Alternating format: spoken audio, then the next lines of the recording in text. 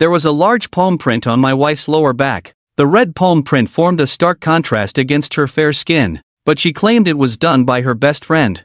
I couldn't help but doubt how a woman could have such a large hand. So that night, I secretly checked my wife's phone. My scalp went numb when I saw a text from an unknown number. "Darling, when do you plan to get rid of your husband?" I angrily threw the phone on the ground. Is she planning to murder her husband? Tangjia, do you hate me that much? Even if you don't want to be with me and have someone else, why resort to physically eliminating me? Just as I was trembling with fear and deep in thought, Tangjia finished her shower and came out of the bathroom in a bathrobe. Seeing me holding her phone in a daze, a hint of panic flashed in her eyes. She asked, "What are you doing with my phone? Did someone call me?" I handed her the phone with a cold face and said, "Someone called you and sent a text. Take a look for yourself." Tangjia took the phone, unlocked it, and opened the text. When she saw the message, her eyes widened, her breathing became rapid, and her hands and feet began to tremble. She couldn't contain her anger and exclaimed, "Who the hell is this? Playing such a prank late at night, it's so annoying. Who would play such a prank in the middle of the night?" I sneered and continued to see how Tangjia would explain herself. "Honey, this is definitely a prank. You must not fall for it." Tangjia, being hypocritical, explained, "Nowadays, there are some people with particularly dark hearts, hoping others are happy. You don't know, after I got promoted, many people in our company have been bad-mouthing me behind my back, just out of jealousy. This argument makes some sense, but it's a bit far-fetched. Would someone really play such a prank out of jealousy? This is like playing with fire, isn't it? You know, it's possible. Who sent this message?" I remained non-committal, asking with a straight face, waiting for Tangjia to explain further. Angrily, Tangjia said, "It's very likely someone from our department. I can't say for sure who it is. Wait for me to call and ask, to see which jerk it is." After saying that, Tangjia called back and put it on speakerphone, but no one answered. Tangjia's expression became increasingly grim, and the situation became even more unclear. "Do you think not answering the phone makes you untouchable?" Tangjia angrily hung up the phone, then sent a text to the other party. The text read, "Who are you? Why are you trying to harm me? If you're so capable, answer the phone. I want to see your true colors." After sending the text, there was no response from the other party, as silent as the dead. Tangjia tried calling several times again, but the other party didn't answer. She was so angry she stamped her foot, then looked at me. "Fong Chen, don't take it to heart. This is definitely a prank, aimed at causing discord in our marriage. It's like planting a thorn in your heart." I nodded, not sure whether I should continue to trust her. Suddenly, I remembered the faint mark I saw on Tangjia's back. I stood up, went behind Tangjia, and put my arms around her waist. Pretending, I said, "Darling, I believe you. We haven't been intimate for a long time. Tangjia has a great figure, slim waist, and perky buttocks." She gently turned her head to look at me and smiled. This time, she didn't use fatigue as an excuse. Could she be feeling guilty? However, my real intention was to see if the handprint on Tangjia's back was real. If I didn't figure this out, I would definitely have trouble sleeping tonight. I lowered my head to look at Tangjia's back, but strangely, I didn't see the handprint. It was all clear. Could I have been mistaken? But my vision has always been good. How could I have made a mistake? Or maybe after taking a shower, the handprint wasn't deep enough and gradually faded away. My mind was full of doubts. That mysterious text and the faint handprint had become my obsession, but I didn't know where to start looking for answers. Tonight, in my mind, there will be the handprint on Tang's back, then that mysterious text message, making me uneasy. In the following days, I changed numbers multiple times, trying to call the phone that messaged Tangjia, but no one answered. Later, it was even disconnected. Who could be the owner of this phone? Could it really just be a malicious prank? Despite my suspicions, I never found the smoking gun, no direct evidence to prove anything. I became more and more paranoid. Until one day, I found a silver birth certificate in Tang's bag, stating she was 3 months pregnant. Seeing this, my world turned upside down, and my mind went blank in an instant. At that moment, I was almost petrified. We've been married for 5 years in Shenzhen, with a house and a car, but the one thing missing is our child, the fruit of our love. My parents have been urging us to have a child, wanting grandchildren. However, Tang always prioritized her career, using the excuse of not considering pregnancy before 30, so she always insisted I take precautions. The only exception was the night she received that mysterious text. She didn't ask for contraception. But that was days ago, not matching the 3-month pregnancy. This child is definitely not mine, so it must be someone else's. This despicable woman, she has been cheating and having an affair, there's someone else. Even if the child is mine, What right does she have to not discuss it with me and decide to terminate the pregnancy on her own? This is disrespect towards me, an insult. Thinking about that mysterious text wanting to murder her husband, my mind is in turmoil, unable to calm down for a long time, holding the abortion form alone. Sitting foolishly from noon until night. Before this, I noticed signs of pregnancy in Tangjia, frequent nausea, significantly reduced appetite, clear signs of pregnancy. I secretly rejoiced, asked her if she was pregnant, but Tangjia denied it, explaining that it was due to eating unclean food. Feeling unwell, wanting to take Tangjia to the hospital for a checkup, but she refused. Whether Tangjia is pregnant or not, this question tormented me for several days. Tangjia was annoyed by my questioning, so she applied to go on a business trip to the Magic City for 3 days. After 3 days, Tangjia returned from the business trip to the Magic City, and the nausea and vomiting were gone. There was a smile on her face, but her body was obviously very weak, pale-faced, as if she had suffered a serious illness. Seeing Tangjia so weak, I thought she must have been exhausted from the business trip these days. So, I showed more care and concern, prepared her favorite dishes every day after work, waiting for her to return. However, Tangjia came home late every day. The food had long gone cold. I didn't even have the chance to make up for it. What really infuriated me was that for several consecutive nights when I signaled to Tangjia, she rejected me with the excuse of feeling unwell. She wasn't like this before, almost always accommodating. Our marital life was still harmonious, but since she got promoted and received a pay raise, her work became busier, often working overtime. Our marital life was almost interrupted. Tangjia's abnormal behavior made me have to doubt her. Is she starting to dislike me more and more? She even avoided basic communication between husband and wife, and even showed disgust and rejection when I touched her body. My mind is filled with too many questions, seeking answers. But it's clearly stated on this abortion certificate that she had the procedure done at the Maternal and Child Health Hospital on the day she supposedly went on a business trip to the megacity. Turns out she never went on a business trip. Instead, she had an abortion at the hospital. As the night darkened, I sat there smoking one cigarette after another without even turning on the lights. I was just waiting for Tangjia to come back, to confront this despicable woman face to face and ask whose wild child she's carrying. Damn it, I love her so much, treated her so well, and she actually made me wear a bright green hat of betrayal. It's intolerable. I waited until after 11 o'clock before Tangjia finally returned from outside. There's a strong smell of alcohol on her. It's only been a few days since the abortion, and she dares to drink. For this wild man, she doesn't even care for her own body. When Tangjia turned on the light, smelling the smoke-filled room, I sat on the sofa smoking like a fool. She looked at me, annoyed, and asked why I was smoking so much without turning on the lights, in the dark. What's wrong? I stubbed out the cigarette in the ashtray, opened the balcony window, pointed to the sofa opposite, and said, Tangjia, come over and sit. I have something to ask you. What's wrong? Why is your husband so serious? Did something happen? Tangjia put on her slippers and sat across from me, a departure from her usual cold and impatient demeanor. With a gentle gaze, the more she looked at me this way, the more I felt Tangjia was guilty of wrongdoing. A pang of pain in my heart, further confirming Tangjia had strayed. I picked up the silver certificate from the coffee table, handed it to Tangjia, then stared at her with a dark face, demanding an explanation.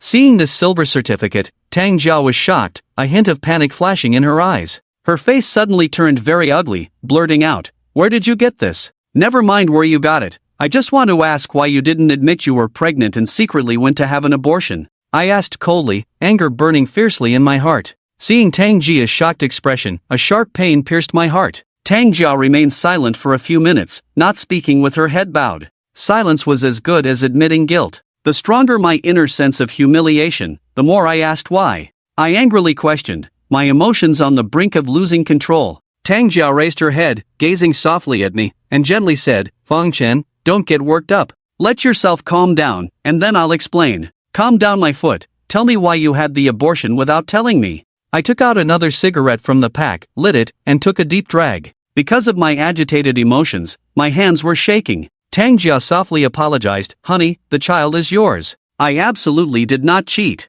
The reason I didn't admit the pregnancy and had the abortion secretly is because it's a crucial time for my career. I've just taken over the finance department, with countless tasks and immense pressure every day. If I were to have a child now, I wouldn't be able to keep my position as the finance manager. The company might not fire me, but my career would stagnate due to the arrival of the child. This promotion is crucial for me. During this critical period, I can't let pregnancy hinder my future. Keeping the child without telling you was indeed wrong, but I was afraid of making you angry. With our high monthly mortgage payments and recent car purchase, coupled with your low income, our financial pressure is immense. I truly can't give up my career to stay home and bear a child. I hope you can understand after hearing what Tang Jia said. My anger slowly subsided, replaced by a sense of guilt. It's true, Tang Jia is the pillar of our family. The house was paid for by her parents before we got married. Tang Jia pays the monthly mortgage, while I only take home just over 4,000 each month. After Tang Jia became the finance manager, her monthly income soared to 25,000. Due to my lack of progress in my own career, I've always felt inferior in this household. Gradually, my mind started to calm down. What Tang Jia said makes sense. Our livelihood depends entirely on this household now. If I were to lose my current job, my income wouldn't even cover the monthly mortgage, let alone basic living expenses. I'm sorry, it's not that I don't want this child, but the timing isn't right. I know you're upset, but I promise, give me 2 more years to earn enough for the mortgage, then we can have a baby. Tang Jia said this very gently and sincerely. I thought to myself, in first-tier cities like Shenzhen, the cost of living is too high. Ordinary working-class people are usually hesitant to have children. Although I still have doubts in my heart, I can accept this explanation to some extent. I nodded and said, all right, I can understand your difficulties. What makes me angry is that you were clearly pregnant but didn't tell me. Even if you had discussed it with me, I would have agreed. You acted on your own without involving me. You really hurt my self-esteem. Are we good now, husband? I'm not angry anymore. She already apologized to you. I'll go take a shower and wait for you in bed. Tang Jia smiled brightly, as if the sun had broken through the clouds, instantly lifting my spirits. Tang Jia is an almost perfect woman. Fair-skinned and beautiful, with delicate features like porcelain, she has a bright smile that is especially charming. Standing at 1.7 meters tall, she has an alluring figure, especially her long, shapely legs that always captivate me. Before and after marriage, I can't help but be drawn to her every time I see her. Tang Jia is not only beautiful but also very virtuous. She conducts herself with grace, is generous in her actions, and treats my parents well. My parents are completely satisfied with her. When we got married, I was a poor man with barely enough to get by, earning less than half of what Tang Jia did. We were basically living paycheck to paycheck, so her family didn't even ask for a dowry. I basically lucked out with a beautiful, rich, and kind woman, so I've always spoiled her. The next day, during lunch at the company, my colleague Liang Tian sat across from me with his lunch tray. He looked at me eating with my head down, smirked mysteriously, and had a mischievous look on his face. What are you laughing at? Whenever you smile, I know it's no good. Spit it out. Apart from borrowing money, everything else is fine. I raised my head, glared at Liang Tian unfriendly. Liang Tian smirked and said, don't underestimate people. This time, I really won't borrow money from you, just hesitating about something, not sure if I should tell you, afraid you'll get angry. What could make me angry? I'm most upset about the 1,000 yuan you borrowed from me last time and still haven't returned. I said unfriendly, this guy is also a spendthrift, always running out of money by the end of the month, borrowing from everyone. Liang Tian lowered her head guiltily and said, I've received my salary, I will definitely repay you. Fang Ge, there's something I need to tell you. A few days ago, I saw your sister-in-law at the hospital. A man was accompanying her to the gynecology department for an abortion. I was puzzled at the time, why wasn't it you accompanying her for the abortion, but another man? When I heard this, I felt like I had been struck by lightning, my head almost exploding. Another man accompanied Tang Jia for the abortion. Who is this man? My mind went blank for a while, my originally calm heart feeling like a bomb had been thrown into it, causing enormous waves. I looked directly at Liang Tian and after a while asked, are you sure that person was my wife, Tang Jia? Liang Tian confidently replied, of course I'm sure. Your sister-in-law, such a beautiful woman, how could I be mistaken? I walked past her face to face, definitely not mistaken. Liang Tian solemnly said, if what I'm saying is true, then Tang Jia is lying. I looked at Liang Tian's determined face, wanting to slap her. Do you know that man? Have you clearly seen his appearance? I continued to inquire. Liang Tian tried hard to recall. Shaking my head, I said that I didn't know that man. He looked very wealthy, about the same height as my sister-in-law, and was dressed in a high-end suit, exuding the demeanor of a successful person. He must be a tycoon. The more Liang Tian said this, the heavier my heart sank. If Liang Tian wasn't mistaken, then the man who accompanied her to the hospital for an abortion is definitely an adulterer. The child must be hers. This thought became increasingly strong in my mind. A huge sense of humiliation surged up again, making my face uglier and uglier. Liang Tian was so scared that she swallowed the second half of what she was going to say. Speak your mind. I could eat you up, can't I? I know you mean well. I'll blame you. I struggled to contain the overwhelming humiliation and anger in my heart. Liang Tian hesitated and then said, Fang Gu, do you think my sister-in-law might have someone else outside? The child is that man's, so she went to the hospital behind your back to get rid of it. Do I even need to say this? I could barely contain my anger from bursting out. I took a deep breath to swallow this resentment. Family problems should not be made public. If it spreads at work, others will only mock me for being incompetent. I can't even keep an eye on my own wife. What benefits could I possibly get? Don't talk nonsense. Your sister-in-law is such a virtuous woman, how could she possibly have an affair? Even if she did, she would find a handsome and wealthy man, not some country bumpkin tycoon. She explained to me that she had just been promoted, and the pressure of our mortgage was too much, and I didn't earn much. Now, if a woman is pregnant, she has to quit her job to have a safe pregnancy. After I agreed, we decided to terminate the pregnancy. On that day, I had something urgent and couldn't go, so I asked her cousin to take her to the hospital. I didn't expect you, this guy, to run into them and create this misunderstanding. Damn it, my wife ended up wearing the green hat, and I have to cover for her. My heart is bleeding. Liang Tian was skeptical about this and gave a strange smile. It really made me want to kick that kid to death. I changed the subject, saying, you, with your meager monthly income, managed to get your girlfriend pregnant. I doubt I'll see the money you owe me this month. Liang Tian scratched his head awkwardly and said, Brother Fong, I definitely can't pay you back this month. I'm in a financial mess right now. Every month, as soon as I receive my salary, it's gone. Pay me back in 2 months. It's okay, don't rush to repay the money now. Whenever you can, just make sure not to talk nonsense at the company, damaging your sister-in-law's reputation. I won't let you off the hook. I smiled and said, actually, my heart is bleeding. Liang Tian quickly assured me that he wouldn't speak out of turn and asked how he could damage his sister-in-law's reputation. He promised to repay me once he had the means. I bowed my head and ate silently, feeling unbearable pain in my heart. I almost burst into tears, overwhelmed by the sense of humiliation. Despite feeling like my most cherished thing was slipping away, she didn't abandon me. I went to work in the afternoon. I have no intention to work at all. My mind is filled with the image of a man, accompanying Tang Jia to the hospital for an induced labor. It's truly unimaginable. Tang Jia, such a virtuous wife, would actually cheat and have an affair. What was she thinking? It's truly a huge disgrace. Hey, Fang Chen, what are you foolishly sitting there for? Have you finished the work I assigned to you? It's been dragging on for 3 days. I'm waiting for you to take the initiative to finish the work and hand it over to me, but you're sitting here daydreaming. Do you not want to work anymore? If you don't want to work, then resign and leave. You can't even handle such a simple matter properly. What's the point of the company keeping you? And suddenly, a woman appears behind me. Looking at me coldly, she said with a stern face, This woman is the director of our company's marketing department, Lu Li. She is very beautiful, wearing a professional suit and a tight skirt that accentuates her curvaceous figure. Lu Li has strong work abilities and is very efficient, being extremely strict with her subordinates. She is known for being strict in the industry. She is harsh on others and even harsher on herself, which is why she is highly regarded by the boss.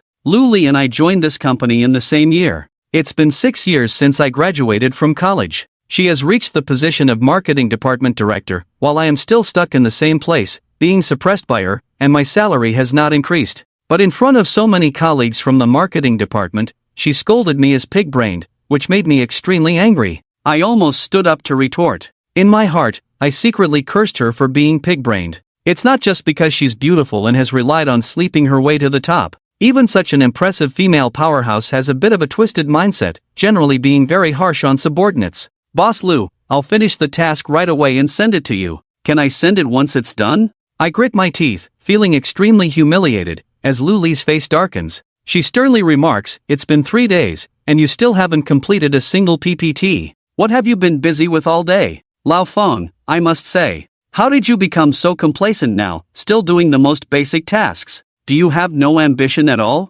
This remark makes me blush with shame, feeling utterly embarrassed and damaging my self-esteem. I almost lost my temper on the spot. Damn, things are going downhill. It's like hitting your teeth on cold water. My wife just gave me a cuckold. My immediate boss keeps nitpicking all day long. Is this to drive people to their deaths? I really want to grab a chair and hit someone. Screw it, I'm done. In my heart, I curse all of Lu Li's female relatives, but I dare not say it aloud. I hold back the retort, my face turning red with anger, clenching my fists so tight I can't strike. Come to my office. It seems necessary to have a private talk with you, Luli says coldly, her eyes full of disdain. Upon hearing this, I shudder in fear. Could Luli's dissatisfaction with me have reached an unbearable level? Is she trying to push me out? My heart races. Although the income from this job isn't high, it's crucial. I absolutely cannot afford to lose this job. If that's the case, I'll be living off someone else. All expenses will be covered by the Tang family.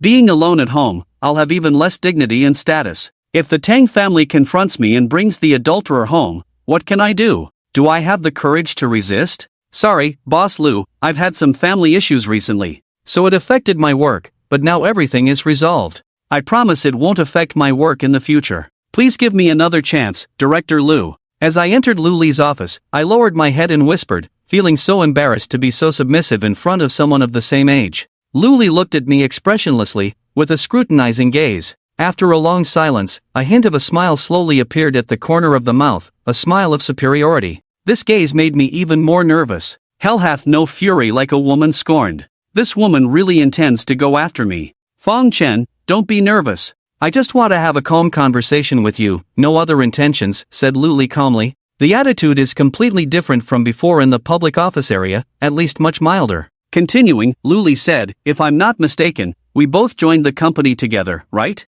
Yes, we were recruited in the same batch. We all started at the same point. It's just that I am a bit slow, not as capable as Director Lu in learning, nor as dedicated and hardworking. I've been in the company for 6 years and still in the same position. It's a bit embarrassing. I blushed and said, Luli, Luli smiled slightly and said calmly, you don't need to praise me. There's no need for that. To be honest, the reason you're still in the same position until now isn't because you lack the ability. The key issue lies elsewhere, you simply haven't realized it. Where? I asked in shock. If you continue like this, it's just a matter of time before you're eliminated, Luli said fluently and clearly. You lack ambition, the drive to progress, and you're too comfortable with the status quo. That is your biggest issue, you know. The workplace is like a life and death arena. If you don't compete, how can you succeed? It's truly an eye-opener. I have a profound feeling of enlightenment, instantly realizing where I fell short. General Lu's advice is spot on. I have indeed been too complacent, lacking a sense of urgency and crisis.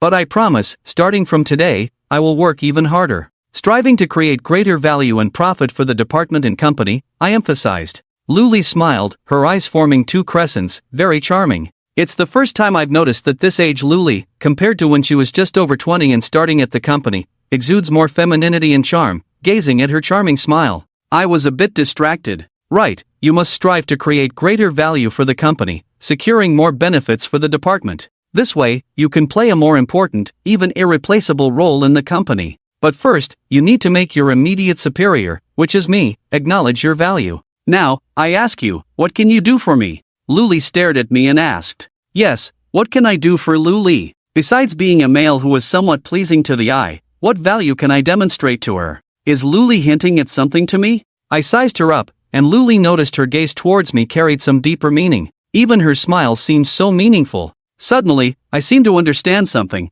but my heart can't believe it. Luli saw me lost in thought, then suddenly leaned in close to me, whispering mysteriously, in our many years of working together, there's something I need to tell you in advance. This expression from Loli makes me unable to control my wandering thoughts. I caught a whiff of her subtle fragrance, making my nose feel a bit ticklish. Blushing, she softly said, about this wind, the company is preparing to nurture and promote a group of key personnel, namely the department heads. Our current head of the marketing department is a bit older, so I plan to move her to another position. There are currently 3 potential candidates for this vacancy, and you are one of them. Do you understand what I mean? Lily whispered, her mouth almost touching my ear, making me suddenly realize that this woman isn't so unapproachable. In fact, she also has a lovable side. Lily meant that I might also be promoted to an important position. But in order to defeat the competition, besides working harder, are there any other ways? Thank you for your concern, Director Lu. I will work even harder. Sincerely speaking,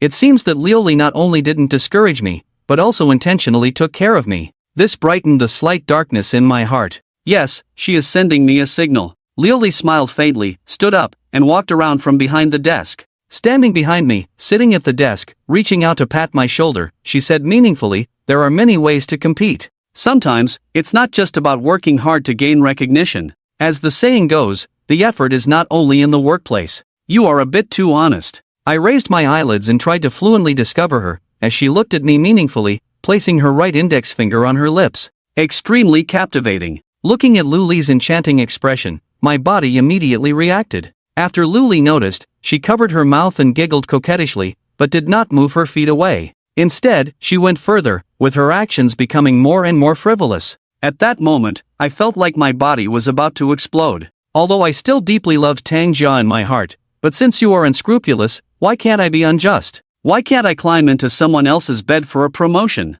Thinking of this, my breathing became somewhat rapid. Under Luli's encouraging gaze, my hand gradually reached towards her stockings. The slippery sensation from Luli's black stockings made my breathing even more rapid. All along, besides my wife Tang Jia, I had never had such close contact with any other woman, let alone such intimate contact. My hand roamed on Luli's black stockings, causing her to involuntarily let out a cry, her face blushing. This made me even more excited, and my hand couldn't help but explore inside her skirt, only to be grabbed by Luli. She looked at me plaintively and said, "This is the company, it's not appropriate here." After speaking, she got up from the table, returning to her usual strong woman expression, her phoenix eyes staring at me intently. The slippery feeling in my hand disappeared, leaving me feeling disappointed. However, after hearing Luli's words, I regained my spirits and quickly said, "Manager Lu, do you have time tonight? I'd like to invite you to dinner." "Invite me to dinner? Hee, why?" Luli smiled, her tone clearly pleased. I said, "A word from a gentleman is worth 1,000 in gold. Your words today have inspired me, so I'd like to invite you to dinner to express my gratitude and have a deeper exchange." "Deeper exchange? Since you are so sincere, I can't refuse." "Alright then, let's find a place to eat together after work." Luli agreed readily with a charming look in her eyes, making me ecstatic. Back at my desk, I rubbed my face vigorously with my fingers, my mind filled with thoughts of Luli's ample bosom and her enchanting expression, my body feeling extremely hot. I quickly drank a large gulp of water, trying to perk myself up. I pulled up the PPT I was working on from the files, making revisions while reminiscing about the intimate contact with Luli just now. Luli was also a woman approaching 30, tired after a day's work, inevitably feeling extremely lonely and cold when she returned home at night. Women fear loneliness, especially those who appear strong during the day, becoming emotionally vulnerable at night. Stepping back, even if Luli is the boss's mistress, it's nothing more than a physical transaction.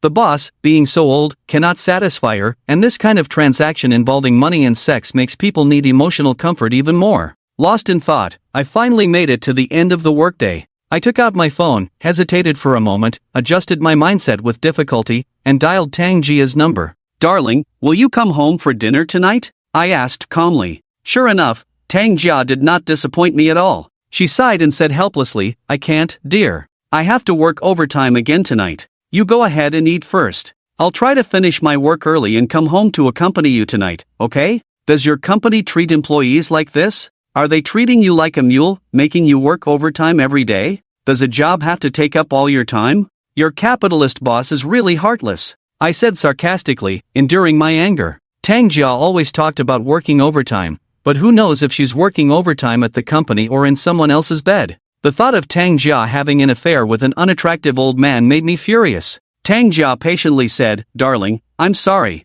The company has been really busy lately. It will get better after this period. I promise to accompany you for dinner every day after work and take a walk together after dinner, okay? Alright, you go ahead and be busy. You're the busiest person in the world, even busier than the Prime Minister. Don't bother coming back for dinner, I'll find another woman to have dinner with." I angrily threw out these words and decisively hung up the phone. After lingering at my desk for a while, pretending to work for a bit, and waiting until most people had left the public office area, I shut down my computer, packed up, and waited for Luli to come out of the office. It should be said that Luli was indeed the most hardworking person in the entire marketing department. She was always the first to arrive at work and the last to leave, often working late. After waiting for Luli for about 20 minutes, she finally came out of the innermost office, changed out of her work clothes, and put on a very distinctive long skirt that matched her personal style. She had a red dress, a tall figure, and a firm and full chest. Her long hair was pinned up, and her high heels clicked on the tiled floor as she swayed her waist and walked gracefully.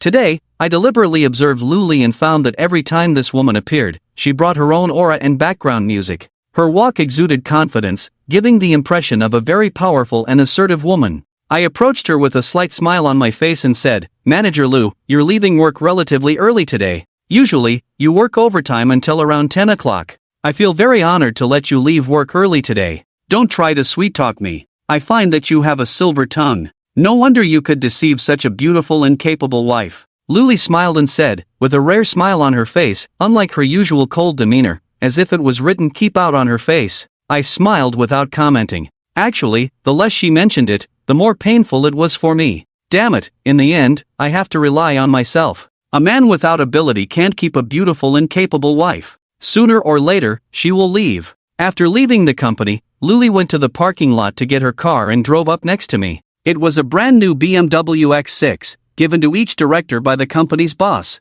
As long as the directors worked in the company for 6 years, the boss would give them this car as a reward for their hard work and value creation for the company. This kind of treatment made us lower-level employees envy and resent. "Get in the car. Where are you planning to take me for dinner?" Luli opened the car door, let me in, and asked with a smile. "Let's go to the Green Garden on Beijing Road. Their steak is good, and the French foie gras is also good, very authentic." I pretended to be a gentleman. Tang Jia took me there once before, and the taste was indeed authentic. After eating there once, I couldn't forget it, but it was so expensive that it made me ache for days. "Ha!" Luli laughed heartily and said, "Alright, you do have good taste. But the food there is very expensive. A meal there would cost you half a month's salary. Aren't you worried? It's a great honor to invite a beautiful female boss for a meal. Why would I worry? Even if a meal costs me a month's salary, I would still be willing," I said generously. Luli laughed again, her laughter shaking like flowers, and said, "You really know how to talk. Although I know you're flattering me, I still like to hear it." She started the car and drove swiftly. After more than 10 minutes, we arrived at the Green Garden Western Restaurant on Beijing Road. The outside parking lot was already full of various luxury cars, with the cheapest one worth around $1 million. We walked side by side into the restaurant, and a waiter in a vest and bow tie led us to a table, handed us the menu, and asked us to order. Luli ordered a steak, a French foie gras, and a lobster bisque for herself, then raised her eyes to look at me and asked, "Would you like to buy me a drink?" "Oh, sure, order whatever you like. No need to be so polite." I continued to install with a stiff scalp. My heart started to bleed. The cheapest wine here costs over 1,000. If Lili orders a bottle that costs over 3,000, my 1 month's salary will really be spent. Lili smiled slightly and ordered a bottle of wine for 998 yuan, fortunately not over 1,000. I also ordered a steak and a foie gras, not even daring to order the lobster bisque. I handed the menu back to the waiter, and as I raised my eyelids, I caught sight of 2 couples walking in from the corner of my eye. One of the men was dressed in branded clothing, of medium build, and walked with an air of confidence, looking like a successful person. The other man had a more average temperament, exuding a loser vibe, probably a subordinate of the successful man. But when I saw one of the women, my pupils began to contract, my heart pounding violently. This woman was none other than my wife, Tang Jia. My attention was drawn to Tang Jia and the 2 men who came in with her, my eyes fixed on them until they were seated. Tang Jia probably didn't notice me. When the 4 of them came in, they were chatting and laughing. Her attention seemed to be focused on the successful man beside her, not even glancing in the direction of me and Lioli sitting in the corner. Damn, what about working overtime? Working overtime and coming to a Western restaurant. Does Tang Jia work late into the night every day, spending her time eating and drinking in restaurants and bars? I asked you to come home for dinner, but you run off to have dinner with other men. Who is your husband after all? If this is what is meant by working overtime, no wonder Tang Jia likes working overtime so much. After all, who doesn't like to have fun? Hey, what are you looking at, lost in thought? There's a beautiful woman sitting in front of you, where else are you looking? Lioli reached out impatiently and waved in front of my eyes, feeling slighted and very annoyed. I quickly came to my senses, looked at Lioli apologetically, and said, "Sorry, I saw someone I know." "Oh, it's someone who looks like someone I know," mistook them. "You're looking at that beauty, right? Hee, she's good looking and has a nice figure." Ah, men, they're all visual creatures, looking at other women while having a partner. Is there no one faithful? Lioli sighed with a touch of sadness, picked up her glass and took a sip of wine, her expression becoming somewhat resentful. I tried hard not to think about Tang Jia, who was chatting happily with other men not far away, and focused all my attention on Lioli. For me, my marriage had already shown huge cracks, on the verge of collapse at any moment, and my career was even more crucial. This woman in front of me was my lifeline. Grabbing her was like grasping a glimmer of hope, a chance. As long as I could compete for this manager position, my salary could increase to around 10,000, with various bonuses and dividends in the middle and end of the year. Earning 15 to 16,000 a year would not be a problem. If successful, I would have a certain say in the family, not so passive. Manager Lou, there's a question I've been wanting to ask you, but I'm afraid you'll get angry if I ask. I tentatively said. Manager Lou smiled and said indifferently, ask whatever you want, today is our private gathering, speak freely. You're so beautiful and capable, I don't understand why you're still not married. It seems we haven't met your boyfriend either. What's the reason for this? You aren't a singleist, are you? I said half flatteringly and half gossiping. The fastest way to get closer between men and women is always about relationships. Manager Lou was indeed touched by the question. Her face changed, she glared at me resentfully, seeming a bit unhappy, but she held back her anger and did not erupt. Many people have asked me this question. I didn't expect you to be so gossipy too. I work all day and I'm so busy, where is the time for romance? Those who pursue me are either middle-aged creepy uncles or phoenix men, none of them are sincere. I don't want to compromise myself, rather be single than settle for less. I never expected to reach this age in the blink of an eye.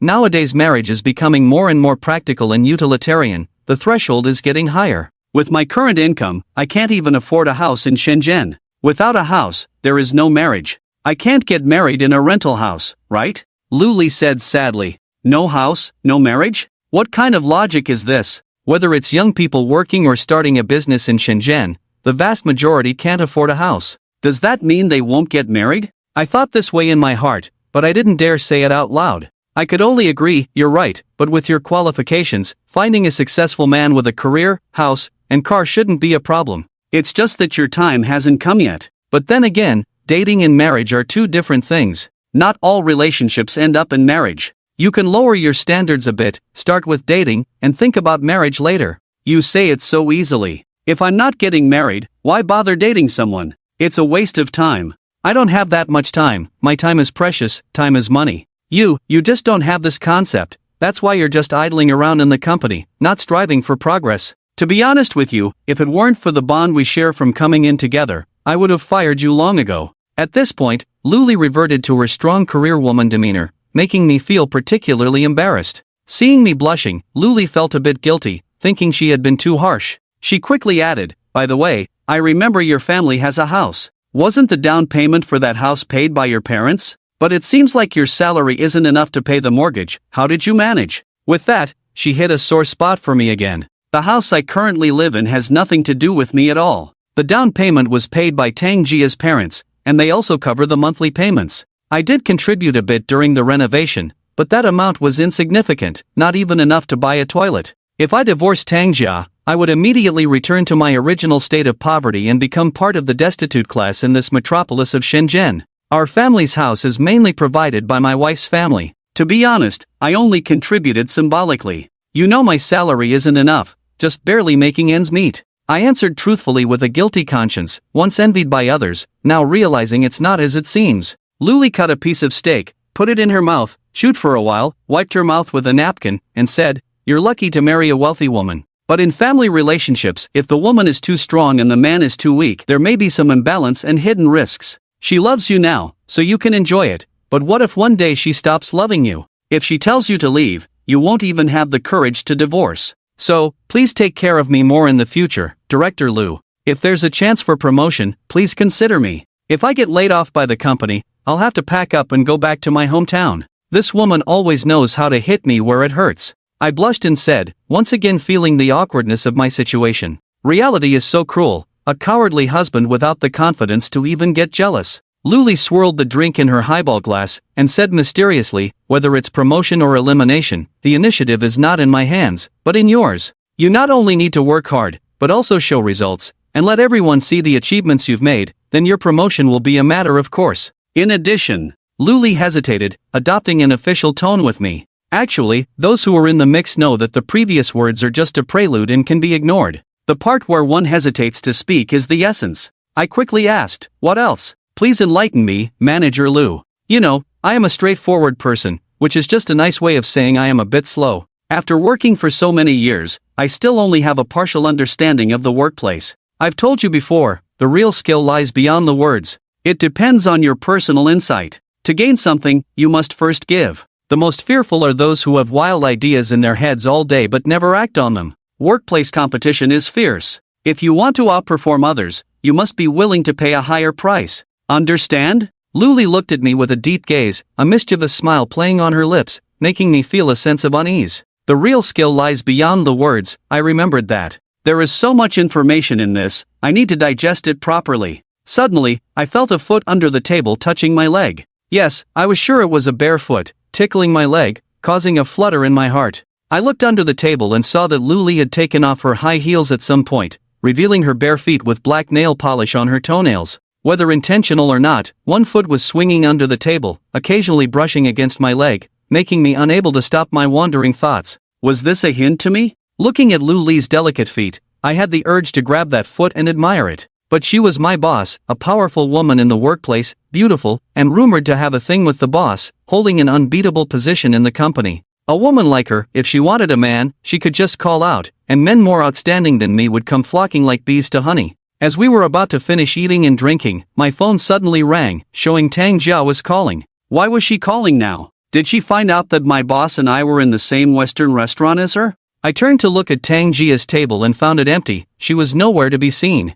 Hello, have you gone home? I answered the phone and asked into the receiver. Tang Jia's voice came through softly. Honey, I haven't gone home yet. I finished work late today and went out to dinner with colleagues. I might be home late, so you should rest early, no need to wait for me. Working late? I sneered and asked, where are you working late? Of course, at the office. Don't you know how busy the company has been lately? Since becoming the finance manager, I've realized how tough it is to be in management. Every detail needs attention. I know you're not happy, but we have to survive and make money. I can only inconvenience you, Tang Jia said calmly. I coldly replied, fine, work hard then. This family depends on you. It's because I'm useless. After saying that, I hung up the phone decisively, angrily glanced at Tang Jia's table again. The two men and a woman were still there, chatting and laughing. Tang Jia probably hadn't left yet. She must have called me from somewhere else. The sense of humiliation surged in my heart, and I resolved to end this humiliating life soon. Indeed, after a while, Tang Jia reappeared, walking back to the table from the direction of the restroom, sitting down to continue chatting and laughing with those three people, toasting and mingling. So, your wife is working late again and not coming home, leaving you alone?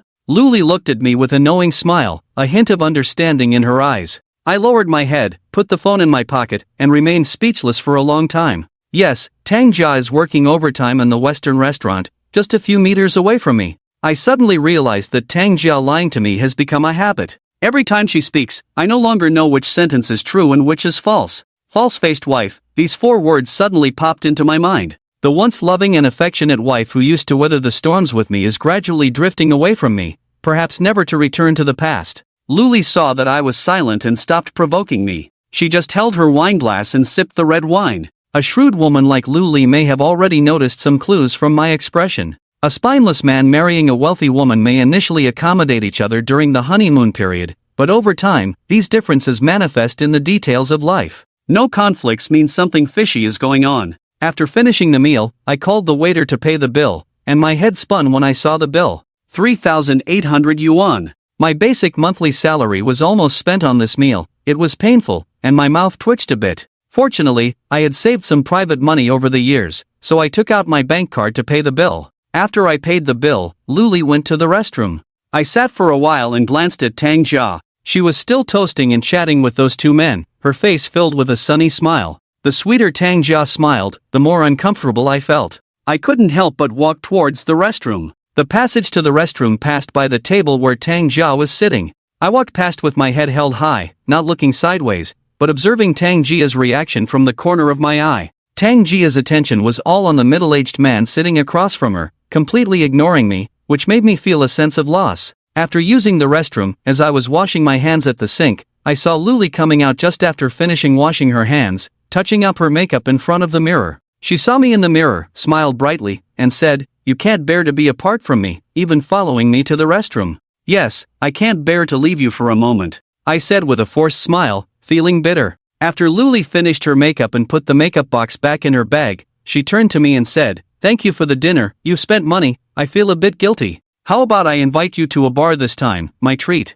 Well, it's not quite right. How can I let you spend money on me? I said awkwardly. I had a purpose in inviting her, so if she spent her money, she would have repaid my favor, and this meal wouldn't have been a free treat. Luli generously said, "It's okay, it's a matter of give and take, that's how friends should be. Besides, it's only 8 o'clock now, your wife is working overtime and not going home. What's the point of staying home alone? Let's go, the nightlife in Shenzhen has just begun." I thought about it and agreed. Going back so early would mean being alone at home. Even if the house was nice, it wouldn't have any warmth. How could Tang Jia have fun outside while I couldn't? Following Luli out of the restroom, when passing by Tang Jia's table again, this time face to face. When her gaze fell on me, the smile on her face froze, looking very surprised. Since Tang Jia saw me, I decided to approach her, forcing a smile uglier than crying, and greeted her. "Manager Tang, so you're working overtime in the Western restaurant. Your company's benefits are really good, you can eat while working overtime, the company's welfare is really enviable. How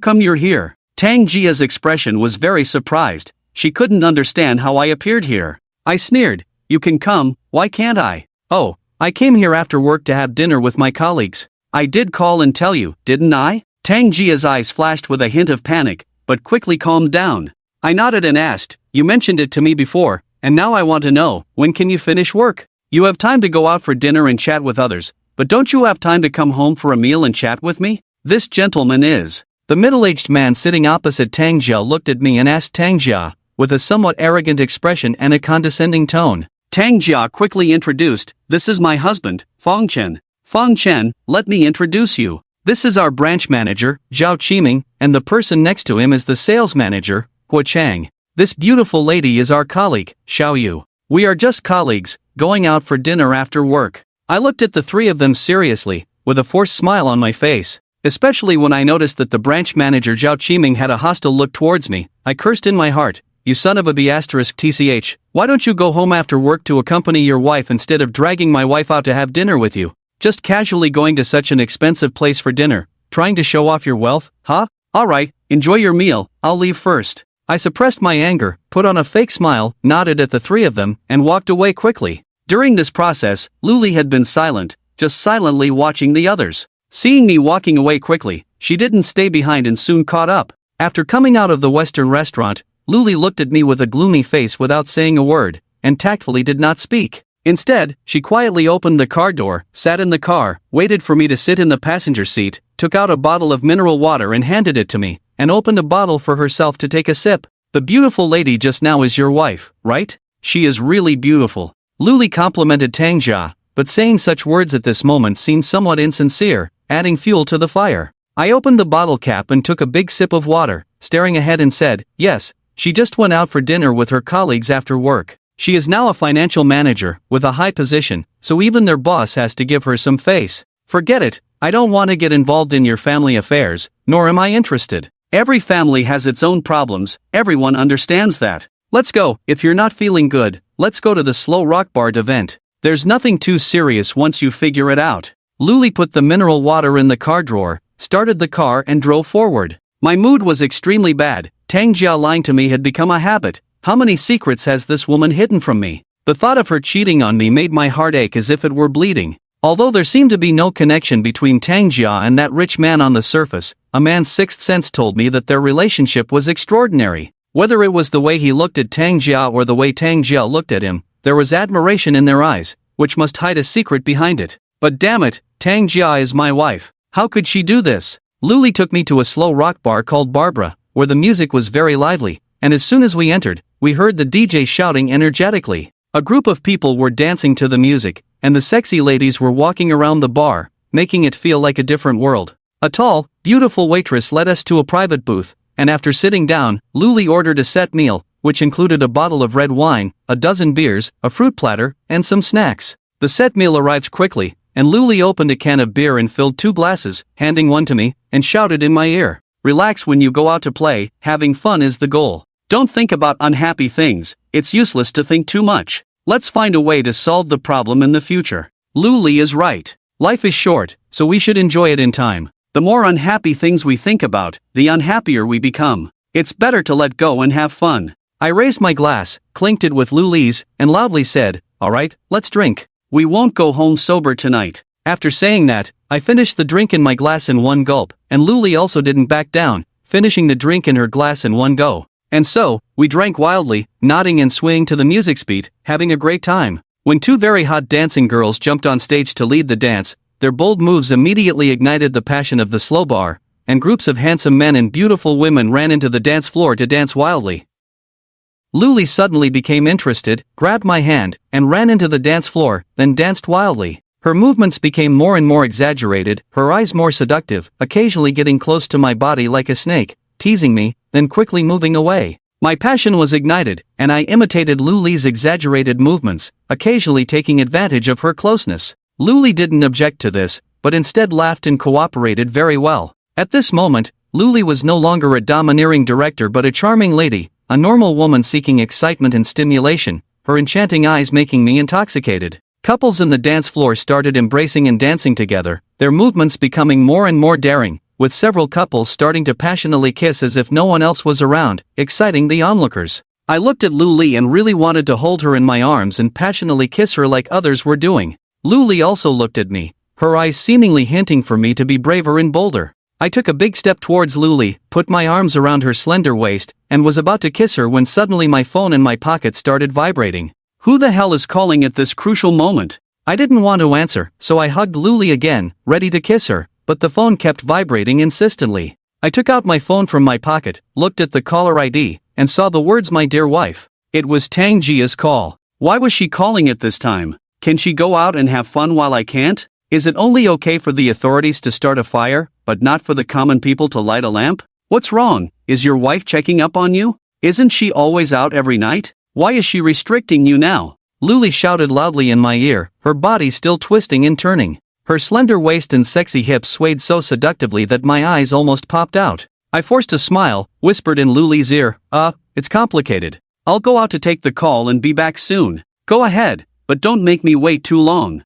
Luli smiled seductively, swayed her hips, and immediately another man approached her. Holding my phone, I walked out of the slow bar, pressed the answer button, and said, "What's up, darling? Why haven't you come home? Where are you playing?" Tang Jia's gentle voice came through the receiver, not the furious tone I had expected, but rather very gentle and considerate, reasonable. But in my eyes, Tang Jia's current gentleness seemed more like hypocrisy. I sneered and said, "Aren't you working overtime at the Western restaurant? After work, don't you need to relax? Why can't I go out with my colleagues? Always staying home alone will drive me crazy. Although I'm a bit cowardly, I don't want to sit alone at home and wait to become senile just yet." Tang Jia remained silent on the phone for a long time, not saying a word, only her rapid breathing could be heard, obviously trying hard to control her emotions. "Is everything okay? If it is, I'll hang up," I said coldly into the phone. Tang Jia quickly said, "No, please don't hang up. Then you have fun, remember to come back early, don't drink too much. I'm already home, waiting for you at home." Tang Jia is already home? I expressed doubt. It has been 3 months in a row, she has hardly ever come home before 10 o'clock. Every night, I wait alone in the empty house for her to come home. The taste of waiting is really uncomfortable. Even if she comes back early, let her taste the loneliness of waiting alone in an empty house. Okay, then you wait. I'll try to come back early. After saying this, I hung up the phone, feeling a sense of revenge in my heart. Back at the slow dance bar, Luli was still dancing in the dance floor, surrounded by several men dancing enthusiastically. I no longer have the mood to dance, so I returned to the sofa to drink in silence. One beer after another poured into my stomach, and all I could think of was Tang Jia's appearance and smile. At this moment, I realized that I still deeply loved Tang Jia. We came together because we were attracted to each other, in love, and eventually started a family. I should say that I have an enviable family, a capable and beautiful wife, and a house and a car. What is there to be dissatisfied with in such a middle-class life? The only thing lacking is a smart and clever child. Without a child as a bond, the relationship between husband and wife is easily shaken. As long as one party changes their heart, this enviable life can be destroyed at any time. Now, this impact has indeed come as expected. Is it true that, as people say, the longer the marriage, the more likely it is to become itchy? Luli finally got tired of dancing, returned to the sofa from the dance floor, grabbed a glass of wine, fanned herself with her hand, a few drops of sweat appeared on her nose, and she seemed full of vitality. It's been a long time since I had such a crazy time, it's really exhilarating. Luli shouted loudly, grabbed a bottle of red wine, filled 2 glasses for us, handed me a glass, and said, "Thank you for accompanying me tonight, I haven't been this happy in a long time." I took the glass of red wine, clinked glasses with Luli, then drank it all in one go, and smiled bitterly. As long as you're happy. In a lifetime, all we seek is happiness and peace of mind. Manager Lou. Luli quickly interrupted me, saying seriously, when we go out to play, we are friends, there's no need for formalities. Let me tell you the truth, although my career may have some small achievements, there isn't a single day that I am happy. For me, money is easy to earn, but happiness is hard to come by. What does this mean? What is she trying to explain?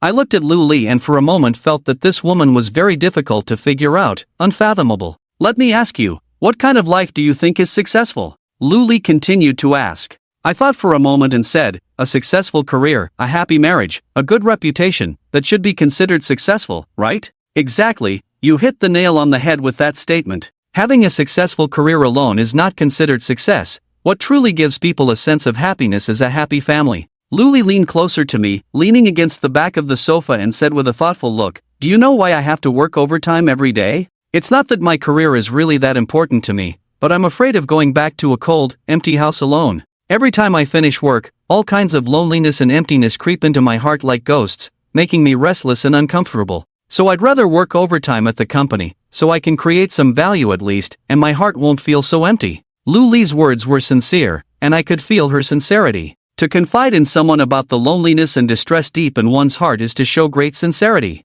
In the metropolis, there are plenty of lonely souls, immersed in the vastness of the city. Everyone will experience loneliness at different times, even in the midst of a crowd, loneliness and coldness can find their way to you at some point. You are so outstanding, and you are so beautiful, why don't you find a boyfriend? As far as I know, there are quite a few people pursuing you. I've seen someone waiting for you in a car downstairs at the company several times. Oh, I remember someone even sent a big bouquet of roses to the company for you once. The colleagues in the marketing department were all stirred up, full of envy and jealousy. I comforted. Luli definitely has no shortage of suitors. Although such a beauty is strong-willed, she is also the target of some wealthy men. Conquering such a domineering beauty can bring a strong sense of accomplishment, so there are always people trying to challenge the difficulty, but most of the ill-intentioned wealthy men end up disappointed. Listening to colleagues gossip privately, it seems that Luli has dated several young talents, but it all came to nothing in the end. No one knows the exact reason. Some say Luli's standards are too high, scaring off those who pursue her. Some say Luli is naturally aloof, causing men who try to get close to her to retreat. Some even say that Luli has long been kept by the boss, and unless the boss gets tired of her one day, she won't qualify to find another man. Of course, these are all rumors. Although they are vividly described, no one can produce solid evidence, just speculations based on some signs. Luli shook her wine glass and smiled bitterly, sighing, there are many people pursuing me, but I don't like any of them. Either there are two scumbags who want to take advantage of me, or a fat boss, or scumbags who want to benefit from me. In this lonely city, it's not easy to have a true relationship. After hearing this, I was speechless and could only remain silent. Love is a scarce commodity in this era, something that can be encountered but not demanded. At this moment, a middle-aged man dressed decently, with shiny hair, walked into our booth with a glass of wine, wearing a self-righteous smile. He approached Luli and said in a gentlemanly manner, "Beauty, I've noticed you for a long time. You are the most beautiful woman in this slow bar. May I offer you a drink?" Luli raised her eyelids and glanced at the man. Although the man was well-dressed and had a polite smile, the gaze behind his glasses was so lecherous, revealing a hint of greed. It's not uncommon to strike up a conversation with a beautiful woman in a bar. When men and women come to a bar, there is a subconscious sense of indulgence. Many men and women can spark a connection with just a glance, have a few drinks, find each other pleasing, and perhaps end up going to a hotel, with the following scenes left to the imagination. However, this guy was a bit too bold and self-righteous. There were other male companions beside Luli, yet he dared to come over and chat up with clichés, completely disregarding my presence. Did he see my loser vibe at first sight? I'm simply not in the same league as the noble Luli, so he acted so recklessly? Luli raised her highball glass, clinked it with the man, then put the glass to her lips and took a sip, just for the sake of it. Seeing Luli drink, the man finished the drink in his glass, sat down next to Luli, took out a business card, and handed it to her. He smiled and said, "Nice to meet you, this is my business card. Can I also have your phone number, beautiful? I've already had the drink, why aren't you leaving?" Luli glanced at the man sideways, didn't even look at the business card he handed over, showing no interest in getting to know him. This made the man lose face and feel extremely embarrassed, but he couldn't make a scene, so he could only stand up reluctantly and leave. When the man left, Luli cursed disdainfully. Pervert. Thinks too highly of himself. This man looks decent. Why wouldn't he want to get to know you? Giving others a chance is also giving yourself a chance, I said softly. Luli said impatiently, I don't know how many of these kinds of men I've rejected. Thinking they can attract any woman just because they have a bit of money, what a joke. I didn't know what else to say, so I just kept drinking with Luli, one glass after another, until we finished all the drinks on the table. While drinking, my phone kept receiving messages and WeChat notifications. I checked and saw they were all from Tanga, reminding me to drink less and go home early. I didn't reply to any of these messages. This time I wanted to be firm. I called a designated driver, left the bar, and had them drop us off at Luli's residential area. After paying the driver, I supported the slightly tipsy Luli out of the car. Standing downstairs, I looked up at the building and asked, which floor do you live on? Do you want me to take you up? Surprisingly, Luli fell silent at this question, seeming hesitant and in inner conflict. She might be thinking that letting me take her up would lead to something, but not letting me take her up was clearly a sign of caution and distrust, putting her in a dilemma. Let's forget it this time, Fong Chen. Maybe next time, we can go out together again. Luli finally decided not to let me take her up. Even if I did take her up, as a subordinate, I wouldn't dare do anything without Luli's initiative. Offending a superior would mean losing my job, and I didn't have the courage for that. Watching Luli unsteadily walk upstairs, I turned and left the residential area, hailed a taxi, and went home. Back home, as I opened the door, the smell of smoke filled the room, and the living room light was on. Tangjia sat on the sofa, her eyes swollen, holding a long lady's cigarette, with the ashtray full of cigarette butts and tissues in front of her. Since when did Tangjia start smoking? Watching her skillfully inhale and exhale smoke, looking lost in the haze, I suddenly realized how unfamiliar this once gentle wife had become. The current Tangjia not only told lies but also had so many secrets unknown to me. I used to think I knew her well, but now I realized that maybe I never truly understood her. Everyone has two faces, one for others and one for themselves. You're back, why so late? Tangjia stood up, glanced at me, came over to bring me slippers, still in the image of a good wife and mother. Tangjia's unexpected humility was also within expectations.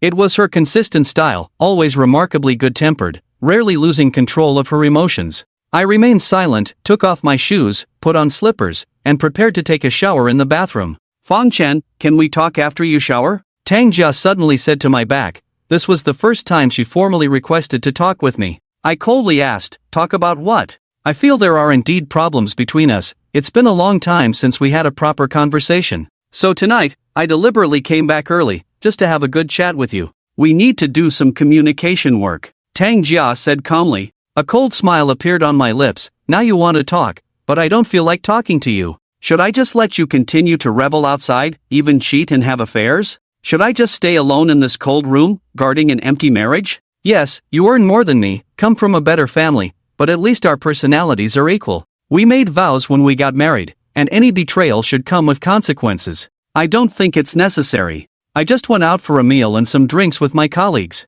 Why should it turn into negotiations at the table? You also go out eating and drinking with your colleagues all the time. I haven't said anything, have I? I replied coldly, pushed open the bathroom door, and went in to take a shower. While showering, my mood was far from calm. Perhaps it was because I had drunk too much tonight. My nerves were extremely sensitive, and all I could think of was Tangjia and that man chatting and toasting each other. The way they looked at each other made my heart ache. Thinking back to the abortion certificate and what Liang Tian said about a rich man taking Tangjia to have an abortion, I couldn't help but imagine Tangjia entwined with another man on a bed. What expression did Tangjia have when entwined with another man?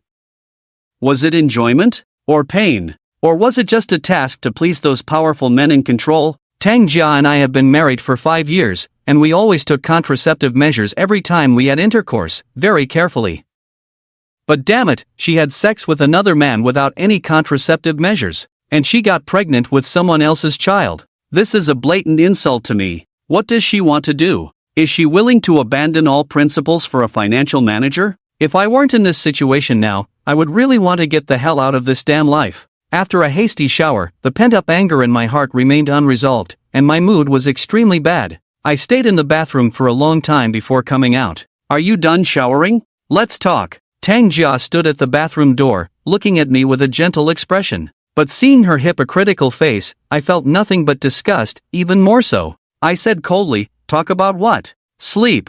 If you can't sleep, you can continue to party with your damn colleagues. I don't want to deal with you, and you don't have to deal with me either. With that, I turned and went into the bedroom, not even turning on the light, and lay down in the dark. My mind was in a mess, the alcohol was getting to me, I was tired but couldn't sleep. I just felt that life was nothing but full of liars and traps, everyone was extremely selfish, and life was not worth living. Tang Jia turned on the light and entered the bedroom, standing at the head of the bed, looking at me pretending to be asleep. There was a hint of annoyance and disgust in her eyes, her emotions on the verge of exploding, her chest heaving violently. After standing there staring at me for a long time, Tang Jia finally swallowed her anger, pulled back the covers, and lay down next to me. We lay back to back, neither of us sleeping, neither of us speaking. We both knew what was on each other's minds, so what was there to say? In a marriage that had reached this point, without even a child as a bond, divorce could be as simple as a moment of heated impulse, turning from sharing a bed to becoming strangers. Fang Chen, are you sure I've cheated on you? Tang Jia suddenly asked in a muffled voice, facing away from me. I didn't say anything for a while, feeling a sharp pain in my heart, and after a while, I said, you know better than me about this.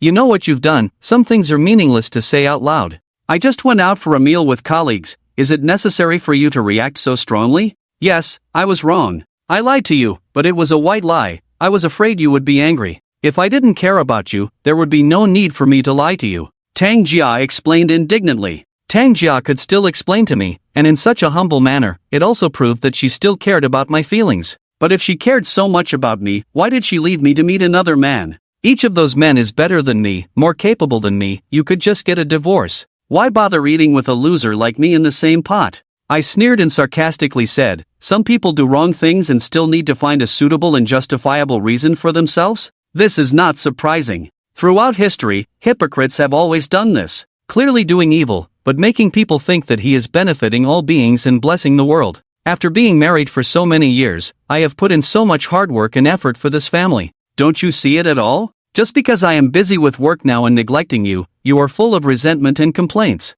Can't you, as a grown man, stop complaining like a shrew? Tang Jia suddenly became very stern in tone, which immediately angered me. I sat up from the bed, turned on the bedside lamp, and looked coldly at Tang Jia curled up in the blanket, saying hoarsely, we have seen your contributions to this family, but is it a reason for you, a woman, to be out all day? I ask you, whose child is that? Who accompanied you to the hospital for the abortion operation? This child of unknown origin is my biggest worry. Just the thought of it fills me with humiliation, making me restless like a lion, unable to contain the anger in my chest. Did you hear someone gossiping behind my back again?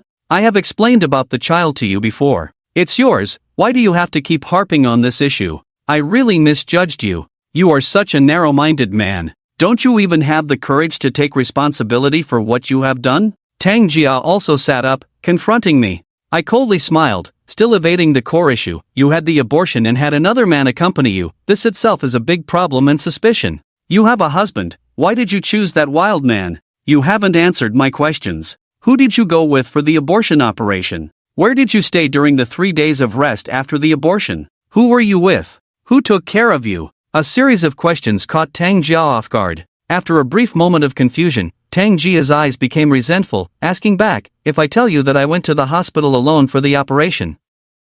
No one accompanied me, I swallowed my grievances, do you believe it? Do you think I had a good time during those 3 days? Lying alone in the hospital bed, no one to take care of me, every day felt like an eternity, feeling lifeless, having to drag myself outside to find food when hungry. Have you ever thought about my suffering and grievances? Am I not doing this to protect this family? You not only don't cherish and protect me, but also suspect me. Don't you find your words heartless? Tang Jia cried, covering her face and crying uncontrollably, lonely and helpless like a child, her shoulders trembling slightly, her crying in the midnight making the listener shed tears. Yes, Tang Jia has had it tough. Despite coming from a well-off family, she has shouldered the burden of this family with her fragile shoulders in this fiercely competitive city. And I, a grown man, have been doing nothing under her protection. Watching the heartbroken Tang Jia cry, at this moment, my heart softened once again. I couldn't help but doubt myself. Fang Chen, have you made a mistake again this time? Why treat such a good wife like this? Did you really go to the hospital for the abortion alone?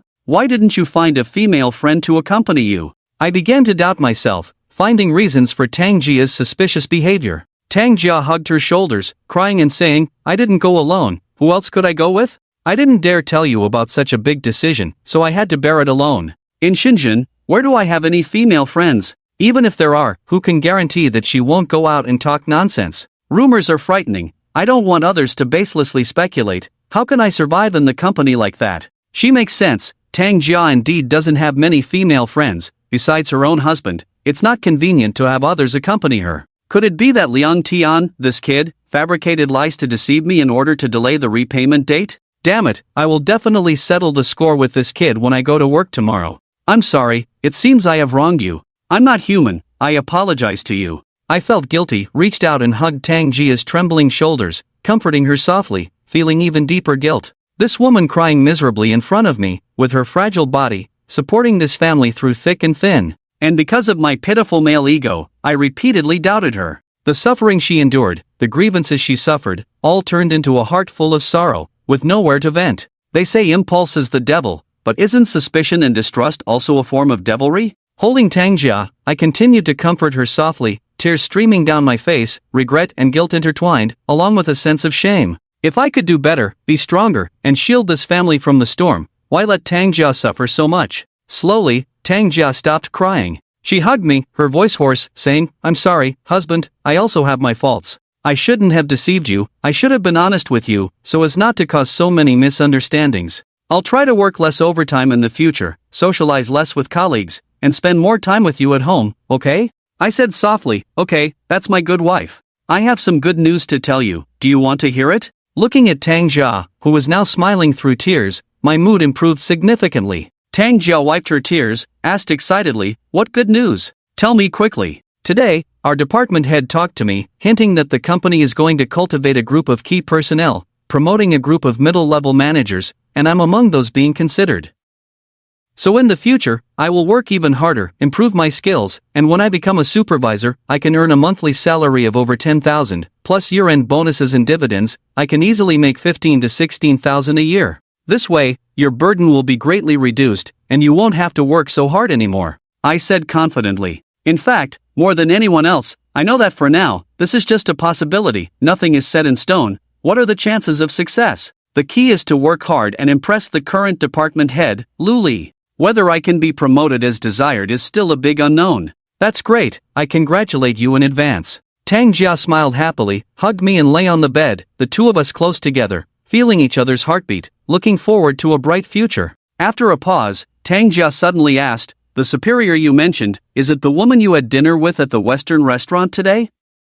Yes, it's her, otherwise how could I bear to spend so much money treating her to a meal? A meal that cost me half a month's salary, it hurts so much. Recalling that a meal cost 3,008, the pain in my heart was like being cut. Tang Jia's tone suddenly changed, coldly saying, you've always been generous in treating beautiful women to meals, this meal was worth it. After dinner, where did you go? What did you do? After dinner, she took me to a slow bar, we had some drinks, and danced for a while. That female colleague is called Lu Li, we entered the company together, but now she is a director with an annual salary of over 300,000. The company provides each director with a BMW for commuting, and after working for 6 years, the car belongs to the individual. Ah, people are so competitive, when will I be able to sit in her position? I said with great envy, holding Tang Jia in my arms, but at this moment, I recalled Lu Li dancing, her soul-stirring eyes, and her seductive dance moves. Suddenly I realized that Lu Li was more attractive to men than Tang Jia. When she fully released her charm, she was full of lethality to men.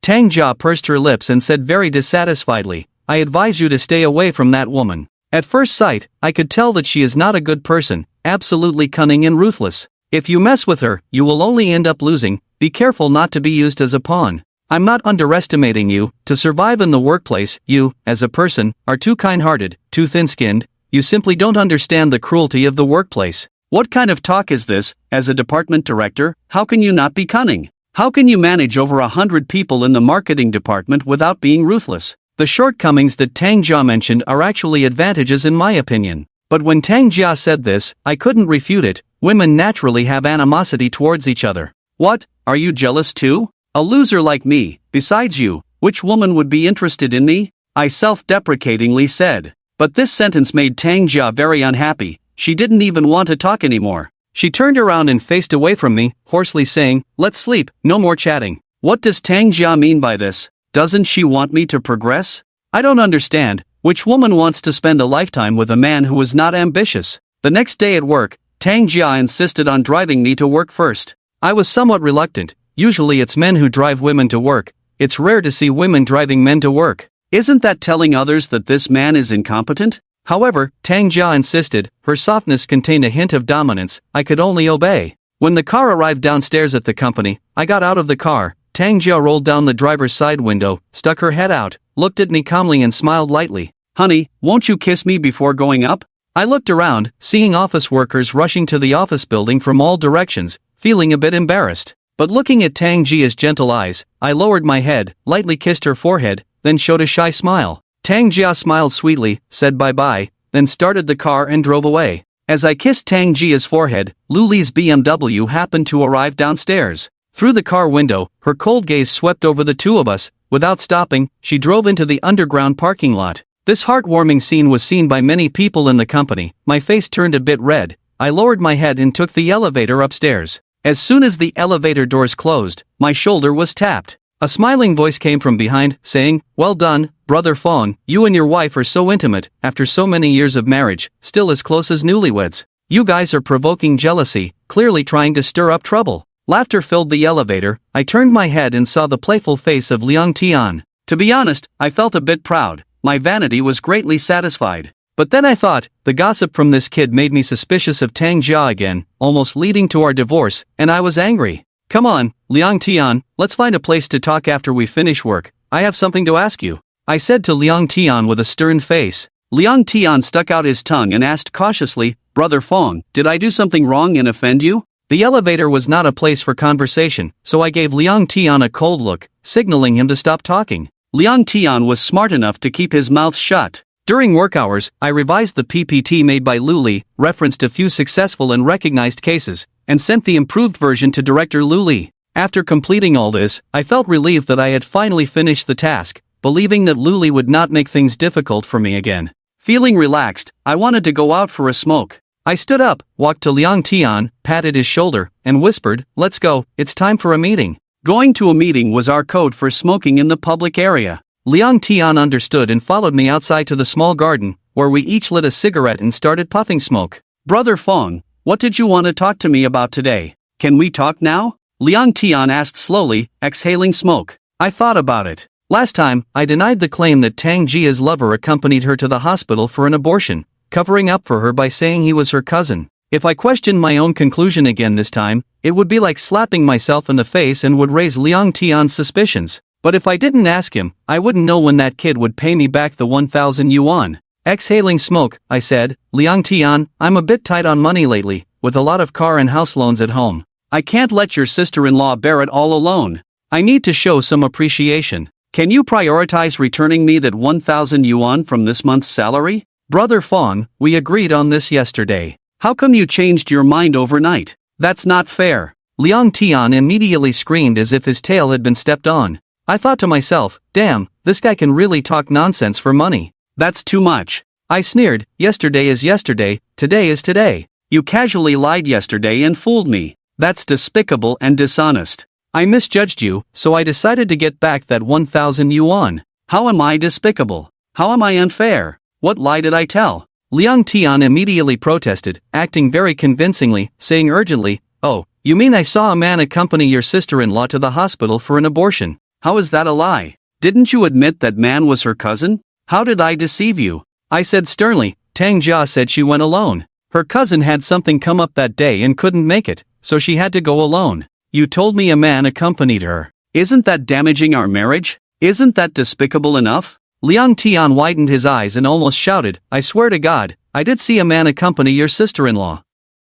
I have a classmate who works as a gynecologist at that hospital. She performed the surgery on your sister-in-law. If you don't believe me, we can ask her to see if I'm lying." "What?" If Liang Tian's classmate performed the surgery on Tang Jia, then there would be at least two witnesses, not just Liang Tian. Who between Liang Tian and Tang Jia is lying? My mind raced. One of them must be lying. But what is their purpose for lying? If Tang Jia is lying, it's probably to protect her current family situation. She doesn't want to divorce temporarily and still has deep feelings for me. Also, no one wants to be seen as at fault. It's a common human psychology. However, Tang Jia's explanation was reasonable and flawless, and I could hardly find any reason to refute it. But what if Liang Tian was lying? Is the purpose to delay returning this 1,000 yuan, or is he planning to default on this money? But is it really worth it? If he can provide evidence, undoubtedly he would have leverage over me, making me too embarrassed to mention returning the money, and in the future, he could use this as a threat to continuously borrow money from me. Liang Tian, you are really despicable for such a small amount of money. Do you need to stoop so low?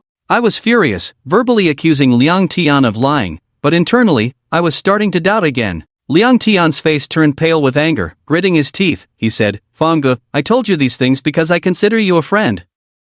Do you think I am so bored that I care about other people's family matters? I can't even handle my own mess properly. Where do I have the energy to manage other people's affairs?" With that, Liang Tian angrily extinguished his cigarette butt and lit another one. He continued, "To be honest with you, my girlfriend has been picking fights with me every day since she had an abortion, scolding me for being broke and incompetent, unable to afford a house or even a car, and threatening to break up with me. Do you think I have the time to think about your family affairs? Although I, Liang Tian, may be broke, I have integrity and wouldn't defame others for 1,000 yuan. If you don't believe me, let's go to the maternal and child health hospital at noon today and find my classmate. You can hear what he has to say, right?" Watching Liang Tian, who was filled with righteous indignation, my mind was a bit confused, unsure whether to believe his convincing performance. In Shenzhen, not to mention 1,000 yuan, many people, due to life's pressures, might commit murder for just 100 yuan. It depends on whether a person has been driven to that extent. Liang Tian's current situation seems to have reached a dead end, as the cigarettes he smokes have dropped from 15 yuan a pack of Hontishan to 4 yuan and 5 cents for a pack of white sand. What if you had colluded with him in advance? Wouldn't I be falling for your trick again? I said coldly, "Tell me, what's the name of that classmate you mentioned? Give me the phone number, I'll call her directly to verify." My lack of trust infuriated Liang Tian, and he immediately took out his phone, searching for the phone number of his classmate in the obstetrics and gynecology department of the hospital. He found it and handed me the phone, saying angrily, "This is my classmate's number, you can call her now." Seeing Liang Tian's firm and resolute attitude, I hesitated instead, as he didn't seem like he was lying. If Liang Tian wasn't lying, then Tang Jiao was lying. I took the phone, looked at the name and number on it. The name was Zhao Min, and the number was 139. Following Liang Tian's phone, I entered the number and name into my own phone, nodding and saying, "All right, I believe you this time. I won't ask about it now, but next time I'll call her to confirm. If you deceive me, don't blame me for turning ruthless. If you don't trust me, then call now. Time is short, my classmate might still remember, but if you wait too long, she might have forgotten. How many surgeries does she perform every day? How could she remember every patient?" Liang Tian, feeling justified, said unrelentingly, his tone somewhat aggressive. Feeling weak inside, I dared not question Liang Tian boldly anymore. Changing my tone, I patted Liang Tian's shoulder and said with a smile, "All right, brother, I misunderstood you. Don't be angry, I was just joking with you earlier. I won't take this 1,000 yuan, consider it as buying nutritional supplements for my younger siblings. I apologize to you, brother. I will definitely return your money, it's just not convenient for me right now. Fang Ge, your suspicion really hurts me, you know?" Liang Tian looked aggrieved and started to act coquettishly towards me. I smiled bitterly and said, all right, I know I've wronged you. How about I take you out for lunch at noon? This sounds more like something an older brother would say.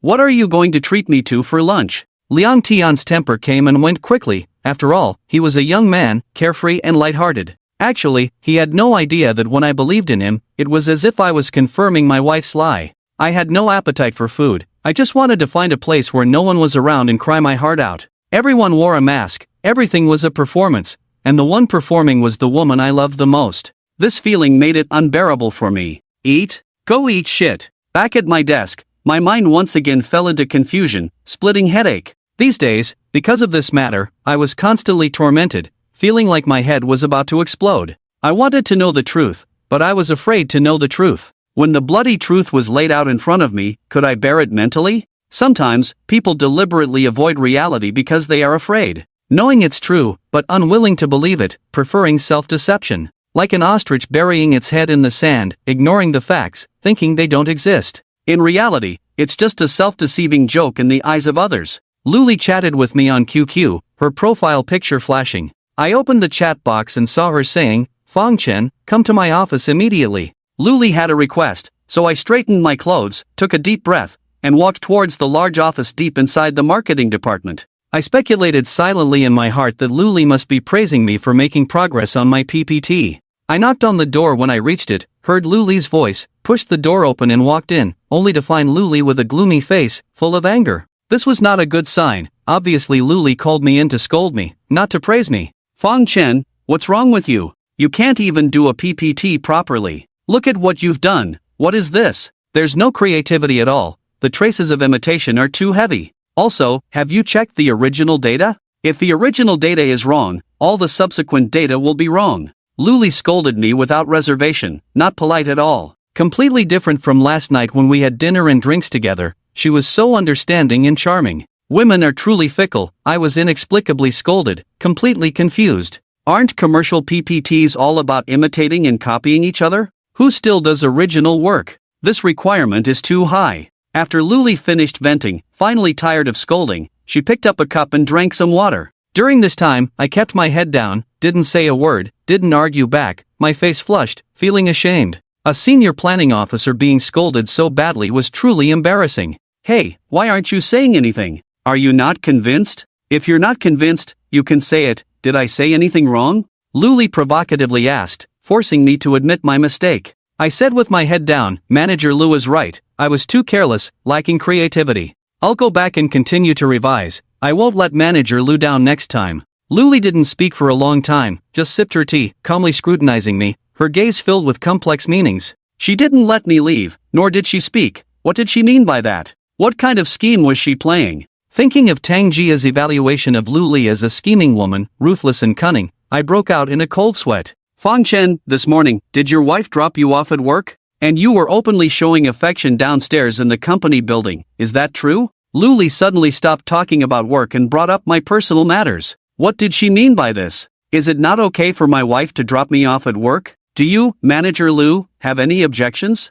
Yes, this morning Tang Jia drove me to work. Originally, I was not very willing. It is very convenient to take the subway from my home to the company. There was no need for her to drive me, but she insisted, and I couldn't refuse. If this has caused any negative impact on the company, I apologize to you, I said nervously. At this critical moment, I could only act submissive. Even if it wasn't my fault, I had to admit the mistake bravely. Luli smiled meaningfully and provocatively beckoned me to come closer. She whispered in my ear, there was no negative impact, but I happened to witness the scene and I wasn't very happy about it, okay? Ha! She was actually jealous, and jealous of my wife. What's going on? I looked at Luli, full of disbelief, not understanding what she meant to say. Did she want to tell me that she was interested in me? Or something else? Women admire the strong, it's human nature, but I was clearly a weak group in the company, the lowest of the low. How could a strong woman like Luli be interested in a loser like me? When Tang Jia and I were dating, we were just fresh graduates, neither of us was better than the other. Besides, I was quite handsome, articulate, and occasionally humorous, traits that girls liked.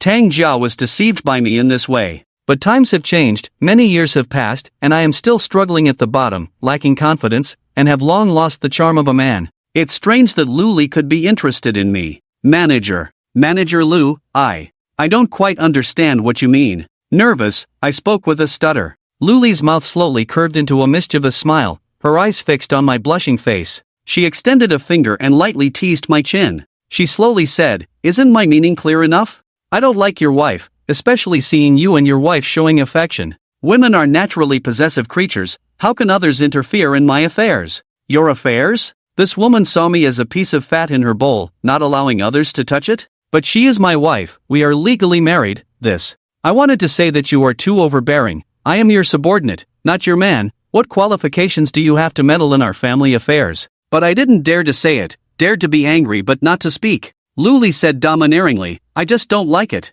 Don't let me see it again next time, I can't stand this lovey-dovey scene. Fang Chen, let me ask you, do you still want a promotion and a raise? Did you ignore what I told you yesterday? Didn't she say yesterday that effort is needed beyond poetry? This statement can be interpreted broadly. Who knows what effort she wants me to put in beyond poetry? Oh, Manager Lu, I remember, I won't let her drive me to work again in the future. I lowered my head and promised meekly. Luli sneered and said, actually, I'm doing this for your own good. You need to understand a principle, unwarranted kindness often conceals evil intentions. She is your wife now, you are legally married, but who knows if that will change one day, she might become someone else's wife. Manager Lu, What do you mean by this? Do you know my wife Tang Jia? Have you had any dealings with her before? I asked nervously, as Luli seemed to know some specific details. I don't know her, nor have I had any dealings with her. But yesterday when she entered the restaurant with those two men, I noticed her. A woman's intuition tells me that there is something between her and that man. It's definitely not just a colleague relationship. Their eyes betrayed their inner feelings. Lioli said decisively, undoubtedly stabbing my heart again, pouring a basin of cold water over my head, making me feel cold inside. Matters between men and women are the most sensitive, and trying to hide them is futile. Perhaps it won't be long before Tang Jia's affair causes a storm. But I still struggled to argue, Manager Lu, you can't be so arbitrary. I know Tang Jia very well, she is not that kind of person. She grew up in a wealthy family since childhood, the only daughter, a girl raised in a honeypot, lacking nothing, not easily tempted by others. She just went out to have a meal with a colleague, isn't that normal? Put yourself in my shoes, didn't I have a meal with you yesterday? Does that mean our relationship is abnormal? Lioli glanced at me, stop pretending, deep down you know the truth better than anyone. Mark my words, within half a year, she will definitely negotiate with you. Do you believe me? Let's make a bet, Lioli said confidently. But her confident look made me want to slap her. Seriously, can't you speak like a normal person? Who curses others' marriages? I decided to stay silent, and Lioli probably found it boring to continue teasing me. So she waved her hand and said, you can go back now. I'll assign you another task in the afternoon. Put your heart into it, do it well, and I will use it as a case study for the whole department to learn from, establishing your credibility in the department. Alright, Manager Lu. I'll go back to continue editing that PPT. Once it's done, I'll send it to you. I felt relieved, finally not having to undergo any more tests here. However, Lioli changed her mind, no need to edit it. Actually, you did quite well this time, just a few flaws. Let's leave it at that. No need to edit it? Then why did you call me to the office to scold me earlier? Is there something wrong with you? But she's the boss, what she says goes. I turned to leave, but Lioli suddenly called out, let's have lunch together. There's a good Hunan restaurant near the company, I'll take you there. Lunch together again? This woman's mood changes so quickly, just now it was all gloomy, now it's all sunshine.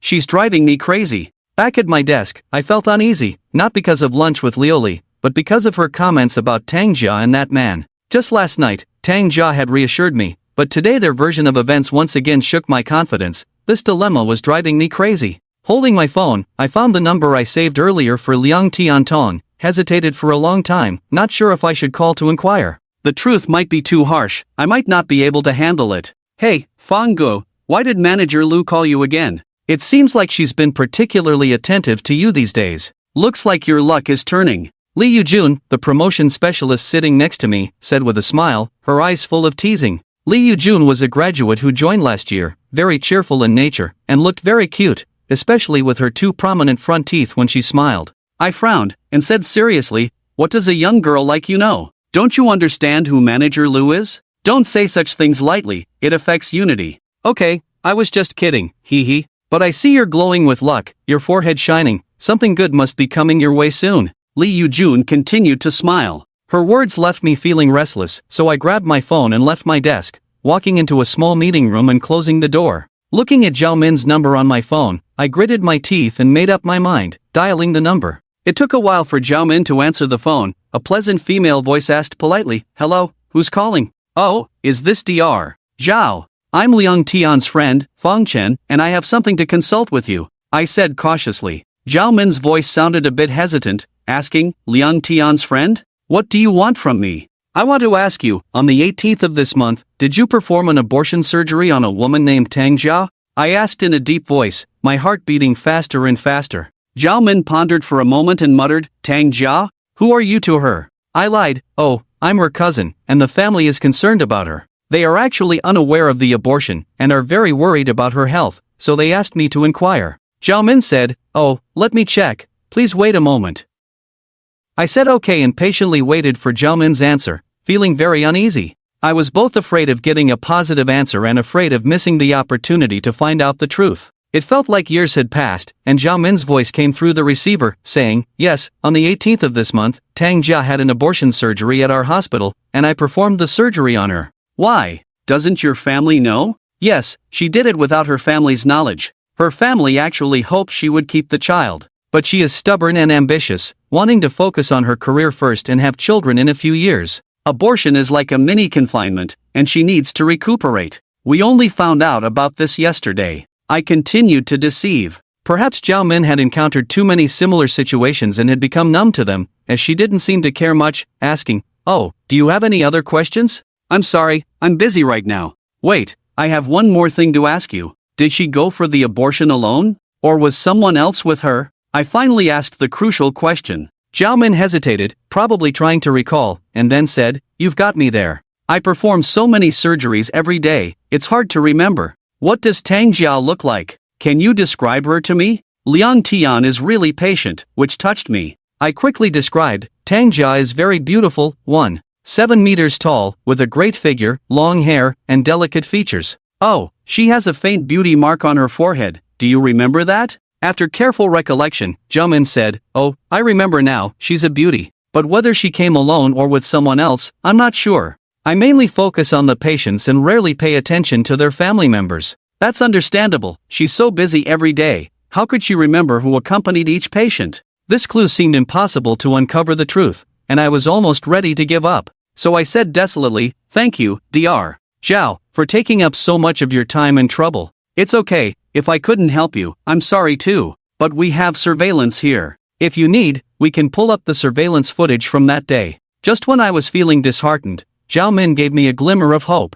I exclaimed, "Really? That's great, but would it be too much trouble for you?" "No, if you have time, come over, and I'll take you to the monitoring room to review the footage." "Alright, that's it, bye." Zhao Min hung up after speaking. I held my phone in confusion. Should I go or not? What benefit would knowing the truth bring me? Can my heart handle the excitement? After sitting in the small meeting room for a long time, smoking 2 cigarettes in contemplation, I secretly made up my mind. I must find out the truth. I don't want to be an ostrich burying its head in the sand. The truth is the truth, and avoiding it is the most foolish thing to do. If I don't make various preparations in advance, I will really be at a loss for words by Luli. When Tang Jia suddenly asked for a divorce, am I really going to leave with just the clothes on my back, like going back to the pre-liberation era overnight? People cannot bully others, nor can they be bullied by others. This is a matter of principle. Stubbing out the cigarette fiercely, I walked out of the small meeting room, only to find that it was already lunchtime, and most of my colleagues in the office had already left.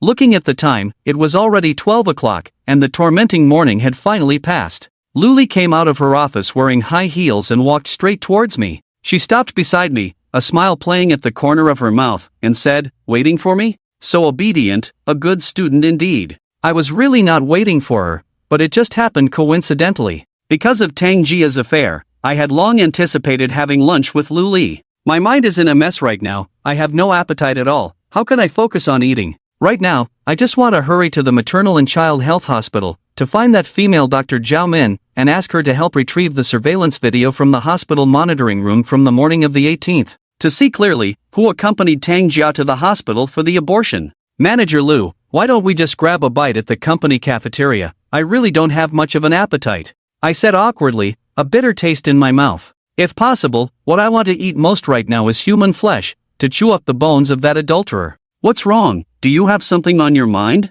Seeing you looking so preoccupied, did my words just now affect your mood? Luli asked indifferently. She really hit the nail on the head, but I couldn't admit it even if I were beaten to death. I forced a bitter smile and said, "It's not like that. I drank a bit too much last night. My stomach doesn't feel well today. I have no appetite." "Come on, I drank no less than you last night. Why don't I feel any discomfort in my stomach?" "Let's go. If you really have no appetite, you can watch me eat. Just consider it as accompanying me," Luli said decisively, reaching out to grab my arm and pulling me out. I had no choice but to follow Luli into the elevator, out of the office building, and after walking 300 meters, we arrived at a Hunan restaurant called Chaihua. The business at the Hunan restaurant was booming at lunchtime. Almost all the seats were taken. The two of us found a table in a corner inside and sat down. We ordered 2 dishes, 1 meat and 1 vegetarian, along with a soup. Luli also ordered 2 bottles of chilled beer, saying it was a tonic to make the stomach feel a bit better. After the food arrived, I took a few bites but lost my appetite.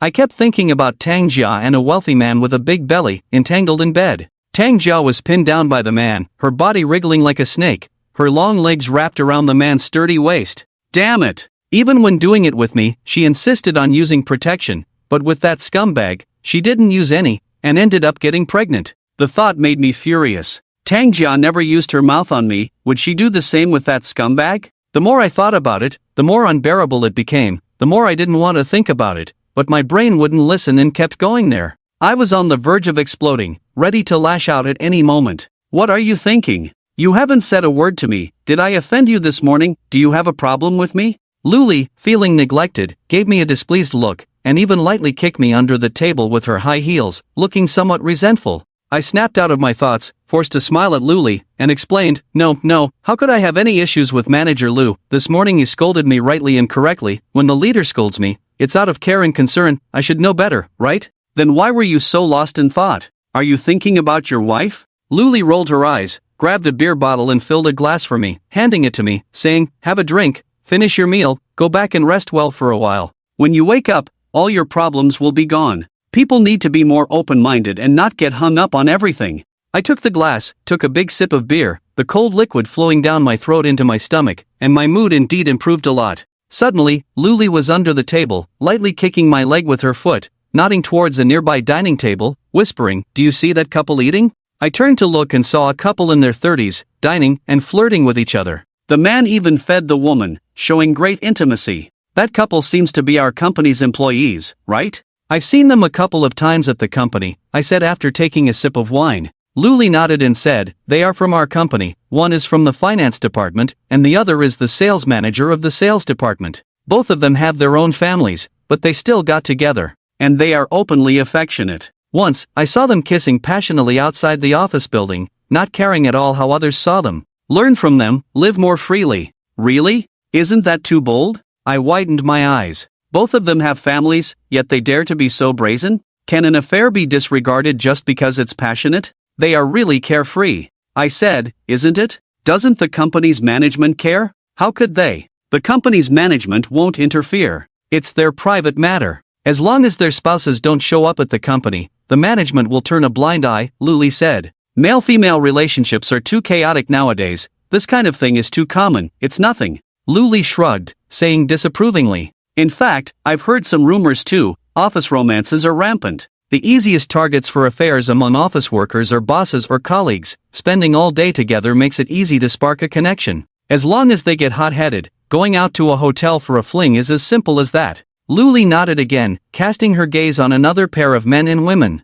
The man was a middle-aged man who looked to be in his 40s, with a big belly and a luxury watch on his wrist, probably a senior executive of a company. Sitting across from him was a young girl in her 20s. They were chatting and laughing, the man occasionally reaching out to pinch the girl's round face. That man is the boss of a small company in our office building, and the girl is a recent college graduate, nearly 20 years apart in age. But look at the way the girl looks at him, it's with admiration. Admire him for what? It's nothing but admiring his wealth. Nowadays, young girls, in order to change their fate through marriage, are willing to abandon their dignity and sell their bodies for a trade. But do you think that small boss would divorce for her? Luli asked. I thought for a moment, shook my head and said, probably not. He's so wealthy, successful in his career, should have a house and a car, the cost of divorce is too high. And a man like him wouldn't give up a forest for a tree. In Shenzhen, there are young and tender girls coming from all over the country every day. As long as you have money, what kind of girl can't you find? Luli chuckled, exactly. I raised my thumb and said, as far as I know, this guy changes girlfriends every 3 months, the red flag at home never falls, while colorful flags flutter outside. So, you need to be more open-minded. As long as you have money, nothing is impossible. I chuckled, got it. I know what I should do, get promoted, get a raise, and change my wife. As soon as I thought that once I got promoted, I could confidently ask Tang Jia for a divorce, there was a sense of revenge in my heart. After work in the evening, I declined several colleagues' invitations to dinner, took the subway to the Bao'an District Maternal and Child Health Hospital. When I arrived at the hospital at 6 o'clock, the doctors were also busy getting off work. I went to the gynecology department, took out my phone and dialed Zhao Min's phone. The call was connected, and Zhao Min's tired voice came through the receiver, saying, hello, who is this? I'm sorry, Dr. Zhao, to bother you again. I'm Fong Chen, who called you in the morning, a colleague of your classmate Liang Tian. Do you remember me? I said cautiously. Zhao Min said, oh, it's you. What's up? I'm in the gynecology department of your hospital. Which office are you in? I'll come to find you, I said politely. Zhao Min seemed a bit surprised and hesitated for a moment before saying, I'm sorry, but you might have come for nothing. I performed 4 surgeries today and I'm very tired, so I left work early. Damn, I was a step too late. It seems that if I want to find Xiaomin, I need to take a day off. Disappointed, I said, alright then, are you working tomorrow? I'm off tomorrow, back to work the day after tomorrow. If you want to see me, come in the morning the day after tomorrow, I'll have some time then. Zhao Min was still very patient, which made me have a good impression of her. A girl with such a good personality is really rare nowadays. After thinking for a moment, I said, okay, I'll come to see you the day after tomorrow morning, rain or shine. Okay, that's settled then, goodbye. Zhao Min hung up after saying that. I took the subway home disappointedly and arrived home almost at 7 o'clock. Exhausted all over, with no appetite, I opened the door and found the house empty. Tang Jia, who promised to come home early, was still not back on time. Sitting in the living room, guarding the empty house, a huge sense of loneliness enveloped me, making it hard to breathe. Does having a house mean having a home? I seriously doubt it. Is a home just about guarding an empty house? The person who vowed never to betray you at the wedding can't give you any warmth. Even after getting married, I still feel like a lonely ghost. What's the point of such an empty marriage? I sat blankly in the living room for half an hour, as the sky darkened. I didn't turn on the lights, sitting alone on the sofa, my thoughts wandering. Leave or not? At that moment, my phone rang.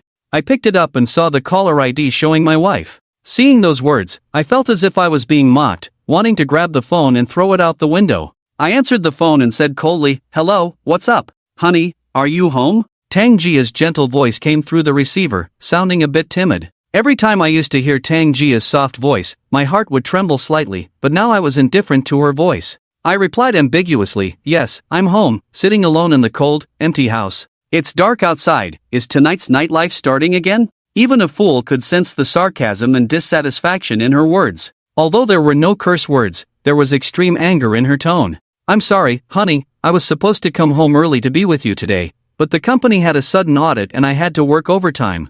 I'm so busy, I haven't even had dinner yet. Tang Jia quickly apologized, sounding like she was about to cry. I thought to myself, why bother with this pretense? Is this kind of insincerity really meaningful? I'm starting to understand Tang Jia less and less now. What does she really mean? Since you want to live a good life, why bother messing around outside under the guise of working overtime? If you are dissatisfied with me, you can just say it directly, why bother being so aggrieved? I sneered and said, is that so? You haven't eaten, and I haven't eaten either. It seems we are truly in the same boat. You haven't eaten either? Why haven't you eaten? You really don't take care of yourself. Go out and eat something quickly. I remember there are eggs and tomatoes in the fridge. Why don't you cook some rice and stir-fry a dish for yourself? I'll finish my work as soon as possible and bring you supper when I get back. Tang Jia said, seemingly caring about me in her words, but this kind of care only made me feel hypocritical. I responded coldly, I will take care of myself, you don't need to worry. You focus on your work, I'm fine being alone at home, it's peaceful. I'm sorry, my dear, I really have no choice. Please don't be angry, I'm doing this for our family. Alright, the boss is urging me again, I have to get busy, take care of yourself. Love you, bye. After Tang Jia finished speaking, she hung up the phone. I held the phone in the darkness, watching the screen dim little by little, and my heart gradually turned cold. Forget it, let it be, work overtime, just busy with our own things. As a man of 7 feet tall, why should I be like a neglected grumbler? I lit a cigarette, stood up, opened the door, and walked out. After taking the elevator downstairs, I strolled out of the neighborhood while smoking. The neighborhood was full of homeowners who had finished their meals and were taking a walk to aid digestion, mostly families of 3 and couples. Their affectionate appearance hurt me deeply. I felt like a forgotten and unfortunate person in the world, so I quickly fled the neighborhood. Night fell, the lights came on, and neon lights created a world of colorful lights and drunken gold. Occasionally, I would encounter couples holding hands and walking on the street, which reminded me of the beautiful time when Tang Jia and I were in love. Has it only been a few short years? Everything has changed. There was a bustling bar street nearby, and when night fell and the neon lights flickered, the bar street that had been quiet all day became lively. The entrance of the bar was crowded with young and beautiful girls, each with heavy makeup standing at the entrance to solicit business. They would enthusiastically approach passers-by, trying every means to get customers inside. Their only goal was to get the money out of your pocket for consumption. These girls were the nightingales of this city, relying on selling alcohol and other fast-moving consumer goods to earn commissions for survival. Generous customers would stuff money into their bras and even touch them inappropriately. These girls didn't mind too much, some even cooperated, flirting with customers. If they found someone they liked, they would go to a hotel with the customer. This was their way of survival and their attitude towards life. The cost of getting married in Shenzhen is too high, and most people cannot afford to get married. Dating is too hard and stressful, so why not have a one-night stand to meet your physical needs, earn some money, and have fun? Tang Jia and I had been to this bar street a few times, and we knew these girls were not very clean, so we looked down on them a bit. But now, my mindset was different. Suddenly, I felt that their way of survival was understandable, and I even felt a bit envious. They were living freely. Sir, come in and have some fun. The environment here is good, the girls are beautiful, and the drinks are cheap. There will be an exciting dance performance starting at 10 o'clock. Come in and have some fun. A girl in a low-cut outfit, revealing 2 half circles, stepped forward and stopped me. I lowered my head and glanced at this girl, my vulgar gaze lingering on her low-cut chest for a long time, noticing a deep cleavage. The girl looks quite flavorful, with heavy makeup and 2 white legs that are very tempting. Because of staying up late for a long time, they need heavy makeup to cover up their tired faces, naturally exuding a dusty breath, but very tempting. I'm not going, I haven't eaten yet. I waved my hand and said, although somewhat tempted, what's the point of going to a bar alone? The girl, seeing that I was not persuaded, signaled to the other girls, and immediately 2 girls surrounded me, persuading me vigorously. Sir, come in and have fun, we also have food inside, we can offer you some snacks. Come on, we sisters will accompany you. I glanced at these 3 girls, all dressed very revealing and sexy, heavy makeup, seductive eyes, very appealing to a lonely man like me. Without much hesitation, the 3 girls surrounded me and entered the bar, coming to a private room, holding a drink menu for me to order. Since I'm here, I thought, why not have fun? If you can play, so can I. When my salary is spent, I will spend Tang Jia's salary, and I will spend it on other women. That's the kind of revenge that is satisfying. Holding the drink menu, I ordered 2 dozen beers, and the girl who brought me in went to get the drinks excitedly. 2 dozen beers were quickly brought over, along with some snacks, steaming and emitting heat, all cooked food, just right for dinner. After eating a bit, I looked at the 2 girls sitting next to me, both in their early 20s, looking quite attractive under the dim lights of the bar. They opened the beer and started drinking, constantly toasting me, occasionally pouring the drinks into the trash can discreetly. The more customers spend, the more they earn, so these girls have amazing drinking capacity. They can waste several dozen beers in one night, or several bottles of liquor. 2 beauties, what are your names? Your accent sounds like Sichuanese. I put my left and right hands on the shoulders of the 2 girls, embracing them from both sides, pretending to be a playboy, as if I were a regular in the nightlife scene. The girl with the white legs on the left said, I'm Linlin, from Chongqing, she's Xiaomei, my fellow villager, we are both from Chongqing. Handsome, where are you from? I reached out and touched Linlin's white legs. Linlin instinctively moved back slightly, showing a bit of resistance, but immediately regretted it, leaning towards me and giving a pleasing smile. This smile was very professional, but not off-putting. I'm Fong Chen, from the north. I briefly introduced myself, then reached out and touched Xiaomei's hair with my right hand, and Xiaomei also squeezed out a professional smile on her face. It felt good to have them on both sides, even though they were there to sell drinks. Having such young bodies serving you, what more could you ask for? Next was just drinking non-stop, and during the drinking process, my hands were not idle. I kept making advances on Linlin and Xiaomei, occasionally kissing them, and the 2 of them would scream and giggle, their hands also roaming over my body. With the stimulation of alcohol, everyone let loose. It's just a show, play alone, you touch me, I pinch you, playing without restraint. As things progressed, with the bar's lively music playing, I completely let go, kissing Linlin passionately until she was out of breath before stopping. Fong, you're really a wolf, always bullying others. You look like a gentleman, turns out you're a gentlemanly beast. Linlin coquettishly said, her hand naturally resting on my thigh. Looking at the empty glasses on the table, she said, no more drinks, Fong, how about 2 more dozen? I took out my phone to check the time. It was almost 11 o'clock, and I didn't know when we would finish drinking another 2 cases of alcohol. Just as I was hesitating, a call came in. Looking at the caller ID, it was Tang Jia calling. I quickly hung up the phone and said generously, alright, bring 2 more cases of alcohol. Tonight, I must get you 2 little fairies drunk and then take you to a hotel. Alright, if you can really get us drunk, we'll go to the hotel with you. Linlin excitedly reached out her hand, blinking her big eyes. I took out my wallet, took out 500 yuan from it, and handed it to Linlin. She took the money eagerly and went to get the alcohol. 2 cases of alcohol were brought to the table, and we continued to drink crazily. These 2 girls could really hold their liquor. Beer was like water to them. They would down a glass in one gulp without even blinking. While drinking, I naturally didn't keep my hands and feet idle, sometimes touching Linlin, sometimes hugging Xiaomei and taking a bite. It truly felt like an emperor's experience. During this process, my phone kept ringing, all calls from Tang Jia.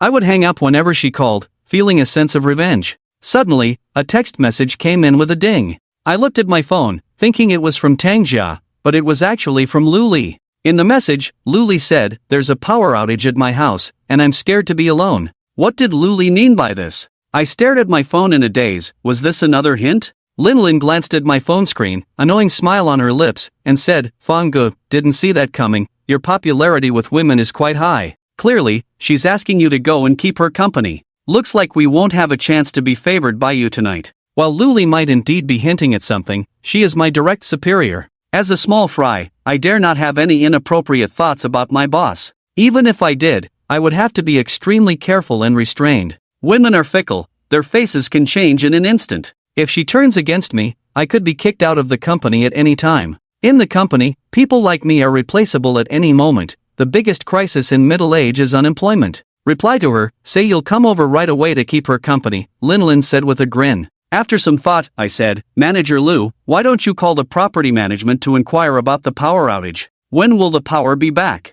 Or if you're really scared, come out to the bar street, I'll have a drink with you." After sending the message, Lu Li didn't reply for a long time.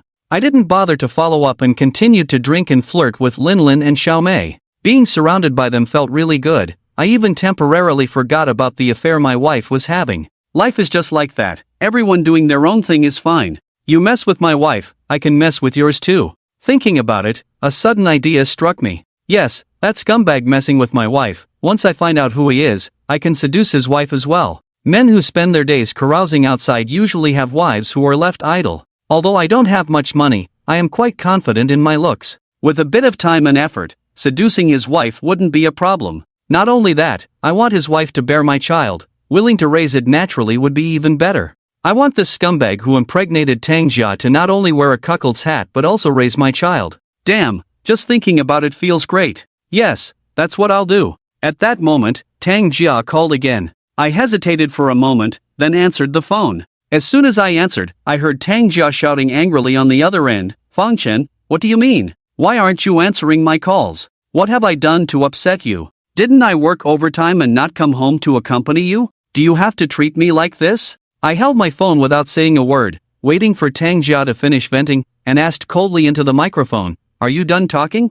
"I'm done. Where are you? When are you coming home?" After Tang Jia vented for a while, her emotions finally stabilized, and her tone softened a lot. I said, "I'm out drinking. I'll come back after I finish. You wash up and go to sleep by yourself, no need to wait for me." "Where are you? Tell me the address, I'll come pick you up," Tang Jia said unquestionably, with a strong tone. I was a little impatient, thinking why can you go out carousing every day, but I have to stay home alone. Why do you have such a big reaction when I go out for a bit of fun? Relentless. No need to pick me up, you go to bed early, I'll come back after I finish drinking. Okay, that's it, I'm hanging up. After saying that, I hung up the phone, and saw a message from Lu Li. "Where can I find you?" Lu Li is coming to find me? I hesitated for a moment, but still sent her my location via WeChat. Shortly after sending the message, Lu Li replied, "Wait, I'll be there in 10 minutes. Looking at this message, I suddenly had a feeling of helplessness. People are sometimes strange. When you cherish them, they ignore you, but when you don't care about them, they chase after you relentlessly. In the end, people are all despicable. Confucius had long seen through it. It is difficult to raise a small man or a woman. When near, they are disrespectful. When far, they complain. Oh, is this beauty coming to find you? Should we leave? Linlin asked somewhat resentfully. I said, "It's okay, you guys stay. She's my boss, not my wife, not my lover. It's more fun with more people around. Hurry up, women are natural enemies. No woman is willing to share a man with others. If she really comes, we'll have a fight. We don't want trouble. We'll have a few more drinks with you, then we'll go. Some friends have arrived over there, we'll go say hi," Xiaomei said with a pout. "It's fine this way. I've touched what I should touch, hugged who I should hug, taken advantage of it enough. It's too difficult to take her to a hotel to sleep on the first night we meet. Before divorcing Tang Jia, it was impossible to stay out all night. At least I couldn't give her a reason to blame me, to be the one at fault. Alright, you guys go hang out with your friends. Next time I'll come out, I'll buy you drinks. We have a long way to go. We're friends now, right?" I said with a smile. Linlin said, of course we're friends, and very close friends. Brother Fong, you must find us when you go out in the future. I have a group of sisters, all from my hometown, and they are all prettier than me. A group of sisters? My eyes lit up. It seems that as long as a man has money, picking up girls is not a problem at all. Especially in Shenzhen, a city with more women than men, where relationships are chaotic, and one-night stands are common. As long as you want to play, you will definitely find someone willing to play with you. Okay, it's a deal. I smiled and extended my pinky, hooking fingers with Linlin and Xiaomei. After having a few more drinks with them, Linlin and Xiaomei left and sat down in a private room across the way. In that private room, there were 3 men and 2 women. After Linlin and Xiaomei went over, they started playing and fooling around with them. I sat alone for a while, had 2 drinks, and as I watched 10 minutes go by, my phone rang on time. Looking at the caller ID, it was Luli calling.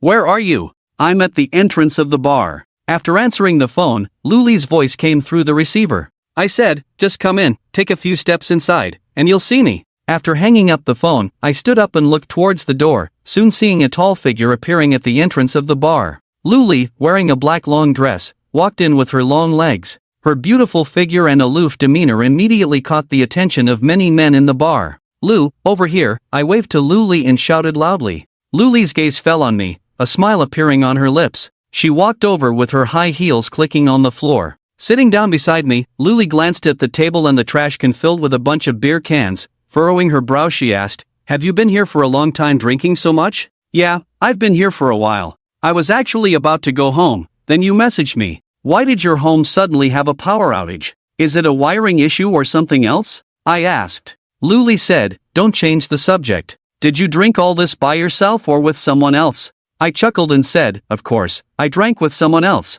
Those girls who sell alcohol can really drink. They finished 2 cases of beer in just over an hour. What's wrong today? Why are you out here drinking alone? Luli asked, staring at me. She took out a pack of cigarettes from her bag, lit one, took a deep drag, and exhaled smoke. The way Luli smoked was cool and elegant. I used to dislike women smoking, but since seeing Luli's elegant posture, my attitude has changed.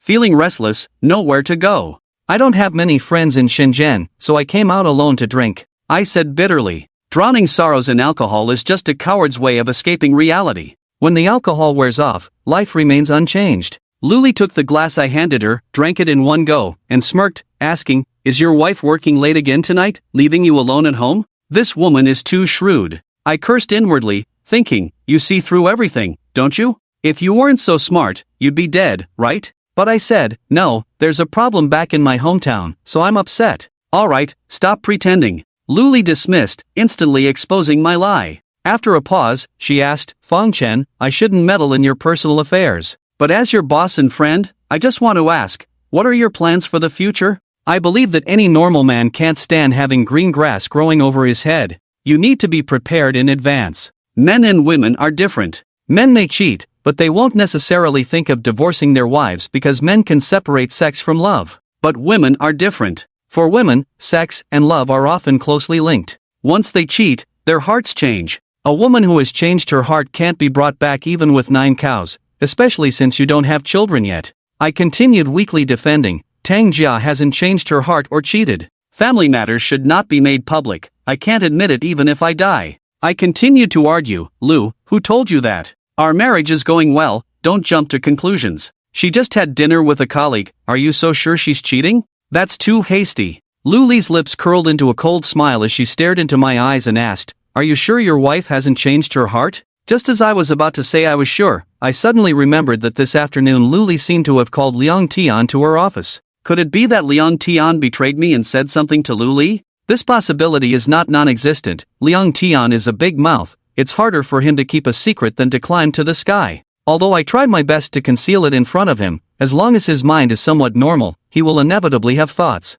Lost your confidence, huh? Remember, I'm doing this for your own good, no ill intentions, so don't pretend in front of me. Luli said knowingly. Can't chat today. Just as I was scratching my head, I suddenly caught a glimpse from the corner of my eye that Tang Zhou walked in from the bar entrance. She stood at the entrance and glanced inside a few times, quickly spotted my presence, and walked towards my location with an unfriendly expression. Damn, what a surprise. How did Tang Jia find her way here? Before I could think further, Tang Jia had already sat down in front of me with a stern face. She gave Luli a hostile look, then shifted her gaze to my face. If looks could kill, Tang Jia would have killed me and Luli 1,000 times. I couldn't pretend not to see her, so I asked with a wry smile, "How did you find your way here? Didn't I say to go back after drinking? Why didn't you rest early and came looking for me? Do you know? I searched through the bar street, one by one, to find you. Why aren't you going home to sleep in the middle of the night? What are you doing in the bar? Let's go, stop drinking, come home with me,"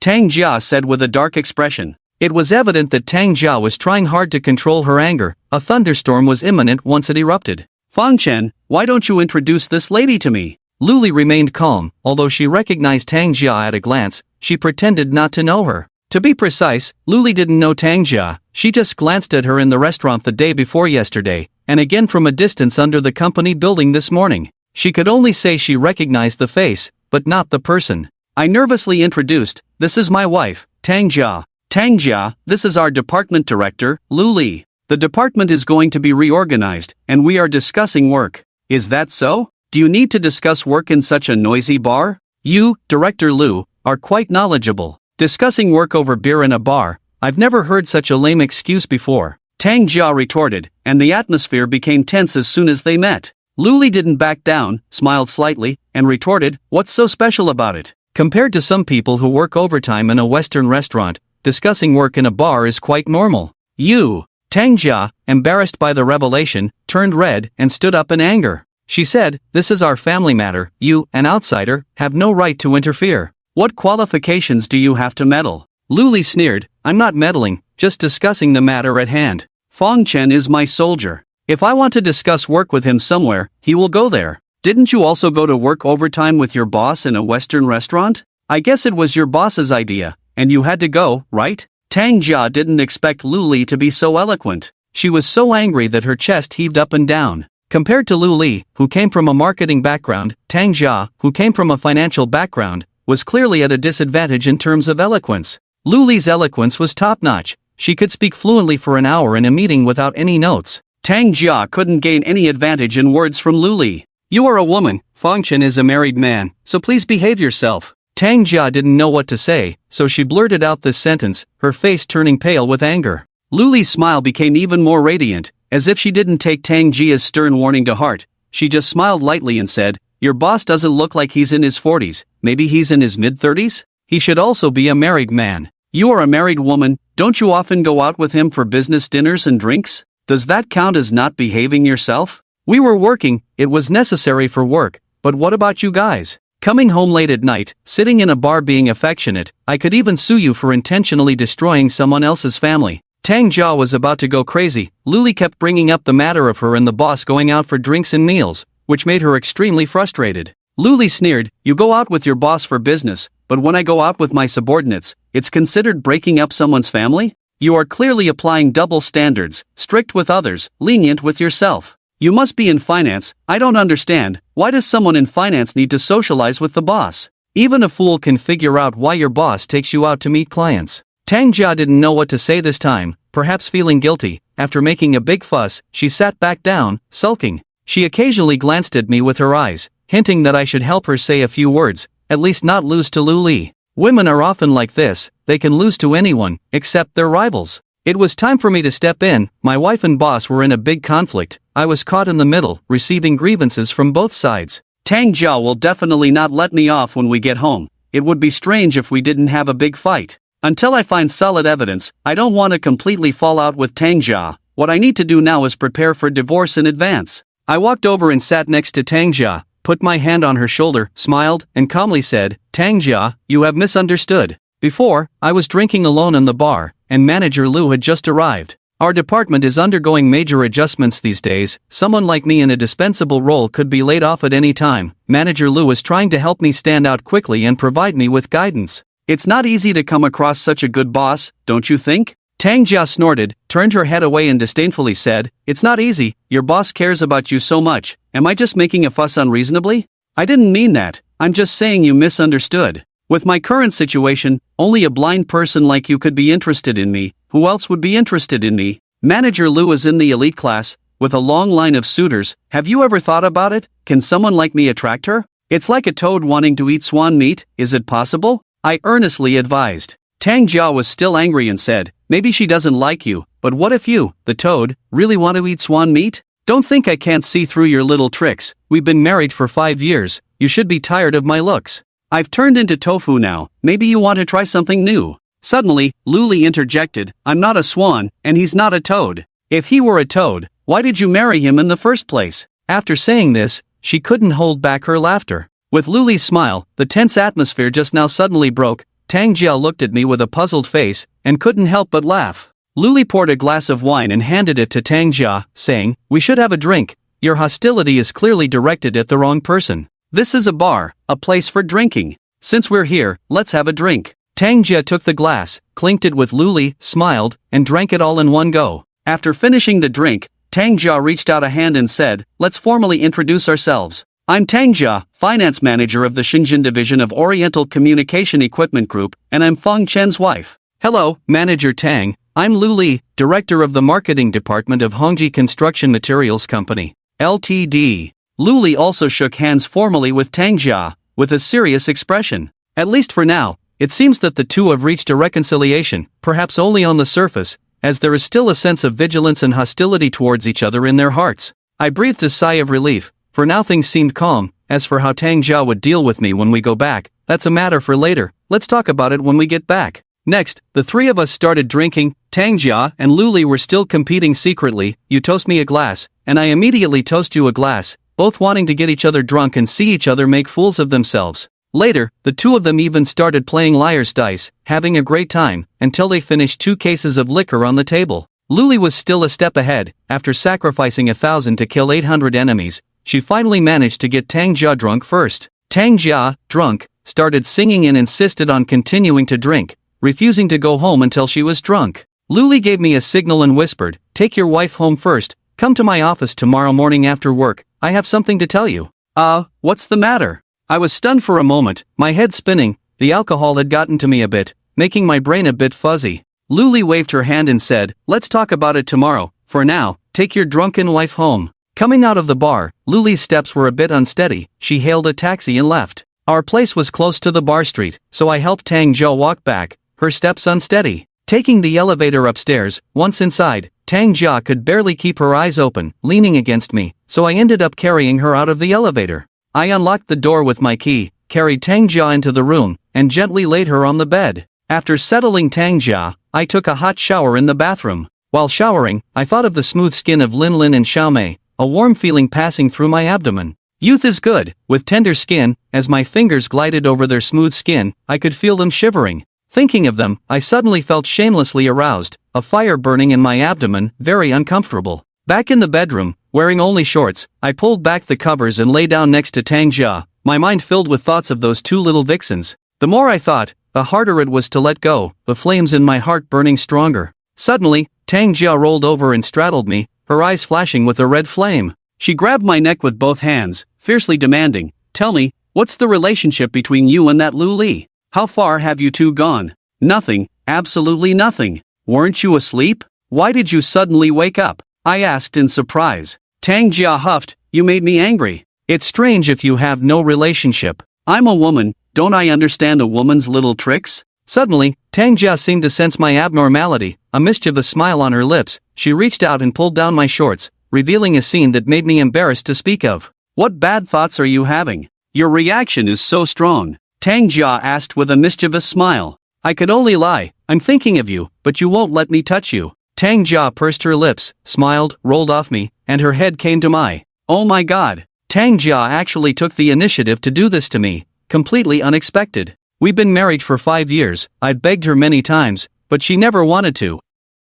Tonight, after being stimulated, she actually took the initiative. I could hardly believe my eyes. Watching Tang Jia's vigorous movements, my mind was in turmoil, a vast and turbulent sea. Tang Jia's movements weren't skilled, but they were methodical. It didn't seem like her first time doing this. This made me very uncomfortable. It didn't sit right with me. She had never done this for me before, so who had she done it for the first few times? And where did she learn these techniques to please a man? My mental activities are written on my face, and the expressions on my face are very rich. Although my body is very pleasant, this pleasure is more based on shame, giving me a feeling of being more happy the more depraved I become.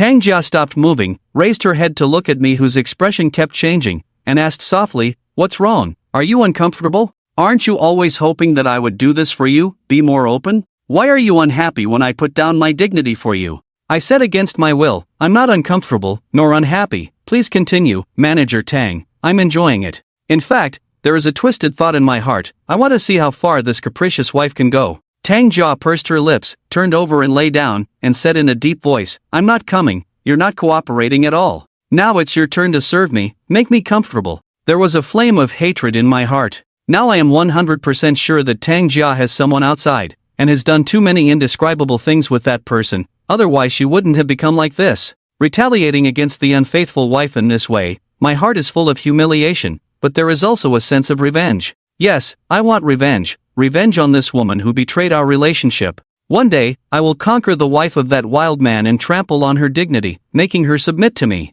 The humiliation that wild man gave me, I will make him pay back 100-fold. He must understand, you can play with other people's wives, and others will not be kind to your wife either. Tang Jia may be able to feel the humiliation and anger in my heart, without any resistance, but rather extremely obedient, even with a pleasing cooperation. This is a masochistic pleasure. In our confrontation, Tang Jia loses, screams, and collapses. Everything is calm. After we clean up, Tang Jia and I lie down, closing our eyes, thinking about our own thoughts. In my mind, it is Luli's appearance and smile that appear, not the wife lying beside me. In this difficult time, Luli unexpectedly appeared in my life. Her care for me made me feel a little warmth and comfort in this cold city. We have known each other for so many years, previously just simple colleagues, like two parallel lines, almost no intersection. But now there are so many private interactions. What is the mystery behind this? Tang Jia also remains silent with her eyes closed. I don't know what she is thinking, but I am sure that the person she is thinking of is not me. It is very likely to be that wild man who seduced her, right? What is called having different dreams in the same bed, that's us. Late at night, a drowsiness came over me, and I finally let go of my worries and fell asleep. In a half-awake state, I heard Tang Jia next to me seemingly talking in her sleep, calling out someone's name in her dream. This person is not me, but a guy named Shang. The next morning when I opened my eyes, Tang Jia had already gotten up, heating milk and bread in the kitchen, preparing a simple breakfast on the table, waiting quietly for me to get up and wash before enjoying breakfast together. After washing up, I glanced at the milk and bread on the table, feeling a bit annoyed. I was almost sick of eating these every morning. This woman has been married for 5 years and still can't cook. It's really annoying. Hurry up and eat. After you finish, I'll drive you to work. Tang Jia pointed to the milk and bread on the opposite side and said. I sat down in front of Tang Jia, grabbed a bite of bread, took a sip of milk, and said, "You don't have to drive me today. Our company is right at the subway station, very convenient. It's not cost-effective for you to drive me and take a big detour." What's not cost-effective? I'm willing. I like to drive you, that's it. Are you unwilling to let your boss, Mr. Lu, see me sending you, so you're making all sorts of excuses? Tang Jia stared into my eyes and asked. I sneered. What do you call hitting someone when they're down? This is it. You're out there cheating on me, yet you suspect me of having an affair with my superior. Putting yourself on a moral high ground, are you really a moral model? I lowered my head to eat, too lazy to argue with her. If you want to keep something secret, don't do it in the first place. When I find the evidence, let's see how you deny it. Fang Chen, I know you still doubt me, and I have indeed lied to you a few times. I was wrong. But let me reiterate to you solemnly, the most important thing between husband and wife is mutual trust. Many broken marriages are caused by suspicion and lack of trust in each other. I hope we can trust each other. Don't lose faith in your spouse just because of what others say. We are responsible for our own marriage. Outsiders won't take responsibility for us. Tang Jia said very seriously, with a frank and resolute expression. Whatever Tang Jia says now, I won't unconditionally believe it anymore. She has completely lost my trust, but I still need to pretend otherwise. I nodded and said, I don't doubt you, I trust you. I am an adult. I won't doubt my wife because of what others say. After all, we are a family. I see your contributions to this family. My family sees it too. No one denies your efforts. Then why don't you let me drive you to work? What are you afraid of? Tang Jia persistently asked. I smiled bitterly. What's the point of this charade? The more you show affection in front of others, the more it indicates a problem in the marriage. As an old married couple, who are we showing off to? I just feel that we are an old married couple. There's no need for that. If you insist, I won't object. Today let's take the madam's car again. I compromised. Tang Jia smiled lightly, took a sip of milk. A subtle expression flashed in her eyes. After finishing breakfast and tidying up, Tang Jia drove me to the company building. I got out of the car, looked around. Indeed, many colleagues saw this scene, smiling to themselves. Alright, I'm going upstairs, you should leave too, or you'll be late. I waved goodbye to Tang Jia. Tang Jia rolled down the car window, leaned out from the car, blinked, pointed to her cheek, and said playfully, "You forgot this ritual again." I felt awkward and cheesy, but to please Tang Jia, I lowered my head and lightly pecked her cheek before turning and walking towards the office building. Arriving at the office, sitting at my desk, I turned on the computer, logged into QQ, about to browse the news, when Luli's QQ profile picture started flashing. I opened the chat box and saw the message, "Come to my office immediately, I have something to tell you." Luli has been acting strange lately. Why does she always want to see me for no reason? Calling me to her office early in the morning, what could it be about? Could it be about what happened at the bar last night? But it's fine, I was planning to ask for leave from Luli anyway, to go to the maternal and child health hospital and retrieve the surveillance footage with Zhao Min. I want to see which wild man accompanied Tang Jia to the hospital for an abortion. Once I have this evidence, I want to see how Tang Jia tries to explain herself. Once I find out who that man is, I will use all my strength to investigate his family and life. What does his wife look like? How old is she? How old are the children? Where do they go to school? Then I started my next move. I wanted to catch him off guard. I arrived at Luli's office and saw Luli, dressed in a professional suit, sitting behind her desk browsing emails with great care. Today, Luli was wearing a tight skirt that nicely wrapped around her buttocks and thighs, accentuating her round and well-defined curves, very sexy. "Manager Lu, did you need me?" I asked cautiously, standing in front of Luli. While looking at the emails, Luli pointed to the chair opposite her and said, "You can sit first, I will talk to you after I finish reading this company document."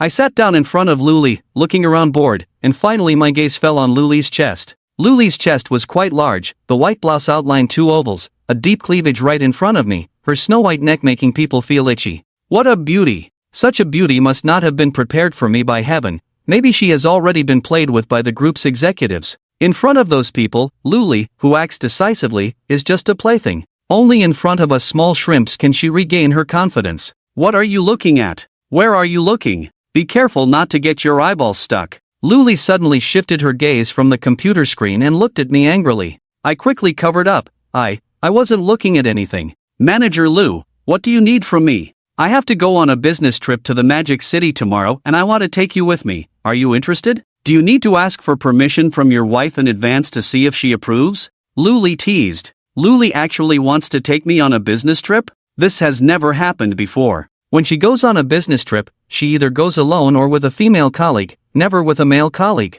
Why did she choose me this time? Is this a good thing or a bad thing? My brain quickly started working. I hesitated. I am looking forward to going on a business trip with Luli. But if I leave, wouldn't Tang Jia be even more free to hang out with her lover every day, even staying out all night? What's even more outrageous is bringing her lover to our house, frolicking on my and Tang Jia's marital bed. Thinking about this, I felt a bit creepy, with goosebumps all over my body. What? It seems like you don't want to go? Are you unwilling to go on a business trip with me? Or are you reluctant to leave your young and beautiful wife? Luli asked teasingly. I quickly explained, "Manager Lu, please don't misunderstand, I'm not a fool. This is an opportunity for me. How could I not want to go with you? Getting in touch with the leaders is the only way to get promoted. It's just what? Just reluctant to leave your doting wife? Afraid that if you leave, she will become even more unrestrained, maybe even staying out all night?" Luli's mouth curled in mockery, a cold snort from her nostrils.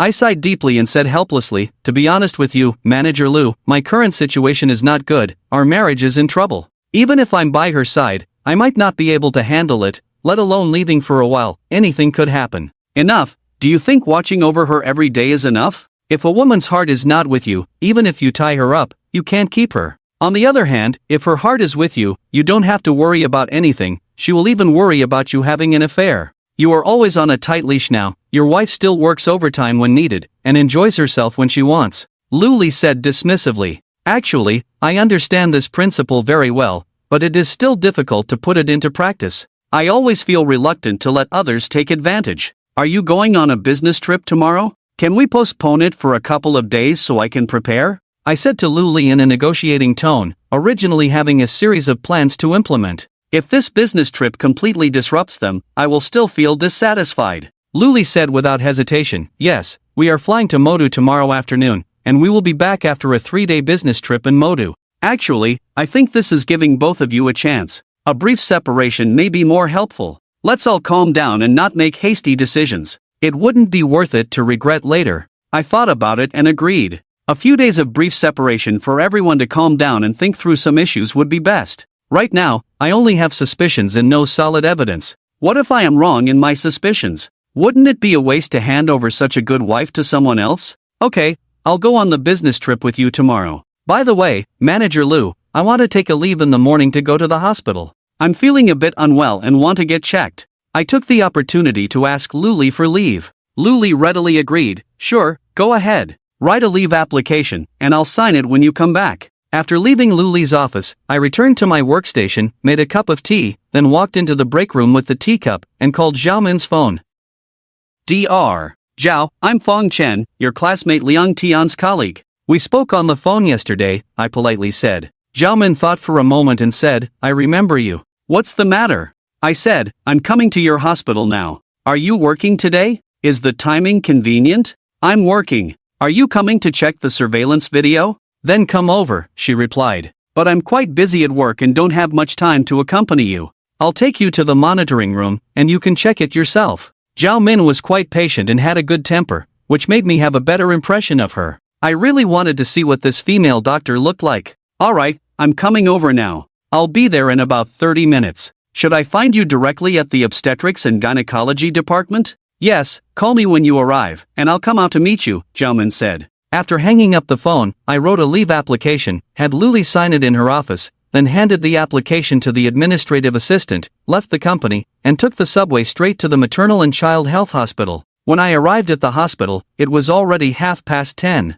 I went to the third floor to the obstetrics and gynecology department, stood in the corridor, and called Zhao Min. After Zhao Min answered the phone, she walked out of an office, looked around with her phone in hand. When she saw me holding a phone as well, she looked at me carefully to confirm if I was the man who called her. I was extremely shocked to see Zhao Min, almost dumbfounded. I had never seen such a beautiful female doctor in my life. She really looked like an actress playing a doctor in a TV drama. Her features were very delicate, wearing glasses, exuding an air of scholarly elegance, standing at about 1.68 meters tall, dressed in a white coat. She was truly like an angel in white. Such a beautiful woman not acting in movies but being a chief surgeon in the obstetrics and gynecology department, it felt like a waste of talent. Liang Tian actually had such a beautiful female classmate, which made me feel a bit jealous. Are you Dr. Zhao Min? I hung up the phone and asked as I approached. Zhao Min nodded and said after hanging up the phone, yes, you are Fong Chen, right? Yes, I'm really sorry to bother you, Dr. Zhao Min, it's just a small matter, but it has caused you so much trouble. I nodded and bowed, feeling suddenly guilty and insecure upon seeing Zhao Min. I suddenly felt that this world is really unfair. Why are there so many beautiful and capable women? They make me, a man with no great abilities, feel inferior all of a sudden, completely losing my confidence in front of them. Zhao Min waved her hand dismissively and generously said, no trouble at all, just a small favor. After all, you are Liang Tian's friend. By the way, how is that kid Liang Tian doing recently? He has never been disciplined since childhood, not working properly, always talking about relationships, impregnating several girls. I have helped his girlfriend with abortions several times. When you go back, tell him that he is not a child anymore. Making more money is the right way, instead of indulging in romantic relationships all the time. Zhao Min is quite talkative. The first time I met her, she said so much, making me feel even more fond of her. I smiled and said, I will remember your words and pass them on to him when I go back. Well, Liang Tian is quite ambitious, but as you know, the workplace is not easy to navigate. Not everyone can become a boss. You're right.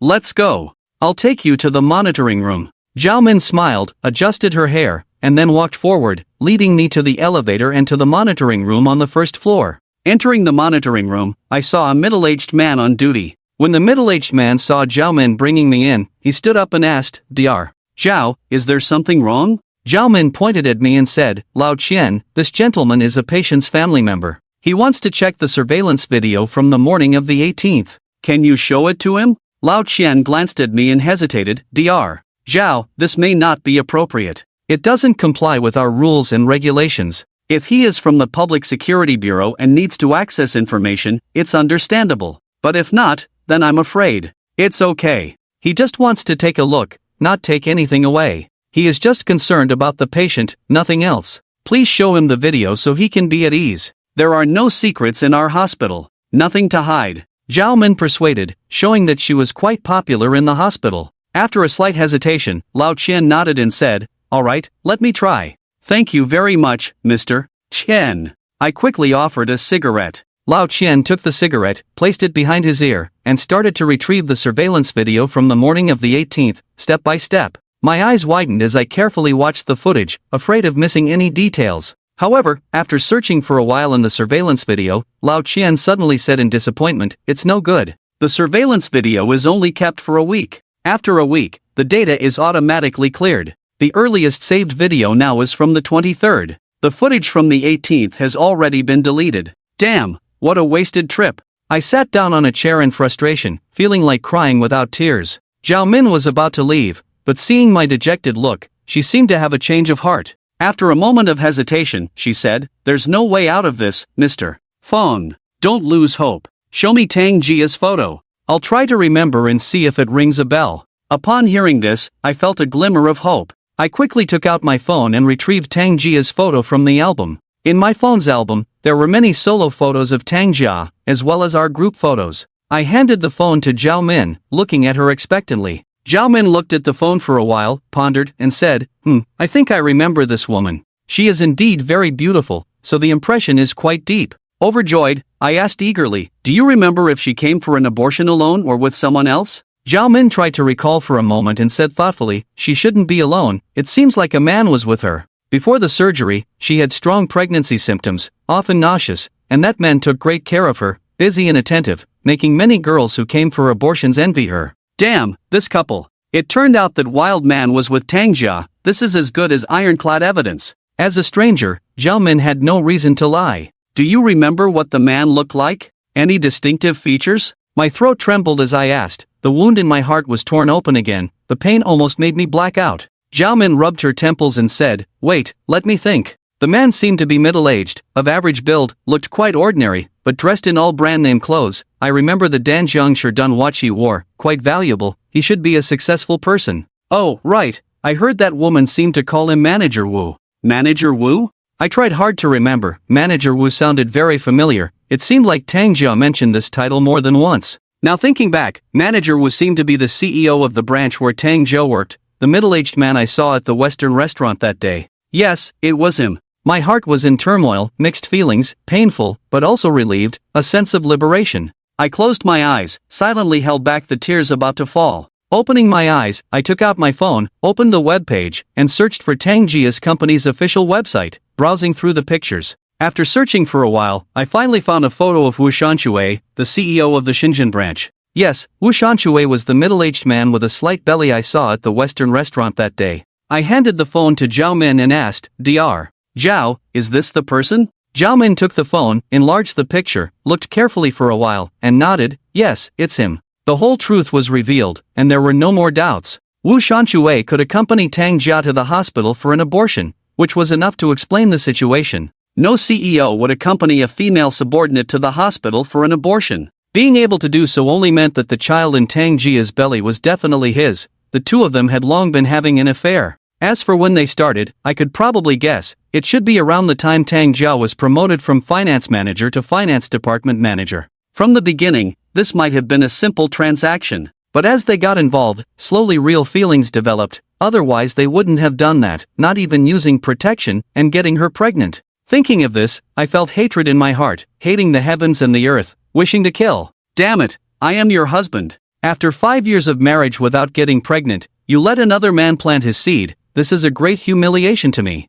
In fact, before and after Tang Jia's promotion, I could feel that her heart was in turmoil. Her thoughts were no longer on me. She often worked overtime, and after coming back from work, she would easily be absent-minded. All signs indicated that the problem arose during that time. Thank you, Dr. Zhao. I'm fine now. Thank you for accompanying me for so long. I feel really bad for taking up so much of your time. I tried to control my emotions, calmly said to Zhao Min, "Well, I'll take my leave now. I have to go back to work. Don't want to disturb you." Zhao Min looked at me, who was trying hard to conceal my emotions but was already lost. A hint of sympathy flashed in her eyes, and her gaze became much gentler. She nodded slightly and said, "All right, then please go back." "Oh, let me walk you out." "Oh, no need, you're so busy with work, no need to send me off. I quickly declined, saying that I just wanted to find a place to shout loudly or get myself drunk. The frustration and humiliation in my heart had nowhere to vent, and my spirit was on the verge of collapse. Zhao Min said, "It's okay,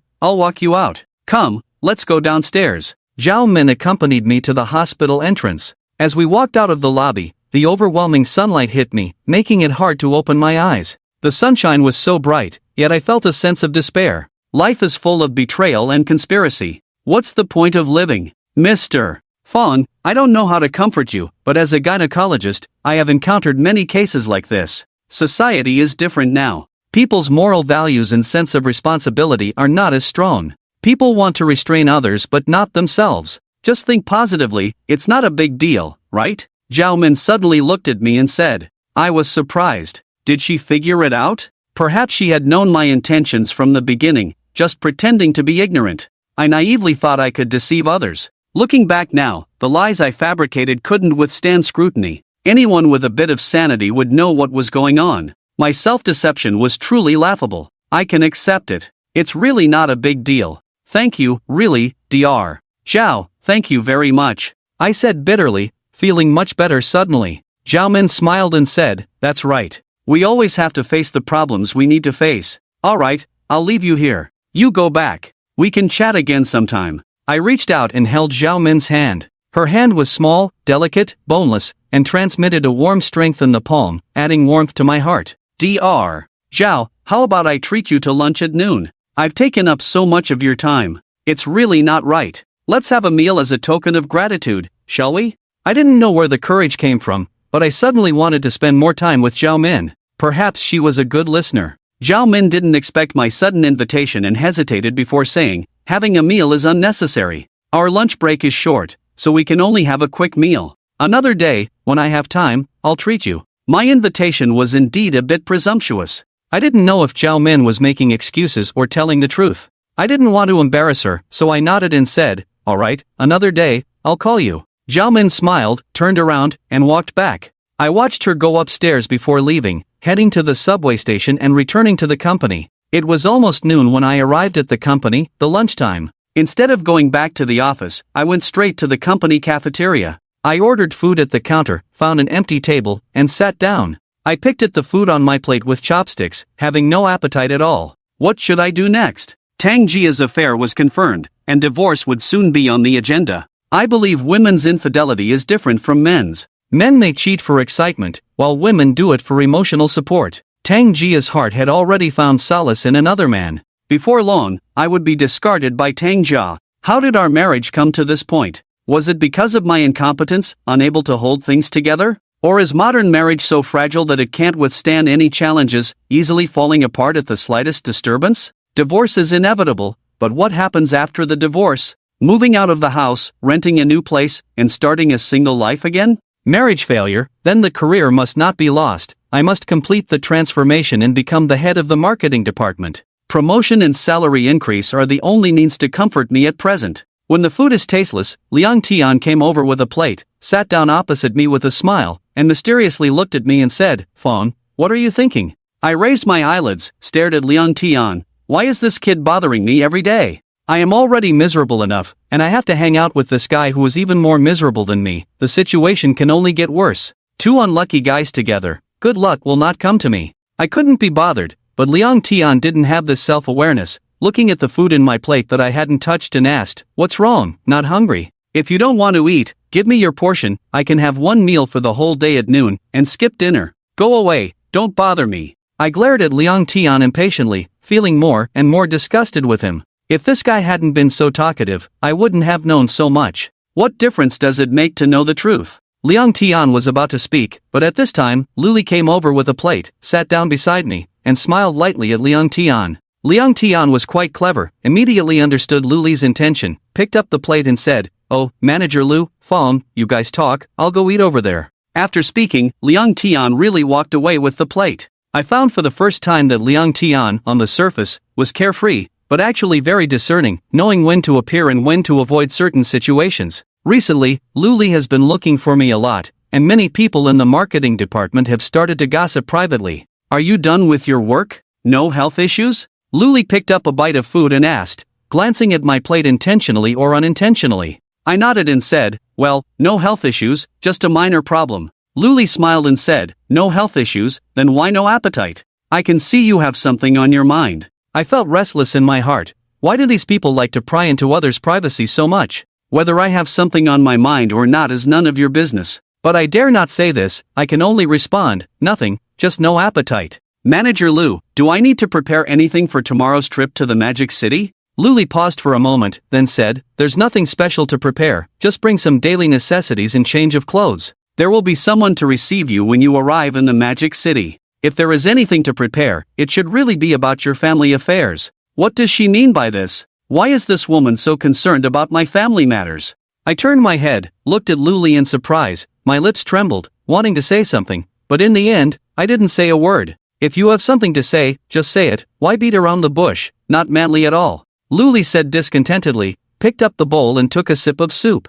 I nervously said, everything is fine at home, there's nothing to arrange. Is everything really fine? Luli's mouth showed a hint of a smirk, looking like she knew everything, and said, as an outsider, I have no right to interfere in your family matters. But as a colleague and friend, from your perspective, I advise you to prepare yourself mentally early. From what I know, the vast majority of divorces end up tearing each other apart, fighting over property without any sense of morality. Don't think you can be an exception. This woman is really annoying. Why does she speak so bluntly? Even though I know what she said is an objective fact, I just don't like to hear it. Of course, I will be prepared, but the thought that my former lover and I are now at odds still makes me very uncomfortable. After lunch, back at my desk, I half lying on the chair, closed my eyes, wanting to take a nap, but all I could think of was the scene of Wu Shanshui accompanying Tang Jia to have an abortion. Although the surveillance video has been deleted, I can still imagine the scene vividly in my mind, like a movie playing out clearly. According to Zhao Min's description, this scumbag actually treated Tang Jia with great care, behaving like a qualified model husband. Damn, have they found true love? Then what am I? According to a survey in Hong Kong on extramarital affairs, 90% of affairs happen in the workplace or office, with colleagues, superiors, and clients being the most common affair partners. The office becomes a breeding ground for affairs due to long-term relationships. For example, Tang Jia must have spent more time with their boss due to work than with me. A successful man is always attractive to outstanding women. But damn, does that constitute a valid reason for an affair? The more I think about it, the angrier I get. I couldn't sleep, so I got up, went outside for a smoke, and a plan started to form clearly in my mind. Although Lu Li's words were harsh, they were not unreasonable. Being prepared means gathering evidence against the other party as the wrongdoer, so that even if it goes to court, I have the upper hand and can judge her from a moral high ground. Without hesitation, I returned to the office, left a message for Lu Li on QQ, telling her I needed to go out and would be back before the end of the workday. Without waiting for Lu Li's reply, I left the office, took the elevator out of the building, hailed a cab, and headed straight to where Tang Jia's company was located. The place where Tang Jia's company was located was a building built by their headquarters, showing off their wealth and status. The office space was luxurious, with a classic European-style decor. I had been here twice before and was deeply impressed by the luxurious office space. The floor was paved with microcrystalline stone, and upon entering the lobby, I saw a classic Rolls-Royce and a modern Maserati parked in the center, surrounded by artificial hills and flowing water, with a water wall featuring a man-made waterfall, looking very spectacular. At that time, I thought to myself, damn, working here is really high class, I would be willing to work here even without pay. But this time, instead of entering their company, I circled the parking lot, found Tang Jia's car, confirmed she was inside the company. Then, I sat down at a coffee shop across from their company, ordered a coffee, and called Tang Jia. Hello, honey, are you busy right now? I asked insincerely. Tang Jia's voice came through the phone, sounding a bit tired, and said, not too busy, why suddenly call me now? Just missed you, so I called to say hello. I smiled and said. Tang Jia chuckled on the phone and said, Shizi, we've been married for so long, and you still use these lines. Come on, what's the matter? Is it that you don't have enough money on you? I said, no, just wanted to ask if you'll be working overtime tonight? It's hard to say now, it depends on the workload. If the department is efficient and all accounts are cleared up today, then no overtime tonight. If not, then we'll have to continue working overtime. Our department has been working overtime for many days in a row, my colleagues are complaining, and I'm tired of it too, please understand. Tang Jia said gently. I sneered inwardly, leaving yourself a way out, huh? Ready to attack and defend, seamless. Our company has arranged for me to go on a business trip to Shanghai tomorrow afternoon. It will be a week-long trip. Won't see you for a week. I will miss you. So I wanted to ask you, can you leave work early today? Let's have dinner together tonight. Consider it as you fulfilling my request, I said. Tang Jia's reaction was very strange. She first exclaimed, then said in surprise, "You're going on a business trip for a week? Your superiors rarely used to assign you business trips before, right? The past is the past, now is now. I am currently in the probation period. Performing well could lead to a promotion as the head of the marketing department at any time, so I need to seize every opportunity to perform well. Just tell me, can we have dinner together tonight?" I was a bit annoyed. Is it so difficult for you to have dinner together? Tang Jia hesitated for a moment and said, "I'll try to leave work early. I'll see you off tonight. By the way, what do you want to eat? Where should we go?" What to eat is not important, the key is who you eat with. Let's agree, contact me after work. We'll have something to eat near home together. With Tang Jia's attitude, I actually didn't hold much hope. Tang Jia said, "Okay, I'll try my best, but I can't guarantee it. If I really can't make it, I hope you won't blame me. Understanding is paramount." I hung up the phone directly, cursing in my heart, understanding my foot. I don't believe it. Is your company's finance department that busy? Our company's finance department is at most busy for a few days at the beginning and end of the month, usually idle shopping online and watching dramas. Just because you are a foreign company, does it mean you have to reconcile and audit accounts every day? The reason I have to stay here today is to see who Tang Jia is with after work every day. Is it true that she has to work overtime every day as she said? Is the whole department working overtime, or is she working overtime alone, and who is she working overtime with? Tang Jia is lying now, no need to draft. She speaks without thinking, making me doubt every word she says. Sitting in the cafe, after finishing a cup of coffee, I pondered, if I have to do it, then I must do it thoroughly. While investigating Tang Jia, I also need to conduct a background check on this Wu Shanshui. I am not good at this kind of investigation myself, but in Shenzhen, there are many professionals who specialize in this kind of work. Officially called a private detective agency, everyone knows the true nature of it, just a group of social idlers who obtain others' information through improper means for profit. There were public computers in the cafe. I turned on the computer, entered a few keywords on a local website, and immediately searched out a bunch of private detective agencies. I checked the information of these private detective agencies one by one, flipped through several, and finally found a relatively reliable company. This company is called Strong Consultation and Investigation Company. The boss looks like a shrewd and capable middle-aged man named Li Yutong, graduated from the police academy, worked as a police officer, then as a lawyer, and later opened this consulting and investigation company. This person should be quite professional. I dialed the phone number left in the information and roughly explained my purpose to the other party. The other party readily agreed to come to the cafe to meet me immediately. After waiting for about 30 minutes, a very well-dressed man in his mid-30s walked into the cafe. I recognized him at a glance. He was Li Yutong, the boss of Strong Company. I stood up immediately, waved to him, and said with a smile, "Mr. Li, over here." Li Yutong walked over, politely smiled at me, extended a hand and said politely, "You must be Mr. Fong, right? I am Li Yutong. Nice to meet you." I said, "Likewise, nice to meet you, Mr. Li, please have a seat." Li Yutong sat down in front of me, looked at me with a scrutinizing gaze. His eyes were very sharp, as if he could see through me at a glance. I believe in his judgment as a former criminal police officer. A person with a loser temperament all over. He can tell at a glance that I am definitely not a boss, and there is no money in my pocket. Being looked at like that by him, I suddenly lost my confidence. "Mr. Fong, let's get straight to the point. Who do you need us to investigate? What are the specific requirements?" After Li Yutong glanced at me, he didn't even bother with pleasantries. I thought the same. Since it's about spending money, there's no need for hypocritical pleasantries. So I also got straight to the point and said, "Mr. Li, let me be direct.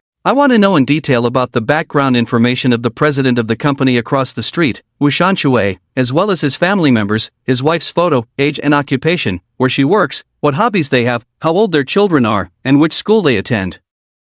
The more detailed the information, the better. Give me a price. You want to investigate Wu Shanshui, the general manager of the Shenzhen branch of Oriental Communication Equipment Group?" Li Yutong looked at me with a hint of surprise. I nodded and asked, "What's wrong? Is it not allowed? Give me a price." Li Yutong seemed a bit hesitant, pondered for a moment, and said, "Okay, we can investigate and provide the information within 3 days. It's 10,000 a day, so 3 days will be 30,000, a fixed price, no bargaining." Damn, does it cost so much money to investigate a person? 10,000 a day, spending 30,000 to find out about a rival, this is too expensive. Spending so much money not only hurts the heart, but also feels damn unjust. This guy is asking for a sky-high price. I don't know if he wants to make me give up or if he wants to make a profit from me. Although I don't know the specific market price of private detectives, I at least know that 30,000 yuan should be worth it. Spending 30,000 just to do a simple background check on an ordinary citizen is definitely a ripoff.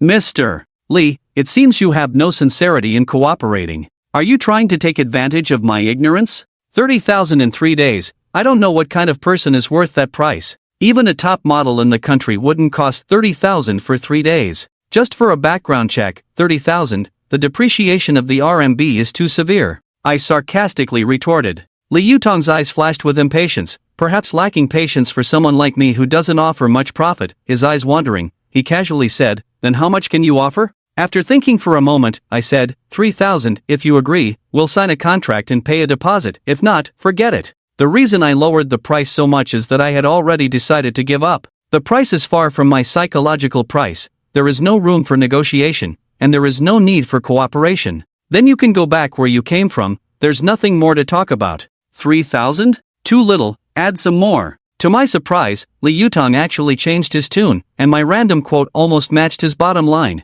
Thinking of this, I couldn't help but chuckle. It seems that the waters in this line of work are deep. The market is very chaotic. There is no universal market price at all. After thinking for a moment, I said, 3,000 is already a lot, but if your information can surprise me, I can add some more money. If the information you provide is accurate enough, we can continue to cooperate in the future, and I can also introduce other clients to you. You won't lose out at all. Add another 1,000, I'm in, let's sign the contract now. Li Yutong gritted his teeth and made up his mind. I readily said, okay, deal. But I need detailed and accurate information, don't just give me some common information to fool me. If I find any false information, I will definitely hold you accountable. Li Yutong didn't say a word. She took out a contract from her briefcase, made some amendments with 2 strokes, and handed it to me to review.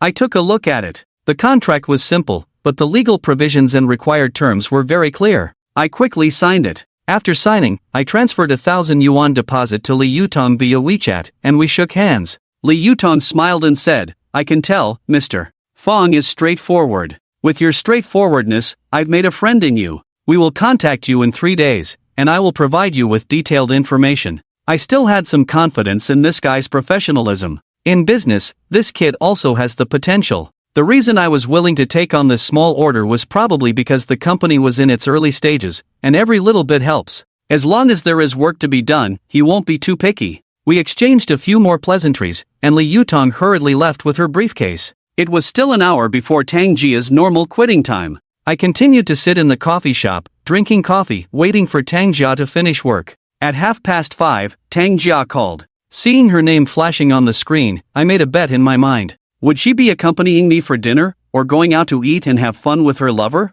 Hello, dear, are you off work? Tang Jia asked softly. I said, yes, I'm just about to finish work. How about you? Are you working overtime today? I don't need to work overtime today, but just now our administrative director, Sister Lu, asked me to go shopping with her. After shopping, we will have dinner with a few close colleagues. I declined several times, but they insisted on dragging me along today. You know, the company has been working overtime a lot recently. Today we managed to finish work on time, and everyone is eager to go shopping, buy some clothes and cosmetics. Tang Jia said with difficulty. As soon as I heard this, my heart sank. Damn, even your colleagues are more important to you than me. I'm really not doing well. A surge of anger rose to my head, feeling utterly insignificant. So, you can't accompany me today and you want to go shopping with your company sisters? I said discontentedly. Tang Jia said with great distress, I told them that you have a business trip tomorrow, and I wanted to have a meal with you today. But they all laughed at me, saying that we are an old married couple and still so clingy, making me feel awkward.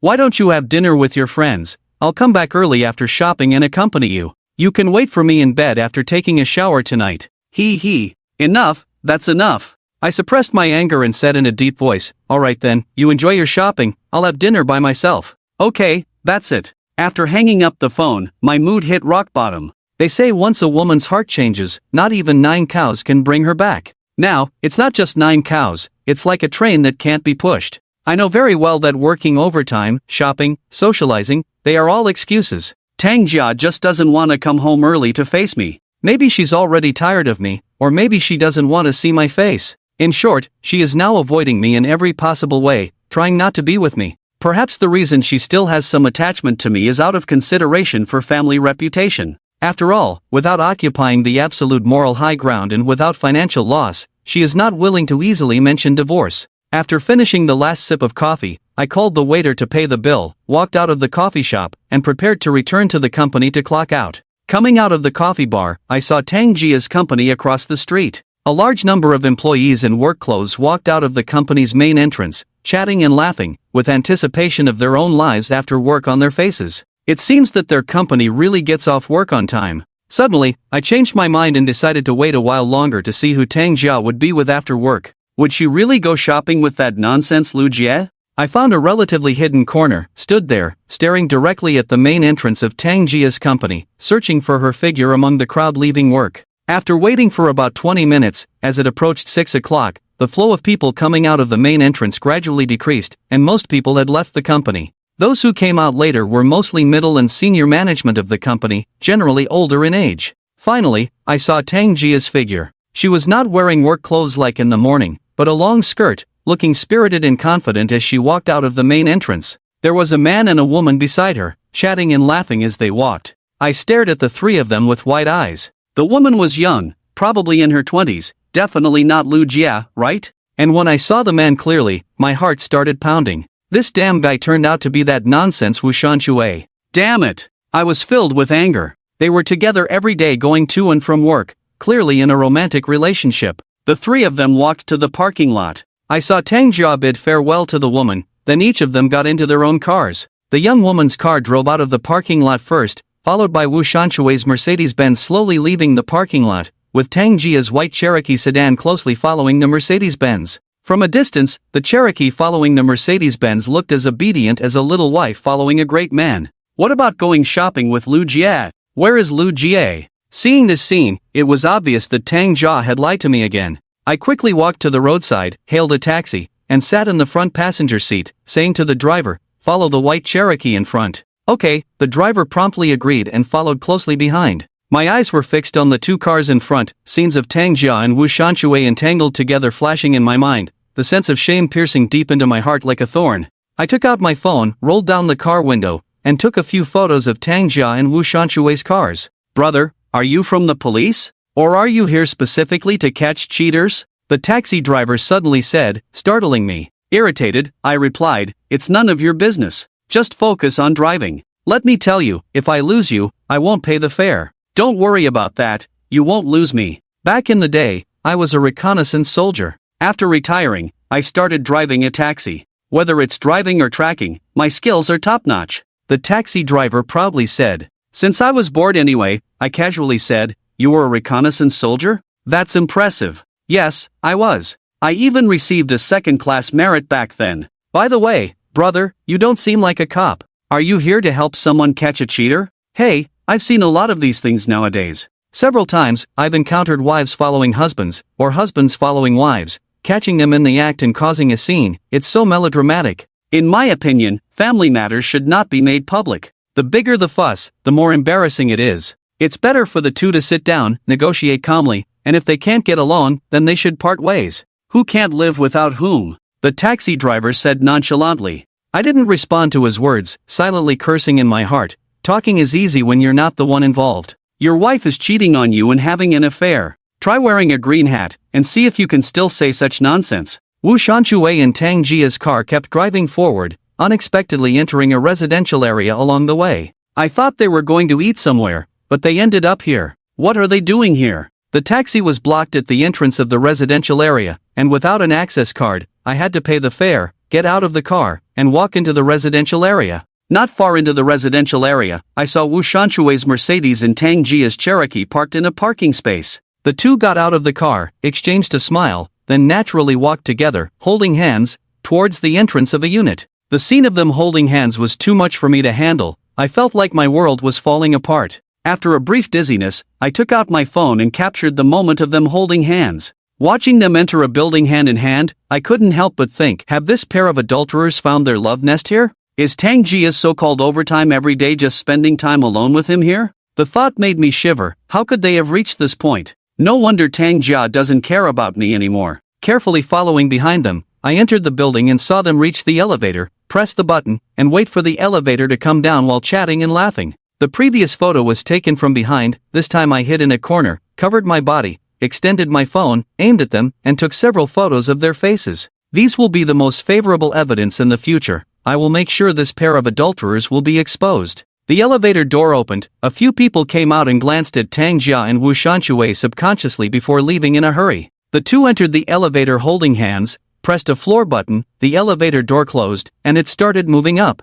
I hurried over, nervously watching the elevator reach the final floor. 1 minute later, the elevator stopped on the 8th floor according to the light display. It stopped for a minute, then continued moving, and stopped again on the 12th floor, where it remained still. Did they stop on the 8th floor? Or the 12th floor? Both are possible. I quickly pressed the elevator button, anxiously waiting for it to come down. I should check both floors to confirm their love nest, then I will have the upper hand. Although I felt extremely unpleasant and disgusted doing all this, I couldn't help but feel despicable. When could I have imagined that one day I would resort to such lowly tactics of tracking and spying? But for my own protection, I had to do it. Although not professional, everyone has this ability naturally. The elevator came down, a man and a woman came out, arm in arm, hugging and laughing before leaving. I entered the elevator, pressed the 8th floor, the door closed, and the elevator began to ascend slowly. On the 8th floor, as the elevator stopped and the door opened, I hid on the left side, cautiously peeking outside.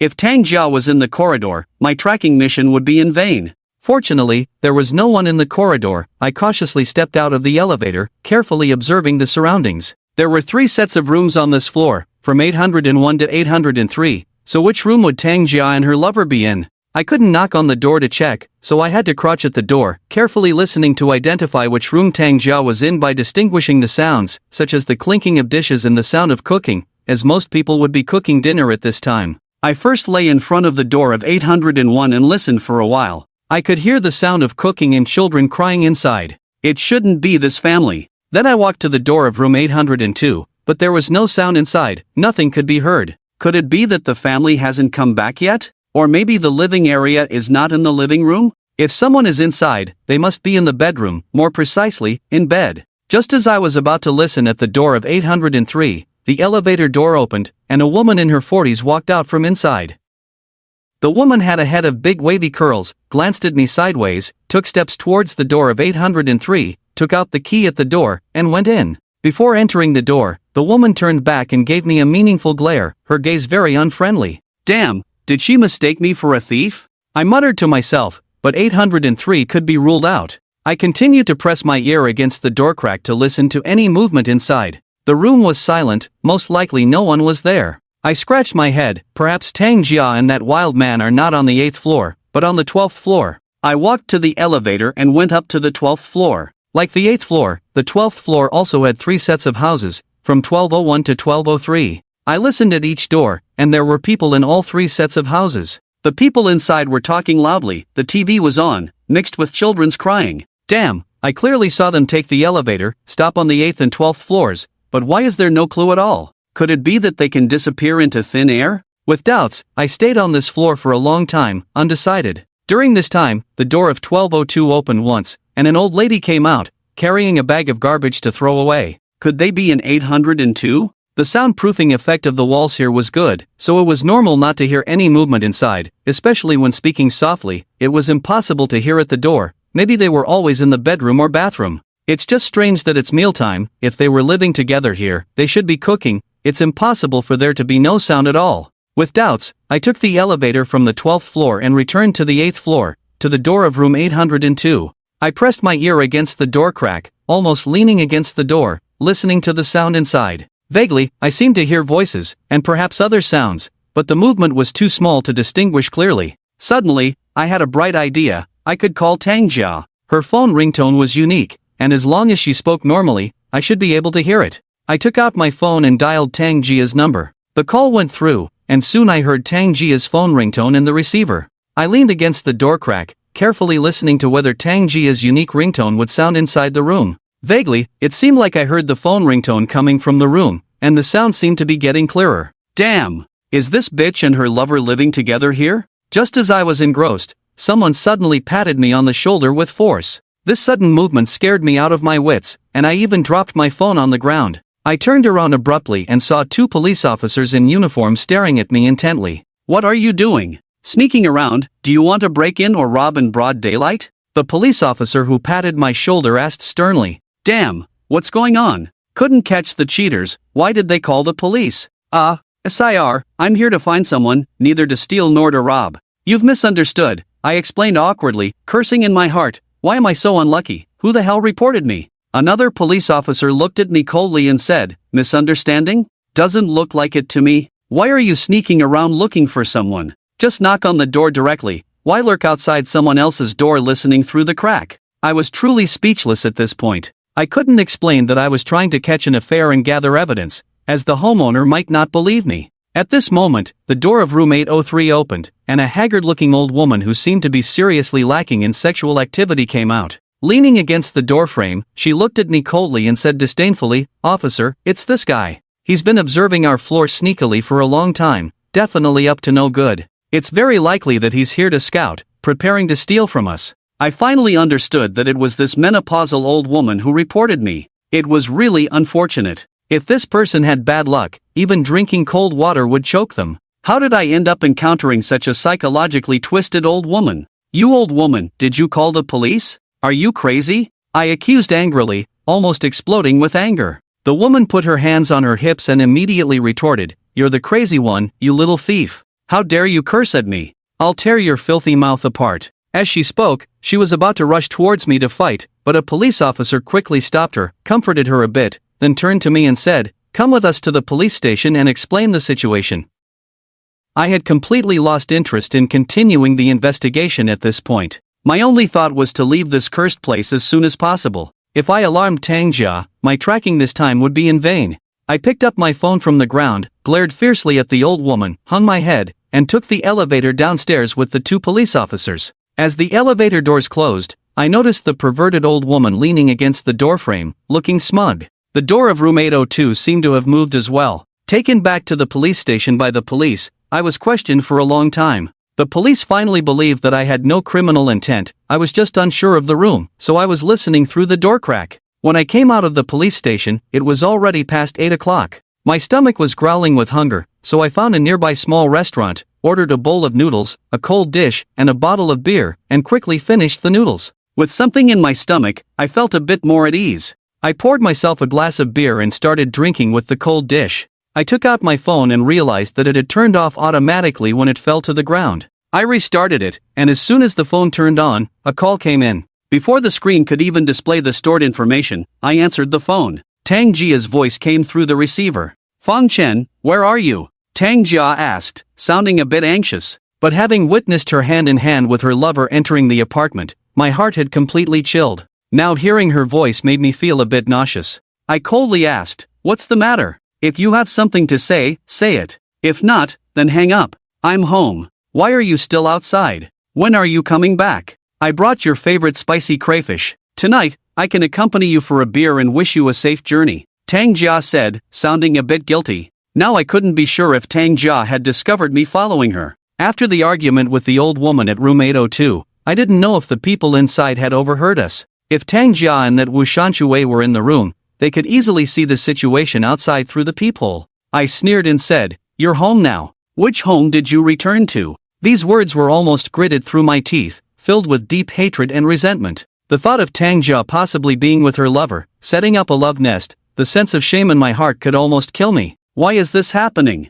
How did our good days turn into this? What does that old man have that I don't? He's older than me, uglier than me, starting to gain weight, definitely not better than me in bed. After all, there's that age gap. But he has money, he's successful in his career compared to me. What truly supports a man is nothing but his career. A successful man is full of confidence, extraordinary demeanor, speaks and acts with much more grandeur, exuding a charm of confidence and composure. On the other hand, a man who fails in his career, has no money in his pocket, has no confidence at all. Even if you are handsome and strong, if your temperament reveals a sense of inferiority, unable to stand tall, speaking without firmness, you will easily be looked down upon by women. Once a man is looked down upon by a woman, he truly becomes worthless. I think the main reason why Tang Jia fell in love with someone else is here. I made her feel inadequate, unable to satisfy her vanity. And that general manager of theirs happened to make up for my shortcomings, quickly conquering Tang Jia's heart, and then her body. With both her heart and body given to someone else, I naturally became redundant.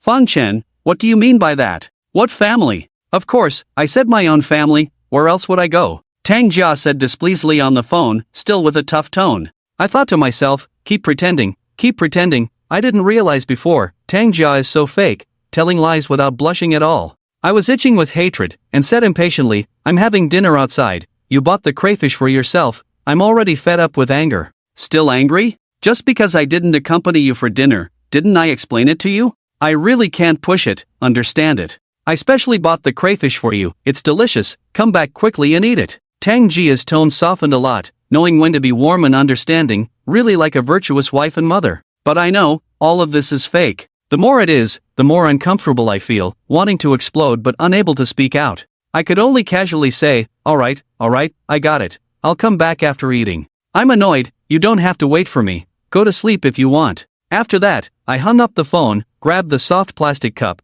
and drank all the beer in the cup in big gulps. The pain in my heart is indescribable, and there's no one to confide in. In such a shabby little shop, I ate a plate of cold dishes, drank 6 bottles of beer, got myself a bit drunk, and looked at the world with blurred eyes. The street outside was crowded with people, coming and going, some laughing, some with faces full of sorrow. There was also a couple standing on the street, having a heated argument, but then embracing and kissing as if no one else was around. The man's hands slipped into the woman's pants, their expressions were passionate and unrestrained. I suddenly realized how absurd and ridiculous life is. Whether happy or sad, it's actually your own business, nothing to do with others. I didn't want to go home, I just wanted to be drunk alone. The family that once brought me immense warmth and happiness no longer exists, going back to face it, it's just a big house. The house may be good, but living alone in it doesn't make it a home. In the meantime, Tang Jia called me twice, I didn't answer the phone, turning a blind eye. Today, after witnessing Tang Jia's affair with Wu Shanshui, I lost the last trace of fantasy about Tang Jia, my heart completely cooled down, this person will soon be removed from my world. When I finished the 6th bottle of beer, my phone rang again. I drooped my eyelids and glanced at the caller ID. This time it wasn't from Tang Jia, but from Lu Li. Fang Chen, where did you go this afternoon? Why didn't you come back to clock in? Lu Li asked sternly after I answered the phone. I explained, sorry, there was an unexpected situation, and I couldn't make it back. I'll write a makeup card tomorrow, can you sign it for me? You didn't come back, and you didn't even tell me, really. The department had a summary meeting in the afternoon, and you were the only one missing. When others asked, I couldn't explain for you, making me very passive. If you are so careless, how can I speak for you when it's time for performance evaluations and promotions? Lu Li said discontentedly. It was indeed my fault, and Lu Li helping me cover up was already very righteous. I quickly said, I'm really sorry, Manager Lu, I won't let it happen again in the future. Forget it, luckily I covered for you today, and Vice Manager Tan didn't pursue anything. You have a business trip tomorrow, have you prepared everything you need? Lu Li's tone softened, making me feel a warm flow in my heart. But what am I preparing for? I don't even want to go back to that home now. Just a few changes of clothes and some daily necessities, right? I said, oh, I'm all set, I'll bring my suitcase to the company tomorrow. Where are you now? Why does it sound like you're outside, so noisy? Lu Li suddenly changed the subject and asked. I said, oh, I'm eating out, having a little drink. With whom? Lu Li continued to ask. I said, who else could it be? I'm alone. I've had 6 bottles of beer, and it's the first time I've found beer so enjoyable. Drinking so much alone, you're almost becoming an alcoholic. Send me your location immediately, I'll come pick you up. Lu Li ordered without room for refusal. I said, it's okay, after finishing this bottle, I'll take a taxi back by myself. I feel bad bothering you every time. Stop talking nonsense, send me your location now, I'll drive over to take you home. Late at night, drinking alone outside, aren't you afraid of trouble? Lu Li said very seriously, her commanding tone making me feel unusually warm. I said, okay, wait a moment, I'll send it to you via WeChat. I hung up the phone, opened WeChat, located my position, sent it to Lu Li, and then held the soft cup, drinking beer sip by sip. It was late at night, neon lights flickered on the street, and the entertainment venues on the opposite street were bustling. I looked at the scenery on the street, my eyes gradually becoming blurred. Huh, you're really drinking alone, is it necessary? Luli suddenly appeared in front of me, looking down at the table full of empty bottles and the half-eaten cold dishes, frowning. I looked up, and our eyes met in the air. I chuckled and said, "You're here, you're fast. How about having a drink with me? I'm driving, do you want me to drink and drive? Look at the time, it's past 10, the restaurants are about to close." "Alright, stop drinking. I'll take you home," Luli said. I nodded, finished the remaining drink in the cup, called the boss to pay the bill, and staggered out of the small restaurant. There were steps below, I didn't see clearly, stepped on empty, and my steps staggered. Luli quickly held me, criticizing me impatiently. "Look at you, your alcohol tolerance is not good, and you're drinking so much, you can't even walk steadily." "Manager Lou, you're so good to me. I just don't understand. Why are you so good to me?" I chuckled foolishly, asked the doubt in my heart while under the influence of alcohol. Luli rolled her eyes and said, "So you want me to treat you badly? This guy, really, is it wrong to care for you? I wish someone would care about me like this." Luli supported me as we walked to where she parked her car, opened the door, helped me into the passenger seat. Then she went around, opened the driver's door, sat in, fastened her seatbelt, started the car, slowly drove towards the residential area where I lived. "Where did you go this afternoon? What happened? Why are you in such a bad mood? Just now, seeing you like this, I feel you look so haggard," Luli asked softly as she drove. I said, "Actually, nothing happened, I just don't want to go home." "Don't you often not want to go home either? I'd rather stay in the office to work overtime than be alone at home." I thought to myself, what happened? How could I tell you? Can I tell you that I followed my wife and her lover to their love nest? Can I tell you that I crouched by the door, got a call from a perverted old woman, and got caught by the police station? Such a shameful thing, I can only keep it to myself, I can't tell anyone. My situation is different from yours, I am single, but you have a wife. Is your wife still working overtime and not coming home these days? Luli said. I said, yes, they work in foreign companies, the workload is heavy. The high salary and benefits in foreign companies are not given for nothing. Women are treated like men are treated like livestock. You earn more, but you also give more. Luli's mouth showed a hint of a cold smile. She didn't believe a word I said, she already knew in her heart. A woman who is never at home all day must have a problem. Working overtime is just a fancy excuse. After more than 10 minutes, Luli's BMW arrived at the entrance of our residential area. I greeted the guard at the gate, the guard raised the barrier, and Luli's car drove in.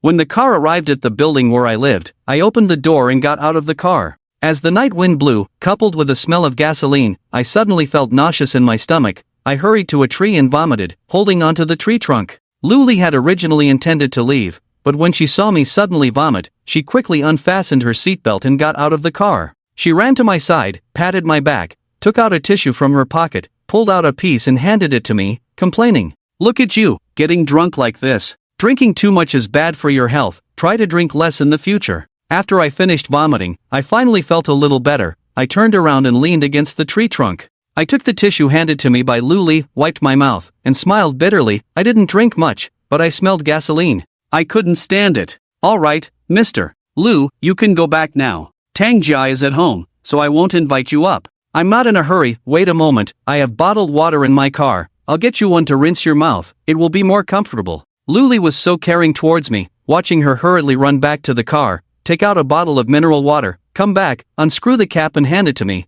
I was so touched that tears almost came out. Just as I took a sip of water, I suddenly noticed from the corner of my eye that Tangjia was standing not far away. She looked at me and Luli with a cold gaze, her face full of hostility. Luli also saw Tangjia, a hint of coldness at the corner of her mouth. She didn't care at all, instead continued to pat my back, watching me drink a few sips of mineral water to rinse my mouth, and asked, "How do you feel now? Do you feel better?" "Much better, thank you so much, Mr. Lu. It's getting late, so you should go back first." I also pretended not to see Tangjia, and politely said to Luli. Luli nodded and said, "Alright, then you go back, take a shower, rest early, take care of yourself, you will be very tired on your business trip tomorrow, make sure to conserve your energy." "Okay, Mr. Lu, I will pay attention, it will definitely not affect my work." I am still polite with Luli, but deep down, I want to provoke, even anger Tangjia. Tangjia crossed her arms, looked at us coldly, and said nothing. When Luli walked to the car door, opened it, and was about to get in, Tangjia suddenly shouted, "Manager Lu, since you're here, why rush to leave? We're already downstairs at my place, don't you want to come up and sit for a while?" "Oh, isn't this Manager Tang? When did you come downstairs? Why didn't I notice you? My eyesight is bad, I'm really sorry." Luli said in a surprised tone, with a hint of disdain. A few nights ago, Luli and Tang Jia had been at odds while drinking. Although they didn't fall out at the time, the hostility between them was evident. The feud had already begun. They were destined to be arch-enemies, not friends. Did you not see me? Or are you pretending not to see me on purpose? I've been standing here for a few minutes. The two of you were so engrossed in each other, you couldn't see me. That's really something. Tang Jia sarcastically remarked, glaring at me. I explained, don't misunderstand, I had dinner alone, had a few extra drinks, and Manager Lu kindly offered to drive me back. I'm not misunderstanding. Why would I dare to misunderstand? If my husband has another woman caring for him like this, I'd be delighted. Why would I be angry? Come upstairs, Manager Lu. Thank you for bringing my husband back. Since you're here, come up, have a coffee before you leave. Tang Jia eagerly invited Luli to her home.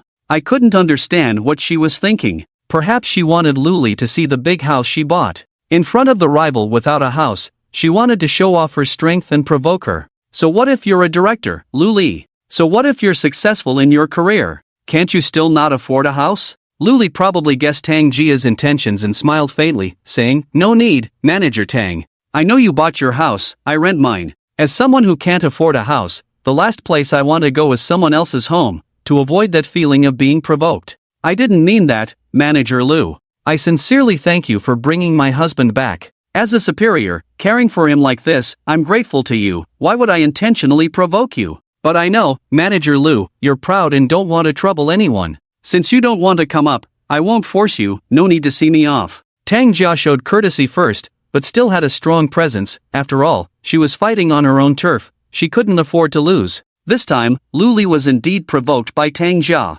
Originally very proud, she wouldn't easily admit defeat. But with the soaring property prices nowadays, even someone like Luli, earning a salary of over 300,000 a year, could only sigh at the thought of buying a house. She snorted, opened the car door, got in, and quickly left the residential area. With Luli gone, I was the only target left for Tang Jia. But my anger towards her was even greater. I didn't even look at Tang Jia directly. I walked towards the building entrance, got into the elevator, didn't wait for Tang Jia, and closed the elevator door. Back home, I made myself a cup of hot tea and sat on the sofa. The TV was on, there were many cigarette butts and melon seed shells in the ashtray on the table, and a box of crayfish takeout was placed there. There was a lingering smell of smoke in the living room. It seemed that Tang Jia had been at home for quite some time. If I hadn't seen Tang Jia and that Wu Shanshui hand in hand entering a building, I might have believed that Tang Jia had left work early and was waiting for me at home. Tang Jia came in and sat down beside me. She asked with a stern face, Fang Chen, don't you need to explain to me?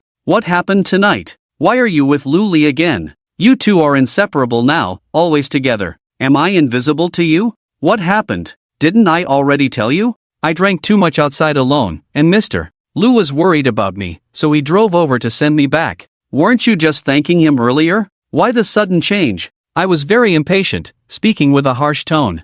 I didn't even bother to explain to her now. I thought to myself, why can you fool around outside but not allow me to date my female boss? Why do you have double standards? Even if something happened between me and Lu Li, it's because of you. Thank her? Are you really that naive or just pretending? Why should she interfere in my affairs? Does my man need her care? Tang Jia sneered and retorted. I asked back, have you ever cared about me? What have you been doing all day? You know better than anyone. Tang Jia, I don't want to deal with you now. Please don't interfere too much in the matters between me and my colleagues. What do you mean by that? Are you really not interested anymore? Tang Jia's face suddenly turned serious, asking sharply. Finally getting to the point, showing signs of confrontation. But is today too early? I'm not fully prepared mentally yet. Is it me who doesn't want to continue, or is it you? Reflect on yourself. I have a business trip tomorrow, and I want to have dinner with you tonight. But you, just a colleague, are more important than me.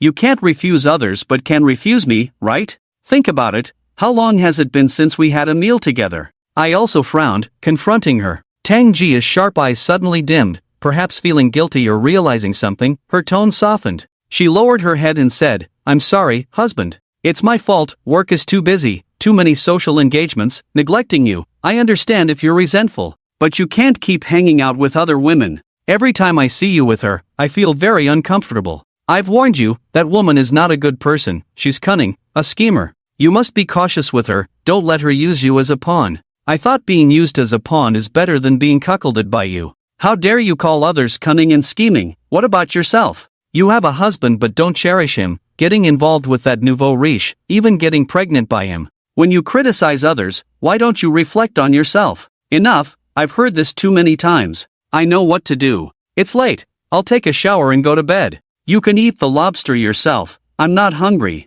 I took a few sips of tea, stood up, and went to the bathroom to take a shower. As the hot water flowed from the showerhead and touched my skin, it felt very comfortable. With my eyes closed, I thought about Tang Jia's words and recalled Lu Li's gentle eyes. I couldn't help but wonder, why is Lu Li so good to me? There's no reason, she's beautiful, capable, with an annual income of over 500,000. She's a hot commodity in the dating market, so why is she interested in a loser like me? Lost in my thoughts, I heard Tang Jia's phone ringing in the living room. The unique ringtone made me shiver all over, and I couldn't help but listen intently. This afternoon, I was caught eavesdropping on the phone ring at the door crack by the police, so I was very sensitive to this sound. I turned off the hot water, tiptoed to the bathroom door, gently opened a crack, and peeked into the living room. I saw Tang Jia pick up the phone and saw the caller ID. A smile appeared on her lips, her eyes lit up, looking very happy. This was clearly a long-awaited call, perhaps from someone she admired or loved. Tang Jia answered the phone, intentionally or unintentionally glanced towards the bathroom, then whispered, "Hello, still not asleep?"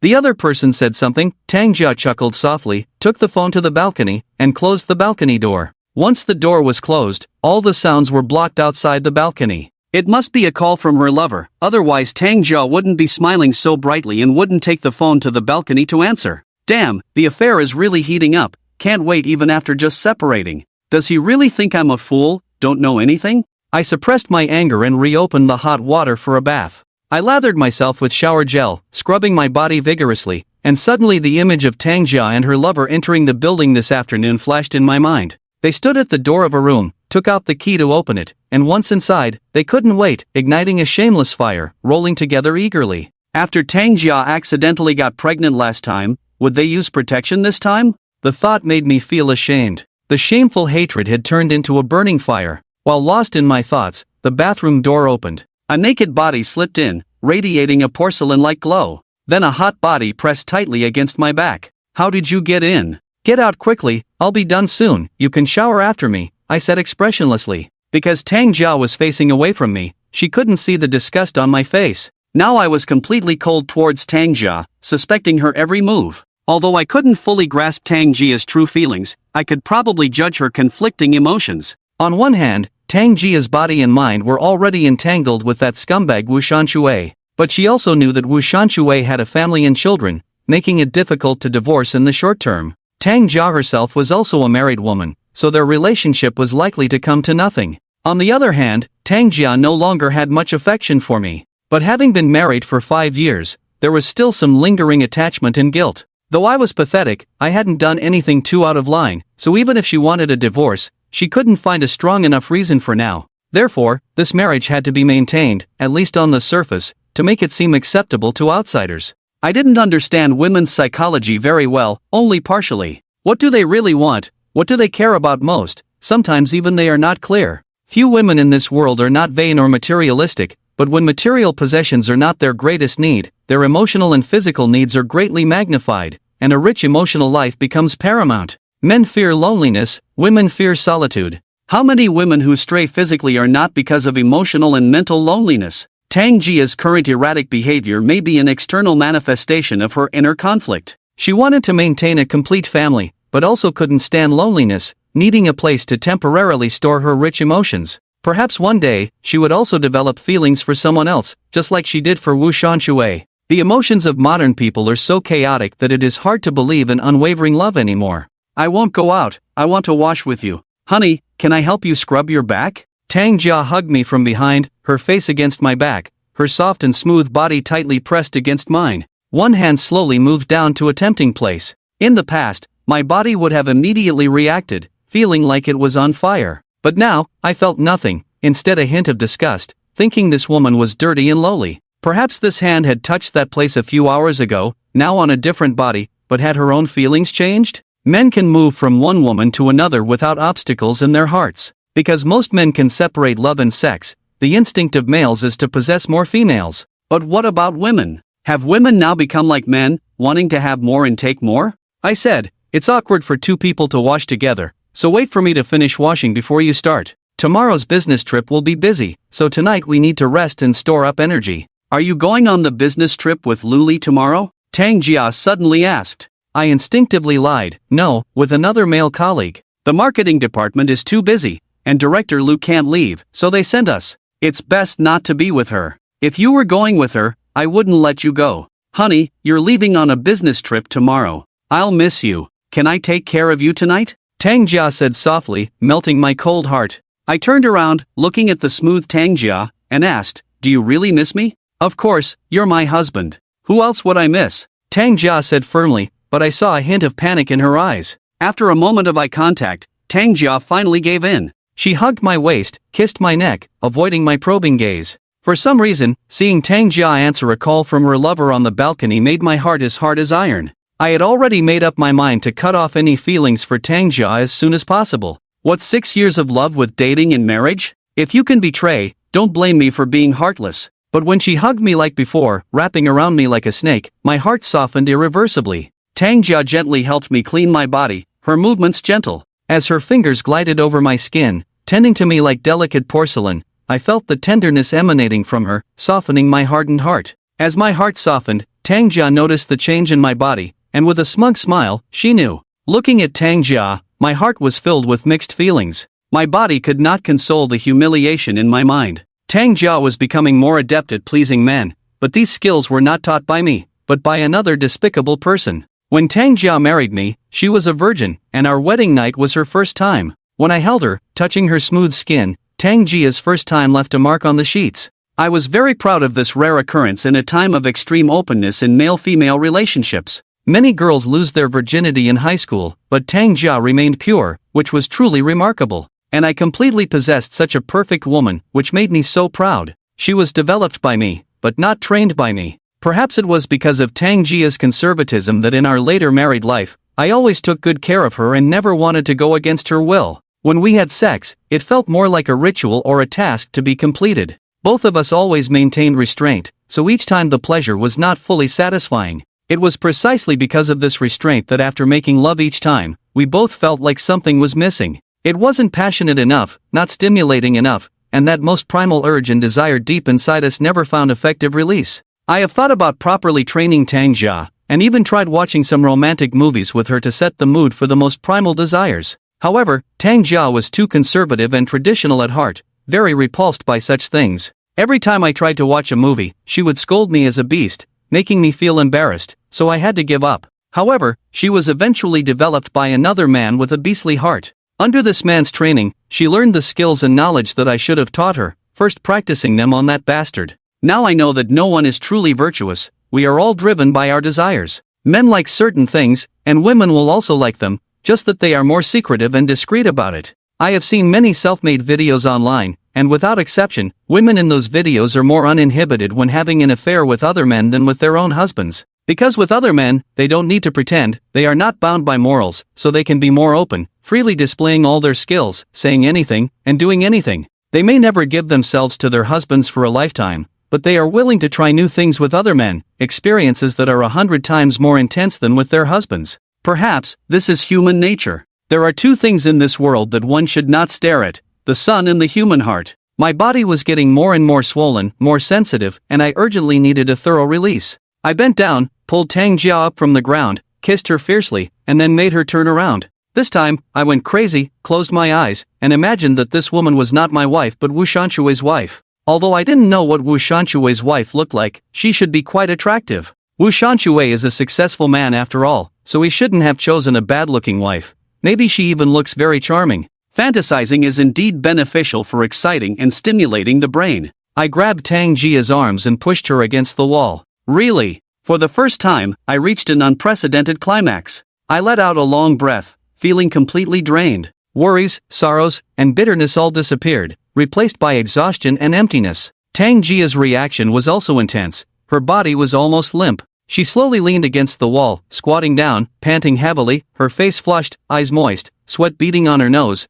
and her body in a state of exhaustion. Honey, you were amazing today. I'm so satisfied. How come I didn't realize how amazing you are before? Tang Jia slowly stood up and turned on the hot water to wash our bodies. I didn't want to speak, nor could I tell her the truth. Do I have to tell her that I fantasized about her as Wu Shanshui's wife? I've always been amazing, it's just that you didn't cooperate before, always feeling embarrassed. I explained, which was actually the truth. Tang Jia pursed her lips and said, blame me. You men, sigh. Us men? Who else? I asked with a frown, feeling very uncomfortable inside. Damn it! Is she reminding me of her affair with Wu Shanshui? Tang Jia knew she had misspoken, stuck out her tongue, and did not continue the conversation. Now I am not sure, when Tang Jia was caught at the door of room 802 today, did she hear my voice? If she did, her reaction should not be now. But what if she is pretending to be confused? Then this woman's scheming is too deep, able to disguise herself to such an extent, which is not something an ordinary person can do.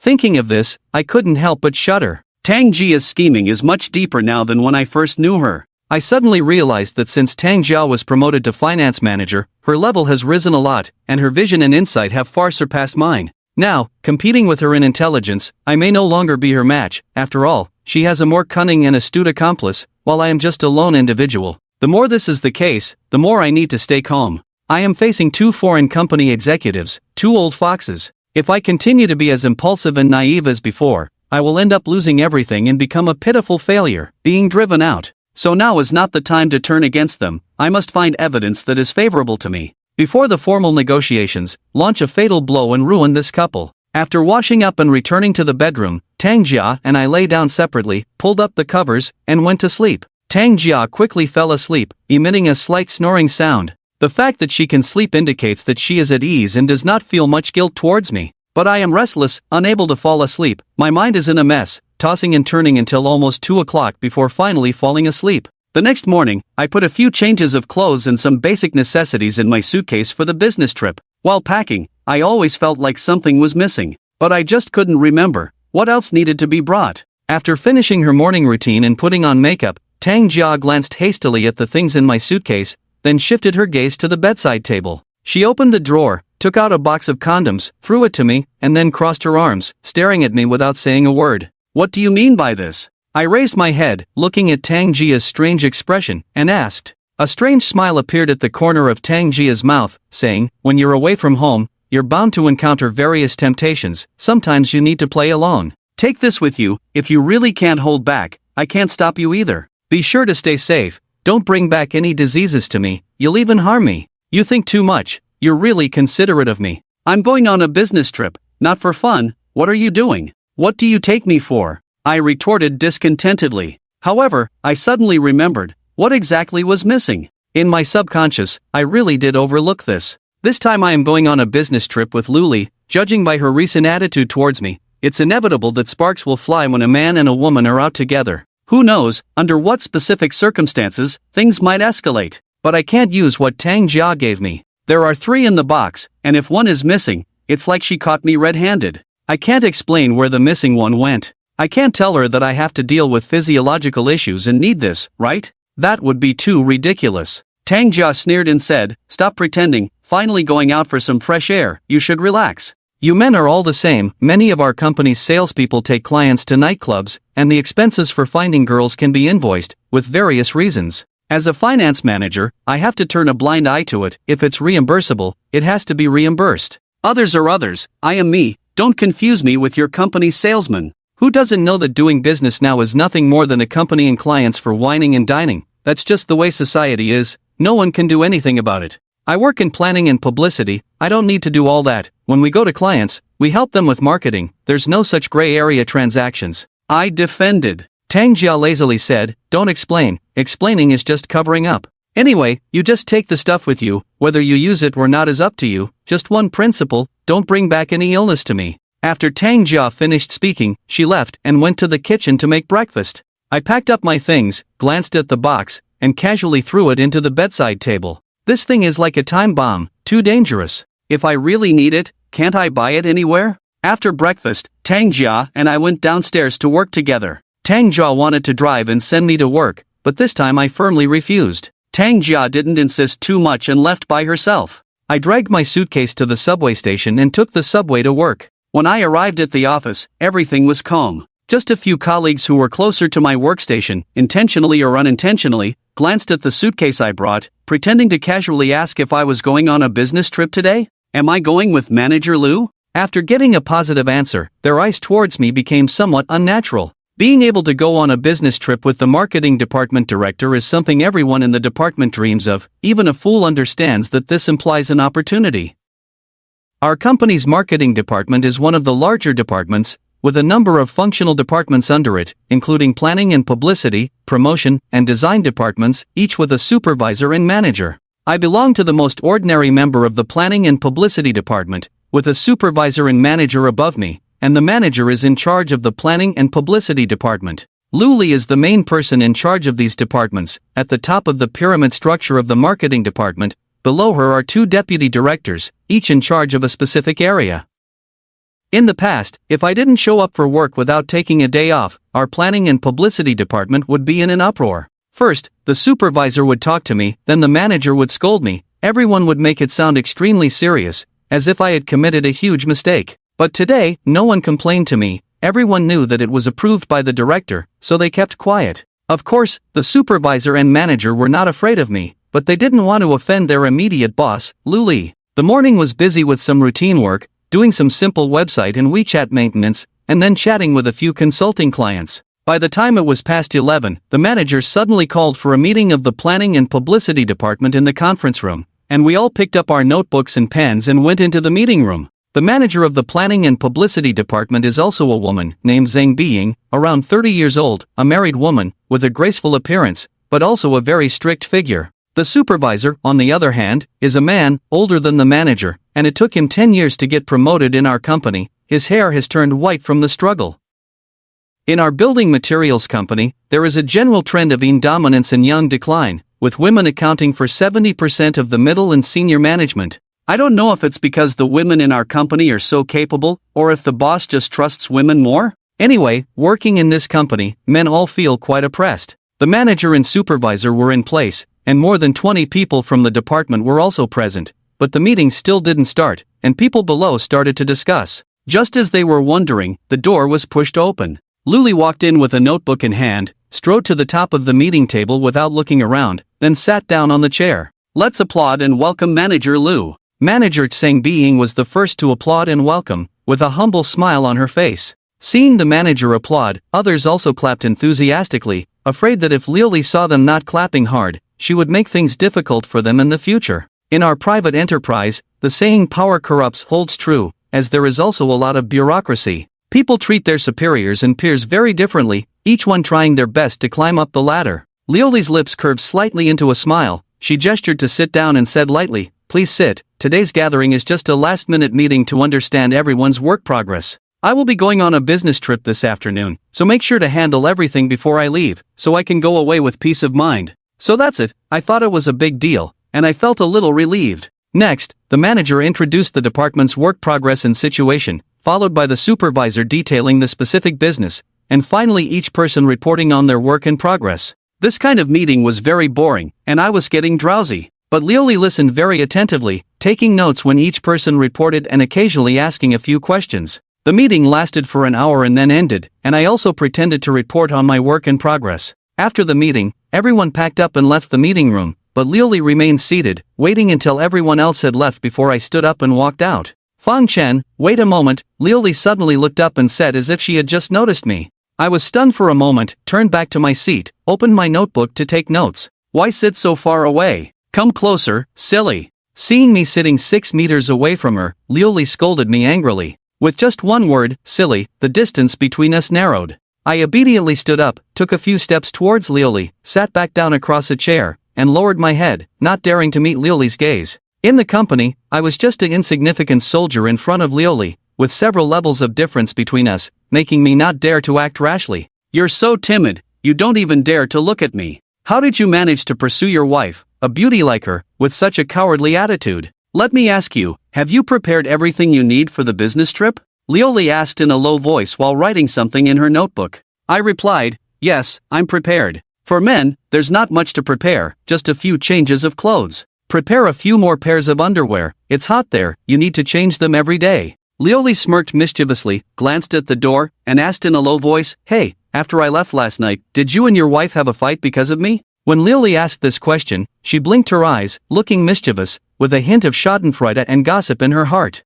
Seeing this woman's face, I cursed inwardly, thinking, you damn, are you just here for the drama? Are you happy that my wife and I fought because of you? This mentality is really dark. Do you want us to have a big fight, or to keep things calm? I raised my head and looked at Lily, countering her move. Lily smiled with her eyes narrowed, forming a beautiful crescent shape, and said, it doesn't matter, I just don't want to affect your marital harmony. Well, it's almost time for lunch. Go back and finish your work cleanly, don't leave any loose ends. Also, hand over the clients that need to be maintained to Liang Tian, he will be temporarily responsible for them for the next few days. Take a short break at noon, the company will send a car at 2 o'clock to take us to the airport. Alright, I'm going out to get busy, make sure to hand over the work clearly. I stood up and said. Luli nodded, then lowered her head to continue writing on the notebook, ignoring me. At noon, after finishing my meal in the cafeteria, I lazily walked from the cafeteria to the office, feeling full and sleepy. I said I would rest well last night, but I didn't really rest well at all.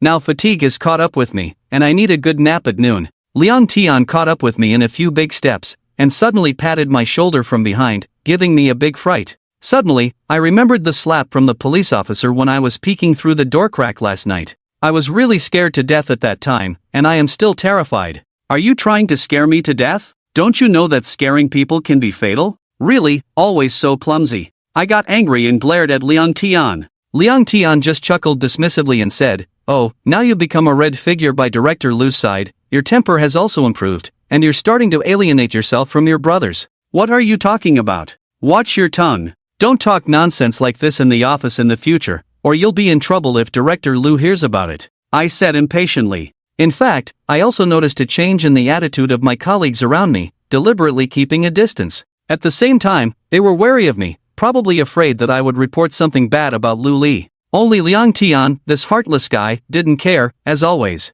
Liang Tian smiled slightly, lowered his voice mysteriously, and asked, are you going on a business trip with Director Lu this time? It seems like it's just the two of you this time, a romantic trip, not delaying both work and personal matters. Who told you that? We are going to the Magic City for business. Why are you thinking so vulgarly? Didn't you go on a business trip with Manager Zhang before? How come when it's with me, it becomes a romantic trip? I rolled my eyes discontentedly, guessing that more than just Liang Tian had such thoughts, probably many people in the marketing department. Liang Tian grinned and said, come on, Fanggu, don't be modest. Manager Zhang can't be compared to Director Lu at all, it's like heaven and earth. Even if she were given to me for free, I wouldn't want her. Hey, how did you win over Luli? Can you teach me too? Let me learn a trick or two, for self-preservation in the future. Have you heard? Our company may be laying off employees soon. 1/3 of those who didn't meet the assessment standards may be laid off or transferred, which is actually a disguised dismissal. Now that you've gotten close to Director Lu, you don't have to worry about being laid off, but I could be fired at any time.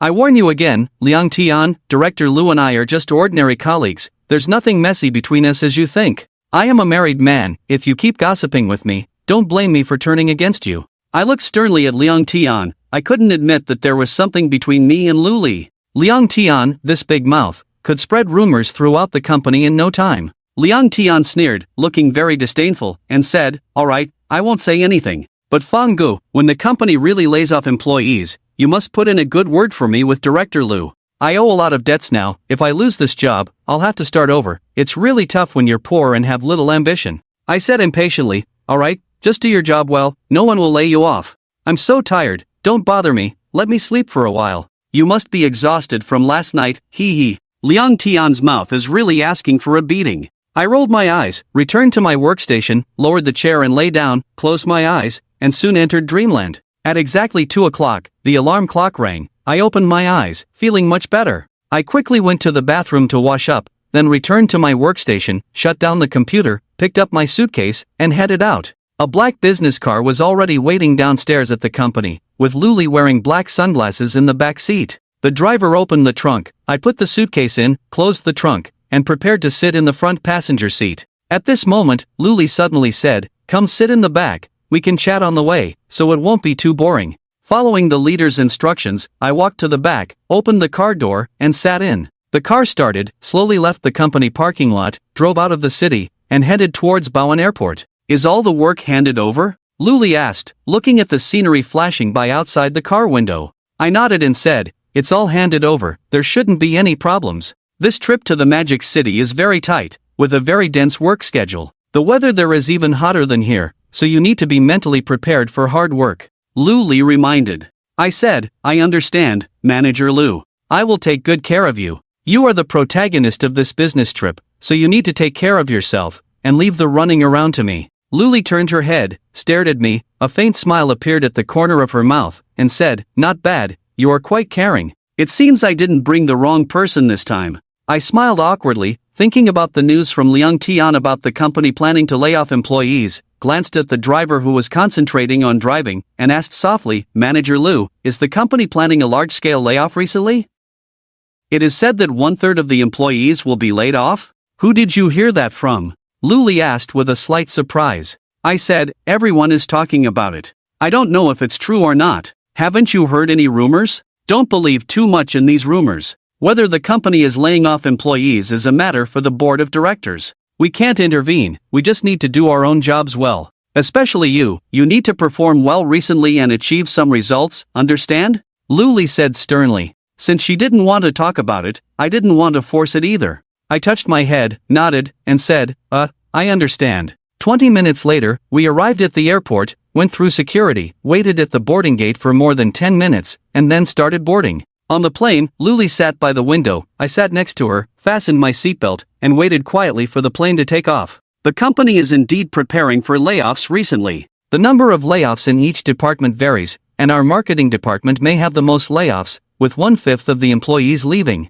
Lu Li suddenly brought up this topic again, which surprised me. It seems that the higher-ups are already preparing to take action, and the layoffs may happen during our business trip in the next few days. I quickly asked, didn't you say you wanted to cultivate and promote a group of key employees? Why suddenly lay off employees? And such a large scale. This is actually quite normal. It's a normal turnover for a company. Layoffs and cultivating key employees are not contradictory. This is also what a company needs to do to maintain a healthy structure, to remove impurities and retain the essence. I'll tell you the truth, if it weren't for me advocating for you, your name would have been on the list of employees to be laid off this time. Your name was on the list of unsatisfactory employees submitted by your former manager. Did you have a conflict with her? Lu Li said in a low voice, staring into my eyes. Damn, I almost got laid off. This is too terrifying. I tried to recall, it seems I didn't have a direct conflict with Zhang Being, but why does this woman hate me so much? No, I absolutely did not have a direct conflict with her,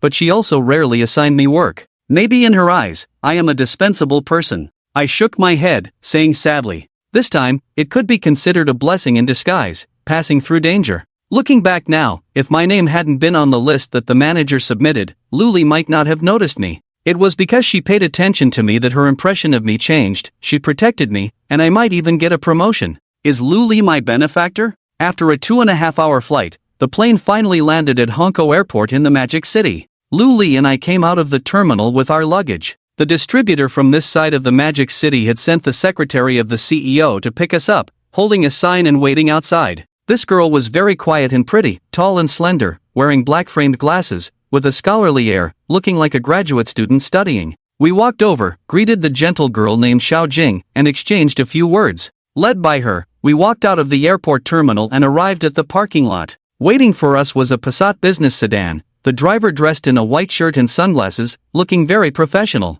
Lu Li and I sat in the back seat, while Xiao Jing sat in the front passenger seat, enthusiastically introducing the local customs, cuisine, and other aspects of the Magic City along the way, suggesting that we could go to the Bund for a stroll in our free time. Manager Lu, our boss arranged for me to first take you to the hotel to rest. In the evening, he has prepared a welcome banquet for you. The hotel is the Langting Holiday Hotel in Pudong, a 4-star standard. It's still more than an hour until dinner, and the Magic City is quite hot. When you arrive at the hotel, you can take a shower, change clothes first. The driver will pick you up at 6:30 sharp. Xiao Jing explained clearly. Lu Li nodded and said, okay, thank you to your boss and you for the warm hospitality. The car soon arrived at the Langting Holiday Hotel in Pudong New Area. Rooms were arranged, and the driver and Xiao Jing helped us carry our luggage to the door of the room. They politely smiled, exchanged a few pleasantries, and then left. Lu Li and I each had a room. I entered my room, placed my luggage, feeling sweaty and uncomfortable, so I went into the bathroom, turned on the hot water, and started showering.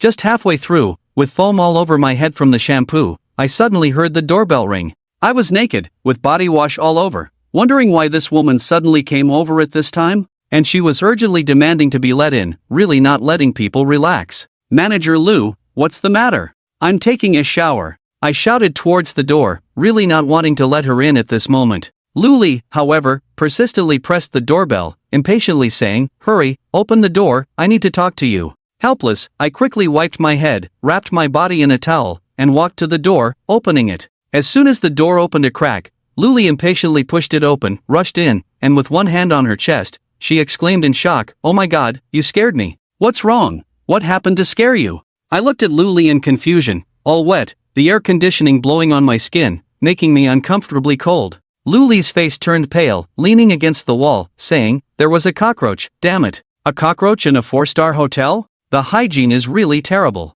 A cockroach? I thought something unspeakable had happened, but it turned out to be a small cockroach that scared her like this. Her reaction was too exaggerated. Is she deliberately acting cute and pretending to be afraid of cockroaches, or is she really very scared of them? I smiled and said, "What's there to be afraid of cockroaches? Even Shenzhen has cockroaches. You're a strong woman who's not afraid of anything. Why would you be afraid of a cockroach that's hard to kill?" I hate cockroaches the most. Whenever I stay in a new place, I have to use cockroach spray first to clean them up before moving in. Luli's expression finally improved a bit, and her face returned to normal. She glanced at me wrapped in a towel, her gaze sliding from my face to my legs, a mischievous smile appearing on her lips as she said, I just noticed that your figure is not bad, quite well proportioned." Let me see, do you have 6-pack abs? What's so good about a man's figure? It's just a smelly skin bag. You rest on the sofa for a while. I just shampooed halfway and the shampoo is still on my head, I said, pretending to go to the bathroom to continue bathing. Luli hurried to the bathroom door, blocking me and saying, "Wait a moment, I need to use it first, then you can wash." After saying that, Luli opened the door and went in, leaving me standing outside, feeling the air conditioning blowing on my skin, feeling tortured. There was the sound of water flowing in the bathroom, followed by the sound of the toilet flushing. I thought Luli would come out soon, but she lingered inside, doing who knows what, and didn't come out for a long time. Lou, can you hurry up? I'm freezing, my hair is sticky and uncomfortable. I knocked on the bathroom door, urging loudly. Luli said, "Why rush? Just wait, I'll wash my face and touch up my makeup." Luli stayed inside for a long time again, while I stood there shivering, my arms crossed, trembling like a shrimp, my body shaking from the cold. Finally, Luli opened the door and came out. She looked radiant after freshening up, smiling at me and saying, "Feeling cold?" "Ha, it's okay, just take a hot bath." I said, "Move aside quickly, you don't know how to consider your subordinates." As I and Luli passed each other to enter the bathroom, she suddenly reached out a hand and whispered, "Let me see if you have 6-pack abs." As she spoke, she lightly hooked her pinky finger, and the towel wrapped around my body was undone, falling off me in an instant. My whole body was exposed in front of Luli, naked, making my face turn as red as a tomato. Quite big. Didn't expect that. You're so lean, but quite well endowed.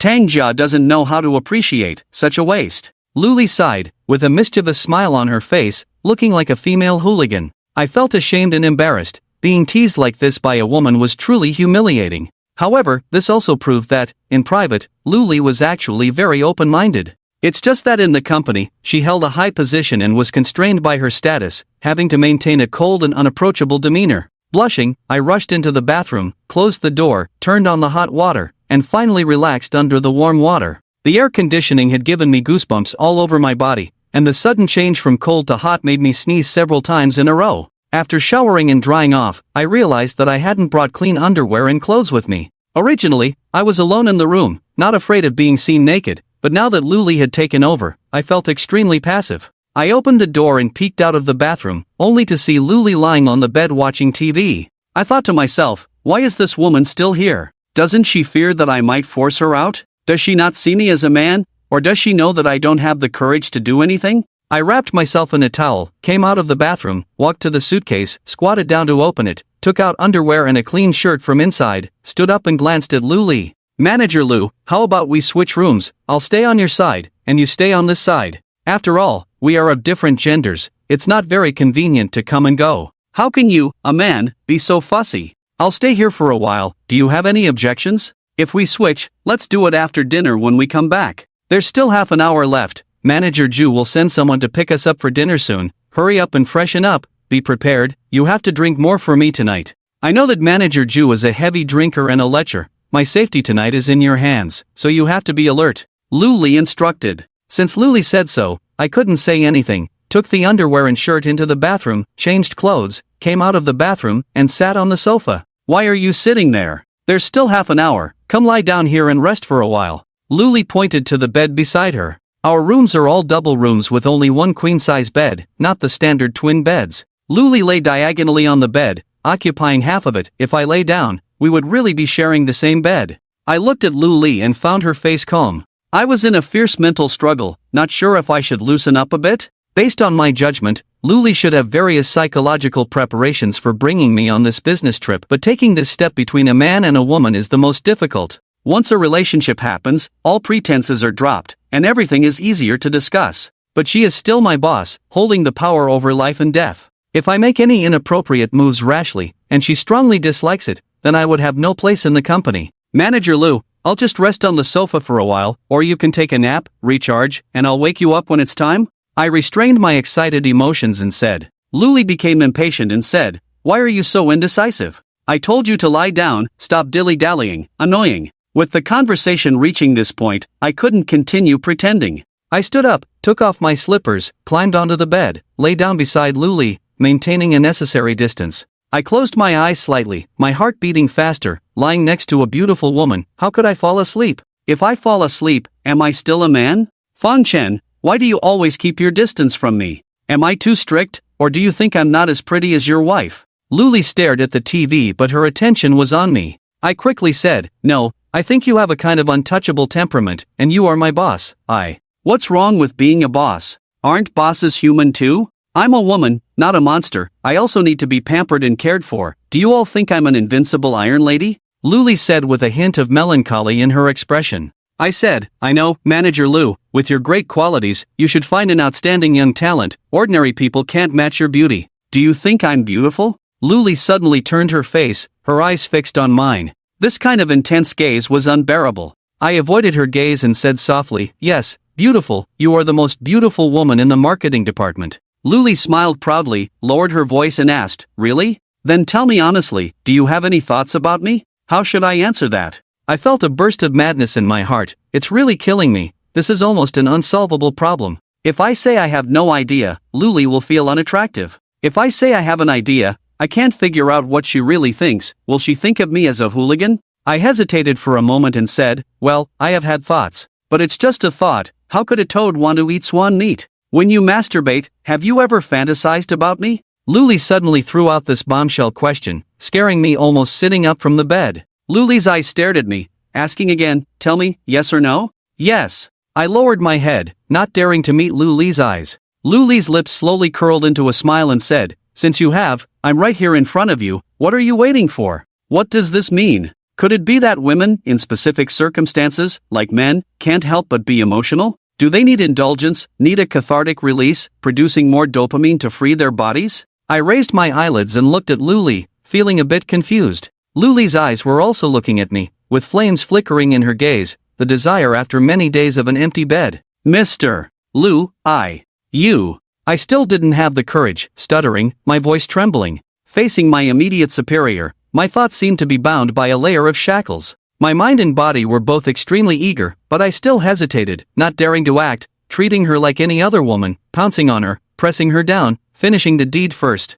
Luli extended a finger, pressing it against my lips, whispering, shoo, don't speak. At this moment, you should do more and speak less, understand? Glancing at the finger Luli placed near my lips, my courage suddenly increased. I opened my mouth and sucked on the finger like a baby. This small gesture was so tempting and teasing that Luli couldn't help but let out a sound and her eyes became blurred. Bad person. Luli whispered, just like this. Encouraged, I turned over and pressed Luli beneath me, kissing her fiercely on the lips. Luli was also excited, perhaps lacking a man's comfort for too long. Her physical response was intense. She reached out her two jade arms, embraced my neck, and kissed me passionately. Because it was the first time, both of us were excited, flustered, and at a loss. Just as things were heating up, there was a knock on the door. The doorbell rang loudly. We were both frightened, jumped up from the bed, and hurriedly straightened our clothes and hair. Who is it? I shouted towards the door, feeling very annoyed, so disappointing. Who is so blind to come knocking at this time? A girl's voice came from the door, saying, Mr.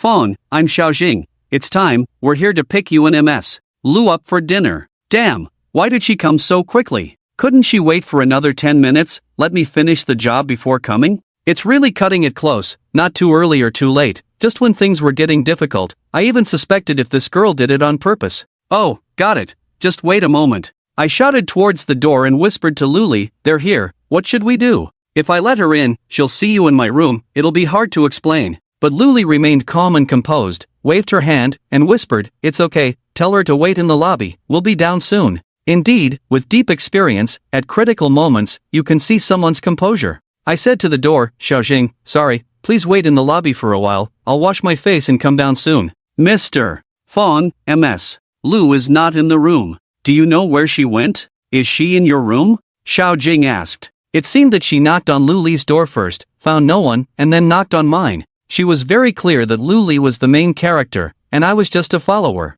I said, MS. Lu went out to buy something and will be back soon. I will call her. Please wait in the lobby. Xiaojing agreed, and then the sound of footsteps gradually faded away in the corridor. Hearing the footsteps receding, I breathed a sigh of relief, looked at Luli, whose clothes were disheveled, and hair was messy, and said, you should tidy up quickly. If you go out like this, people will easily see that you've done something wrong. Oh, stop it. Who asked you to be so rude? You don't have any sense of propriety. Luli gave me a disdainful look, got off the bed, and went into the bathroom to fix her hair and clothes. I put on my shoes and combed my hair in front of the mirror. I found a lipstick mark on my face, so I quickly wiped it off with a tissue. If I kept going like this, Xiaojing would definitely make fun of me. After Luli finished freshening up in the bathroom, I opened the door, peeked into the corridor, saw no one, and then we both came out of the room. When we reached the elevator, Luli hesitated for a moment and said, you go down first, I'll wait a few minutes before coming down. Otherwise, Xiaojing might get suspicious.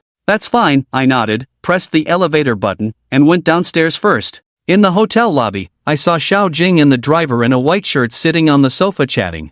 I walked over and sat down next to them, smiled at the two, and said, sorry for keeping you waiting. It's okay, it's part of the job. Is MS. Lu back yet? Xiaojing asked. I replied, I talked to her, and she'll be coming down soon. Oh, Xiaojing looked at me suspiciously, with a hint of doubt in her eyes, as if she was suspicious of something. After a pause, Xiaojing said, Mr. Fawn, MS. Lu is really beautiful. She's the most beautiful director I've ever seen. She has a great temperament. Is she like a goddess in your company?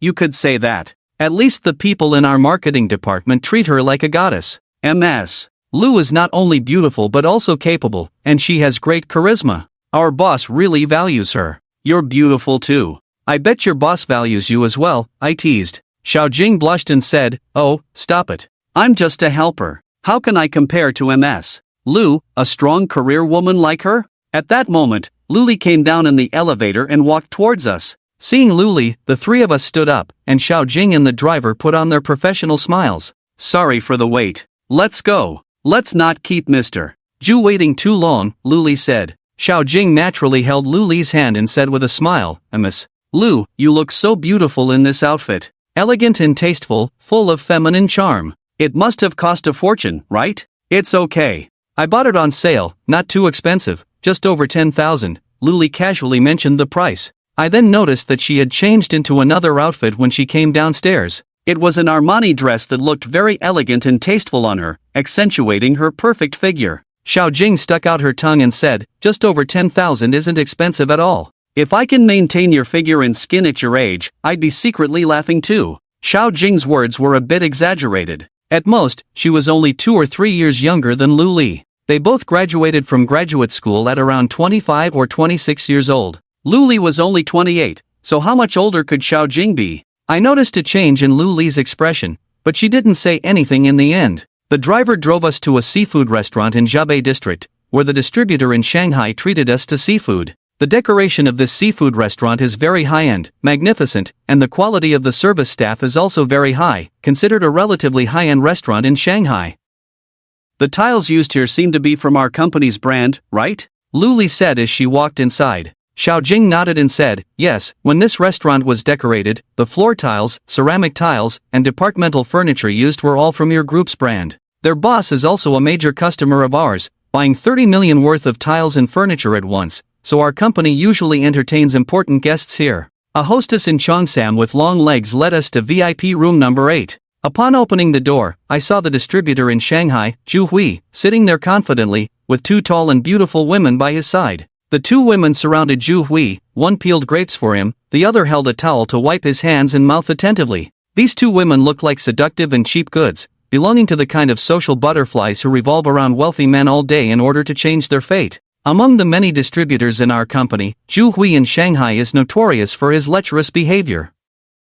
2 things he can't do without are fine wine and beautiful women. He often frequents various nightlife venues. Zhu Hui has a famous saying widely circulated among distributors: men earn money for women, a good man is born for women, and dies for women. The scent of perfume hit us as we entered. Zhu Hui's eyes lit up when Lu Li walked in confidently, and he stood up, laughing heartily, arms open in a hugging gesture, and said boldly, "Ah, General Lu, I've finally been waiting for you. It's been half a year since our warm hug at the last annual meeting, right? I've missed you so much. Come, let's embrace first." "You old man, wanting to take advantage of me, go away. Having 2 beautiful women by your side is not enough, you still want to take advantage of me. I don't want to compete with your beauty for your jealousy." Lu Li laughed and scolded, having plenty of ways to deal with these lustful ghosts. Zhu Hui didn't mind, laughing heartily, pointing to the opposite seat, saying, "You 2 have come from afar, please sit down. There's nothing special in Shanghai to entertain you, just seafood, so enjoy your meal, I'll take care of it."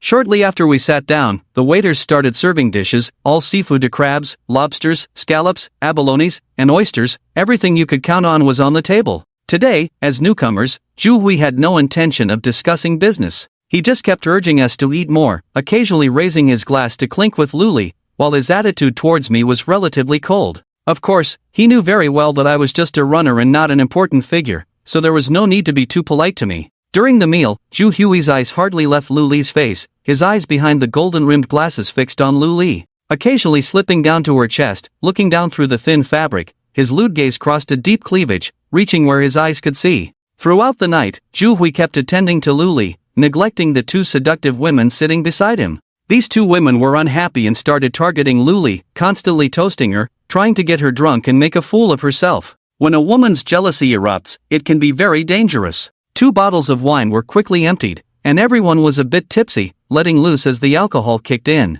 Zhu Hui loosened his tie, unbuttoned the top 2 buttons, revealing his lush chest hair. This guy has such a developed chest hair, no wonder he is so lecherous, his desire must be very strong. Suddenly, Lu Li lightly bumped me with her leg, pursed her lips, hinting for me to look under the table towards Zhu Hui. I looked wonderingly under the table and was surprised to find that at some point, the zipper on Zhu Hui's pants had been pulled open. A petite woman's hand reached in from the zipper. "What is going on? We were just having a meal, how could they do such things?" Zhu Hui is too lecherous, completely disregarding the consequences. "This is a public place, not only Lu Li is here, but also his secretary Xiaojing. Isn't he afraid of being embarrassed if discovered?" These 2 seductive women are also shameless, getting drunk and acting recklessly, not feeling embarrassed at all in public. These people are really lacking in manners, making me blush. I lowered my head, pretending not to see, and glanced at Xiaojing from the corner of my eye. Seeing her just eating and drinking quietly, with a calm expression, I couldn't tell if she didn't see it or was just indifferent.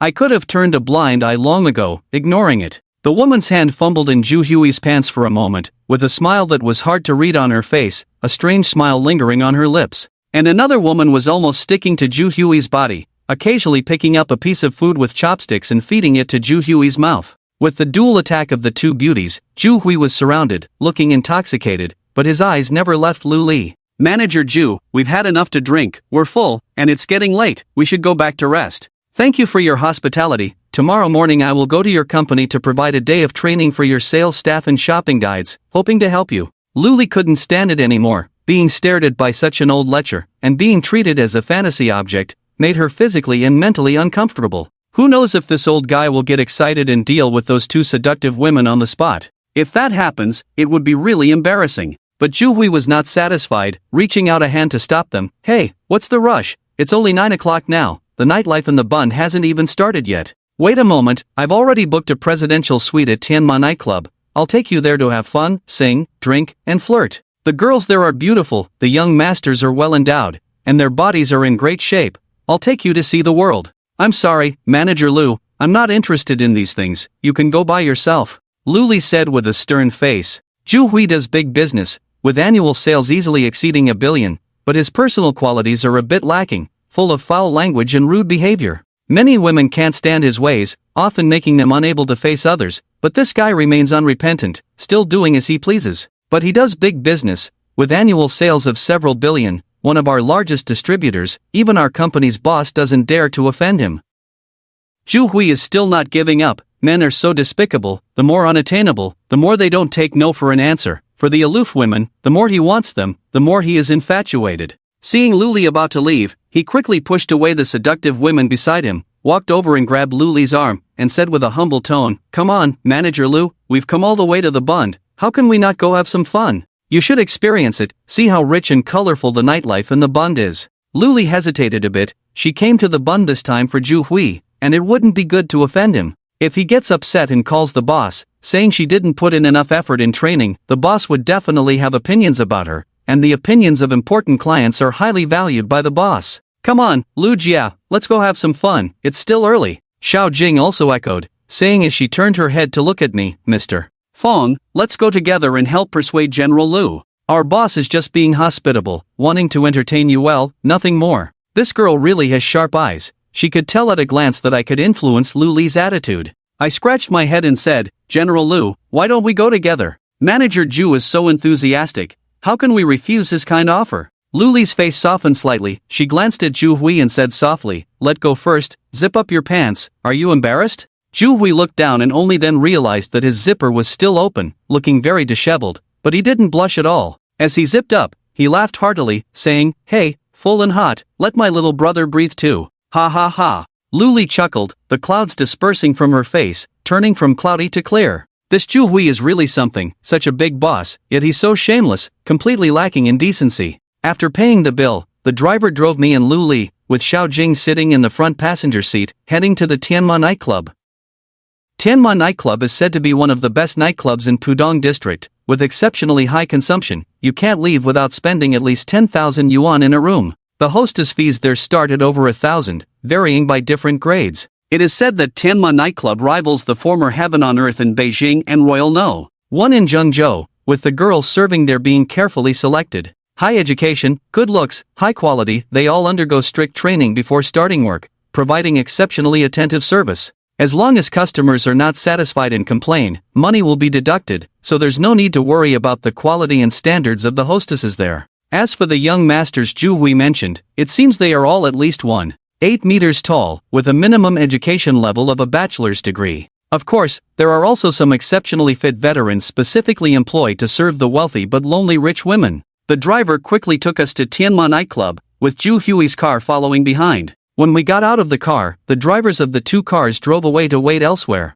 I noticed that this time Zhu Hui got out of the car alone, while those two flashy women were nowhere to be seen, so I asked in confusion, "Manager Zhu, where are your two friends? Did they leave? I sent them away. In a place like this, with beautiful women everywhere, why would I bring them along? You can't return empty-handed from Mount Treasure, huh?" Zhu Hui didn't hide his fickleness and insatiable desire for beauty at all, which I found quite admirable. At least this person is very straightforward, not so hypocritical. We went upstairs and, guided by the waiter, arrived at an executive suite. Upon entering the room, we found that the executive suite was really huge, with several rooms, laser-equipped karaoke devices, large screens, small screens in the smaller rooms, and a self-service bar in the middle, all decorated luxuriously. It's no wonder the consumption here is so high. Just by looking at the decoration, you can tell that only the rich and wealthy can afford to come here. The average working-class people wouldn't even think about it. It's already good enough to hang out with the big bosses a few times. There was a large window by the wall. Looking down from the window, you could see the night view of the bustling city, neon lights flashing,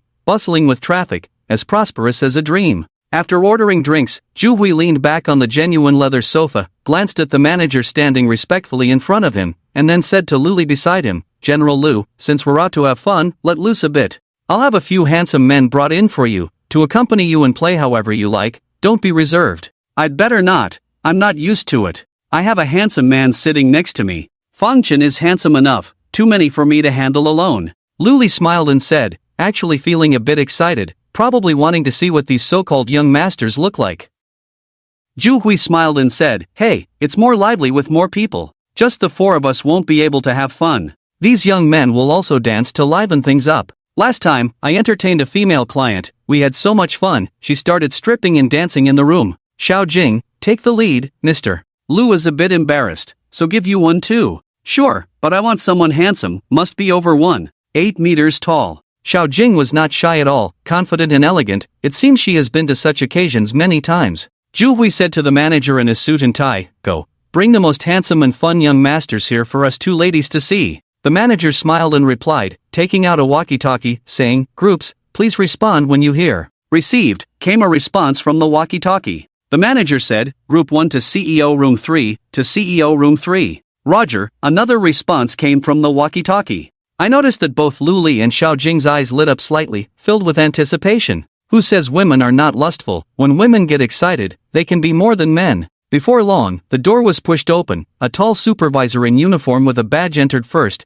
followed by a group of tall young men over 1.8 meters. Each dressed in a black shirt and tie, tall and handsome, one more handsome than the other. The common feature of these people is their delicate appearance, handsome looks, and trendy hairstyles, comparable to the young actors in TV dramas, indeed very pleasing to the eye. Good evening, ladies and gentlemen, we are delighted to serve you. The handsome men bowed and said in unison. Zhu Hui glanced at Lu Li, smilingly asked, which one do you like? Lu Li was still a bit embarrassed. She had never seen such a scene before. Her face turned red and she didn't say a word. Xiao Jing, you go first and pick one. Seeing Lu Li's embarrassment, Zhu Hui encouraged his secretary Xiao Jing to go first. Xiao Jing stood up excitedly, walked around in front of this group of handsome men, carefully scrutinizing each one. They all looked good. She was starting to have a hard time choosing. Finally, she randomly pulled a young man who looked a lot like Lu Han to sit next to her. Mr. Lu, it's your turn, Zhu Hui continued to encourage. Lu Li was still embarrassed, so Zhu Hui took the initiative and waved to a boy who looked like Li Feng, saying, it's you, serve Miss Lu well tonight. If you serve well, you'll be rewarded, if not, get lost. The boy who looked like Li Feng smiled, with a very gentle smile, confidently sat next to Lu Li and said softly, sister, I'll accompany you, delighted to serve you. The young masters who were not chosen left one after another. Zhu Hui stood up excitedly, turned to the manager and said, the ladies have made their choices, now it's our turn, gentlemen. Go, bring the most beautiful, fun-loving, and flirtatious girls here. Tonight, I will have a great time with this brother, ha ha. The manager smiled and agreed, giving a thumbs up. I knew Zhu always knows how to have a good time whenever he comes to play. The girls here love it when Zhu comes to play, generous and fun. Wait, I'll go call them for you. In front of Lu Li, how could I bring myself to call them ladies? Even if Lu Li found someone to accompany her, they were just sitting together politely drinking. The boy who looked like Lu Han didn't even dare to touch Lu Li's hand. Lu Li has been secretly observing my reaction, wanting to see if I am also experienced in this kind of socializing. Zhu, I won't call anyone, just find someone to drink with you. I'm fine, I really don't want to. I declined. Zhu Hui waved his hand and boldly said, how can we leave you out? We all have someone to accompany us. If you don't, how can that be? It's too unsociable. Manager Su, go quickly, call all the most beautiful and well-dressed girls. Those who are not pretty are not allowed to enter this door. The manager naturally followed Zhu Hui's instructions, not caring about my opinion, immediately took out the walkie-talkie, and said as he walked out, Model Group 3, come to room 3 of the CEO's office immediately. Zhu Hui came over, patted my shoulder, and said, brother, come out and have fun, just relax a bit, it's just a show, don't take everything so seriously. You should learn from your boss Lu, you can work well and still enjoy eating, drinking, and having fun, without any delay. What is work for? Isn't it for a better life, for better food, drink, and fun? So, be open-minded, enjoy life when you can. This guy has twisted reasoning, but it's not entirely unreasonable. Living is about being open-minded, thinking positively, and living freely. Looking at Zhu Hui, he lives very clearly, definitely not shortchanging himself. Although his reputation may not sound good, he lives freely and confidently. Even his seemingly refined secretary, under his influence, is very relaxed, calling him young master without any hesitation. Don't mention Xiao Jing and that handsome guy who looks like a deer, they are having a great time, very happy. I don't understand the game they are playing, but they are enjoying themselves. Xiao Jing is often teased by the boy, laughing heartily from time to time, occasionally letting out a scream. After the manager left for a few minutes, a group of stewardess uniformed beauties entered one after another, each about 1.7 meters tall, looking even taller in high heels. Their faces were uniformly lightly made up, showing an elegant and graceful temperament, each one more eye-catching than the last. They all bowed and said in unison, "Good evening, ladies and gentlemen, we are delighted to serve you." After speaking in Chinese, they repeated it in English, which felt refreshing. It seems these girls have quite a high level of education, maybe some are even in university. TSK, why don't they study hard? Why come here to be hostesses? Are they that short of money? I couldn't help but sneer in my heart. After sneering, I thought, what does it have to do with me? As a customer, having the opportunity to meet such high-quality and high-standard hostesses, I should consider myself lucky. Isn't going to university also for making money? It's not wrong for them to enter society early to make money. Brother, you go first, see which one catches your eye. Zhu Hui said straightforwardly, leaning back on the sofa, his eyes behind the gold-rimmed glasses scanning these young ladies one by one, as if wanting to see through their clothes. This old pervert, his eyes are like hooks, trying to undress the women with his gaze. Luli turned her head to look at me. Her gaze was very complex, not sure if it was encouraging or scrutinizing.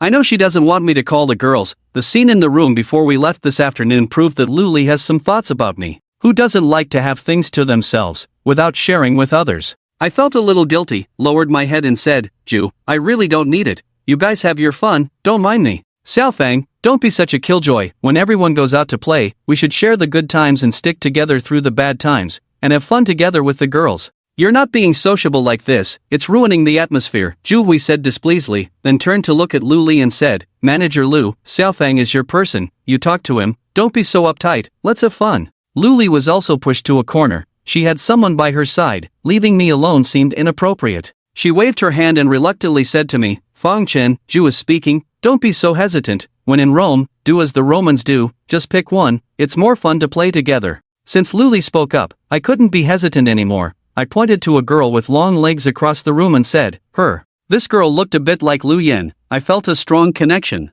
As soon as she entered, I noticed her uniqueness, but I felt embarrassed. "Good job, buddy, you have a good eye, she's the most eye-catching one here, you spotted her at a glance," Zhu Hui laughed heartily. I pushed the girl towards Zhu Hui and said, "She'll accompany you, I'll call someone else." "No need, there's a shortage of everything here, except beautiful women, there are even more beautiful ones," Zhu Hui laughed and said to the manager, "Bring another batch, I like them dressed provocatively, uniforms are not stimulating enough." The manager nodded and said into the microphone, "Model Group 5, get ready, come to room 3 for the CEO." The girl who looked like Lu Yan sat next to me, glanced coquettishly at me, and smiled. She picked up a bottle of wine, filled 2 glasses, handed me one, and raised her own glass, saying, "Hello, sir, I'm Jiao Jiao, number 88. I wish you a fun night at Tianma, let me toast to you first." I raised my glass and clinked it with Jiao Jiao's. We both drank it in one go. After finishing the wine, Jiao Jiao took out 2 tissues from the box on the table, wiped my mouth first, then wiped her own mouth. She smiled slightly and said, "Brother,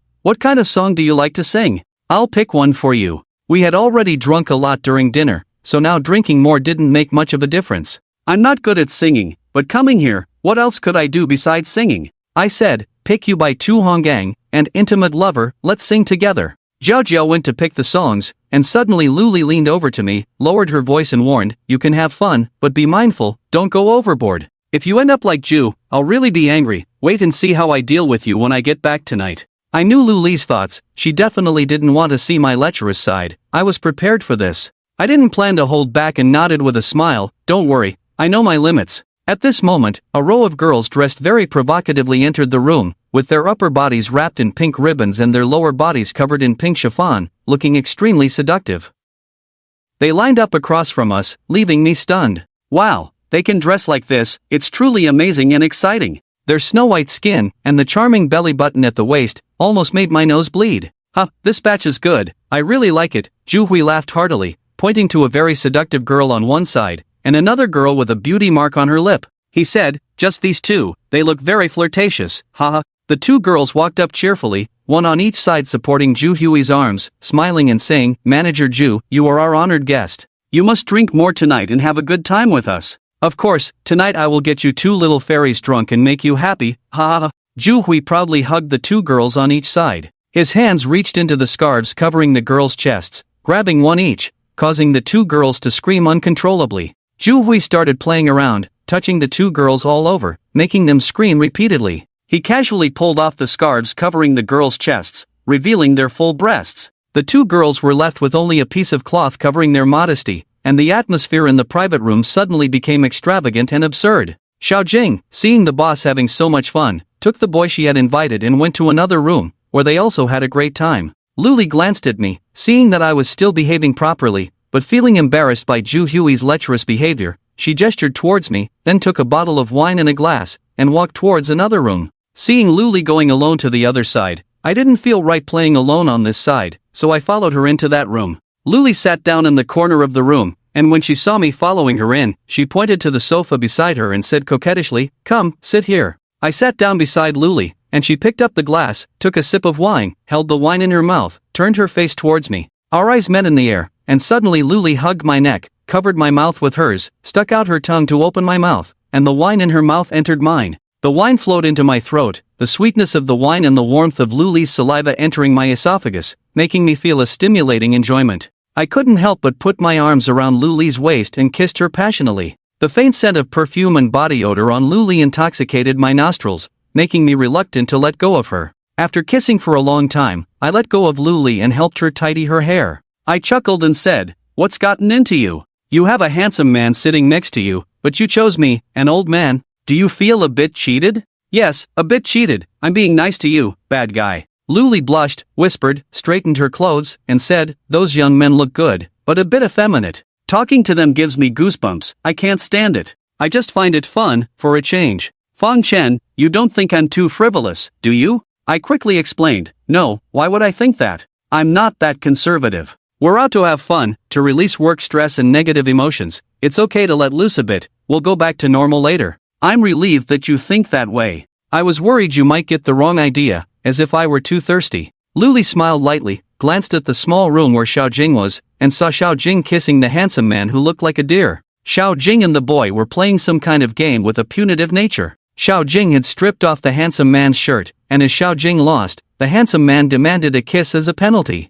A long kiss left Xiao Jing feeling weak all over. Meanwhile, looking into the room with laser lights, I saw Ju Hui having even more fun. The handsome man who accompanied Lu Li and the girl I had chosen, Jiao Jiao, were sitting together, bored, drinking and singing alone. Everyone was having so much fun, so Lu Li and I didn't want to disturb them. We turned on the music in the small room and sang 2 songs together, finishing off the remaining half bottle of red wine. Ju Hui had a great time, but when he turned around, he found that both Lu Li and I were missing. Taking another look, he found the 2 of us hiding in the small room, having fun by ourselves, while the couple who were called to accompany us were sitting together, bored, drinking and singing. He immediately became unhappy and shouted, "Hey, what's going on with you two? I asked you to accompany the guests, but you ended up playing by yourselves. It's not right. Hurry up and go find your guests. If they're not happy, I won't foot the bill." Jiao Jiao and a boy who looked like Li Feng quickly stood up, walked into the room, each pulling one of us out of the room, and continued to sit in the hall, drinking and singing. Because Luli had warned me, I always kept a necessary distance from Jiao Jiao, not daring to move at all, let alone anything inappropriate, and everyone politely drank and played dice. Luli was also very reserved, rejecting the boy's offer to wipe her mouth. The few of us played in such a restrained manner, feeling very stifled and boring. In the end, Jiao Jiao suggested that the 4 of us gather together to play Truth or Dare, where the winner could ask the loser to do anything, and the loser had to agree unconditionally. This game made things more interesting, and as we got more intoxicated, everyone's emotions rose, and people began to loosen up. After I won, I hugged Luli and Jiao Jiao and kissed them a few times, getting more excited by touching their chests and thighs. Luli gradually loosened up too, tormenting the boy in various ways whenever she won. She even asked the boy to cooperate with Jiao Jiao to perform some very difficult sexual acts, making us burst into laughter. When men and women in such places get in the mood, things get very wild. After Jiao Jiao got tipsy, her true nature was exposed, revealing a very wild side, almost wanton. She took off her flight attendant jacket, revealing a thin, sheer tank top underneath, her arms smooth and white, her delicate skin and contours faintly visible. After Jiao Jiao lost a round, we asked her to dance a seductive dance, and she agreed without hesitation. With a crazy dance track playing, she danced on the table wildly, with very bold moves, her hands moving like snakes on her body, occasionally sticking out her bright tongue and making various seductive gestures. Once Jiao Jiao warmed up, the atmosphere exploded. One of the girls Ju we called danced topless on the table, with even more seductive moves, getting me all fired up. The boy Luli called was also invited to dance, and things got even more intense. Jiao Jiao and the girl almost treated his body like a pole, twisting and turning him. I noticed that the boy who looked like Li Feng was getting excited, and upon hearing the energetic dance music, Xiao Jing pulled the boy who looked like Lu Han out of the room. The two of them danced against the wall, coordinating perfectly, excited and full of energy. This was the atmosphere Juhui wanted, holding the girl next to him, smiling smugly. Time flew by as we played, everyone had a great time. By midnight, Luli said she needed to go back to rest early and couldn't stay up too late. Juhui didn't insist on keeping us, he called the driver to wait downstairs and take us back to the hotel. Before leaving, Juhui finally found the opportunity to hug Luli, and even kissed her on the face, laughing smugly afterwards. He whispered, "Lu, you are a woman I admire and like. If one day you don't want to work at your company anymore, come to me. I'll offer you twice the treatment your company gives you, think about it. Thank you for your kindness, Manager Ju. But if you invited me here, I'm afraid your intentions are not that pure," Luli smiled and said. The alcohol was starting to take effect. Luli was a bit unsteady on her feet, her eyes becoming hazy, her smile even more charming under the dim lights. Juhui smiled and said, "Some things are better left unsaid. But I truly appreciate your talent, and here with me, you will have a chance to shine." "Alright, I'll remember your words, Manager Ju. I'll take my leave now, you all continue to have fun," Luli said, rubbing her temples. Juhui nodded, patted my shoulder, and instructed, "Brother, take good care of Manager Lu. Xiao Jing will accompany you all the way these days. If you encounter any difficulties, call me anytime." Coming down from the Tianma nightclub, a Cadillac sedan was parked at the entrance. I helped Luli into the car. The car started and took us back to the Langting Hotel. In the car, my head was spinning a bit. I rubbed my sleepy eyes and saw Luli lying in the back seat with her eyes closed, seemingly already asleep. Recalling the madness at the nightclub just now, a surge of heat passed through my lower abdomen, feeling somewhat unsatisfied. If Luli hadn't been present tonight, I think Juhui would really have taken those two girls to a small room for punishment. Jiao, who looks like Lu Yen, also has a unique charm. If it weren't for Luli today, how would I have reacted? I probably wouldn't have been so soft-hearted. It would be a waste not to taste such tender skin. The driver dropped us off at the entrance of the Langting Hotel. I got out of the front passenger seat, opened the back door, and called out to Luli, "Hey, Manager Lu, we've arrived at the hotel, please get off." Surprisingly, Luli didn't respond at all, as if she had fallen into a deep sleep. I hesitated for a moment, reached out to lift Luli out of the car, closed the door with my foot, greeted the driver, then carried Luli into the hotel lobby, walked to the elevator, and went upstairs. At the door of the room, I gently put Luli down, supporting her waist with one hand, took out the room card with the other hand, and opened the door. I inserted the room card into the slot, then picked up Luli again, closed the door with my foot, carried Luli into the room, and gently placed her on the bed. After settling Luli down, I was exhausted. My whole body was sore. I sat down on the edge of the bed, rubbed my shoulders, and took a deep breath to relax. Luli was indeed asleep. After a long day of traveling and drinking so much, the fatigue hit her hard. I looked down at her delicate features. She was really beautiful, her lips were very bright, like a cherry, tempting to take a bite. Faced with such a beautiful woman, and also my former boss whom I had fantasized about countless times, should I do something? I bent down, helped Luli take off her coat and skirt, leaving her in her underwear, showcasing her almost perfect figure. Luli breathed steadily, not a trace of excess fat on her body, wearing a shiny white underwear, her skin white as snow, delicate and fragile. She was truly beautiful, not losing to Tang Jia at her peak. Such a beautiful woman was right in front of me, like an undefended city. I reached out, gently touched her body, my fingers sliding over every inch of her skin, feeling her body slightly trembling, as if there was some subtle psychological connection. I lowered my head, covered Luli's lips with mine, and gently kissed her. Just as I was lost in the moment, a voice in my head suddenly reminded me, "Kid, she's your boss. If you get her this way, what if she changes her mind and denies it? You'll end up in a bad situation." This voice was like a curse, making me shudder. Yes, I couldn't continue like this. It would be taking advantage of her vulnerability, something despicable. I slowly sat up, my lips leaving Luli's lips. I couldn't stay here, I had to change rooms with Luli, go to her side to live, so as not to endure it in the middle of the night. Just as I was about to get up, Luli suddenly stretched out her lotus-like jade arms and hugged my neck, her mouth pressed against mine. She whispered, "Don't go, stay with me, tonight I am yours, all night long." The leader has spoken, how could I not comply? Moreover, this is exactly what I have been seeking. Not only did I pick up a beautiful woman, but she is also my immediate superior. By handling Luli, I have also secured my position at Hongsheng Company, and no one can shake my position. With Luli backing me up, the position of supervisor is within reach. Now, for me, marriage has raised a red flag, and I can't afford any mistakes in my career. For men, career comes first. When marriage and career conflict, most men would rather give up marriage than give up their career. Because everyone understands that a man without a career is like losing his backbone, becoming a spineless creature, unable to stand up. I hugged Luli again, kissing her eyebrows and lips, whispering, "I'm not leaving, I'll stay with you." "Fang Chen, hold me tight, I'm a little cold," Luli murmured, holding me tightly, one hand touching my buttocks from behind, very emotional. From Luli's performance, she must have been under some kind of stress psychologically, or something must have happened at home, hiding a fragile heart beneath her strong exterior. It is precisely because of this that I have the opportunity to take advantage of the situation. In the past, people wouldn't even bother to look at me, let alone offer themselves to me. I took off Luli's underwear one by one, quickly undressed myself, pulled back the covers and lay down, our two hot bodies pressed tightly together. Perhaps it was the alcohol, but Luli was very passionate and excited that night. Gripping the sheets tightly with both hands, sweating profusely, her face flushed, she made me handle her with care, as delicate as handling porcelain. Luli's performance proved that she had been single for a long time, at least for a long time without doing such things, hence her strong physical reaction. And this time, being so proactive, I still couldn't believe it. It felt like a dream.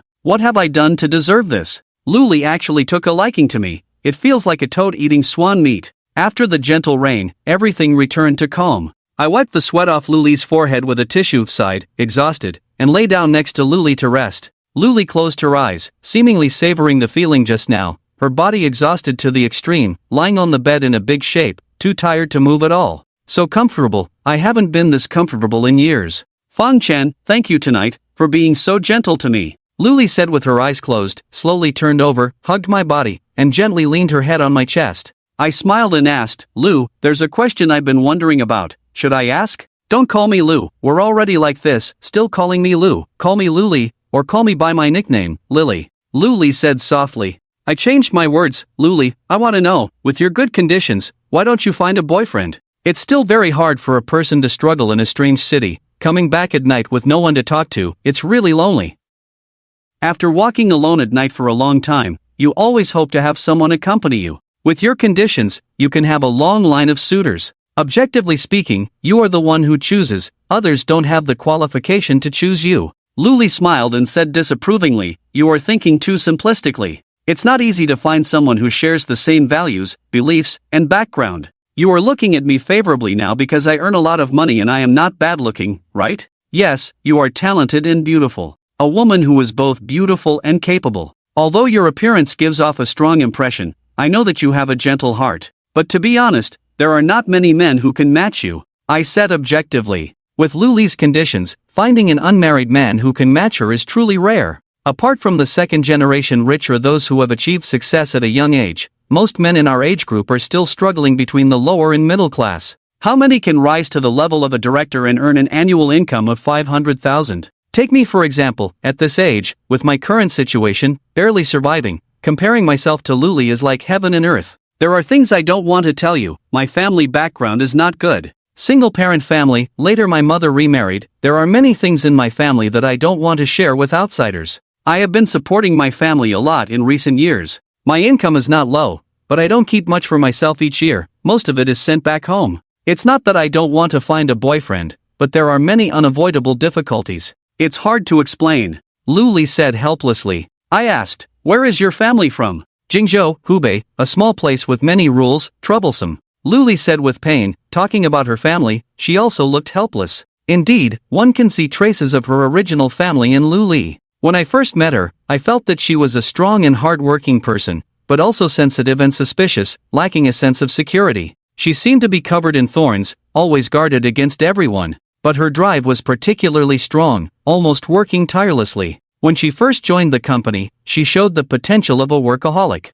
As time went by and we got to know each other better, she improved a bit, but one could still feel her urgent desire to change her fate. This urgency comes from enduring hardships for a long time and being afraid of poverty. She seized every opportunity, quickly standing out from our group, often praised and rewarded by superiors, and she is definitely one of the outstanding employees at the end of each year. Although my family is not wealthy, both my parents are retired workers with pensions, and I have two sisters who married into decent families. I don't have much financial pressure, so I don't have a strong drive to succeed. This is also the reason why the gap between Luli and me gradually widened. We can't change our family background, but we can change our own destiny. Luli, I really think you are great. You are suited to struggle in the city, work hard for a few years, and you can change your fate in your generation. But I have to say something inappropriate, you are the most outstanding in your family, don't let the family's troubles drag you down too much. You also need to start your own family and save money. Providing for the family unconditionally will only make them more dependent on you and take it for granted,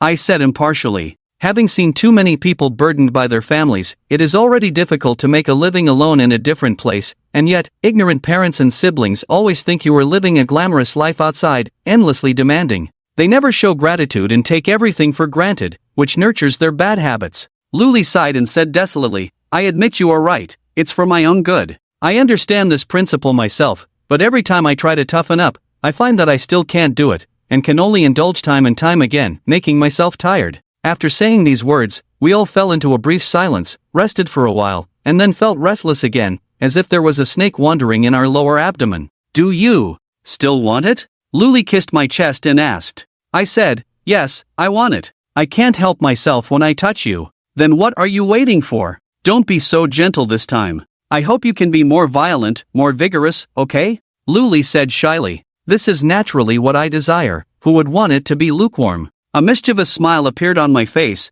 and I said to Luli with a smirk, are you ready? The storm is coming. Come on, don't pity me because I'm delicate. I don't need your tenderness now, I want to feel your strength. Luli hugged my neck, biting my ear. It was so exciting, this woman is truly my nemesis, every move of hers hit the spot. So we stopped talking and got down to business. This time, I no longer held back, and Luli seemed to have unleashed a floodgate, unstoppable. Finally, after the storm, I held Luli in my arms, a wave of exhaustion hit me. This time I was truly tired, so tired that I couldn't keep my eyes open. Fang Chen, I think I'm starting to fall in love with you, Luli whispered in my ear. This sentence made me suddenly alert, and I remembered a question that had been bothering me. What qualities do I possess that made Luli choose me? Luli, I want to know, with so many outstanding people in the company, why did you choose me? I finally asked this question. So far, I still feel like I'm dreaming. Luli, such an outstanding woman, what did she see in me? This question seemed to stump Luli. She remained silent for a long time, not saying a word.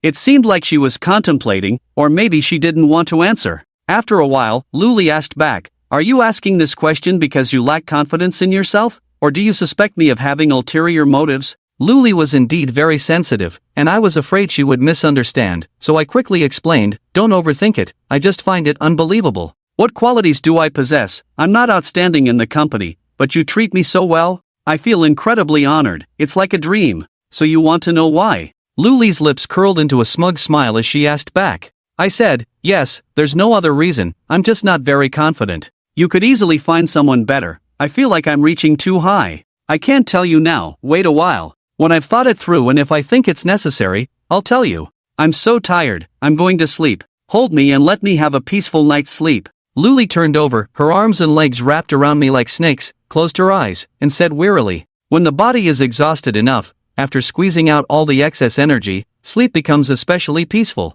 I slept until dawn, without even dreaming, and when I woke up in the morning, my mind felt unusually clear, my spirits high, and my body full of energy. This is the effect of deep sleep, and also the benefits of enjoying the pleasures of the flesh. Therefore, a healthy marriage, a good life, nourishes a person rather than depletes them. As I reached out, I realized that Luli had already left at some point. There was no one in the room or the bathroom. She must have returned to her own room. Her change of clothes and cosmetics are all in her own room to avoid being seen living together in the same room by Xiaojing, who comes to pick us up for work in the morning. I went to the bathroom to relieve myself, then washed my face, brushed my teeth, shaved, tidied myself up, changed into clean clothes, checked the time, and it was already 8 o'clock. I took the breakfast voucher, picked up the room card, walked to Luli's room, and rang the doorbell. Who is it? Luli's voice came from inside. I said, Manager Lu, it's me. Are you ready? Let's have breakfast together. I have a stomachache and don't want to eat breakfast. You go ahead and eat.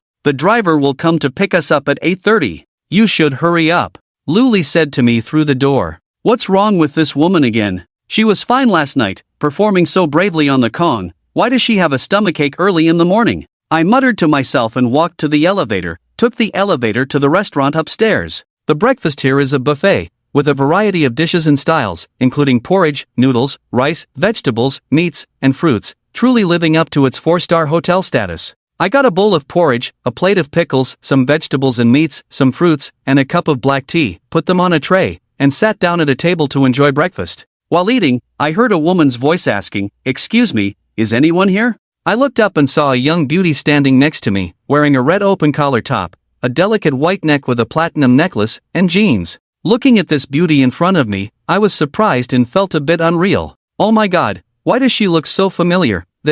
Isn't this Dr. Zhao Min from the Shenzhen Baoan Maternal and Child Health Hospital? Last time I saw Zhao Min, she was wearing a white coat. This time, she changed her outfit and met in the Magic City thousands of miles away, making me almost unrecognizable. Excuse me, are you Dr. Zhao Min from the Shenzhen Baoan Maternal and Child Health Hospital? I asked cautiously. The woman in red also widened her eyes, looking very surprised, staring at me, carefully identifying me, and said, "Yes, I am Zhao Min. Do you know me? Is it really you? Dr. Zhao." I stood up excitedly, took the tray from Zhao Min's hand and put it on the table, and said with great joy, "I am Fong Chen, a friend of Liang Tian. I went to your hospital a few days ago to see you. How come you don't remember me?" "I do remember, it's just that meeting you in the Magic City and staying in the same hotel, I felt it was too coincidental to recognize each other." Zhao Min also looked shocked. It was really a small world, where people meet unexpectedly. I pointed to the table opposite, pleasantly surprised, and said, "Yes, it's so coincidental. I never thought I would meet an acquaintance here. It shows that we are destined to meet. Wherever you go in life, you will meet someone you know. Please sit down." Zhao Min sat down opposite me, looked at me with a smile, picked up her coffee cup, took a sip, and said with a smile, "Are you here for tourism or business?" "Naturally, it's for business. We hardworking employees don't have the time or money to travel to the big city for tourism. Even if we do, we can't afford to stay in such a nice hotel. This time it's a business trip for the company, conducting training for the marketing team of distributors. I came with our director. How about you? Are you here for tourism or business?" I asked while eating porridge. Zhao Min said, "I'm here for a meeting, a medical conference held in this hotel, with 2 days of training. Today is the first day, and I will return in 3 days." "Oh, so you also arrived yesterday, so we should have checked in almost at the same time. It's quite a coincidence that we are also on a 3-day business trip. Today is the first day, and we will return in 3 days," I said with a smile. Perhaps there is some kind of fate between me and this girl named Zhao Min. Zhao Min took a bite of food and said, "Really? Then our itinerary is exactly the same. It's my first time coming to the Magic City. I do have a few classmates here, but we haven't been in touch for several years, so it's not convenient to look for them. I want to go shopping, but I don't have a guide." I was about to blurt out, "I'll accompany you," but stopped myself before the words came out. It's my first time in the Magic City, and I'm unfamiliar with the people and places here. I only know there is a bund and an oriental pearl. As for where the pedestrian street is, I have no idea at all, and I don't even have the qualifications to be a guide. Are you the only one from your hospital on this trip? You can find a colleague to go with you, I said, looking at Zhao Min's delicate face. The red clothes made her skin even whiter and more delicate, giving the impression that her skin was fragile and her face more charming. Zhao Min sighed and said, "I came with our deputy dean, an old man in his 60s. Should I drag him along to go shopping?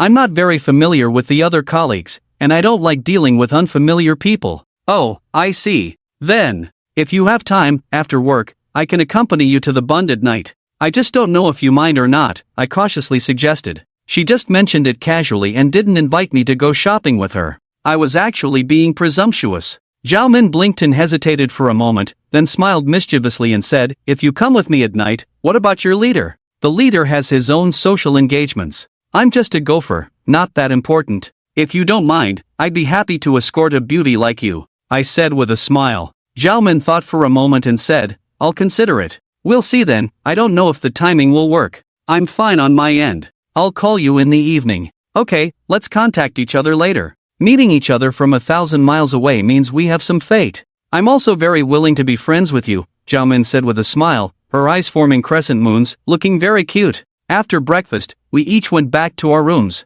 Zhao Min was on the 16th floor, and I was on the 12th floor. We exchanged room numbers and agreed to knock on each other's doors to chat when free. Back in my room, it was exactly 8:30. I sat down for a minute and then heard a knock on the door. It was Xiao Jing's voice, "Mr. Fong, we're here to take you and Mr. Lu to the company. Are you ready?" "Oh, I'm ready. Let's go," I replied, took out my room card, opened the door, and walked out. Xiao Jing was also dressed in a professional suit today, looking very capable. She smiled slightly when she saw me, with a knowing smile on her lips, and said, "Good morning, Mr. Fong. You look good. You must have slept well last night, am I right?" This girl is quite clever. She probably already noticed the ambiguous relationship between me and Lu Li through my expressions and demeanor. She must think that I spent the night with Lu Li and did something inappropriate. But she wasn't wrong. I did spend the night with Lu Li, but such matters are better left unsaid. At this moment, Lu Li also came out of her room, wearing a white suit with rolled-up sleeves, jeans, and flat canvas shoes, looking fresh and capable. Especially after last night's intimacy, Lu Li looked radiant today, full of energy, her skin glowing with a shiny luster, even more charming and attractive. Seeing Lu Li's radiant appearance, Xiao Jing confirmed her own speculation even more, pursed her lips and walked over to grab Lu Li's arm. She smiled and said, "Manager Lu, you are so beautiful that even someone like me can't help but want to get close to you. No wonder our manager Ju always wants to spend a high price to bring you over from Shenzhen." "Alright, stop flattering. It's getting late. Let's quickly head to your company. We need to start the training at 9 o'clock. Lu Li quickly said, reverting back to her professional demeanor in the blink of an eye, with a tone that brooked no disobedience. Zhu Hui's Yulong Building Materials Company was located in the relatively remote building materials city in Pudong District. Here, almost all the stores were selling tiles, furniture, and home furnishings. Yulong's showroom was a separate 3-story building with an area of 1,500 square meters. The first floor housed our company's tiles, the second floor was for furniture, mainly our company's brand, and the third floor was for home furnishings, representing several big brands with high prices, mainly targeting the middle to high-end consumer group. With a large stall, naturally, there were many employees. Just in the showroom, there were 18 salespersons and store managers, in addition to marketing personnel, community promoters, and decorators, totaling more than 50 people. Yulong was just one of Zhu Hui's many businesses. He also had several other companies, including his own construction company and real estate agency, all related to real estate, forming a diversified group of companies. When we arrived at the showroom, it was already 9 o'clock. The employees who were to receive training had finished their morning meeting and were ready. Equipment was set up in a meeting room on the third floor of the showroom, with computers and projectors all in place, waiting for Lu Li to start the training. After taking a sip of water, Lu Li took out the materials and USB drive from her bag, inserted the USB into the prepared laptop, and opened the carefully prepared training PPT. Then, she smiled slightly at the trainees below and said, "Good morning, everyone." "Good morning, Teacher Lu," responded the trainees below. Having such a beautiful and pleasing female lecturer for training was a visual enjoyment for the male trainees below, and everyone's mood was quite good. Lu Li continued, "I am Lu Li, the Marketing Department Director of Hongjian Building Materials Company, Ltd. Today's training theme is the highlights and core competitiveness of our company's products, as well as some basic product knowledge. I hope to share and grow together with all of you." Applause broke out below. Although Lu Li's words were simple, her personal demeanor and eloquence were extraordinary, making the trainees below feel what professionalism truly meant. Professionalism is the most touching aspect of anything, encompassing confidence in knowledge and a belief in success. Lu Li began to explain according to the outline of the PPT. I listened below while looking at the materials I brought. Lu Li covered the first major section, and my smaller section was next, focusing on the value and significance of enterprise marketing in business operations and sales. Most of the sales staff for building materials are recruited directly from society. They have little to no experience, let alone professionalism, and rely on subsequent training to gradually improve. Therefore, companies need to invest a considerable amount of financial and human resources in employee training. I had heard Lu Li talk about these things many times before. Most of the content was nothing new, so after preparing the materials for my presentation, I started to lose focus. At that moment, a message came in on WeChat with a ding sound. I opened my phone to see that it was from Zhao Min. She said on WeChat, "The meeting is so boring, full of cliches, no substance at all." This morning during breakfast, we added each other on WeChat. Before I could even chat with her, she took the initiative to send a message. It seems like Zhao Min, like me, is already tired of these boring meetings. I put my phone on silent mode and replied, "Me too, boring. Just practicing calligraphy to pass the time." Shortly after sending the message, Zhao Min replied, saying, "Your calligraphy should be good. Send me a picture of your calligraphy for me to appreciate." I quickly wrote 8 big characters on an A paper with a black ballpoint pen, calm and far-reaching like still water. After writing, I took a picture with my phone and sent it over. Zhao Min must be really bored right now, with nothing to do, otherwise she wouldn't be so idle as to want to see if my calligraphy looks good or not. When women get bored, they are even less able to withstand loneliness than men. You write well, Zhao Min replied, and at the same time sent a picture of her own calligraphy. There were also 8 big characters: life is like summer flowers, death is like autumn leaves, followed by a string of emoticons saying, take a look at my calligraphy, isn't it also not bad? To be honest, Zhao Min's calligraphy, while not particularly good, was very delicate and clearly that of a girl. The meaning behind these characters is thought-provoking, although melancholic. It gives off a sense of loneliness and coldness. After all, women tend to be more sentimental and prone to complaining without reason. I said, you write very well, your calligraphy reflects your personality. Just by looking at your calligraphy, I can imagine your delicate face and fair hands. But why do I feel like you are a bit sentimental? Did you have a breakup? Zhao Min replied, thank you for the compliment, but I'm not as good as you say. I've never been in a relationship, so how could I have had a breakup? We started chatting, which was a good sign. It showed that Zhao Min had a favorable impression of me, or at least didn't have a bad impression, otherwise she wouldn't be thinking of me when she was bored and chatting with me so much. I said, you are so beautiful and a surgeon, there must be many boys chasing after you, right? Are your standards too high, or are you demanding too much, making it rare to find someone who meets your criteria? Otherwise, why don't you have a boyfriend? Zhao Min replied, my standards are not high, I just don't want to settle. I hope to find someone who treats me well and shares my interests. Oh, let's not talk about this.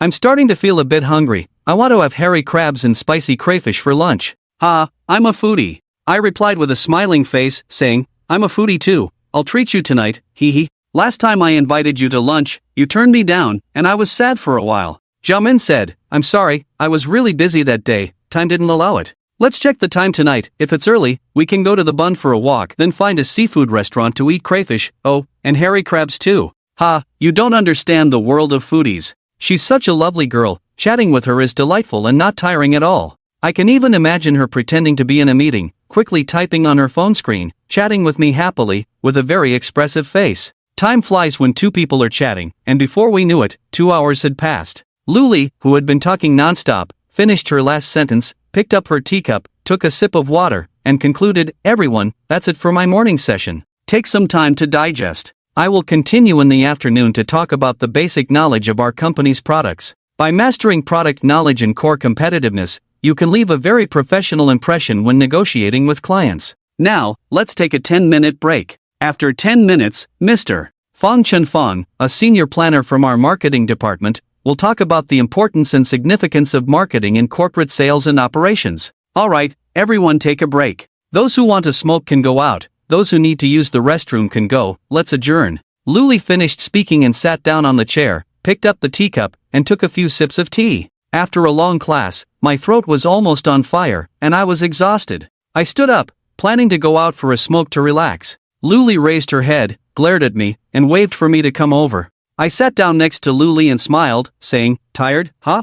Hard work. What kind of work isn't tiring? I was giving a lecture on stage just now. What were you doing off stage? Holding onto your phone, chatting with some vixen? Luli asked disapprovingly. This woman had sharp eyes, able to multitask. While I was training on stage, she noticed that I was chatting on my phone with someone else, which was quite alarming. I quickly explained. The chief physician who was treating me informed me of the hospital test results. Is that so? Chatting so happily with your chief physician, your eyes were smiling. Is she a beauty? Luli was quite cunning, able to read my facial expressions. It seemed that once someone paid attention to you, you were under a magnifying glass. I said, I'm telling the truth, how could she be a beauty? How many beautiful women like you are there? You know, beauties are rare resources, few and far between. Luli smirked, kid, you know how to talk. Feeling the urge to smoke? Go out and have a few puffs, everyone will be waiting for you. Just relax, don't be nervous, don't tarnish the reputation of our company. If you mess up,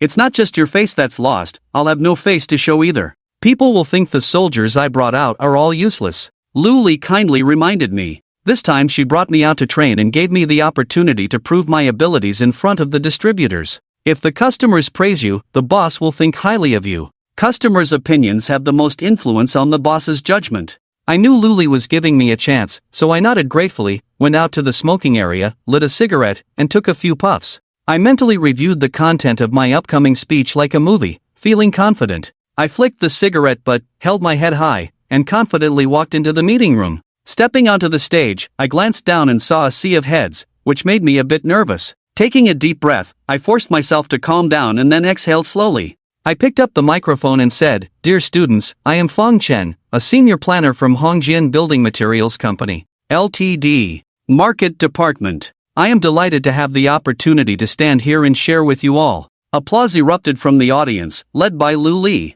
Hearing the applause boosted my confidence, and I quickly found my rhythm. I spoke eloquently, even better than I had expected. Seeing the eager eyes of the audience below, I suddenly found my own value and a sense of belonging, and my confidence was stronger than ever before. After the class, I was exhausted, my throat was dry, and my voice was hoarse. But mentally, I felt fulfilled and my confidence was stronger than ever. In the past, when I was at the company, the people around me were all at a similar level, each with their own strengths. I used to have a lack of confidence and always felt insecure, so I tended to hide in the background. Initially, the leaders often asked me to speak or train new employees, but later they realized I was not up to par and rarely pushed me forward. I became more and more timid, becoming a neglected presence. Confidence needs a fulcrum, a leverage point. You are at least slightly stronger than others, able to stand out in a group of people. That's the capital of confidence. This time, I finally understand that I am not worthless, just lacking enough confidence. When you find confidence, your mental state changes.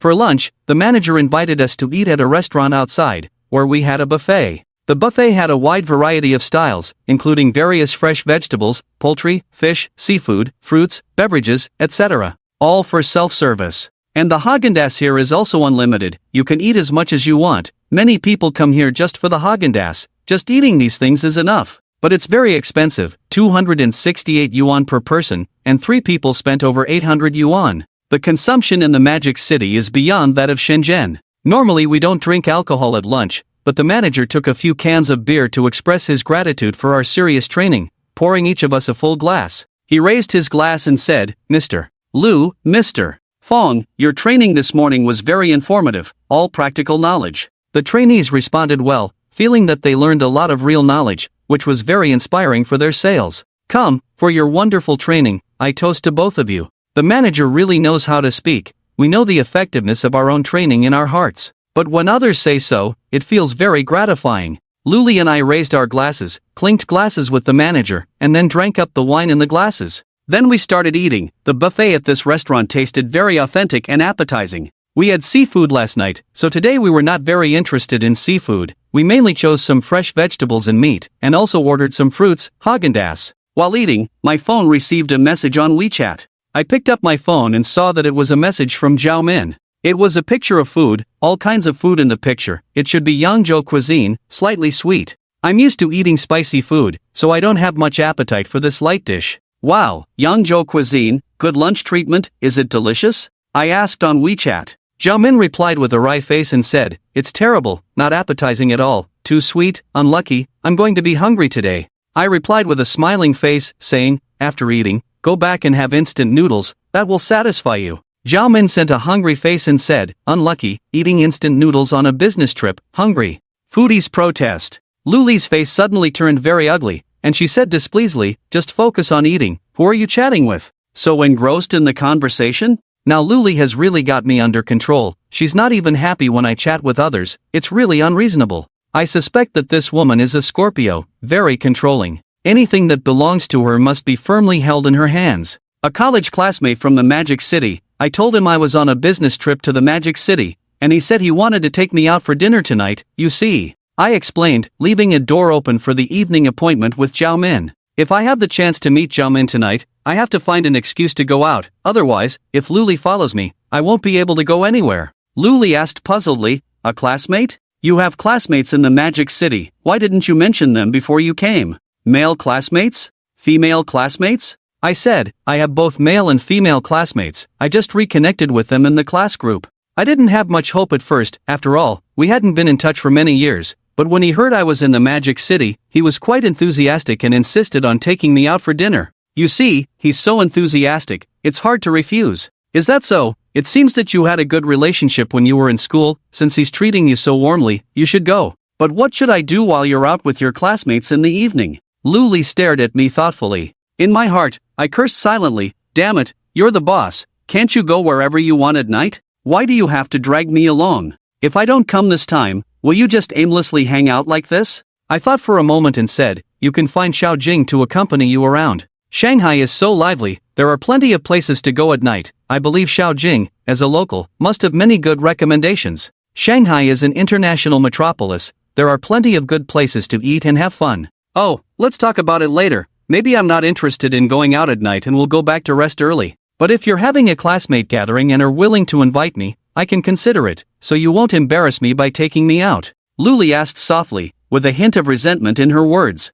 I smiled and said, of course, with your beauty, taking you out will naturally give me face, but I'm just afraid. Afraid of what? Afraid of gossip? Luli retorted. I quickly explained, not really, it's just that our classmates all know my wife. I'm afraid that going out with you will cause misunderstandings. After saying this, Luli fell silent. She was well aware that I hadn't divorced Tang Jia yet, so being with her was not so straightforward. She also knew that she would lose face in front of our classmates, so she lowered her head and remained silent. Although the store manager did not interrupt and pretended to eat, she could probably sense the underlying tension from our conversation. However, being a smart person, she acted as if she didn't hear anything and didn't say anything unnecessary. After finishing lunch, it was already past 1 o'clock, and we had to continue training at 2:30. It was not practical to go back to the hotel to rest, so we had to return to the store first. After resting for a while in the store, we returned to the meeting room to prepare for the afternoon session. The afternoon session was much simpler. After warming up in the morning, both Luli and I found our confidence and were well prepared for the upcoming content. It was familiar territory, and with a little review, we could present it calmly. At 2:30, Luli started the session again, and I listened from the audience, occasionally assisting with some tasks. While listening to the session, Zhaomin sent me a lot of messages, mostly small talk. Their afternoon meeting was equally boring, lacking any substantial content, so they chatted with me to pass the time. Luli probably noticed that I was slacking off, so she deliberately found things for me to do to distract my attention. Women are indeed very sensitive. When they care about someone, their attention is always on that person. Any slight change will be noticed by them. In fact, I was quite happy inside because Luli really cared about me. However, this excessive attention also made me a little impatient. We both knew that this kind of relationship could not see the light of day and would not last long. Sooner or later, we would go our separate ways. Even if I were divorced now, Luli would not choose me. According to her standards, I had no chance. The ambiguity between us now was just a way to pass the time when feeling lonely and bored. After Luli finished speaking, it was my turn to conduct the training, but the topic changed to the core elements of planning. This was a common topic for our marketing department, but it was new and interesting for these salespeople. Everyone listened with great interest, and my presentation once again earned me some points. After over 3 hours of training, the exhibition hall closed, and I checked the time. It was almost 6 o'clock, but I still hadn't received a message from Zhao Min, which made me somewhat anxious. Hey, didn't you say your classmate was going to treat you to dinner tonight?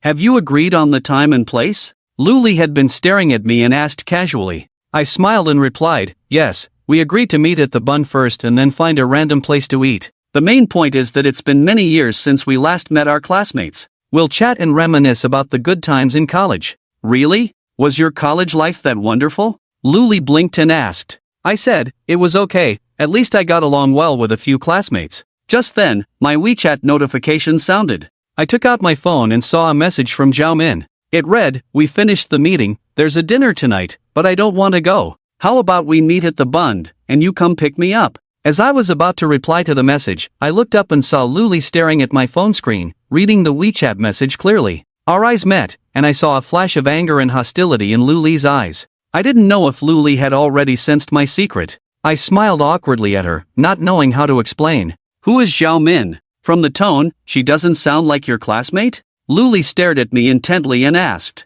Luli was now on guard against me, suspicious and wary. I was puzzled. We were in Shanghai, not in a remote place. How could she even think in that direction? This woman's intuition was too scary, like a reincarnation of Sherlock Holmes. She could deduce almost everything from the slightest clues. I explained, Zhao Min is my classmate from Shanghai, and her husband is also a classmate of mine from university. In recent years, they have been doing well in Shanghai. They bought a house before the property prices rose, and now they are living a good life. They probably want to show off in front of me. What's there to show off? Don't you also have a house in Shenzhen? A house in Shenzhen is not any cheaper than in Shanghai. Although the house was bought by your wife, it's still better, isn't it? Luli sneered and said disdainfully. The house was her sore point, touching on it made her uncomfortable. I smiled without commenting. This topic was not suitable for further discussion, so I changed it. What should I do if you go to the class reunion tonight? How should I pass the time? Luli asked thoughtfully, then lowered her head, took out her phone, and searched her contacts. After looking around, she couldn't find anyone to contact, so she opened WeChat and searched in the class group. Seizing this opportunity, I quickly replied to Zhao Min's message. I said, "Okay, wait at the hotel for a while, I'll take a taxi over to pick you up." Just as I finished replying, I looked up and saw Luli scrutinizing me, her eyes still filled with suspicion. "Why are you looking at me like that? Have you contacted your classmate?" I asked back. Luli shook her head and said helplessly, "I sent the message, still waiting for a reply. After so many years without contact, I don't know if they will still pay attention to me." Sigh, people drift apart, things change, nothing can be said for sure. I hesitated for a moment and tentatively said, "If you don't want me to go, it would be boring to be alone. Should I just cancel tonight's gathering? Whether we meet or not, it's just like that. Now everyone is busy with their own lives, our relationship can never go back to what it was." "Well, if you don't want to go, then don't. Let's go to the bund tonight, enjoy the night view of the Oriental Pearl together."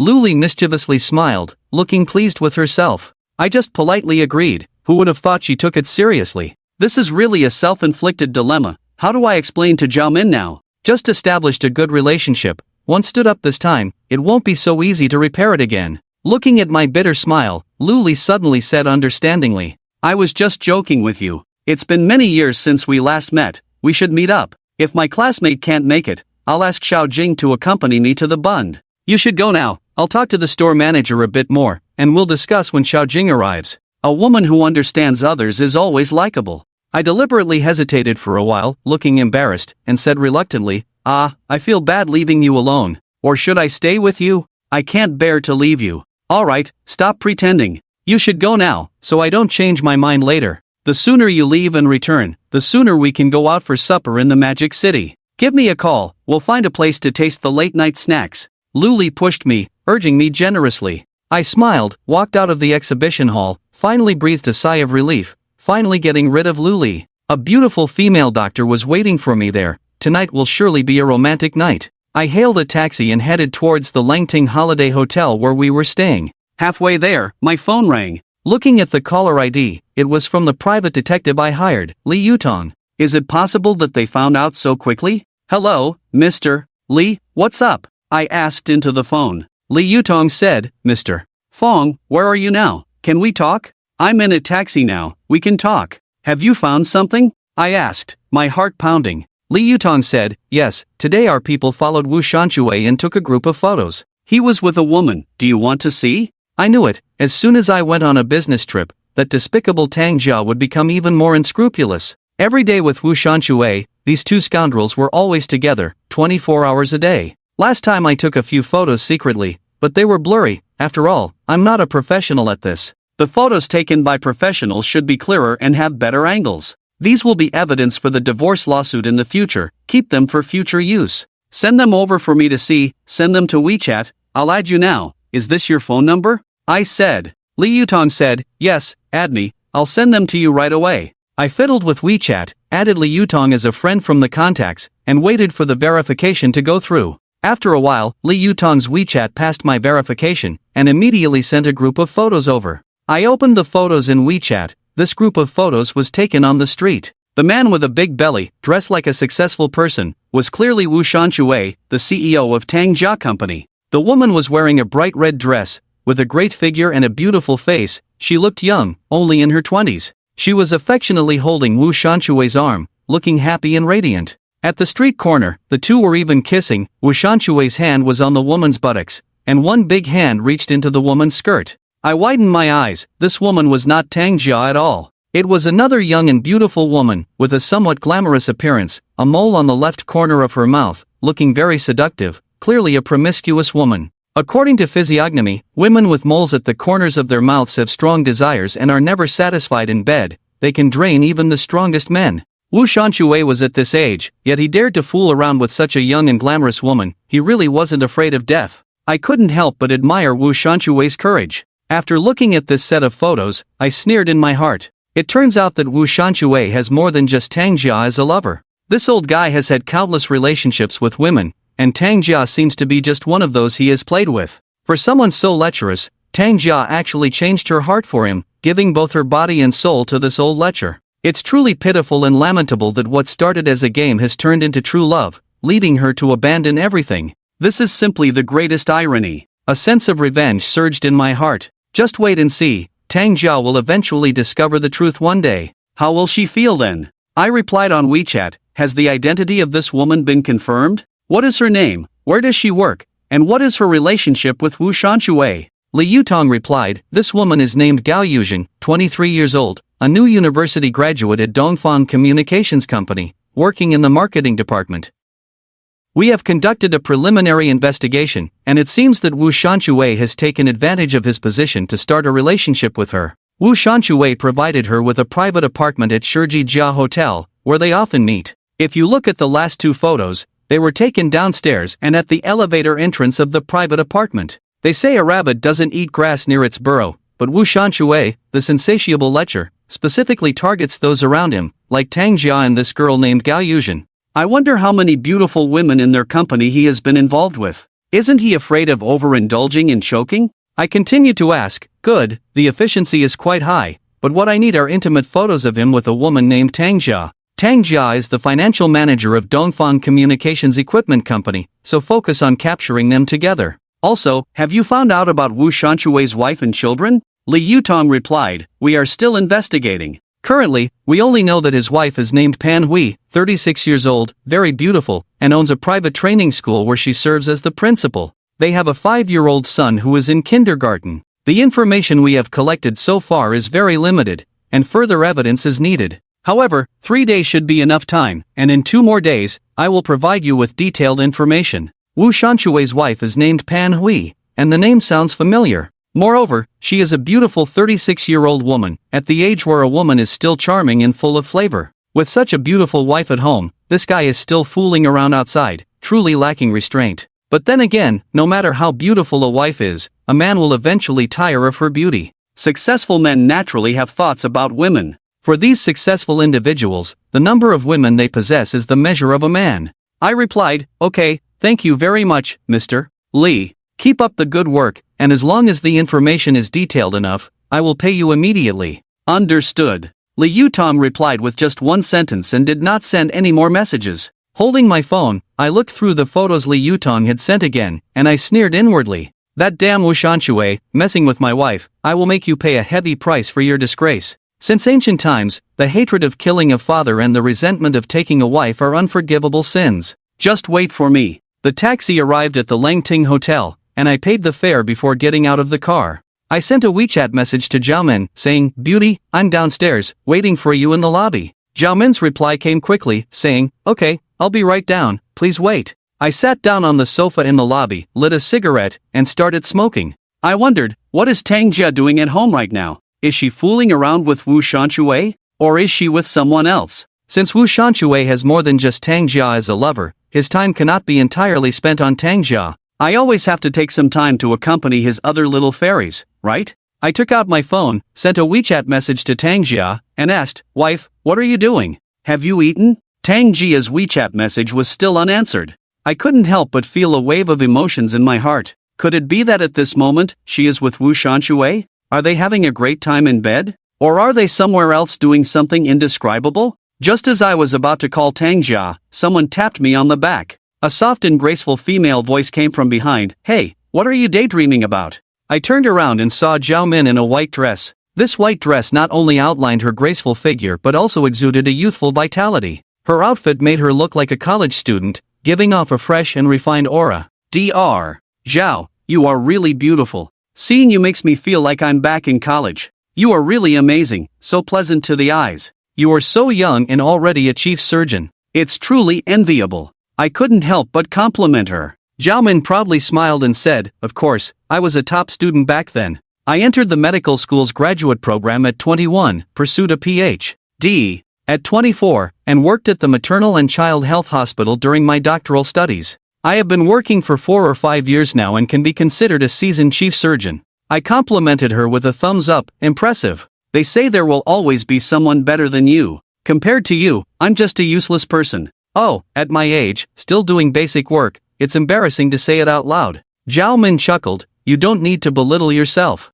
Everyone has their own place. Working in a company like you is also good, unlike us, who are restricted in everything. Alright, let's not talk about this. Let's go to the Bund. Zhao Min and I left the hotel, hailed a taxi, and headed to the Bund. I sat in the front seat, Zhao Min sat in the back, and told the driver to go to the Bund. The driver started the car, speeding towards the famous attraction in the Magic City, the Bund. The Bund is located on the banks of the Huangpu River in the Huangpu district of the city center of the Magic City, also known as the Outer Huangpu Beach. Since 1844, the 24th year of the Qing dynasty, this area has been designated as the British Concession, becoming a true portrayal of the 10-mile foreign settlements in the Magic City and the starting point of the modern city of the Old Magic City. The reason why the Bund in the Magic City is so famous is that since the opening of the Magic City, the Bund has become the financial and trade center of the Magic City and even China. It is also a reflection of the old capitalist Magic City. It has always been regarded as a landmark of the Magic City and a symbol of urban history.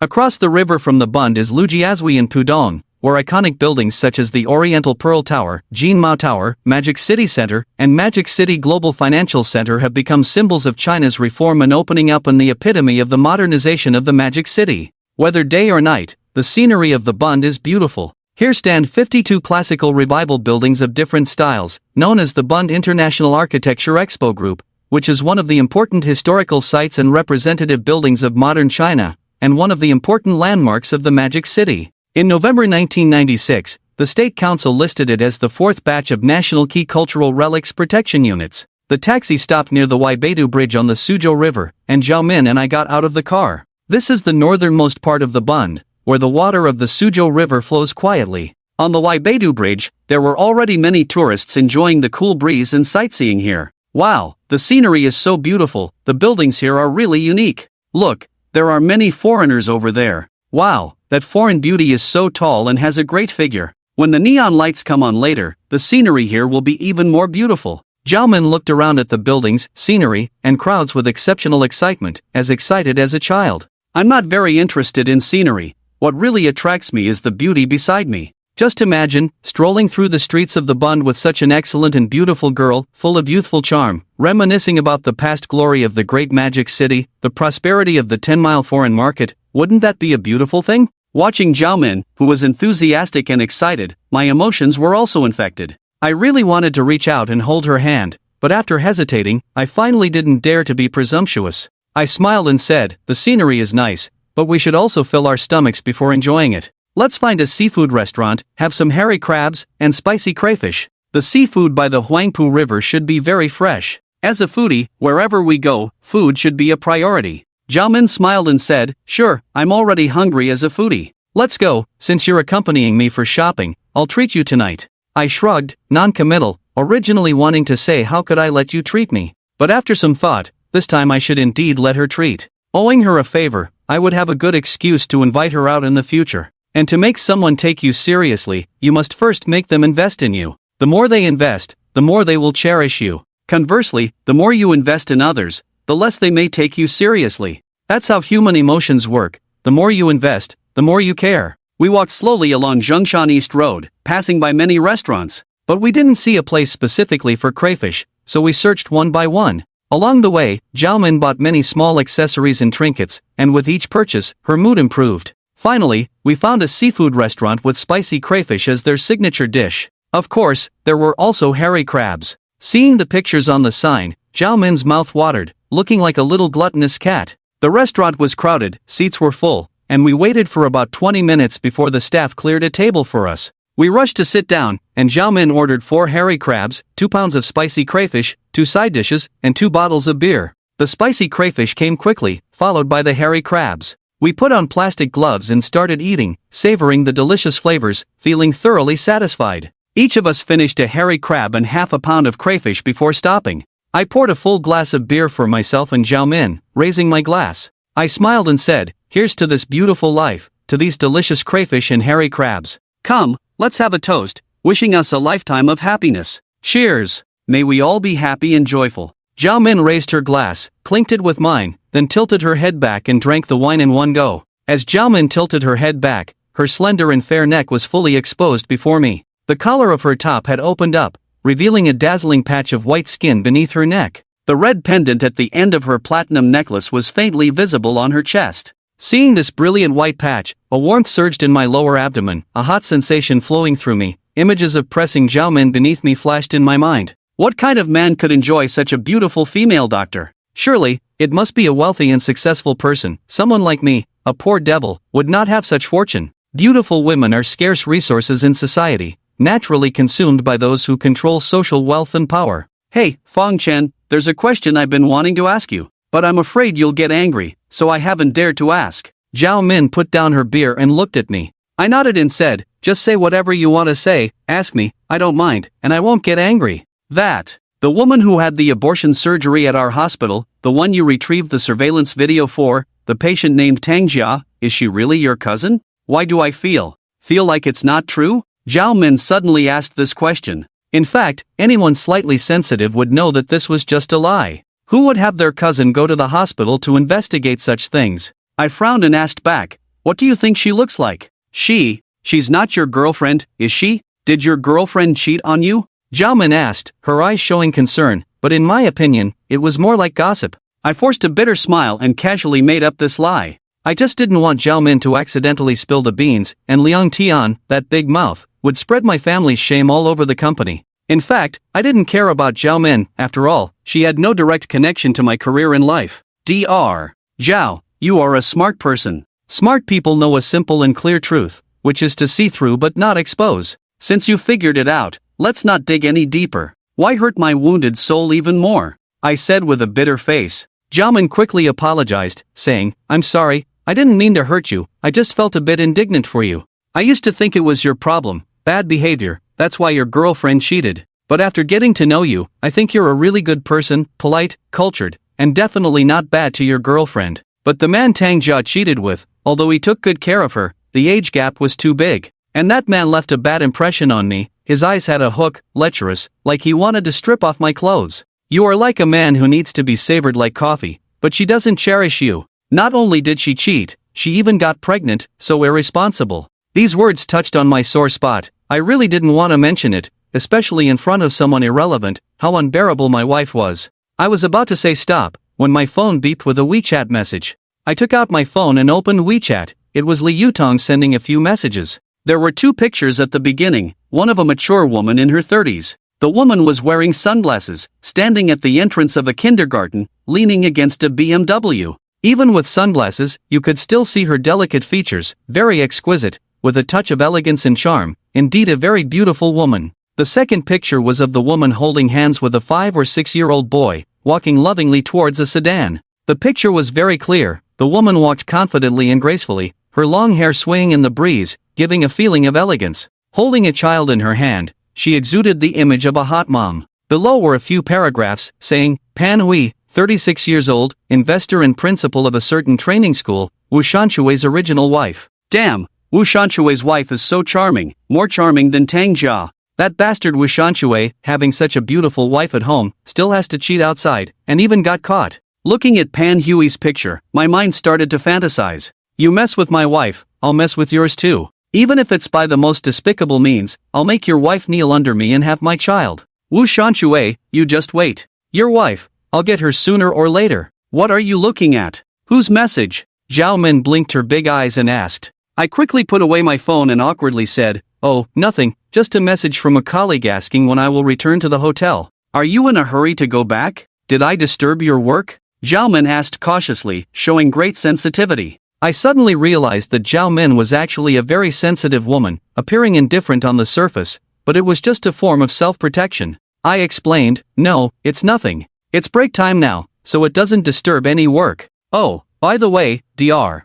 Zhao, I forgot to ask, where are you from? My hometown is in Gusu, but when I was in junior high school, I moved with my parents to Shenzhen and got registered there. Both my high school and university were in Shenzhen, so I can be considered half a Shenzhener, Zhao Min said. In this sense, Zhao Min could be considered a second-generation Shenzhener, having rooted deeply in Shenzhen, which was much stronger than me and Lu Li. Although we both obtained Shenzhen household registration, we still didn't have our own house and were floating like duckweeds in the semi-air of this emerging city. I complimented, you are doing well, having taken root in Shenzhen.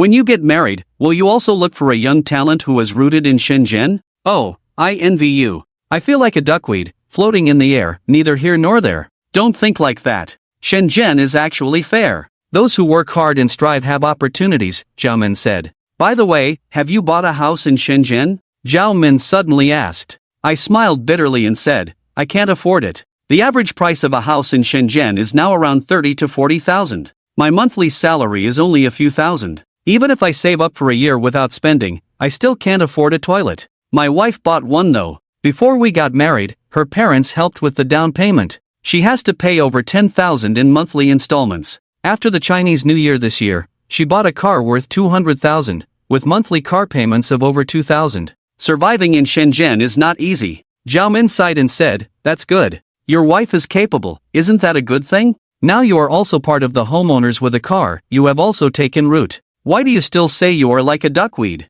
At this point, Zhao Min seemed to have thought of something and stopped the rest of her words. I knew in my heart that I was just a parasite clinging to Tangja. Once we divorced, I would have nothing, penniless. Thinking of this, I couldn't help but feel a wave of sadness again. A man, a real man, should not rely on a woman. If she is unhappy one day, she can kick me out anytime, back to where I came from. The conversation stalled here, and Zhao Min dared not continue to comment. She just said some irrelevant nonsense, carefully avoiding stimulating me. I didn't want to dwell on this issue and admit my own weakness. If you want to stand up and not be looked down upon by others, you can only rely on your own strength. Having eaten your fill, Zhao Min patted her full belly and said with a smile, oh, I ate so much, even more than you. I am truly a foodie. I smiled and said, being able to eat is a blessing. Judging from your physique, you should be the type who never gets fat no matter how much you eat. Many women envy and are jealous of that. Ha, but I shouldn't eat this much. My belly is about to burst. After eating, let's go for a walk by the Huangpu River. I heard the night view there is very nice, Zhao Min said with a smile. I nodded and waved for the waiter to come over and pay the bill. As soon as I was ready to pay, Zhao Min quickly stood up with her handbag, took the menu, and went to the bar. She quickly settled the bill, came back with 2 cans of drinks and 2 vouchers in her hand, and handed me a can of drink, saying, it's a gift, let's go, we'll go to the Huangpu River and see the night view. Coming out of the seafood restaurant, we strolled on the street, slowly heading towards the Huangpu River. At this moment, night fell, and the street lights and neon lights were all turned on. Neon lights flickered, creating a lively scene, with people on the street walking leisurely after eating and drinking their fill. Couples walked hand in hand, looking happy as they strolled the streets. Many young couples couldn't help but embrace and kiss in the dimly lit corners. Many couples were in cross-cultural relationships, with men from Europe, America, and even Africa holding Chinese girls in their arms. These girls smiled brightly, making others envious. Walking on the Bund Street, the air was filled with a hormonal atmosphere. After the opening of the port in the Magic City, a large number of foreigners flooded into China. They not only made money from Chinese people but also played with Chinese women, with many Chinese women becoming their playthings. After the reform and opening up, the Magic City once again became the financial center of China, and many foreigners who had been driven away returned to repeat their tricks. They made money from us while playing with our women. Some women were also despicable, admiring foreigners and crazily throwing themselves at these foreigners. In order to go abroad or marry a foreigner, they willingly became someone else's plaything. If they couldn't find partners from Europe or America, they would settle for Africans. In the streets of Guangzhou and Shenzhen, it was common to see foreigners with beautiful Chinese girls. These Chinese girls looked proud, not feeling ashamed at all, which was a disgrace to their ancestors. Nowadays, Guangzhou and Shenzhen are full of such scenes. Every time I saw Chinese girls, I felt uncomfortable, with a sense of narrow national pride rising within me. Damn it, these people are considered trash in their own countries, that's why they come to China to seek opportunities. Besides their wealth, what else do they have compared to Chinese men? Hey, Dr. Zhao, what do you think of cross-cultural relationships? Would you consider having a foreign boyfriend? I couldn't help but ask Zhao Min this question after seeing a black man passionately kissing a Chinese girl on the roadside. Zhao Min shuddered, probably having seen the black man and the Chinese girl as well. She waved her hand uncomfortably and said, oh, I can't stand Europeans and Americans, let alone black people. Their pores are so large, they have a smell on their bodies, you can smell body odor from a distance. I really don't understand how some women can accept them. Just thinking about it makes me uncomfortable. I deliberately provoked Zhao Min and asked, but Europeans, Americans, and black people are well endowed and perform well in bed. Moreover, they might take you abroad to live a happy life in a foreign country.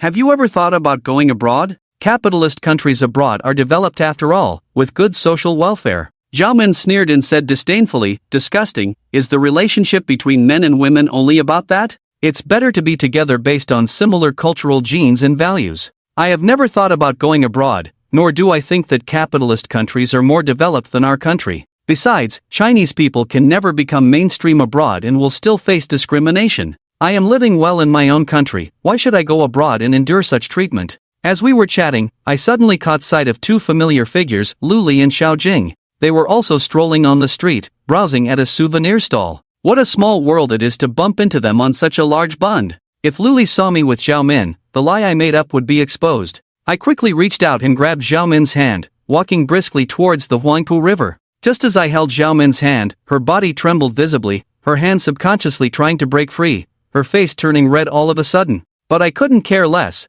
pulling her hand and quickly walking down the steps to the riverside. I looked back a few times, didn't see Lu Li and Xiao Jing, and finally breathed a sigh of relief. What are you doing? Taking advantage of me, being so rude. Zhao Min rubbed her wrist, which I grabbed a bit painfully, and said somewhat displeased. I was a bit anxious just now, hurriedly apologized to Zhao Min, said a lot of nice words, finally calmed Zhao Min down, and she smiled again. We played along the riverside, occasionally stopping to take a few photos, Zhao Min posing in various ways and taking many pictures. Zhao Min was very engaged and having a great time. But I was worried, feeling uneasy if I encountered Lu Li and Xiao Jing again, my mind wandering. Zhao Min quickly noticed my distraction and asked, "What's wrong? Do you have something on your mind? If you're tired, let's go back and rest early." "No, nothing, don't misunderstand," I explained weakly. But I no longer had the mood for shopping in my heart, just wanting to go back early. Sensing my distraction, Zhao Min also lost interest in continuing to play. She quickly took a few more photos, bought some souvenirs at the riverside stalls, said she was tired,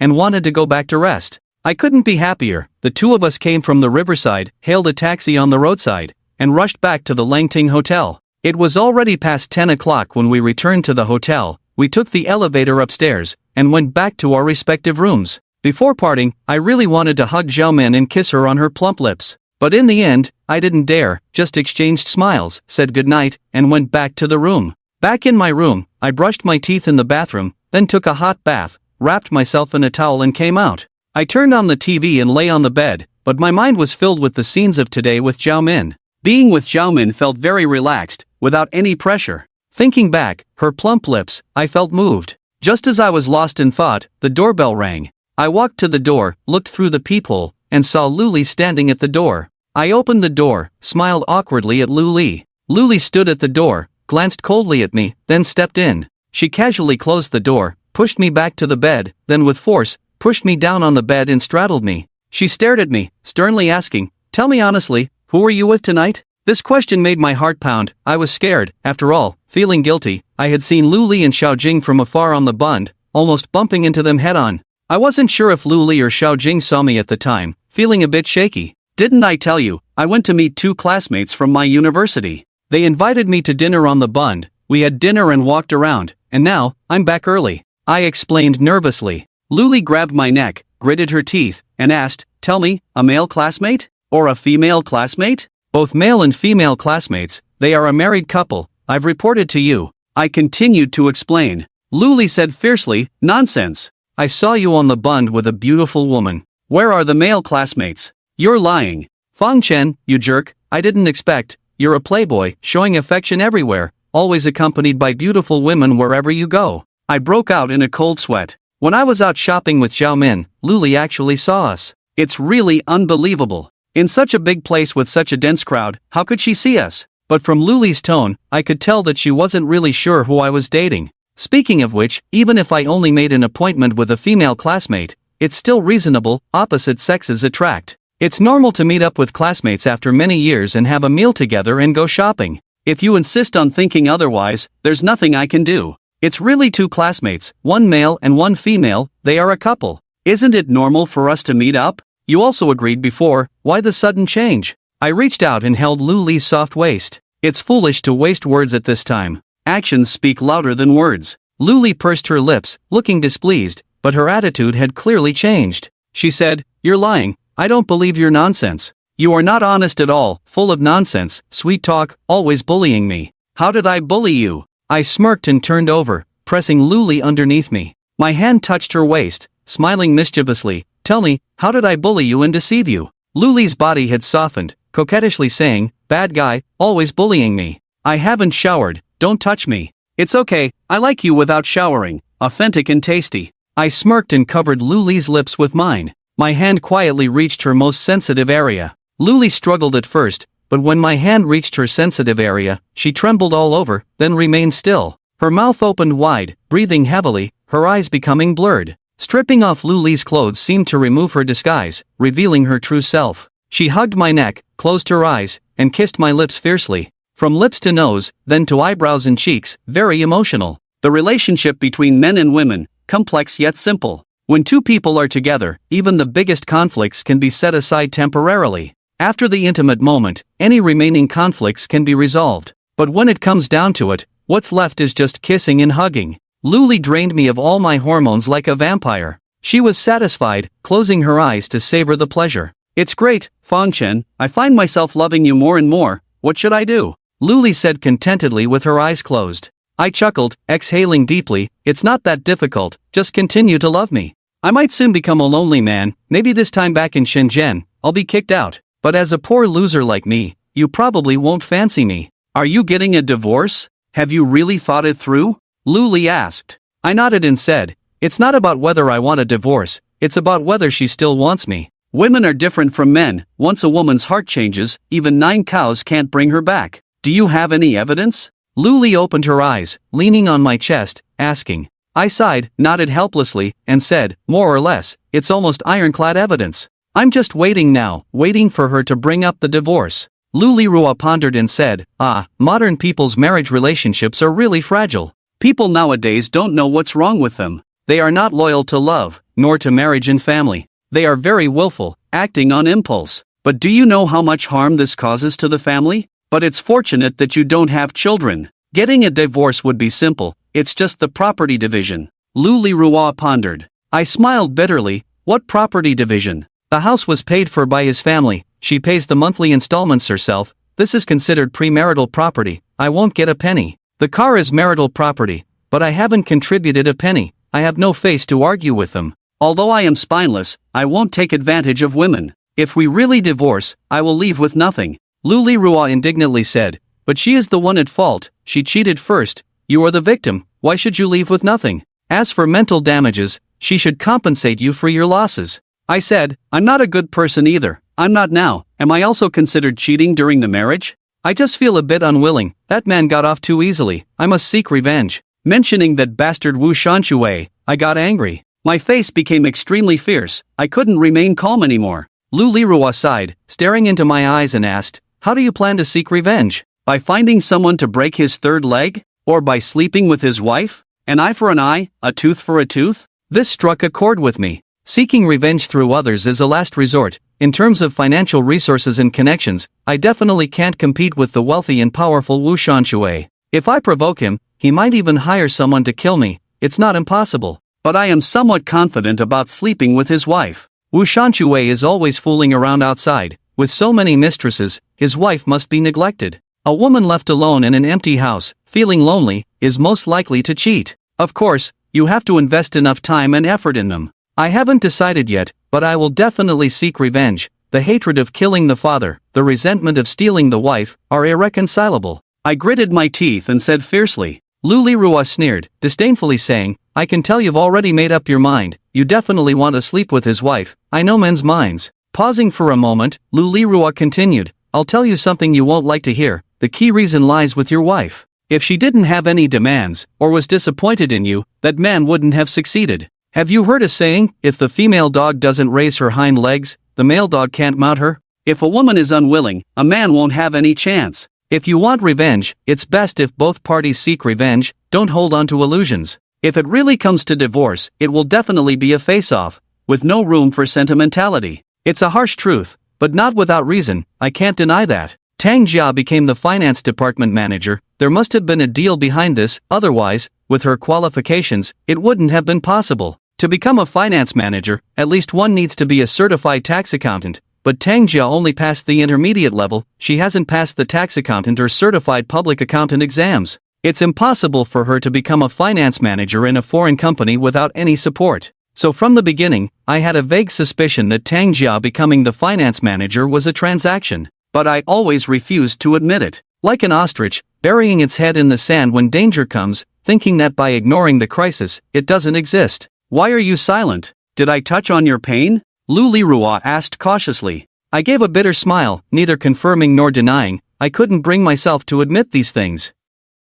Forget it, let's not talk about this, let's go take a bath. Help me scrub my back. Luli pulled my hand, pulled me off the bed, hand in hand into the bathroom, turned on the hot water, applied shower gel to rinse us. As I washed, I fantasized about the dazzling whiteness I saw on Xiaomin's chest today, as well as the deep cleavage. Suddenly my body reacted, stronger than the first time Luli discovered my body's reaction. A smug smile appeared on her lips. She thought that her body was very attractive to me, feeling very proud. She smirked. What are you thinking? You already want it so soon again, you're really greedy. I reached out and grabbed Luli's brain. Luli raised her eyelids, looked at me, pursed. I closed my eyes and felt it. My heart was filled with mixed feelings, love between man and woman, nothing more, just play. This world has long decayed, what morality should I follow? Screw it. I felt all the hormones and dopamine in my body being sucked dry, empty all over, my mind was blank, nothing left. Xiaomin, Tang Jia, all became fleeting clouds, no longer so important.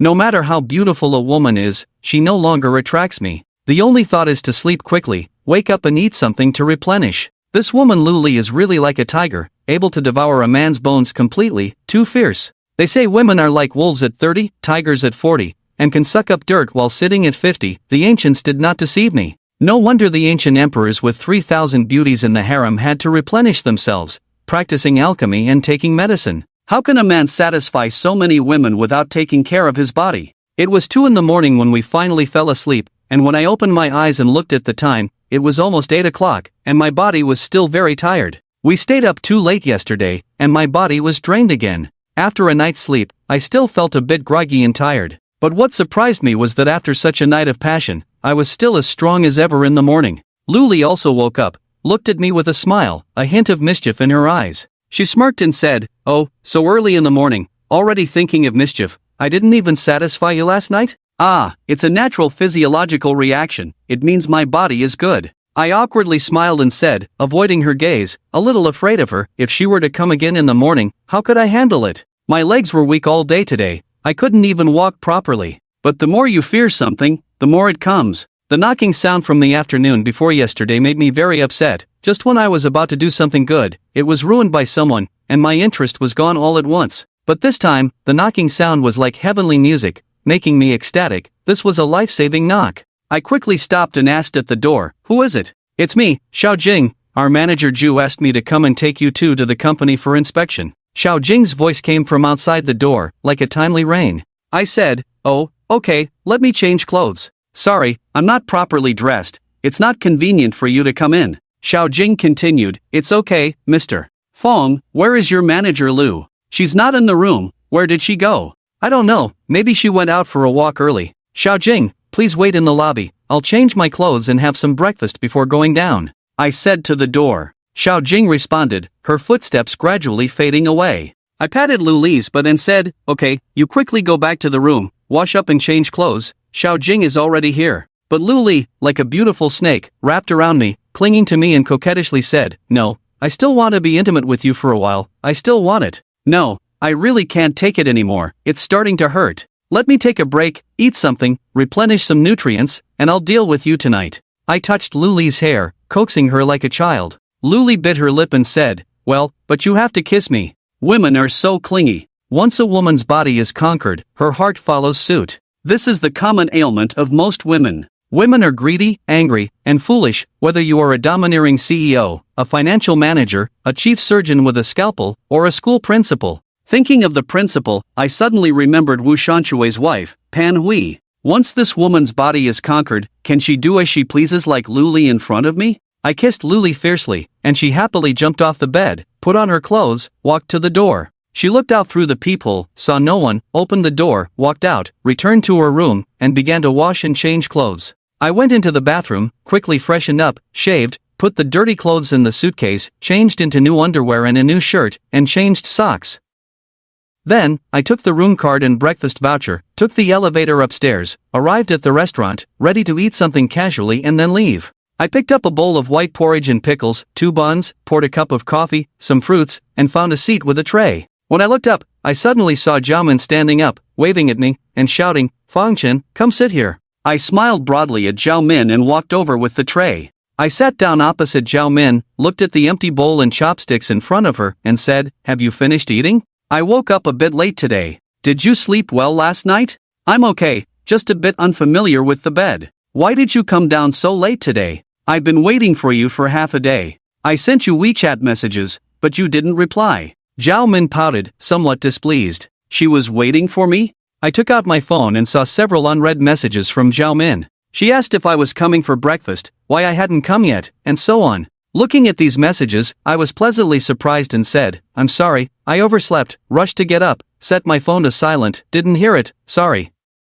Humph. If you do this again, I won't talk to you anymore. No man has ever not replied to my messages, making me feel cheap and worthless. Jiaomin rolled her eyes and said unhappily. But after hearing my explanation, she seemed much more comfortable. I quickly explained, I really didn't mean to. How about this, to express my apology, when we return to Shenzhen, I'll treat you to dinner, is that okay? I don't care. Jiaomin pursed her lips and then asked, what are you planning to treat me to? I won't go to a fly restaurant. I'll treat you to Western food, how about that? I quickly tried to please her. Jiaomin pretended to think for a moment, nodded, and said, I'll consider it. But why do we have to wait until we return to Shenzhen? We can do it tonight, there's nothing going on tonight. Tonight is absolutely not possible. If I go out on a date again, Luli will definitely notice something is wrong. With her shrewdness, she will easily figure something out. But Jiaomin is in Shanghai because she is lonely, looking for me. If I really return to Shenzhen, with family and colleagues around, she may not be so easy to meet.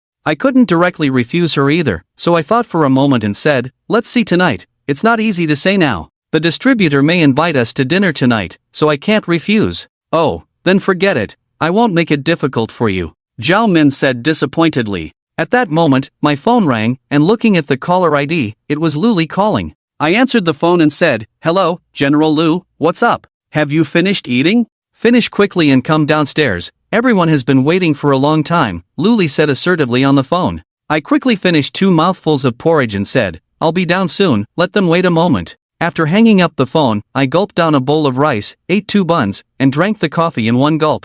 I took an apple and said to Jiaomin, Dr. Zhao, our leader is rushing me, I have to leave quickly. Let's keep in touch. If you're free tonight, I'll treat you to a big meal. Your leader is quite powerful, with such a loud voice, I heard it too. Is this woman usually very powerful? Jiaomin teased with a tongue out. I smiled bitterly. Yes, the domineering director, of course, exudes dominance. When you become an expert in the future, you can also be so assertive. I have to go now, let's talk later. Jiaomin waved to me, said goodbye, and walked towards the elevator. I took the elevator downstairs. Jiaomin took the elevator upstairs, each going their separate ways. In the hotel lobby, Xiaojing and Luli were sitting on the sofa waiting. When they saw me coming, Luli stood up, very displeased. What's wrong with you? Taking so long to eat breakfast, making Xiaojing wait for so long, do you have no shame? I'm sorry for keeping you waiting. I apologized quickly. I didn't understand why Luli was so angry. Just now, she was showing affection towards me, but in a blink of an eye, she reverted to her original domineering self, changing her attitude faster than taking off pants. Xiaojing quickly intervened and managed to calm Luli's anger. Luli glared at me fiercely, then, when Xiaojing wasn't looking, she pinched my waist hard with 2 fingers. What's wrong? What did I do to upset you? I asked quietly. Luli whispered, I don't know, but whenever I can't see you for a while, I get anxious and my temper becomes bad. Oh, my goodness, this is really unbearable. If we have to spend a long time together in the future, I might be tortured to death. We arrived at the hotel entrance, the driver drove over in a Cadillac, Xiaojing sat in the front passenger seat, and Luli and I sat in the back. After getting in, Luli quietly held my hand, interlocking our fingers, showing an extremely affectionate look towards me. The car headed towards the Huangpu district in Hongkou, to Zhu Hui's company headquarters in a commercial office building in the Huangpu district. On the way, I received a call from Tang Jia. Seeing Tang Jia's name jumping on the phone screen, I really didn't want to answer. I called her yesterday but she didn't pick up, and she hasn't returned my call since. I go on a business trip,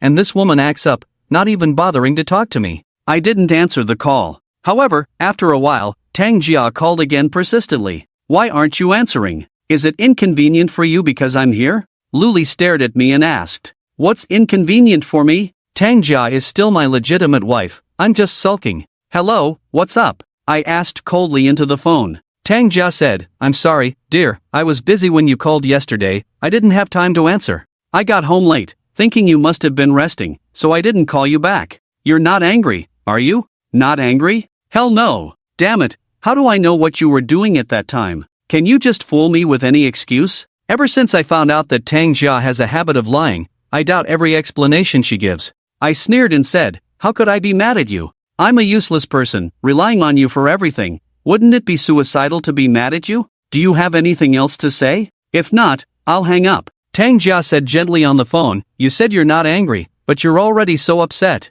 Okay, stop being angry. I've already explained it to you. Don't be so petty. You called me yesterday, what's up? You missed me after just one day out? Impatiently, I said I'm not angry. Isn't it just not answering the phone? It's not a big deal. I called you yesterday to tell you that everything is fine in the Magic City, so you don't have to worry. But now it seems that I was being presumptuous. Tang Jia said, still in a gentle tone, how could that be? I really care about you, you know? I've been really busy these days, one trivial thing after another, but once this period is over, I'll be relaxed. When you come back, I can spend time with you. By the way, how about we go to Huizhou Beach this weekend? As compensation for not being able to accompany you well recently. I really can't understand why Tang Jia's heart is already with Wu Shanshui. Why pretend in front of me? The fact that she is still willing to lower herself to please me shows that she still cares about me. But if she cares, why get so close to someone else? What's the point of maintaining such a family?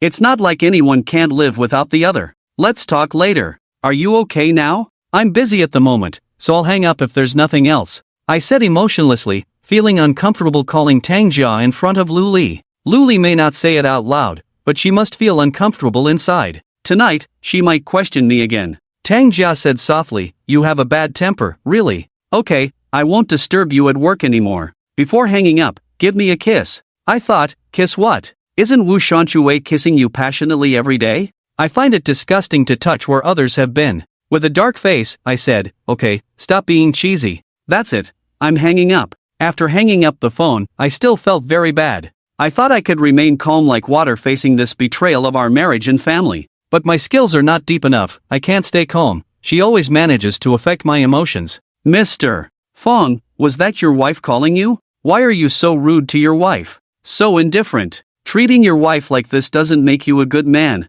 Xiao Jing said discontentedly, starting to form a negative opinion of me. After all, women always side with women and consider things from their perspective. I thought to myself, what do you know? Do you think I want this? If your boyfriend cheats on you, try it, and see if you're not heartbroken at all. I remained silent. It's not easy to explain this to Xiao Jing. I can't tell her that I found out my wife was cheating but chose to keep it to myself and gather evidence in secret. Luli explained, every family has its own difficulties. How can outsiders understand their feelings? Let's not be quick to judge. The car rushed all the way to the office building of Zhu Hui's group company. We got out of the car and took the elevator upstairs. Zhu Hui's group company had rented the entire 18 floors of this commercial office building. As soon as we got out of the elevator, we saw the huge golden sign of Jingtian Group shining brightly under the lights. Xiao Jing led us into the company's entrance, gesturing with one hand to invite us in. As we passed the company's front desk, a young and pretty girl at the front desk stood up and bowed to us.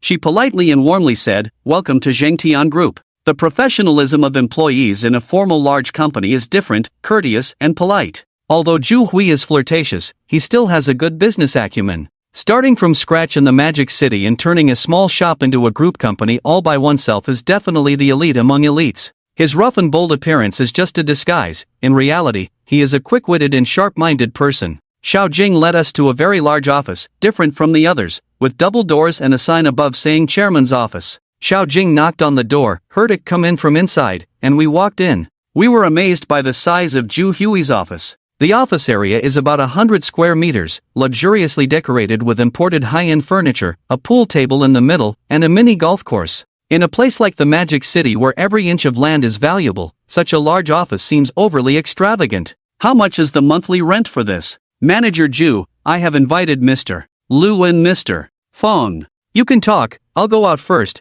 Xiao Jing said respectfully, standing in front of Zhu Hui's desk. Zhu Hui was reviewing a document, furrowing his brows, seemingly lost in thought. Seeing Zhu Hui again today, he was dressed very neatly in a shirt and tie, looking very formal. His expression was serious, as if he had become a different person. This serious Zhu Hui is perhaps his demeanor during work, very dignified, exuding a sense of authority without anger. Indeed, no one can succeed without reason. When working, Zhu Hui is very serious and diligent, otherwise, the business wouldn't have grown so big. Oh, Mr. Lu, Mr. Fong, please have a seat first. Xiao Jing, make tea for them. I'll finish reading this document first, Zhu Hui said sternly. Lu and I sat on the sofa, feeling the difference in the genuine leather sofa. Zhu Hui's office is even more luxurious than our boss's. It seems that more money is made on this side of the Magic City. After all, it is currently China's financial center. After reading the document, Zhu Hui signed it and picked up the landline phone to make a call. He said, "Come to my office immediately. I've signed the document and made some comments. Take it back and review it carefully. Start implementing it as soon as possible." Hanging up the phone, Zhu Hui walked over and sat across from us. He took out a Cuban cigar from the cigar box, glanced at me, and asked, "Do you want to try?" "No, it's too strong for me. I'm not used to it." "I'll stick with cigarettes," I replied with a smile, taking out a cigarette and lighting it up. Zhu Hui lit a cigar, took a puff, and crossed his legs. He looked at Lu and said, "I invited you two here today to provide further training for our second-tier agents and sales staff. The quality of these people varies, which is really worrying. In our line of work, ready-made talent is scarce. We need to train them on the spot, spending millions on training every year." Lu agreed, "There's no way around it. This is a cost that companies must bear. So, Manager Zhu, we need to value talent and find ways to retain them. There is a high turnover rate in our industry. People change jobs every few years, which is actually a hidden cost." Zhu Hui nodded, took a puff of his cigar, and said, "I've scheduled the training for you at 10 o'clock in our main conference room. There are over 100 participants, so it's going to be a big session. Mr. Lu, you'll have a tough time. I'll treat you to a big meal tonight. It's part of my job, no need to be so polite." Lu smiled and said, "When your staff's professionalism improves and sales go up, it benefits both us and you. Zhuzong, as long as you say a few good words to our boss, there's no need to treat us to a big meal. It's not right to let you spend money all the time." Hee, it's okay, a meal costs only a few bucks, but Lu Zong's class is worth tens of thousands, so I'm still making money. By the way, have you been resting well these days? I see that Lu Zong looks very good, even his skin looks brighter than before. It seems that the environment in the Magic City is really good for people," Zhu Hui said. Luli blushed, subconsciously touched her face. She knew very well what the reason was for her good complexion and skin. When men and women enjoy themselves, their hormones become normal, which shows on their faces, naturally making them look good. After a brief chat, a woman in a white suit walked in, approached Zhu Hui and said, "Zhuzong, I'm here to get the documents." "Oh, they're on the table, take a look, make the necessary changes, and then it can be implemented. I've already made my comments on it," Zhu Hui said. I observed the woman for a moment. She had distinctive features, very charming facial features, and a mole at the corner of her mouth. Wearing a white suit, she didn't give off a professional vibe. Instead, she looked very alluring and sexy. This woman must be very seductive in bed, I thought to myself. The woman glanced at me secretly, nodded and smiled, then swayed her hips to get the documents. When she bent down to pick up the documents, she deliberately raised her buttocks, lifted one leg, revealing a section of her white waist, and her buttocks were raised high, looking very sexy. Damn, she's really seductive. Zhu Hui is surrounded by all these seductive and cheap women. In my mind, I couldn't help but imagine, did Zhu Hui have sex with this seductive woman on this office desk? Doing such things in the office should be very exciting. The woman took the documents, walked out swaying her hips in high heels. My gaze followed her buttocks until she reached the door before I withdrew my eyes. I thought to myself, next time if I have the chance, I should also try with Luli in the office. It must be quite an experience. What are you looking at? Can't take your eyes off. Luli glared at me dissatisfied, then reached out and pinched my thigh hard. This Luli, now openly jealous, not even trying to hide it, she seemed a bit irrational. Matters between men and women are the most sensitive. Others can tell the relationship between these two people through their eyes and actions. They can even judge how far their relationship has progressed. In front of Zhu Hui, Luli didn't hide it either. Zhu Hui's expression did change slightly, but he didn't show anything. Instead, he laughed heartily twice. He said, "Mr. Fong, this woman in our company, isn't she very alluring and charming? When you see her, what's the first thing that comes to your mind? Being seen through, I awkwardly smiled, touched my head and said, she's indeed very alluring, quite distinctive, but she's yours, so what thoughts can I have? It's normal for men to have thoughts when they see a beautiful woman, there's nothing to be embarrassed about. To be honest with you, this PR manager of mine, I recruited her from a nightclub. I met her at a nightclub, but she wasn't a hostess, she was a DJ waitress. She's fun, and very open-minded, I was attracted to her at first sight. At that time, she was already in her 4th year of college, her family was poor, so she had to enter the workforce early to earn money. After training in our company for a few years, she's now capable of handling PR work independently. Juhui said candidly, not feeling anything difficult to talk about. Luli laughed, Juzong, you really know how to make the best use of people's talents, using people from nightclubs as PR managers, with money in one hand and beauty in the other, you're invincible. This is also forced by society, nowadays it's hard to do business,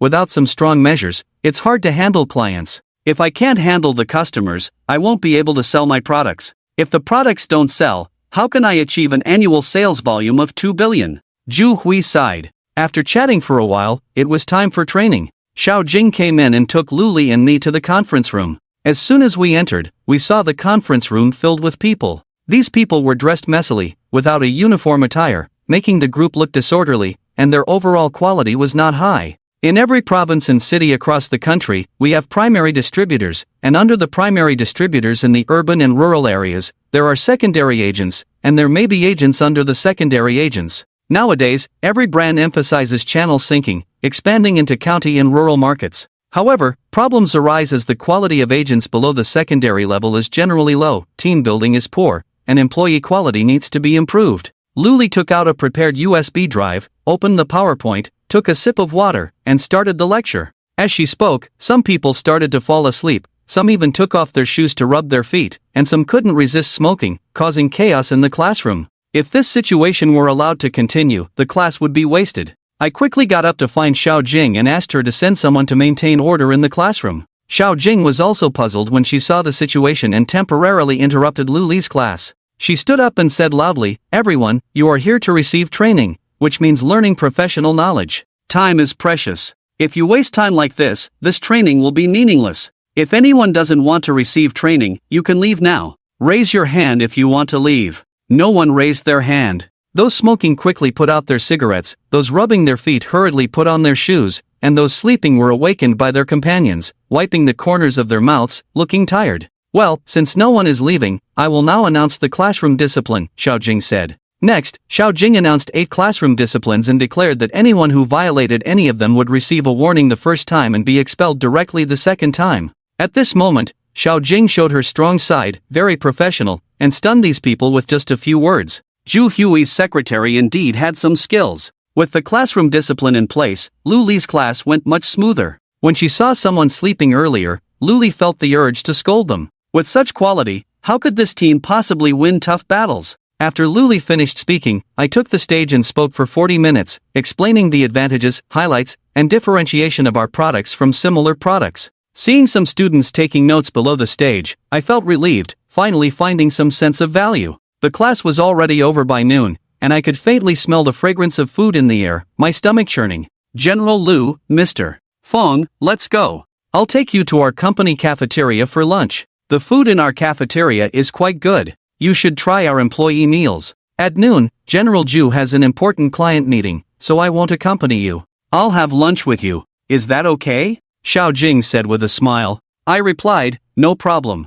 With such a beautiful lady accompanying us, we are more than happy. How could we have any objections? You talk too much, your mouth is as sweet as honey. I didn't realize before that you are good at pleasing girls, Luli said, rolling her eyes. Xiao Jing led me and Luli out of the conference room, took the elevator, and went up to the 19th floor. A small part of the 19th floor was leased by Jingtian Group as the company's employee cafeteria. It was called a cafeteria, but it was more like a restaurant, with ordinary employees getting their food at the window, middle managers having their dining area, and special dishes being prepared. The high-level and VIPs have private rooms specially reserved, with master chefs preparing exquisite dishes. Xiao Jing led us to a private room, where we sat down and ordered several dishes, including a sea bass and a pot of nourishing soup, both beautifully presented and very appetizing. Mr. Lu, would you like some wine? Our company ordered it from France, and it tastes quite good, Xiao Jing asked. There is also red wine, how considerate. Lu Li nodded and said, sure, let's have some. After the meal, please arrange a place for us to rest for a while. We need to stay energized for the afternoon classes, or we won't be able to hold on without a nap. No problem, I've already arranged it for you. There is a small meeting room downstairs with 2 sofa beds. I usually take a nap there during lunch break, Xiao Jing said with a smile. This girl is really nice, gentle in character, very dedicated, and arranges everything very thoughtfully. No wonder at such a young age, Zhu Hui values her so much. Xiao Jing went out to get the wine, and suddenly Lu Li stomped on my foot hard. Through gritted teeth, she said, behave yourself, stop eyeing Xiao Jing. Your gaze is too lecherous, it makes me want to punch you several times. You are really something, so jealous. Did the vinegar jar tip over? How am I being lecherous? I retorted discontentedly. At that moment, Xiao Jing came in with a bottle of wine, followed by another woman. It was the beauty I saw in Zhu Hui's office in the morning. She had a mole at the corner of her mouth, looking coquettish when she smiled, making people can't help but want to embrace her. Mr. Fong, this is our public relations manager Su Lijing. She has a particularly good alcohol tolerance. I asked her to come in and have a few drinks with you, Xiao Jing said. I won't drink with you. I have a lot of work to do in the afternoon, it's not good to drink, Xiao Jing said considerately, but she didn't notice that Lu Li's face turned very unpleasant. However, my eyes lit up. I really wanted to get to know this woman, but I had no chance. Unexpectedly, Xiao Jing gave me this opportunity. I wanted to laugh but didn't dare to. I quickly stood up, smiled, and said, so you are manager Su. Please have a seat. Your company's cafeteria is really good, the food is top-notch, and there's even red wine. Our general manager Zhu takes good care of our employees, providing us with the best benefits, Xiao Jing said. The food in our company's cafeteria is well known in the industry. Many former employees miss it the most. Even after many years, they still can't forget the food in our company's cafeteria, Su Lijing said with a smile. Her eyes narrowed into a slit when she smiled, and the mole at the corner of her mouth was particularly eye-catching, very sexy. The 4 of us sat down, 3 beautiful women and just me, a man. Suddenly, I felt a sense of happiness surrounded by beauties. This trip to the Magic City has been very rewarding. Not only did I successfully win over Lu Li, but my relationship with Zhao Min has also progressed. Now, with so many beautiful women around me, I feel extremely happy. Xiao Jing used a corkscrew to open the red wine and poured 3 glasses for us in tall glasses, while she only poured a glass of water for herself, substituting water for wine. Just as I was thinking about Zhao Min, my phone beeped with a WeChat message. I took out my phone and saw that it was indeed from Zhao Min. It read, "What's good to eat for lunch? We had Magic City cuisine for lunch, too sweet, not tasty. I'm going to starve in Magic City for 3 days." I aimed my phone at the food and red wine on the table, took a picture, and sent it to Zhao Min. Zhao Min quickly replied, "Wow, such a sumptuous lunch, I envy you. Please treat me to Hunan cuisine tonight, I'm going crazy with all the sweets." I was about to reply on WeChat when Su Lijing raised her glass and said, "Welcome to our company, I'll offer you a drink on behalf of General Manager Zhu. In the morning, your class was very exciting. I went to listen for a while and benefited a lot. I'll drink this glass of wine first as a toast." After saying that, Su Lijing raised her neck, took a sip of the half glass of red wine in one breath, and drank it without changing her expression. It was obvious that she was a generous person with an unpredictable capacity for alcohol. While Su Lijing was drinking, my eyes were fixed on her neck, fair neck, and sexy collarbones. When my gaze went down, I saw that she was wearing a skirt, revealing her snow-white and slender thighs, without wearing stockings, bare legs. My eyes inadvertently looked deeper. Her legs were slightly apart, and I could even see the color of her underwear. It was red, very eye-catching. Since I found out about Tang Jia's infidelity, I have suffered a significant mental shock, and my moral standards and integrity have plummeted sharply. Every time I see a beautiful woman or a seductive woman, my mind becomes chaotic, always thinking about some low-level and vulgar activities. For example, how they look when stripped naked, their performance in bed, whether they are crazy or slutty. It can be said that my mind is full of low-level interests. In the past, I was relatively pure. I couldn't be considered a gentleman, but I could at least avoid indecency. But now, I am completely like a beast. Even when having a drink with others, I end up looking at inappropriate places. I feel ashamed just thinking about myself. Su Lijing seemed to notice that I was looking at her, but she was not angry at all. Instead, she seemed a bit excited, with a hint of undisguised pride in her eyes. Think about it, which woman is not vain? Being able to attract attention away from other women proves that she has extraordinary charm. Luli herself had some hostility towards Su Lijing. If a beautiful woman is not particularly close, it is easy for conflicts to arise. Especially when it involves a man, they become arch-enemies who wish to eliminate each other. Fortunately, I hid it well, and Luli didn't notice me peeking at Su Lijing. She just ate her food while chatting with the girl next to her, deliberately ignoring Su Lijing, clearly telling her, "I'm not interested in you." Su Lijing didn't care about Luli's attitude. After finishing her drink, she looked at me and gestured towards my glass, indicating that it was my turn to drink. I pretended to be a gentleman, smiled, picked up the glass, sniffed it under my nose. The wine was indeed good, with a sweet and fragrant smell. I raised my neck and drank the wine in one gulp. The dishes prepared by the chef were really good. The twice-cooked pork was very flavorful, and the steamed base was even better, super fresh and delicious, making one's tongue swallow. The four of us ate quickly, and the 4 dishes and soup on the table were soon finished. Luli only took a few symbolic sips of the French red wine, and the rest was shared between me and Su Lijing. With a full stomach and satisfied heart, I looked at the 3 beautiful women in front of me. Each of these 3 women had their own unique characteristics and beauty. It would be wonderful to have them all. But this was just wishful thinking. Such a blessing was enjoyed by big bosses like Ju Hui, while poor losers like me could only daydream. It was 1 o'clock after dinner, and there was a training session at 2:30, so we could rest for an hour. We left the private room and followed Xiao Jing downstairs to the small meeting room to rest. At the corner of the stairs, Su Lijing quietly pulled my arm, handed me a business card, and whispered, "Mr.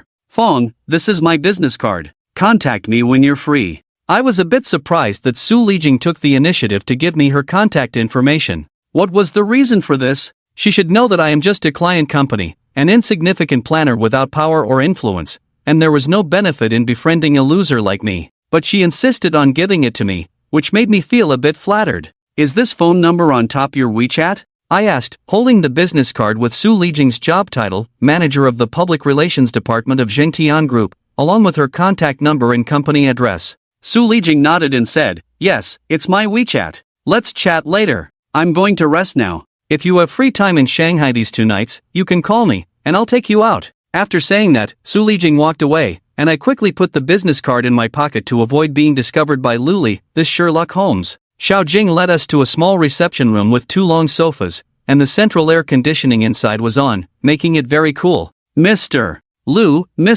Fong, you can just make do here for lunch. I'm really sorry for the simple conditions, please forgive us," Xiao Jing said politely. Luli quickly said, "The conditions are already very good." "Thank you, Xiao Jing. You should rest too. Don't waste this little time." Xiao Jing smiled, turned around, and left, leaving just the 2 of us, me and Luli, inside. We each lay down on a long sofa, closed our eyes, and rested. Just as I lay down, I remembered Su Lijing's phone WeChat. I took out my phone and Su Lijing's business card, saved her phone number, then searched in the contacts and found Su Lijing's WeChat, and sent a verification request. After sending the verification request, I placed my phone beside my head, rested my head on my arm, closed my eyes, and felt drowsy. Just as I was drifting off, I suddenly felt a weight on my body, a soft body pressing against me. Opening my eyes, I saw Luli staring at me with wide eyes, a look of scrutiny on her face, with a hint of mischievous smile at the corner of her mouth. "What are you doing? Aren't you sleepy? Why did you come over here?"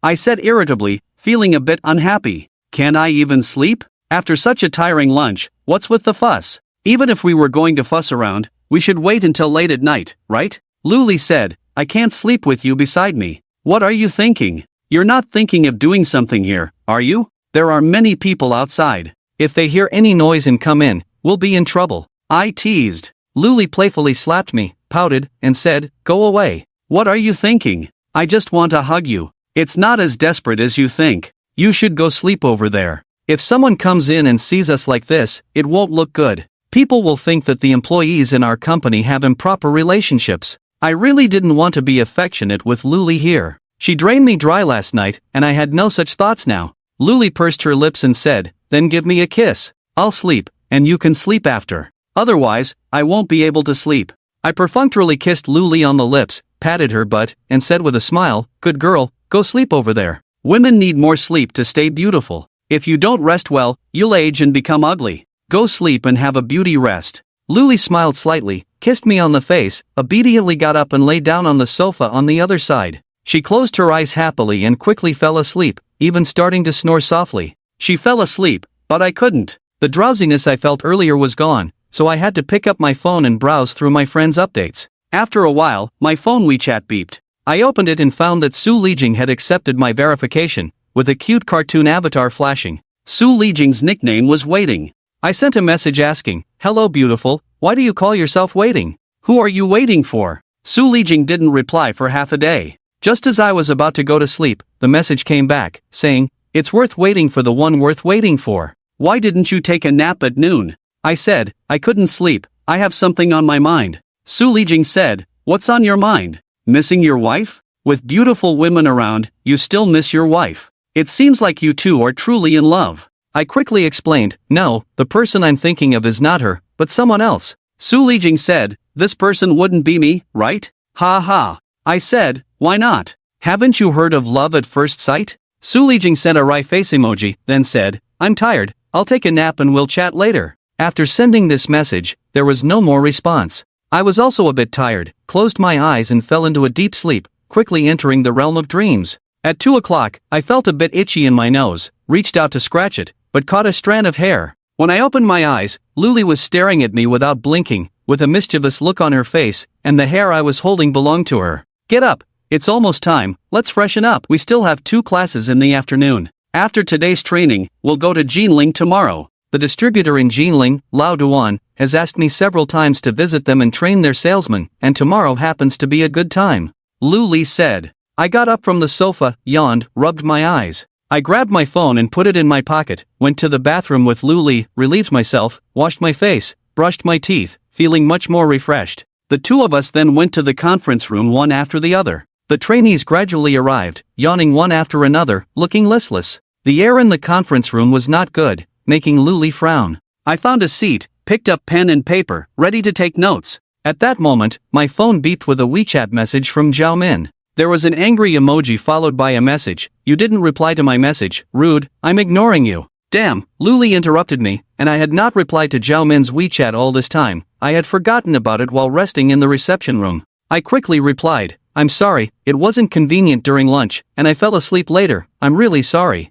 Zhao Min didn't respond, the phone fell silent. Just as I was about to put away my phone out of boredom, another message came in. This time it was from Su Lijing. The message read, woke up, had a good nap. This woman cares about me. I quickly replied, saying, I just woke up too, the afternoon training is about to start, another challenging afternoon. Su Lijing sent a smiling face and said, "That's how work is. Do you have any plans for tonight? If not, I can take you to a bar. There's an interesting slow bar on Huaihai Road, all Westerners performing. I went there once, the atmosphere was great. This woman invited me so quickly, it felt a bit strange. Normally, women would be more reserved, but this woman is quite direct. Or maybe she has some ulterior motive? But I'm a poor guy, I don't have much money, what motive could she have? Does she think I'm handsome?"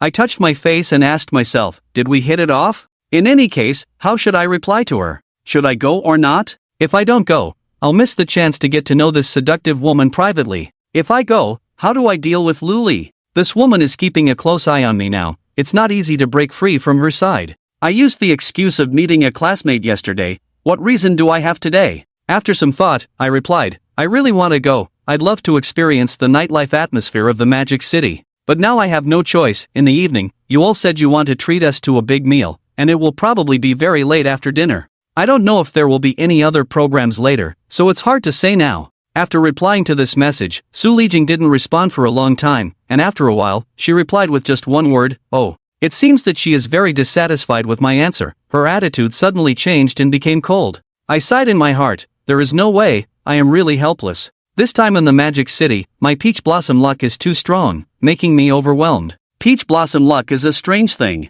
When you don't have it, you simply don't. Once it becomes prosperous, it comes in swarms, making it overwhelming. It really confirms the saying, drought kills in drought, flood kills in flood. The heavens torment people, either starving them or overreading, never letting them rest. Students, let's start the class now. The topic we will discuss this afternoon is quite novel, called What is Customer Relationship Maintenance? When Lu Li saw me playing with my phone nonstop, she looked a bit displeased, cleared her throat a few times, and started the class. I spent the afternoon class in a daze, didn't rest well at noon, and kept feeling sleepy in the afternoon. To prevent myself from falling asleep, I would occasionally get up, walk around the meeting room, check if the students were paying attention, and maintain the order of the class. With the foundation laid in the morning, the discipline in the afternoon class improved significantly. After walking around the meeting room and just sitting down, a WeChat message from Zhao Min came. She asked in WeChat, "What are you doing? Still in training?" She had just said she wouldn't bother me, but not long after, she couldn't help but send me a message, indicating that she was more bored than me at the moment.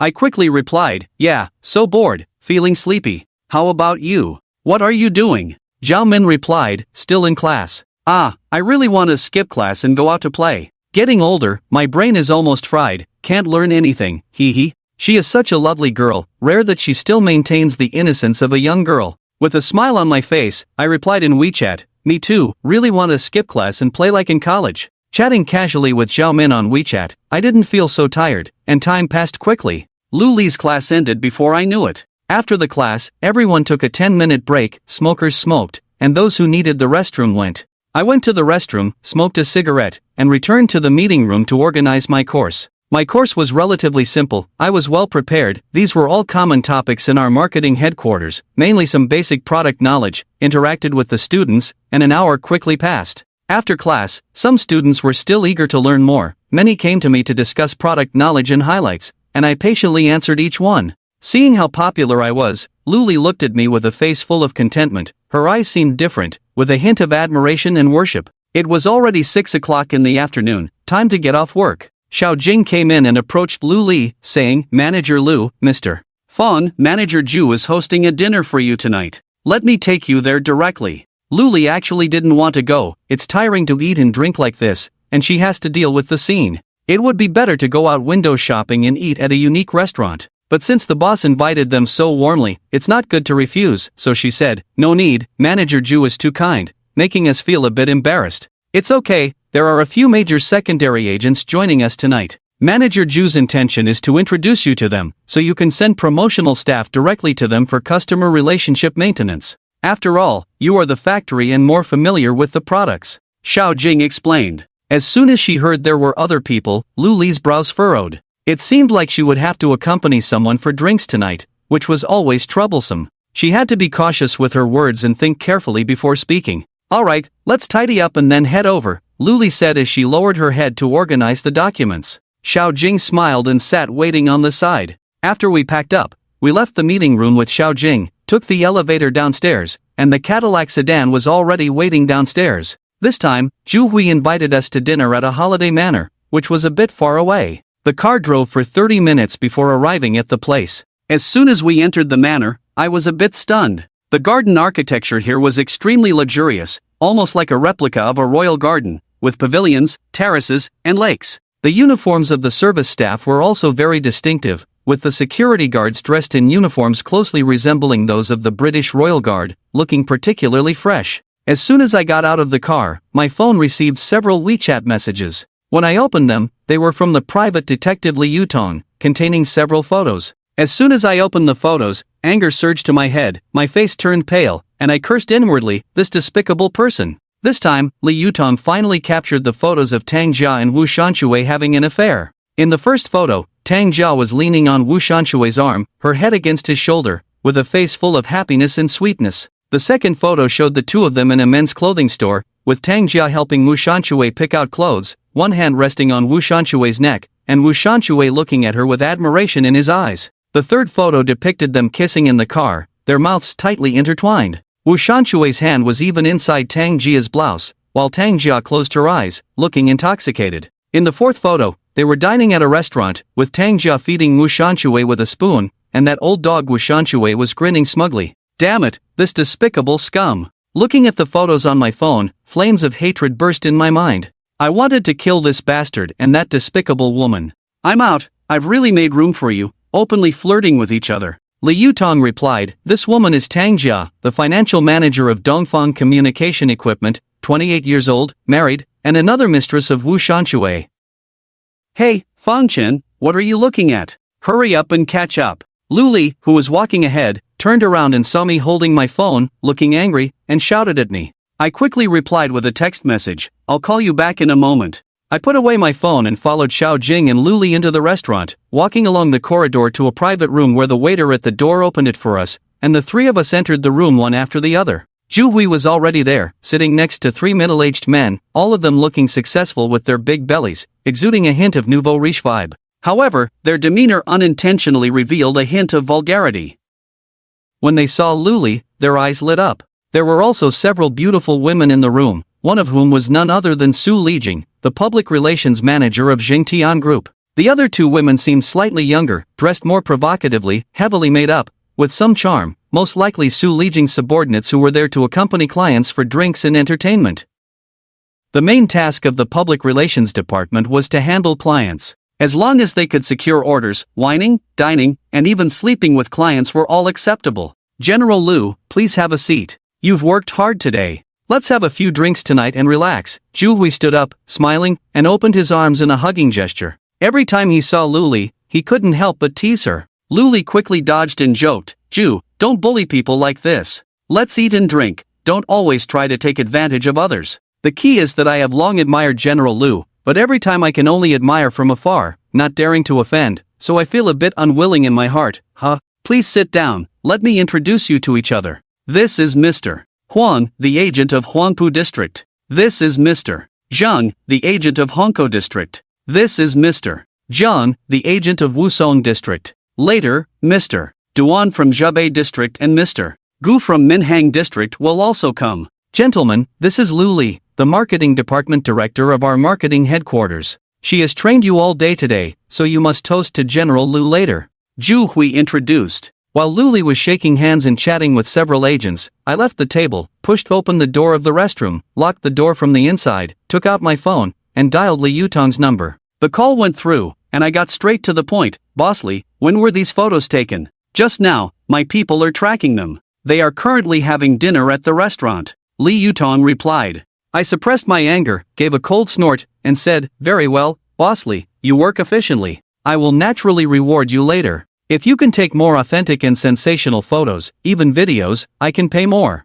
Well, it's a bit difficult. It would be illegal to go further. Li Yutong pretended to hesitate. I knew he wanted to raise the price, so I said, find a way, money is not a problem. Alright, I'll try again, but the price will be different. Li Yutong said. I replied, no problem, as long as you can get the job done. After hanging up the phone, I took a moment to catch my breath, feeling the flames of anger burning inside me, filled with a desire for destruction. After a moment of contemplation, I dialed Tang Jia's phone. Tang Jia's phone rang for a long time before she answered. Oh, darling, do you miss me? Have you eaten? Where are you now, and who are you with? I asked coldly over the phone. Tang Jia seemed accustomed to my cold and indifferent attitude. Or maybe she didn't care anymore about how I treated her. After all, we were all acting, with the goal of not tearing each other apart temporarily, maintaining the facade until the day when we could all remove our masks, no longer needing to pretend. I'm having dinner outside with friends, Tang Jia said calmly. I continued in a cold voice, with which friend, a male friend or a female friend? This line of questioning made Tang Jia a little upset, clearly showing that she felt I didn't trust her, conveying the message that I was starting to doubt her.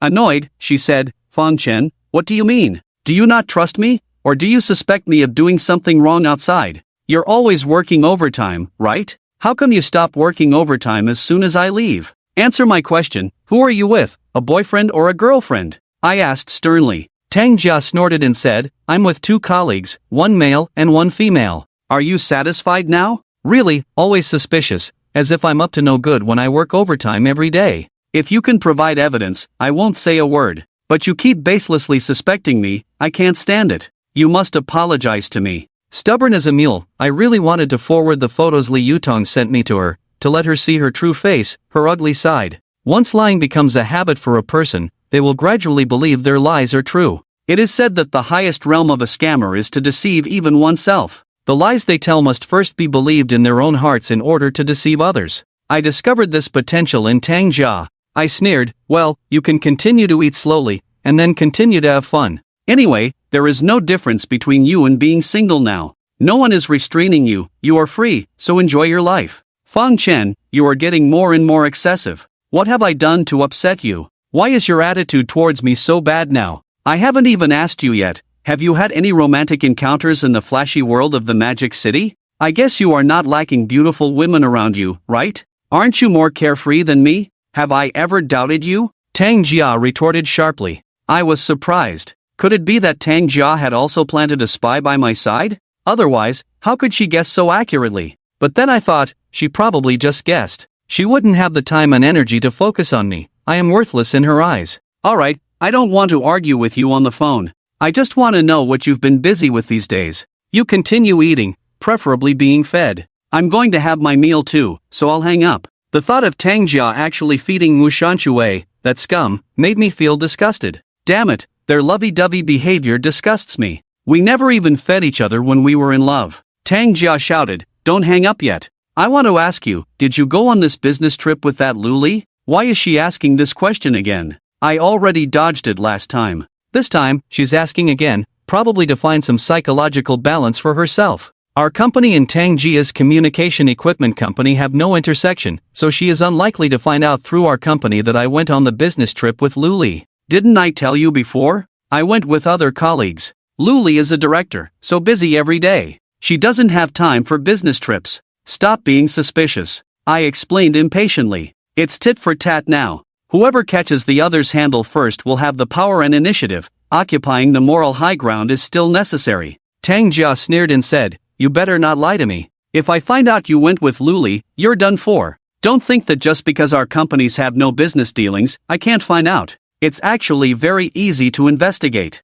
Now this woman is threatening me in turn. She's really a troublemaker. I coldly laughed and decisively hung up the phone. I relieved myself, flushed the toilet, opened the bathroom door, and found that Zhu Hui and the others had already started eating and drinking. What were you doing? You stayed in the bathroom for so long. I thought you fell into the toilet and was about to go in and fish you out. Luli glared at me dissatisfiedly, pulled me to the chair next to her, and said, you should punish yourself with a drink first, consider it an apology. Everyone at the table stared at me. I awkwardly smiled, picked up the glass, drank, and explained, sorry, I had a phone call, making you all wait. Su Lijing's eyes intentionally or unintentionally glanced in my direction. Her gaze seemed to have a hook, instantly attracting my attention. My eyes focused on the mole at the corner of her mouth, imagining how sexy she would look when speaking. Once this woman is in such a social setting, she exudes an unparalleled charm from head to toe. Every move, every smile is full of charm, as if carefully designed, making people subconsciously want to look at her more.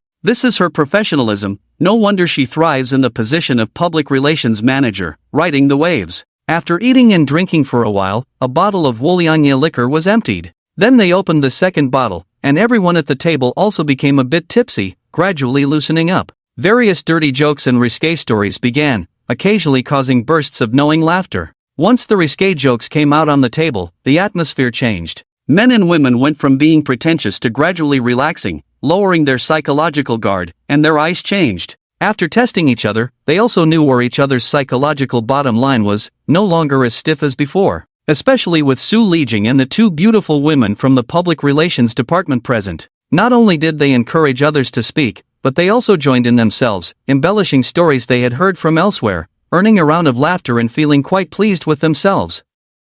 The so-called love of beauty is common among men and women. When full and warm, people with nothing to do after eating will always seek some form of entertainment, and the topic of sex is undoubtedly something that people nationwide enjoy. Although it's just a small matter, they never tire of it. Just like the Arenzuan in the Northeast, it is nothing more than a form of entertainment in the cold climate of the Northeast during the winter when there is nothing to do in the agricultural off-season. So men and women pair up, sitting on the heated brick bed, starting to talk about various scandals and romantic stories. As they talk and evolve, it becomes an art form that the working people enjoy. In this atmosphere, Luli also loosened up, laughing uncontrollably. Under the instigation of Zhu Hui and Xiaojing, she also took the stage and told a joke. Before she could finish, she was laughing so hard that she couldn't continue, and the others followed suit with a few casual laughs. As they say, after 3 rounds of drinks and 5 flavors of dishes, everyone was a bit tipsy. At this point, Su Lijing took the initiative to start toasting, and after a few rounds of drinks, the several agents were afraid to drink with her,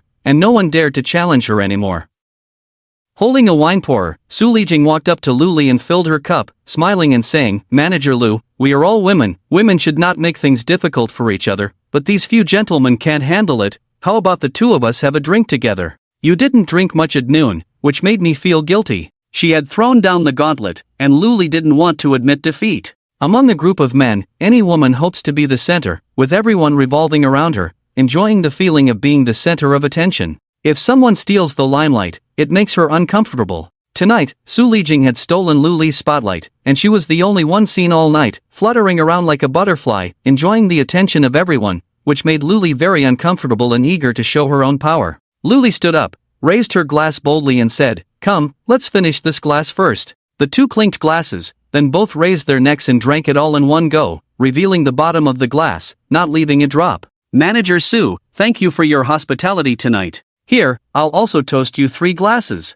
Courtesy demands reciprocity. This time, Lu Li took the initiative to fill Su Lijing's glass with wine and returned the toast. Her counterattack had begun. The crowd applauded and cheered. Su Lijing accepted all toasts with a slight smile, raised her glass and drank it all in one go. The two women each drank 3 glasses, at least 3 or 2 of wine had gone down. Su Lijing remained composed, but Lu Li seemed a bit tipsy. Her alcohol tolerance was already quite average, and competing in drinking with a seasoned drinker like Su Lijing was undoubtedly a futile effort. With a bit of alcohol in her system, Lu Li's head was spinning, rubbing her head with one hand, her eyelids fighting to stay open, especially after the 3 glasses she had just downed. Her head started to feel light. Seeing that Lu Li was struggling, I asked softly, "Manager Lu, are you okay? If not, just stop, don't drink anymore." "I can't handle it anymore. I'm feeling dizzy from the alcohol. Please take me back to the hotel." Supporting herself with one hand on her arm, Lu Li said, her eyes glazed, on the verge of passing out at any moment. I quickly said to Ju Hui, and Ju Hui didn't want to make things difficult for us either, and straightforwardly said to Xiao Jing beside him, "You call the driver and have him take Mr. Lu and Mr. Fong back to the hotel first. We still want to sit for a while." Xiao Jing was originally going to send us off, but Su Lijing volunteered and said something to Ju Hui's ear. Ju Hui nodded and said, "All right, you go and send them off. Make sure to safely take Mr. Lu and Mr. Fong back to the hotel." Su Lijing and I supported Lu Li on either side, leaving the private room, walking out of the restaurant, and arriving outside the restaurant, where the driver happened to drive the car over. We squeezed Lu Li into the car. Su Lijing and Lu Li sat in the back row, and I sat in the front passenger seat, heading towards our residence at the Langting Hotel. By the time we arrived at the hotel, Lu Li had already fallen asleep. The alcohol had a strong aftereffect, which most people couldn't handle. After sending Lu Li back to the room, Su Lijing helped Lu Li take off her shoes and coat, put her in bed and covered her with a blanket, then we came out of the room together. Standing in the corridor, Su Lijing didn't seem drunk at all. She looked at me with a slight smile and said, "Are you going to rest, or come with me to the Slow Rock Bar on Huaihai Road to have some fun?" Looking at Su Lijing's ambiguous smile, I was a bit dazed. How good was this woman's alcohol tolerance? She had at least 8 liang of alcohol tonight, and she seemed perfectly fine. She even remembered the invitation she made to me this afternoon, which made me feel pleasantly surprised. "Manager Su, are you serious or joking? We drank a bit much just now, and I'm afraid I won't be able to handle going to the Slow Rock Bar now." I hesitated, knowing my own alcohol tolerance. A few more bottles of beer and I would definitely pass out. Su Lijing pouted and said displeasedly, "Who's joking with you? Do I look like someone who jokes around? Stop dilly-dallying. Are you going or not? Give me a straightforward answer." This woman was indeed very straightforward, with a northeastern accent, straightforward and bold personality. I liked it. I rubbed my head and said, "All right, but my alcohol tolerance is not good. I can't compare to you. Please take it easy on me, so I don't embarrass myself when I get drunk." "You little guy, I know about your low alcohol tolerance. Don't worry, I won't force you to drink. We're just going to have some fun." Su Lijing patted my shoulder and said very boldly. Su Lijing and I took the elevator downstairs, hailed a taxi at the hotel entrance, and headed towards Huaihai Road. Huaihai Road is located in the People's Square area in the center of the Magic City, and is one of the most prosperous commercial streets in the Magic City. It is as famous as Jinling Road. If Jinling Road is a symbol of the commercial aspect of the Magic City,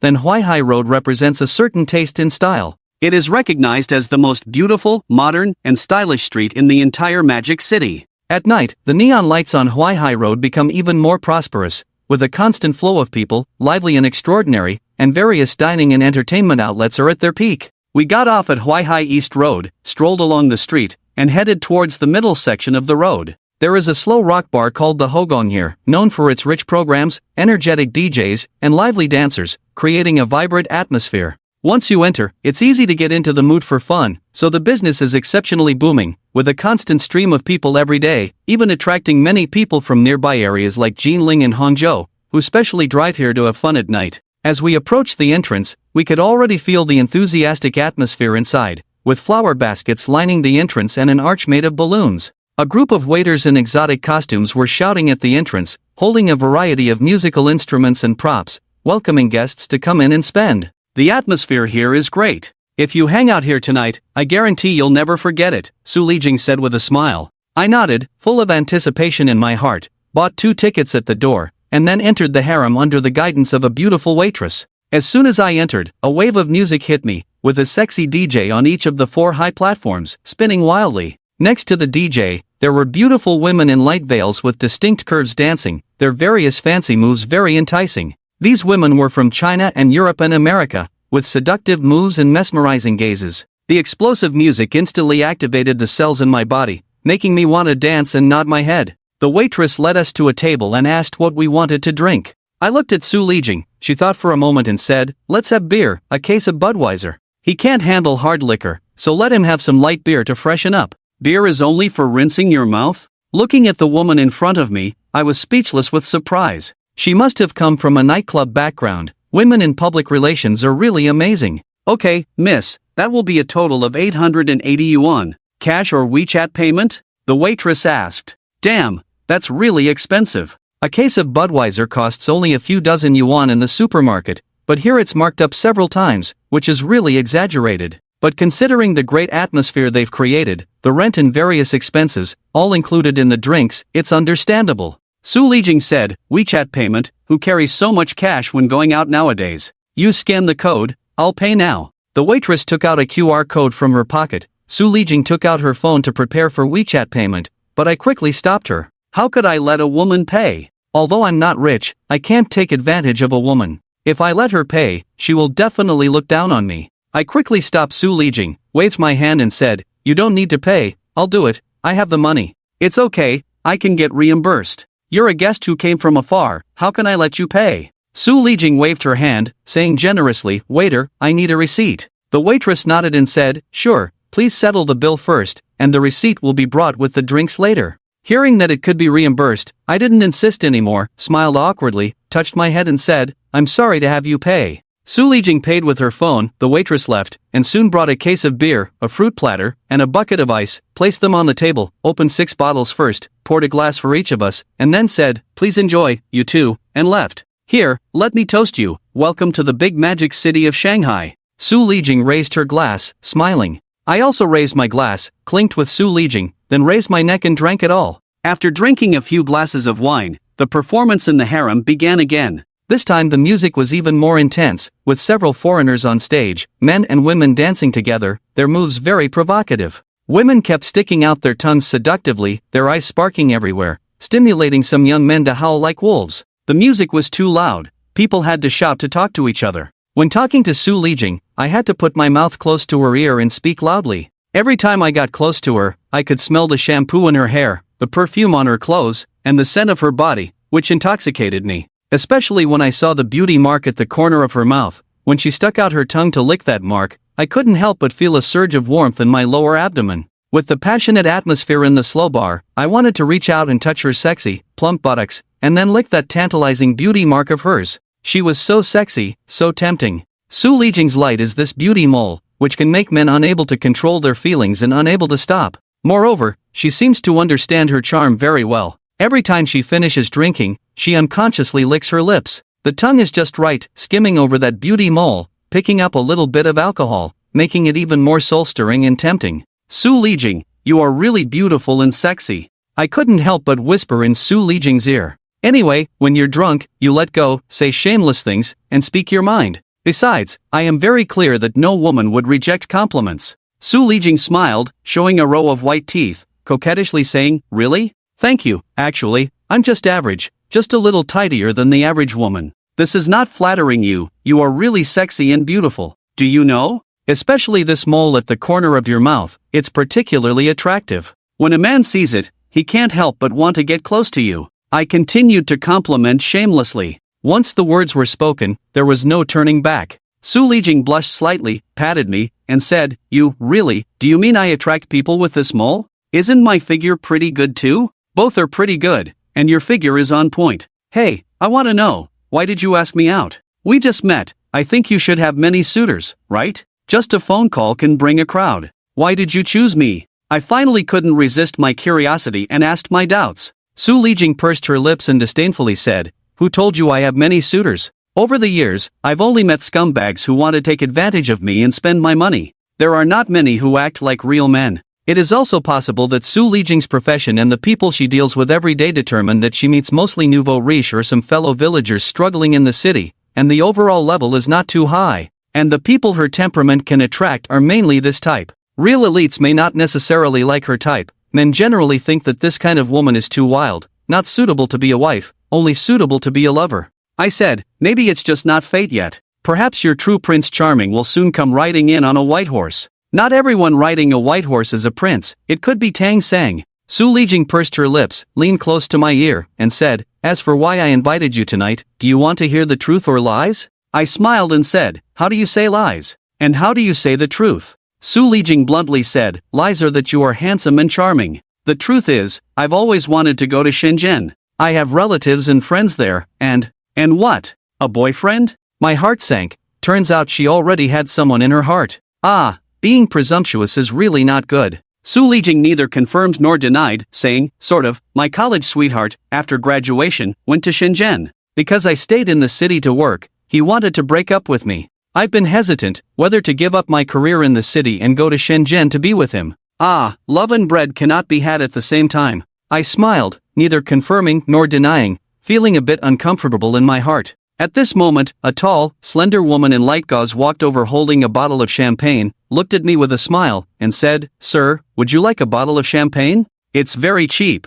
I looked the beautiful woman up and down, dressed in black gauze. She was only wearing a black three-piece lingerie set, with a shiny belly button ring embedded in her deep navel. Her snow-white skin enveloped her whole body in a mysterious halo, truly exceptionally hot. Such a beautiful woman immediately brought to mind the phrase beauty beyond compare. It's really hard to refuse. "How much is this bottle of champagne?" I asked, feeling a bit tempted already. The beautiful woman lightly opened her red lips and said, "It's very cheap, only 980 yuan. If you buy a bottle, I can accompany you for a few drinks." So this is how they sell alcohol here. However, the women selling alcohol here are of a much higher class than the ones near my home bar street, in terms of figure and appearance. There is a reason for the high price. But damn, it's still too expensive. A bottle of self-made champagne costs 980. She just sits down to accompany you to drink the champagne. You can only look, not touch. Beautiful women are indeed luxury goods, unaffordable for ordinary people like me.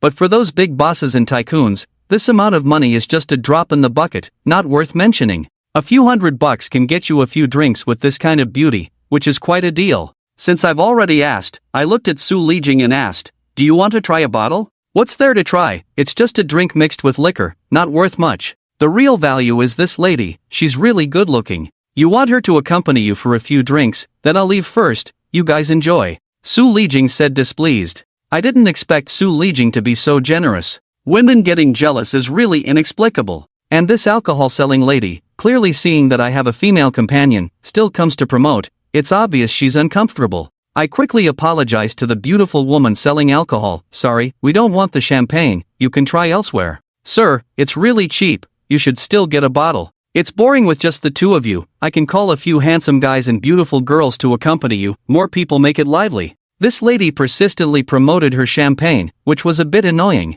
Su Lijing said impatiently, "It's easy for you to say, calling a group of strangers to drink. Who will foot the bill? Do you think we're fools? Hurry up, go to that table, all men, they should buy your drinks." The lady couldn't continue to pester and left awkwardly with the champagne. Watching her leave, I really felt a bit reluctant. Such a beautiful girl, it must be comfortable to hold her in your arms. "What are you looking at?" "She's gone, still looking." Su Lijing said discontentedly, "I didn't realize you're such a lecher. My company isn't enough, you want to call another one. If you find me annoying, just tell me directly, I won't disturb you." I hurriedly explained, "That's not what I meant, I'm not good at rejecting others. Besides, you have a boyfriend, You can't handle me?" Su Lijing pursed her lips, picked up her glass and took a sip of beer, saying indifferently, "So what if I have a boyfriend, nowadays who doesn't have a few backup plans? Our relationship won't stand the test, maybe we'll break up one day. Others are more open-minded, and can see things clearly." Being in a long-distance relationship, this kind of relationship is precarious, both sides are probably not idle. Who would really remain pure for each other in this day and age? With Su Lijing's job nature, she interacts with all kinds of suspicious men every day, facing various temptations. How could she remain pure and unattached? She's right, nowadays, anyone with a bit of looks and ability, who doesn't have a few backup plans? I didn't want to say more, and started to drink crazily with Su Lijing. The atmosphere of the slow bar made people wild, wanting to indulge and vent. My alcohol tolerance was also extraordinary, and in no time, the two of us finished a dozen beers. By this time, the alcohol hit us, and the slow bar entered its most crazy and intense climax. The people inside were like crazy, standing on the stage, or just standing next to their seats, shaking their heads and twisting their waists and hips desperately. Su Lijing also found the feeling, her whole body was excited, dancing and twisting her waist vigorously. As I danced, I slowly approached Su Lijing, and hugged her soft waist from behind. Su Lijing struggled a little, turned her head to look at my face, smiled slightly, and said, "You big pervert, couldn't hold back anymore, right? Your waist is so slim, so sexy, indeed couldn't hold back, just wanted to hug you," I smirked. Su Lijing stuck out her tongue and licked the beauty mark at the corner of her mouth, saying, "Want a hug, but don't touch randomly, after all, this is a public place, be careful not to cause a scene." These words excited me, and I couldn't help but start to fantasize. If it wasn't a public place, wouldn't I be able to do whatever I wanted? I hugged Su Lijing from behind, our bodies tightly pressed together. Below was her perky and sexy buttocks. Feeling the full elasticity and the softness, my body was restless. What a seductive woman, she must be very bold and exciting in bed. To spend a night with such a seductive beauty, even if it's just a moment of passion, it's worth it even if I die. At this time, the host on the stage began to interact with the audience below, playing a game of mouth-to-mouth relay with playing cards. Many people enthusiastically signed up and jumped on stage to play the game. The game had a requirement that participants must be in pairs. Men picked up playing cards with their mouths and passed them to the women's mouths, and the women had to catch the cards and then pass them to the next man. Those who failed to catch the card had to accept the punishment, willing to admit defeat. This game was very exciting and fiery, and if two people accidentally failed, they would kiss publicly, which was very popular among the men and women present. Su Lijing excitedly grabbed my hand and said loudly, "Let's go, let's play too, this game is so much fun." I was also very excited and followed Su Lijing onto the stage. We stood hand in hand and joined the frenzy. Soon the playing card was at my mouth, handed over by a red-haired girl dressed very revealingly. I didn't even have time to see her face clearly, I just sucked the card with my mouth, then turned my face to hand it to Su Lijing. Su Lijing quickly caught it with her mouth and then handed it to the next man. This cycle continued, and soon someone couldn't catch it, and the playing card fell to the ground. The losing boy had to accept the punishment and was pushed to the center of the stage. The female host approached, smiling at the boy and said, "Are you ready? I'm going to start." The boy shyly nodded, closed his eyes as instructed by the female host, and she skillfully untied the boy's belt. She pulled down his jeans to his feet, revealing cartoon-patterned underwear, which caused a burst of screams and cheers in the slow bar. Being pranked in public like this, the boy blushed like a monkey's but hurriedly pulled up his pants and ran off the stage. His girlfriend, seeing her boyfriend run away, screamed and chased after him. The game continued, everyone played past the card, carefully catching the playing card with their mouths and quickly passing it on. When it was Su Lijing's turn, she carefully handed the card to my mouth. Suddenly, whether intentional or not, the card fell to the ground, and our mouths directly touched each other. Seizing this opportunity, I hugged Su Lijing tightly, kissed her fiercely, her lips and the sexy beauty mark at the corner of her mouth. At the same time, I used my tongue to open her lips, and our tongues intertwined in a deep wet kiss. The slow rock suddenly boiled, and the whole crowd began to scream. Some people made wolf-like sounds, and the sound of clapping and table banging was continuous and enthusiastic. After kissing for a long time, I reluctantly let go of Su Lijing and found her face a little red, looking embarrassed. She wiped the corner of her mouth with her hand, my saliva, and said, "I hate it, taking advantage of others." I smiled and said, "Sorry, I couldn't help it. You are so sexy." "Sexy?" Su Lijing said, "There is something even sexier, do you want to try?"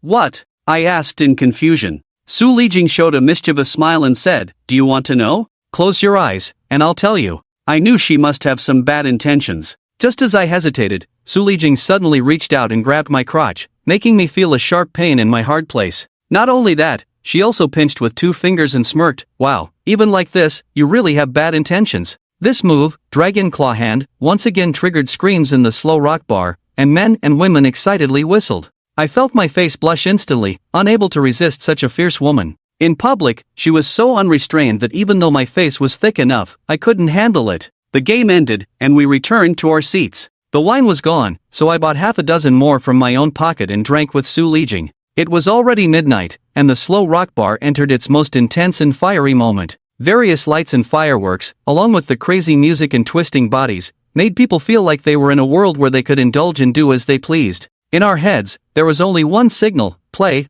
to the fullest, always keep yourself excited, otherwise, it would be a waste of life. Just as we were having a great time, my phone kept vibrating at the wrong time. I looked at the caller ID, it was from Luli. Wasn't she already asleep? Why was she calling me? Did she wake up in the middle of the night? I took my phone to the bathroom, closed the door, shut out the loud music, and answered the phone. Hello, Manager Lu, did you wake up? Fang Chen, where did you go? I knocked on your door, but no one answered. Aren't you in your room? Lu Li asked. Damn, this woman woke up from her drunken state and remembered me again. Does she feel uncomfortable if she doesn't bother me every night? I'm out with my classmates, having some late-night snacks, I explained. Lu Li unquestionably ordered, it's so late, come back immediately. I can't sleep without you, I want to hold you while sleeping. Damn, I cursed in my heart, who does she think she is to me? Just because we've been in bed twice, does she think she can control me? Since discovering Tang Jia's affair, I have lost basic trust in women. I will never again invest all my thoughts in a woman, and I even harbor hatred towards most women. To be honest, this is a bit psychologically twisted. When a woman betrays you, there is no need to involve everyone, but I just don't want to be faithful to any woman anymore. The more you take them seriously, the less they take you seriously. This is probably a common human problem. You've had so much to drink, go to sleep first, I'll be back soon, I said casually, preparing to hang up. Lu Li impatiently said, no, you must come back immediately. I miss you, I want to hold you while sleeping, I'm scared without you by my side. What's there to be afraid of? The hotel's security is pretty good. Okay, I'll be back soon, you take a shower and wait for me. I continued to appease her. Su Lijing just sparked a little fire. Not getting a point is really a plaything. How could I easily let go? Just obediently go back to accompany you, why? After saying that, I hung up the phone and turned off my phone at the same time. Now, the whole world is quiet, and no one can disturb me anymore. Back in my seat, Su Lijing was staring at a foreign muscular man dancing on stage. Her eyes were fixed on the muscular body and bulging crotch of the man, revealing deep desire in her eyes. She stuck out her tongue and licked the beauty mark at the corner of her mouth, making my heart flutter. Damn, this woman is so lustful, her desire must be very strong, right? What are you looking at? Your eyeballs are about to pop out. I sat down opposite Su Lijing and joked. Su Lijing smiled and said, European and American men have well-developed bodies, much stronger than Chinese men. Many women in the city like to find foreigners, mainly attracted by the well-developed bodies of foreigners and their strong abilities in that aspect. I heard a sister say that after trying European and American men, she lost interest in Chinese men. Is that so? Do you also want to try? You can give it a try. Oh, and black men, they are even more well-endowed. I felt sour in my heart and said unhappily, if European and American men are so great, then go find them and offer yourself for free. Su Lijing laughed and said, I'd rather not, I dare not try, I'm afraid of getting sick. Why do you sound jealous?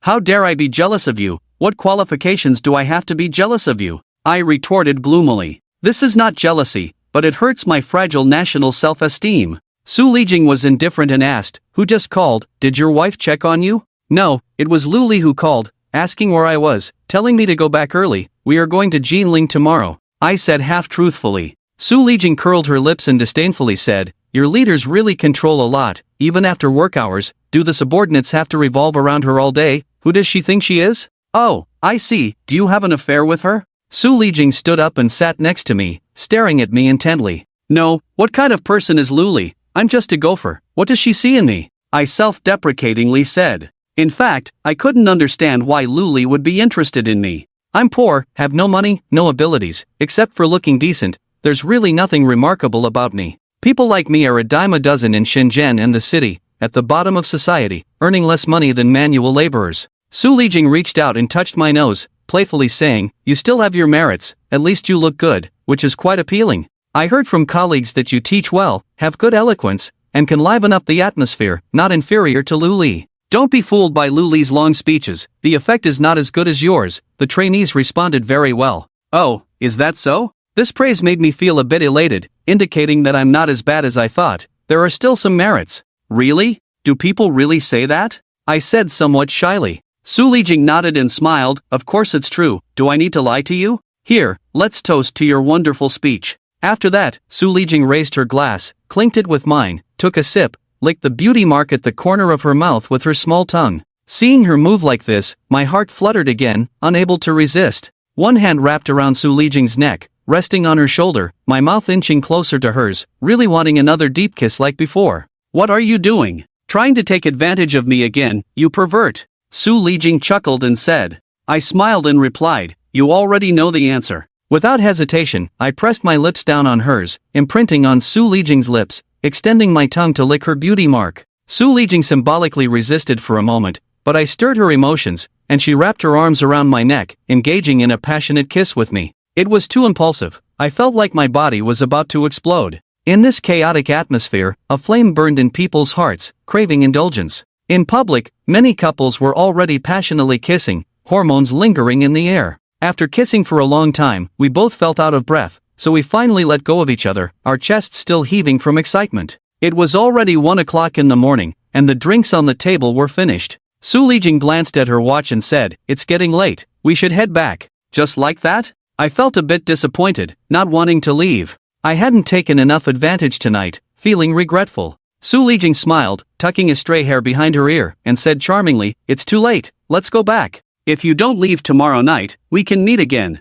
I'm going to Jinling tomorrow, I don't know if I'll be back in the evening. If you don't come back, we might have to leave directly from the Jinling airport the day after tomorrow. I don't know when we'll meet again after this parting, I said reluctantly. Not fully unraveling this charming woman would be a great regret in life. Su Lijing said, oh, I see. I might go to Shenzhen next month. When I'm there, I'll contact you, and you'll have to treat me to a meal. Going next month? Is it for business or to see your boyfriend? I asked rapidly. If she's going to see her boyfriend, will she have time to meet me? She'll definitely stay with her boyfriend, leaving me with no chance. Su Lijing replied, both. I'm going with the marketing manager to secure a client and also to see my boyfriend. I think this time we need to be clear. I can feel that there might be someone else on his side in Shenzhen. His attitude towards me is lukewarm. Alright, when you get to Shenzhen, we'll contact each other, and I'll treat you to a big meal. I said, still not wanting to leave like this. Su Lijing nodded, stood up, her steps a bit unsteady, stumbling twice.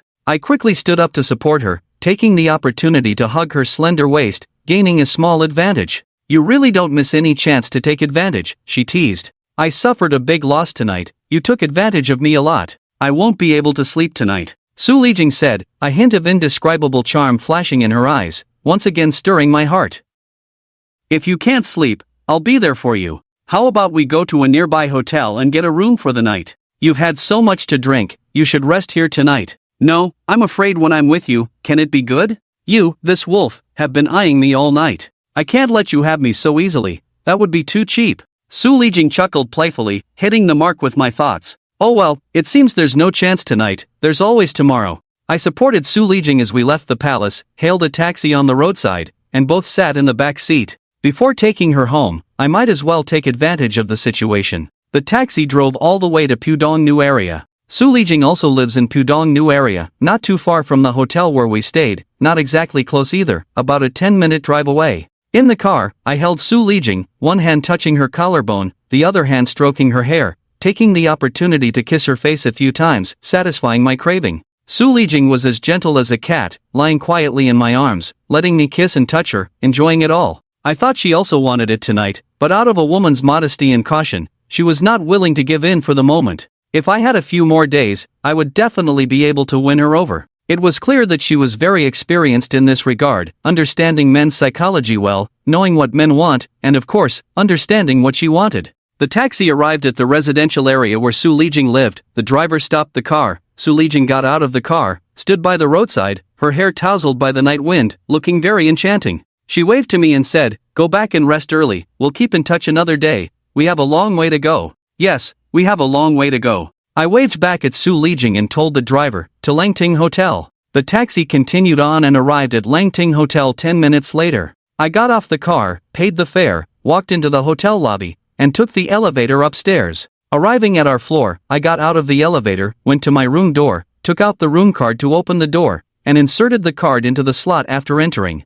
I took off my shirt and pants, put on slippers to prepare for a shower when suddenly I saw Luli leaning against the bedside, staring at me coldly with eyes full of anger. How did you get here? How did you get in? I asked in astonishment. Did I enter the wrong room? I was the only one with the room card. How did Luli get in? Luli sneered and said, of course, I had the staff open it. You came back really early, said you'd be back in a while, and made me wait for 2 hours. You're getting bolder now. My words don't work on you anymore, right? I faced Luli's aggressive gaze, with a mysterious smile on my face. This look was very rogue, but also very charming, especially lethal to women. I didn't explain or defend myself. I thought to myself, what business is it of yours if I go out to have fun? You're not my wife or girlfriend. Why do you have the right to dictate to me? Don't think that just because you're smiling, I can't do anything to you. Tell me honestly, did you go out with that slut Su Lijing tonight? Luli got off the bed, stood in front of me, staring into my eyes. I was only wearing underwear, hadn't even taken off my socks yet. As I took off my socks, I said, you really overestimate me. Why would Su Lijing go out with me? She's only interested in big bosses. What qualifications do I, a loser, have to catch her eye? After saying this, I thought I was seamless and ready to take a shower. But Luli grabbed me, with a strength I didn't know where she got. She suddenly pushed me down on the bed and straddled me. She grabbed my neck with both hands and said fiercely, tell me, who are you with tonight? Why is your phone off? This woman was truly crazy, with an overpowering desire for control. If she believed something belonged to her, no one could touch it. She had to firmly grasp it in her hands. From another perspective, people with a strong desire for power also have a strong desire for control, which is why they can reach management positions. I didn't have such a strong desire for control, so I also lacked ambition, always staying at the bottom, which was also one of my weaknesses. My phone ran out of battery. I went for a walk on Huaihai Road, saw a nice atmosphere at a slow bar, so I went in to play for a while. If you want to go tomorrow, I can take you to play. The entertainment venues in Modu are more fun than Shenzhen. After all, Shenzhen lacks cultural accumulation, a bit rustic. Modu is more stylish. I continued to lie half-truth and half-false. This is a technique of lying. In your 10 sentences, 8 should be true and 2 false. This makes it easier for people to believe. Even if exposed, it can still be turned around. You want to go to the slow bar alone? Stop kidding. What's the point of going to the slow bar alone? Like a fool. Luli was skeptical. I explained, there are beautiful women selling alcohol inside. Buy a bottle of champagne and have a few drinks together, chat a bit. The quality of the beauties in Modu is good. The figure and appearance are first class, much higher class than the girl selling alcohol in our bar street last time.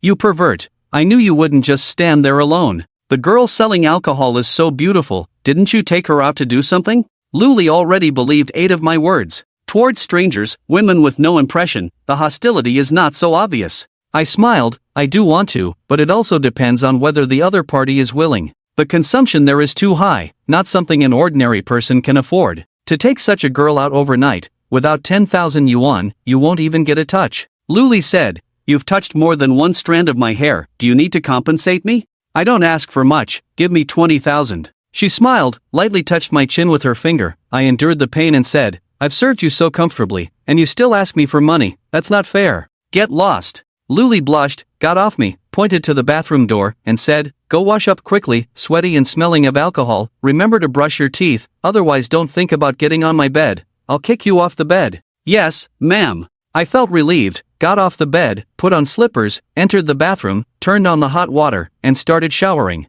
Finally fooled her. This time I summarized a rule. Dealing with women, you have to coax and deceive. You can't spoil them too much. Women themselves are very easy to have a high self-esteem. If you don't spoil them, they will spoil themselves. If you pamper them too much, they will be lawless. People are really cheap. The more you take them seriously, the more they take you for granted, the less they take you seriously. In relationships, the one who gives more is always passive, because they put in effort, emotions. The more they give, the more they want a result. While the one who gives less, because the cost is low, can give up at any time. I didn't understand this truth before, so I suffered losses. Now I understand, it's not too late. Despite Luli being my immediate superior, holding the power over my life and death. But now that I have that kind of relationship with her, her heart is on me. I can completely turn passivity into initiative, control her psychologically, make her willingly serve me. This idea is a bit despicable. I feel guilty, but also a bit proud. The so-called luck, besides one's own efforts, is nothing more than encountering a noble person, someone to help. No matter how big the difficulty, it can be overcome. Now with Luli as my backer, I'm not afraid of anyone in the company. Even if Luli leaves the company, she will still take me with her to a new place. Of course, this is my wishful thinking. The actual situation is hard to say. When women turn ruthless, they are no less than men. She may be attached to me now, but she might soon transfer that affection to another man. Have you finished washing? You're taking so long. Luli impatiently shouted from outside. Is she in such a hurry? I smiled bitterly, quickly dried my body with a towel, combed my hair, and came out of the bathroom in my underwear. As soon as I left, I saw that Luli had already stripped naked and gotten into bed, staring at me with a seductive look in her eyes. You've had a taste and can't get enough, right? Looking at me like that, I'm scared, I said, pretending to be afraid with my hands hugging my shoulders. I miss you, I can't sleep without you for one night. Come here, I want to hug you to sleep, otherwise I can't fall asleep. Luli said shamelessly, opening her arms to me and murmuring, hug me, baby needs comfort. I couldn't stand her. These days almost every night with Luli, we had to do that thing. It was a bit too much. But seeing her seductive posture, my body couldn't resist. Like a hungry tiger, I pounced on her, pressing Luli beneath me. My mouth covered hers, my hand reached into the bed, touching her soft body. Luli's response was intense, like she was starving, wanting to absorb me into her body. While kissing Luli, images of Su Lijing's appearance and smile suddenly appeared in my mind, along with that fatally attractive beauty mark. Thinking of Su Lijing, the night deepened, everything quieted down. I got off Luli's belly, still savoring the madness just now, feeling unsatisfied. This time was very good. I could say that both of us got what we wanted, extremely satisfied. Exhausted, after a long day, I finally couldn't take it anymore, my eyelids heavy, and soon fell into a deep sleep. Luli also got her wish, closing her eyes, hugging my chest, and fell asleep. I slept very soundly, waking up at 9 in the morning. The sunlight streamed in, casting a golden soft light in the room, making me feel grateful for being alive. Life is beautiful.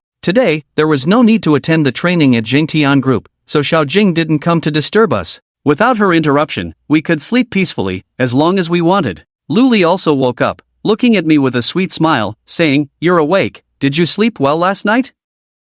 "Pretty good, very soundly," I smiled and replied. Luli chuckled, saying, "Your body was tired enough, drained all your excess energy, that's why you slept so well, right? More or less, you're the same. Get up and freshen up, go out and grab something to eat. We still have to take the high-speed train to Jinling." I patted Luli's shoulder and said. Luli nodded obediently, got up and went into the bathroom. I reached for my phone from the bedside, opened WeChat, and saw several unread messages. One was from Su Lijing, saying, "Have you arrived? Have a good sleep and sweet dreams, good night." I checked the time, it was sent at 1:30 last night. At that time I was being interrogated by Luli, so I didn't have time to reply to her message. I quickly replied, "I'm awake, slept well last night, thank you for your hospitality." There were several unread messages from Zhao saying, "Strange, why aren't you coming for breakfast? Why not reply? Still sleeping in? Ignoring me? Rude, I won't talk to you again in the future." I quickly replied, saying, "I was too tired yesterday, woke up late today, just saw the message after waking up, sorry. I'm skipping breakfast, going to Jinling today, we'll meet in Shenzhen." After sending the message, I was about to get out of bed to freshen up when another message from Zhao came back. She said, "Still have a meeting all day today, boring, you haven't left yet, right? I'll come downstairs to see you and send you off." I was startled by this message. She actually wanted to come to the room to find me. No way, if Luli saw her, she would probably kill me. I quickly replied, "No need, I'll leave after taking a shower, so as not to delay you. I'll treat you to a big meal when I return to Shenzhen." Zhao Min replied, "Humph, not interested. Are there any other women in your room? Afraid I'll see them? I can't figure it out. Has Zhao Min felt too lonely since arriving in the Magic City? She finally met someone she knew and felt a sense of familiarity, so some attachment is normal. Or maybe she does have a good impression of herself and wants to make a friend? Or perhaps she found out that my wife is pregnant with someone else's child, her maternal instincts kicked in, and out of sympathy, she is being more considerate towards me?" After some thought, I decided to tell the truth. I replied, "This time I'm on a business trip with our marketing director. I'm afraid she'll have opinions if she sees you, thinking that I'm not fully focused on work, which might affect her impression of me. I hope you can understand." After sending the message, Zhao Min fell silent and didn't reply. I sighed, women's jealousy is everywhere. Even if she has no direct relationship with you, she doesn't want to share with anyone. After all, people are inherently selfish creatures. Luli came out of the bathroom, freshened up, and said, "Hurry up and get ready, the driver will be here soon to take us to the high-speed rail station, don't be late." I got up and went into the bathroom, brushed my teeth, washed my face, shaved, and took a shower. After last night's activities with Luli, my body was unusually tired, and I felt like my energy couldn't keep up. While showering, I looked down at my body, damn, bruises and lip marks all over. If someone saw this, they would definitely wonder what I went through last night. Luli was like a crazy person last night, as if she hadn't eaten in 8 lifetimes, almost wanting to bite me to death.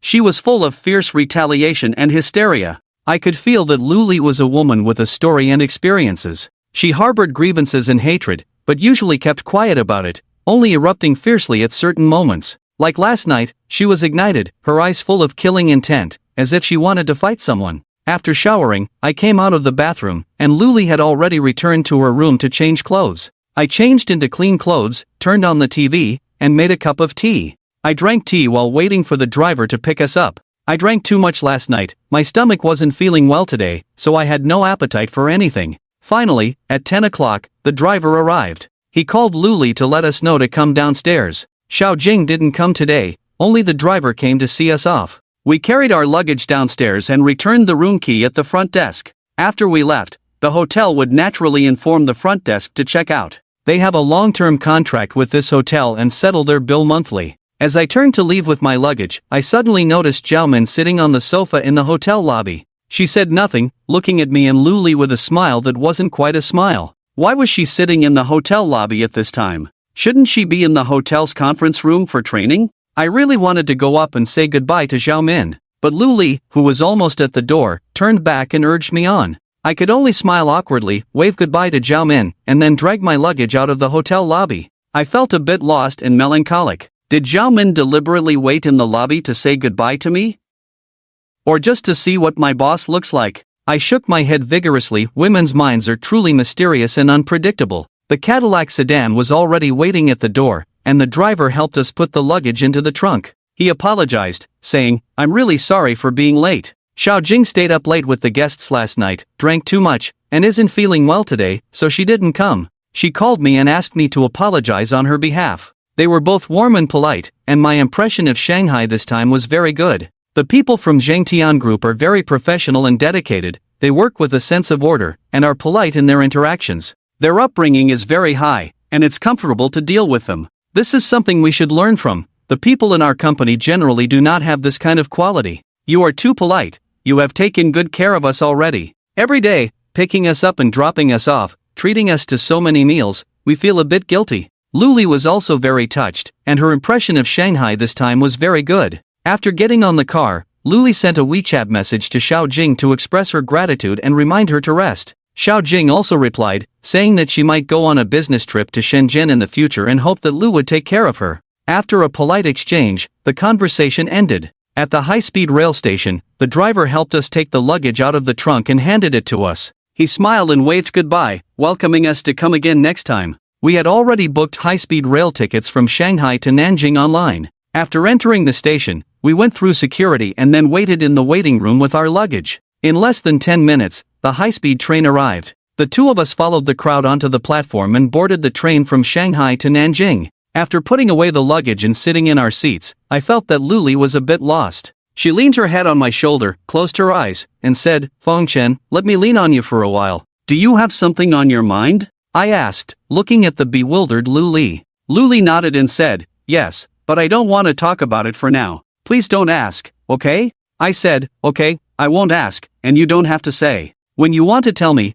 I'll be your faithful listener." "Fengchen, have you ever thought about why people live?" Luli asked, leaning on my shoulder. This is almost a philosophical question. How could she suddenly think of such a profound topic? It seems that she is really troubled. Perhaps she is hiding some secrets in her heart? People live just to live, what else can they do? Living can be very dignified, with a peaceful mind, very happy, or it can be very miserable, very undignified. Anyway, no matter how you live, you are alive. In this regard, time is the most fair, giving everyone the same. I said without hesitation. Luli sighed deeply and said with concern, people should live with dignity, but emphasizing dignity too much can make life very tiring and difficult. Recently, my family wants to come to Shenzhen, and I can't stop them. Once they come, my life will be completely disrupted. It's not that I don't want them to come, but now our estrangement is too deep, and we can never go back to the past. From Luli's words, I could hear that Luli's family is like a quagmire, always dragging her down, making her breathless.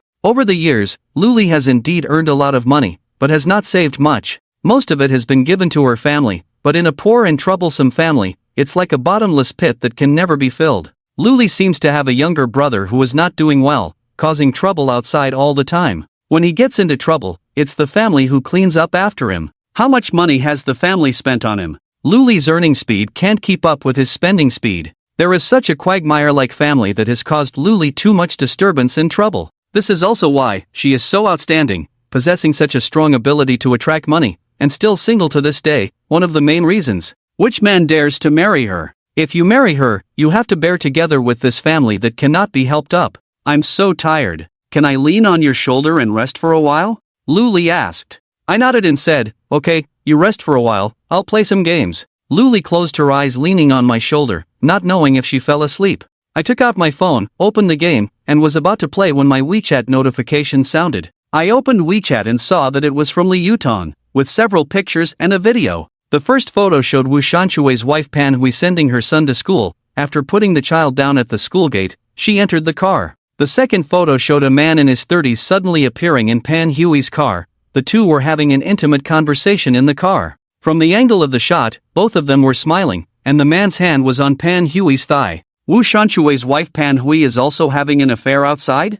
I was shocked. Damn, this is too dramatic. If it's true, things will be easier. If I can catch evidence of Pan Hui's affair, my plan will be much more successful. The third photo showed Pan Hui and the man shopping, walking and chatting happily. The fourth photo showed them in a lingerie store, Pan Hui picking out lingerie while the man accompanied her, both of them looking very sweet. The most explosive was the fifth photo, the two of them entering the Hilton Hotel, the man registering for accommodation at the front desk, while Pan Hui stood aside waiting. Damn, Pan Hui also went to the hotel with the man to book a room. This is too explosive. I didn't expect that Wu Shanshui's wife had already put a green hat on him. This is really a karma. Those who commit adultery will have their wives and daughters committed adultery. This is an iron rule. When you are proud of sleeping with someone else's wife, your wife will also be slept with by someone else. But thinking about it the other way around, with Wu Shanshui's behavior, sneaking around outside every day, while leaving his beautiful and delicate wife idle at home, how could such a beautiful woman endure loneliness?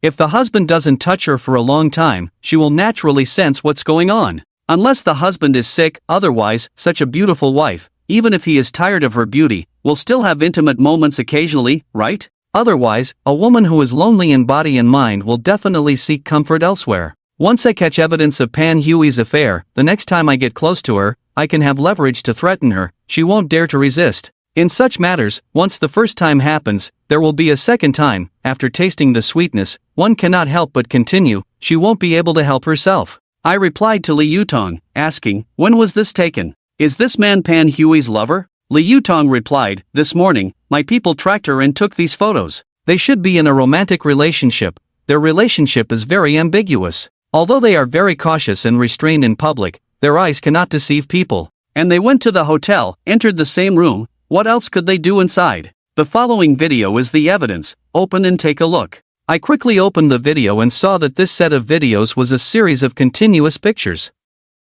From Pan Hui sending her child to kindergarten, then driving to a subway entrance, and then the man in the photo came out of the subway, walked to Pan Hui's car door, opened it, and got in. Then the two began to have an intimate conversation, with various intimate gestures. Pan Hui even reached out her finger and touched the man's chin, the man's hand touching Pan Hui's exposed thigh. The shooting was interrupted, and next, the scene of two people shopping on the pedestrian street. Sometimes the two would hold hands, chatting and laughing all the way, walking into the department store and arriving at a lingerie shop. The man helped Pan Hui choose lingerie and underwear, picking a total of 4 pieces, seemingly including 2 sets of sexy lingerie. Pan Hui took them into the fitting room to try on, while the man waited outside. Early in the morning, the two went shopping for lingerie? It's really dedicated. I couldn't help but curse in my heart. The reason Pan Hui chose to go out at this time may be that Wu Shanshui is at work, making it safer. Secondly, the training school starts classes in the afternoon, so the morning is more convenient for her. I can't help but sigh. They say people die for wealth, and birds die for food. In fact, men and women are quite opportunistic and scheming when it comes to having an affair, trying to find time to meet whenever possible.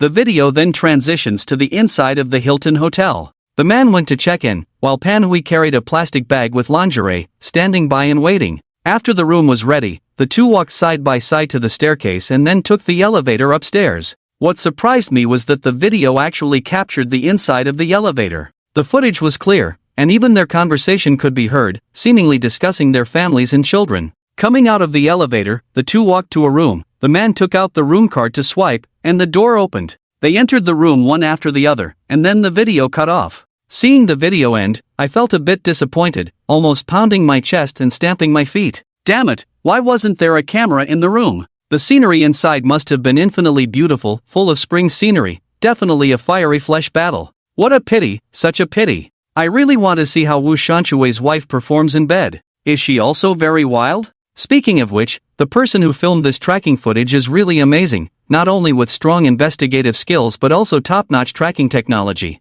Moreover, the filming technique is very professional. He managed to follow the two without being noticed, capturing everything so clearly, truly a talented individual. This is their professionalism, you can't help but admire it. What are you so engrossed in watching? Luli opened her eyes, glanced at me, then glanced at my phone screen. By this time, the video had already closed, and she didn't see anything. I smiled awkwardly and said, nothing, just an interesting video. Why don't you get more sleep? It's still a while before we reach Jinling. I won't sleep, I'm going to the bathroom. Luli took out a tissue from her bag, held it in her hand, got up from her seat, and walked towards the bathroom. Seizing this opportunity, I quickly replied to Li Yutong on WeChat, saying, impressive, very impressive, I salute your professionalism. Keep it up, if you can capture more direct evidence, it would be even better. Li Yutong replied, that would be illegal. If the other party sues, we will be held legally responsible. And boss, your reward has been delayed. The brothers lack motivation.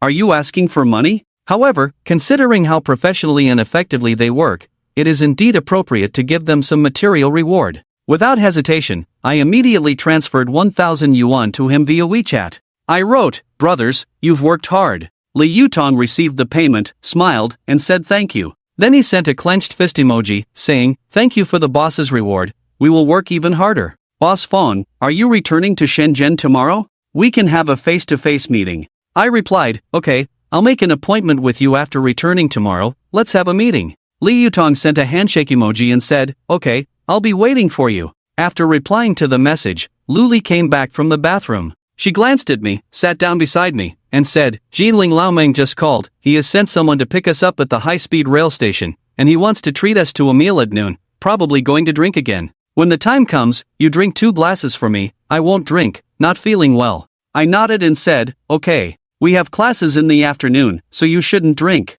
Let's have some beer to refresh ourselves. The high-speed rail from Magic City to Jinling only takes about an hour, and after more than 20 minutes, we arrived at Jinling Station. Luli and I carried our luggage, got off the high-speed rail, walked out of the passage, and arrived at the exit. A tall and burly man, accompanied by a young woman, was waiting at the exit. Their eyes kept scanning the crowd coming out of the station, full of anticipation. Laomeng personally came to pick us up. This Laomeng is really righteous. Every time we come to Jinling, he always comes in person, making me feel particularly embarrassed. Luli whispered to me, waved to the tall and strong man, and shouted loudly, Laomeng, I'm here. The tall man known as Laomeng should be Meng Kexian, the distributor in Jinling, also known as Laomeng. He is also a major client of our company, with an annual sales volume of around 1 billion yuan, doing quite well in business. He is the general agent of our Jiangsu province, and every year at the company's annual meeting, he places large orders. Both the boss and the marketing team like him very much.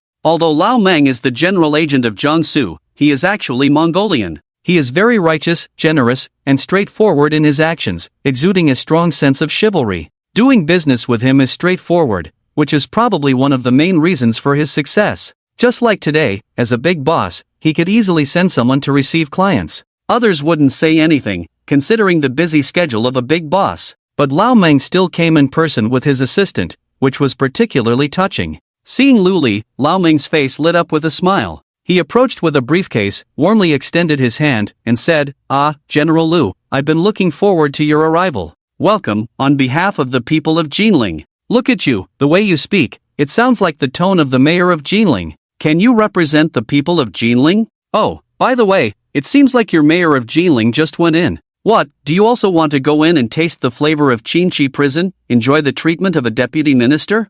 Lu Li joked with a smile. This joke seemed a bit overboard, and if it were someone else, they might not be too happy, but Lao Meng didn't care about these things and even enjoyed making such jokes. Lao Meng is a retired soldier, and the biggest dream of his life is to become a deputy minister. Unfortunately, things didn't go as planned in his career, but he thrived in business. That's life, where 7 or 8 out of 10 things may not go as desired. When God closes a door for you, perhaps he leaves a window open for you, with light shining from the west when the east is dark. Lao Meng laughed heartily, seemingly carefree and quite happy. He shook Lu Li's hand up and down, saying, "General Lu, you are still so witty and humorous.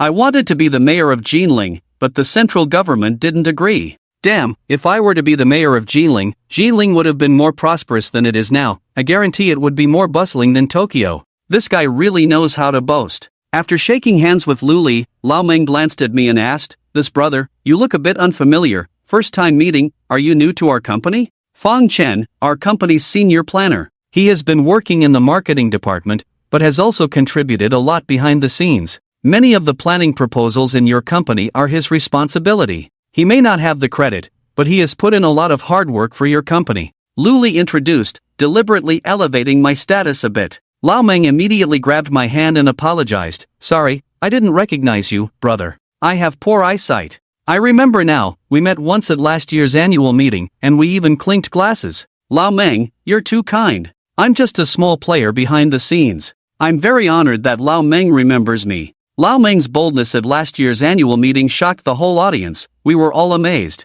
I've never seen such a big-shot boss before. It left a deep impression on me. I also complimented the other party. Lao Meng laughed heartily, very refreshing. He pointed to the woman next to him and introduced, "My assistant, Zhang Shuang, is a talented woman who can now stand on her own." This woman named Zhang Shuang is probably around 28 or 29 years old, similar in age to Lu Li. She was dressed very delicately, with a very capable temperament and some charm, clearly a career-oriented strong woman. She stepped forward, shook hands with Lu Li first, then shook my hand politely. "Mr. Fong has an extraordinary appearance, clearly a talented young talent. In the future, please take care of our company and provide us with the best marketing plans." "Sure, Jiang, you're too kind," I replied politely, holding Zhang Shuang's hand and feeling her soft and boneless hand, very smooth. Lao Meng waved his hand and said, "Let's go, the car is waiting on the other side. I've arranged a welcoming banquet for lunch, make sure to have a good drink." We crossed the street and arrived at the parking lot.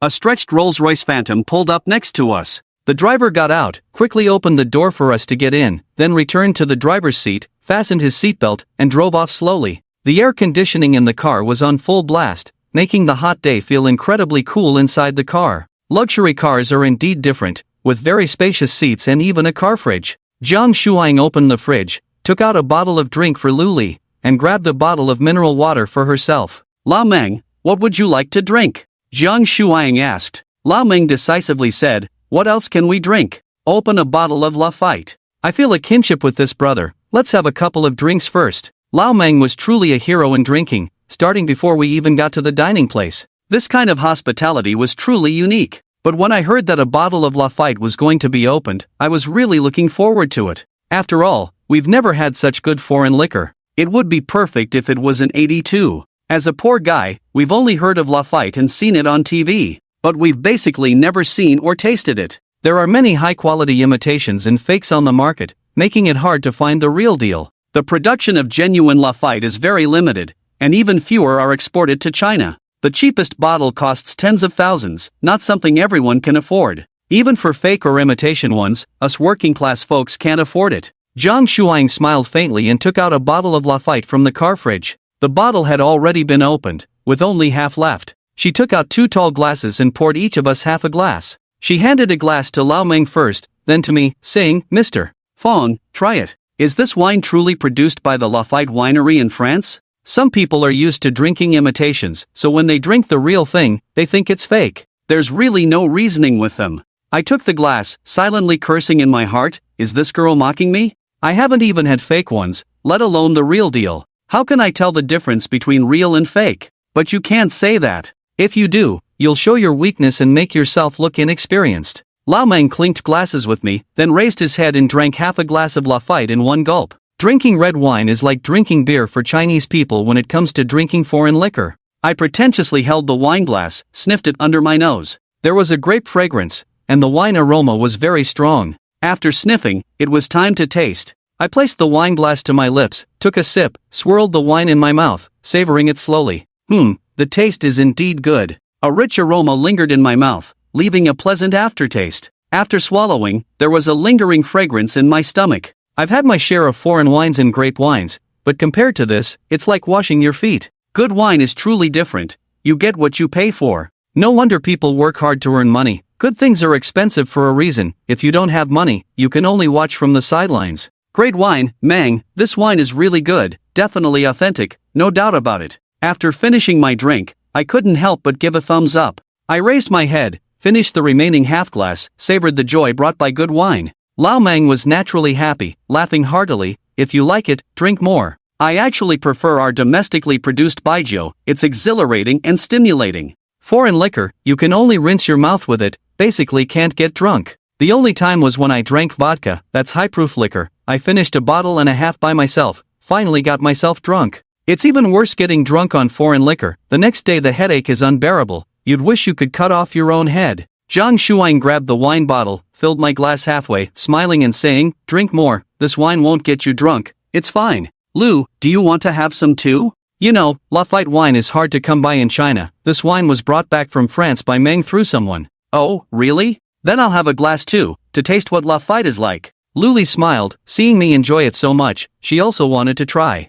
Zhang Shuang took out a tall glass, poured half a glass of wine for Luli, and handed it to her. Luli also sniffed under her nose, then swirled the bottom of the glass, checking if the wine sticks. Then, she took a sip, closed her eyes and savored it carefully. Luli nodded and said, it's indeed good wine, the taste is truly different. Meng really knows how to enjoy life, luxury cars, beautiful women, mansions, plus fine wine and cuisine. Living like an emperor, still thinking about becoming the mayor of Jiling? I think you're doing well, your current career has more prospects. Ha ha ha. Lao Meng laughed heartily. He liked to joke around with Luli, treating her neither too seriously nor too lightly. Even if there was a hint of sarcasm in his words, he found it amusing, relaxed, feeling like he had shed years off his age. The car sped all the way to a manor managed by Lao Meng himself. The staff inside were already prepared, waiting for us. Lao Meng led us into a luxurious private room. Inside the room were two beautiful waitresses in cheongsams, specially serving, and two men and a woman sitting on the sofa waiting.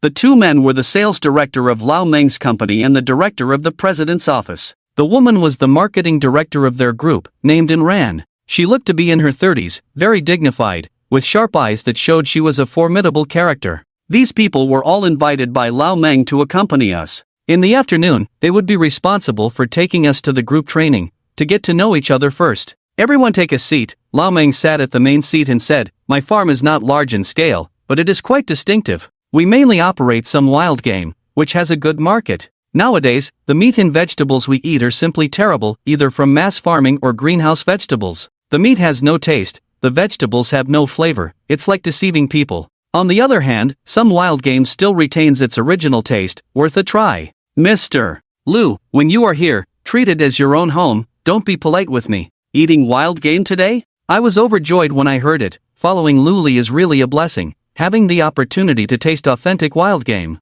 People say that in Yuecheng, the enthusiasm for food is world famous. They dare to eat anything, all kinds of strange things. Things like field mouse meat, cat meat, snake meat, pangolin meat. In the north, no one eats them, but people in Yuecheng dare to eat them, and they enjoy it. Unfortunately, most wild animals are now protected by the state. Eating these things is illegal. Although it is repeatedly banned, it is not easy to have a meal, and the price is very expensive. This time being able to eat wild game, I really benefited from Luli. Mr. Meng, you are too kind. How can I be so embarrassed with such hospitality? We are just workers, we don't have the generosity of a big boss like you. Next time you come to Shenzhen, I may not be able to offer such good things to entertain you. Luli complimented, creating a distance in terms of identity and status, making the other party feel comfortable. Lao Meng waved his hand generously and said, it's okay, eating some wild game is nothing. Waiter, serve the dishes quickly. Two beautiful waitresses immediately entered the kitchen and brought out the prepared wild game on trays.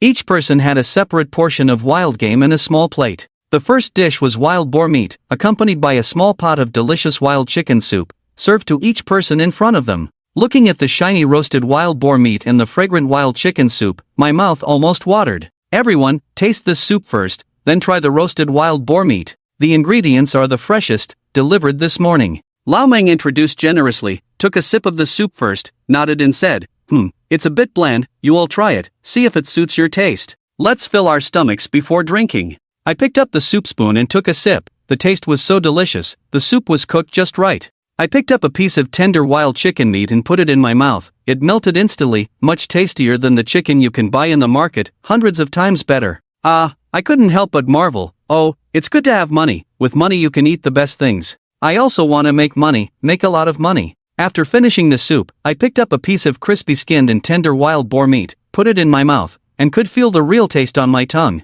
Is this really wild boar meat? Where did they get it from? Such a rare thing. It's becoming more and more scarce. After eating a bit, Lao Meng asked the waiters to pour us some wine. When Luli saw that it was Jiananshan liquor, she couldn't bear to drink white wine at noon, otherwise she wouldn't be able to do anything in the afternoon.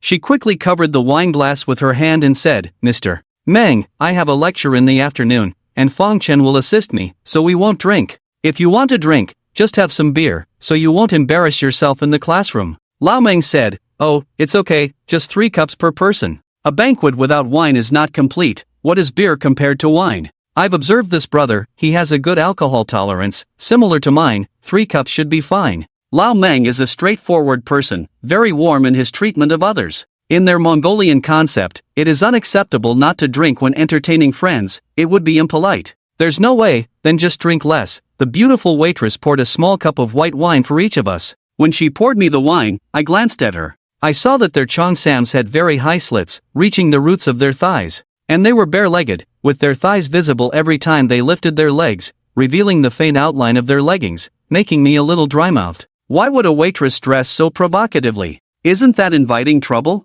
After having a drink with Lao Meng and the others, the second dish arrived. This time it was pangolin.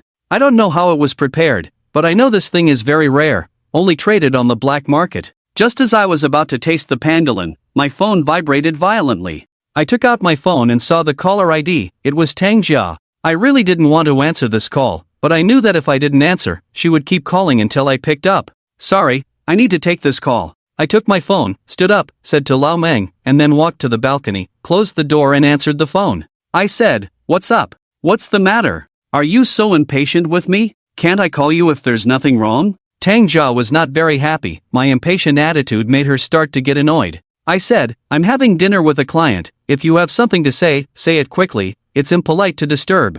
I just want to ask you, when are you coming back? Is your business trip for 3 days or a week? When exactly are you coming back? I want to pick you up at the airport. Tang Jia asked softly, but in my heart, I felt that this was not a good sign. Was she trying to figure out my exact return time? Afraid of some sudden attack from me? I almost blurted out that I was flying back tomorrow, but after hesitating for a moment, I became cautious. This time I wanted to surprise her, return early, and see what Tang Jia was up to. So I said, didn't I tell you before I left? This business trip will take at least a week. 2 days in Shanghai, 2 days in Nanjing, 2 days in Hangzhou, and maybe a trip to Suzhou. These are all major markets for our company, where each distributor needs to be visited to provide them with service and support. Tang Jia said, oh, that long? Today is only the 3rd day, you still have 4 days to come back. It's the first time we've been apart for so long, I really miss you. Her voice was soft, with a hint of reluctance and attachment in her words. If it were 3 months ago,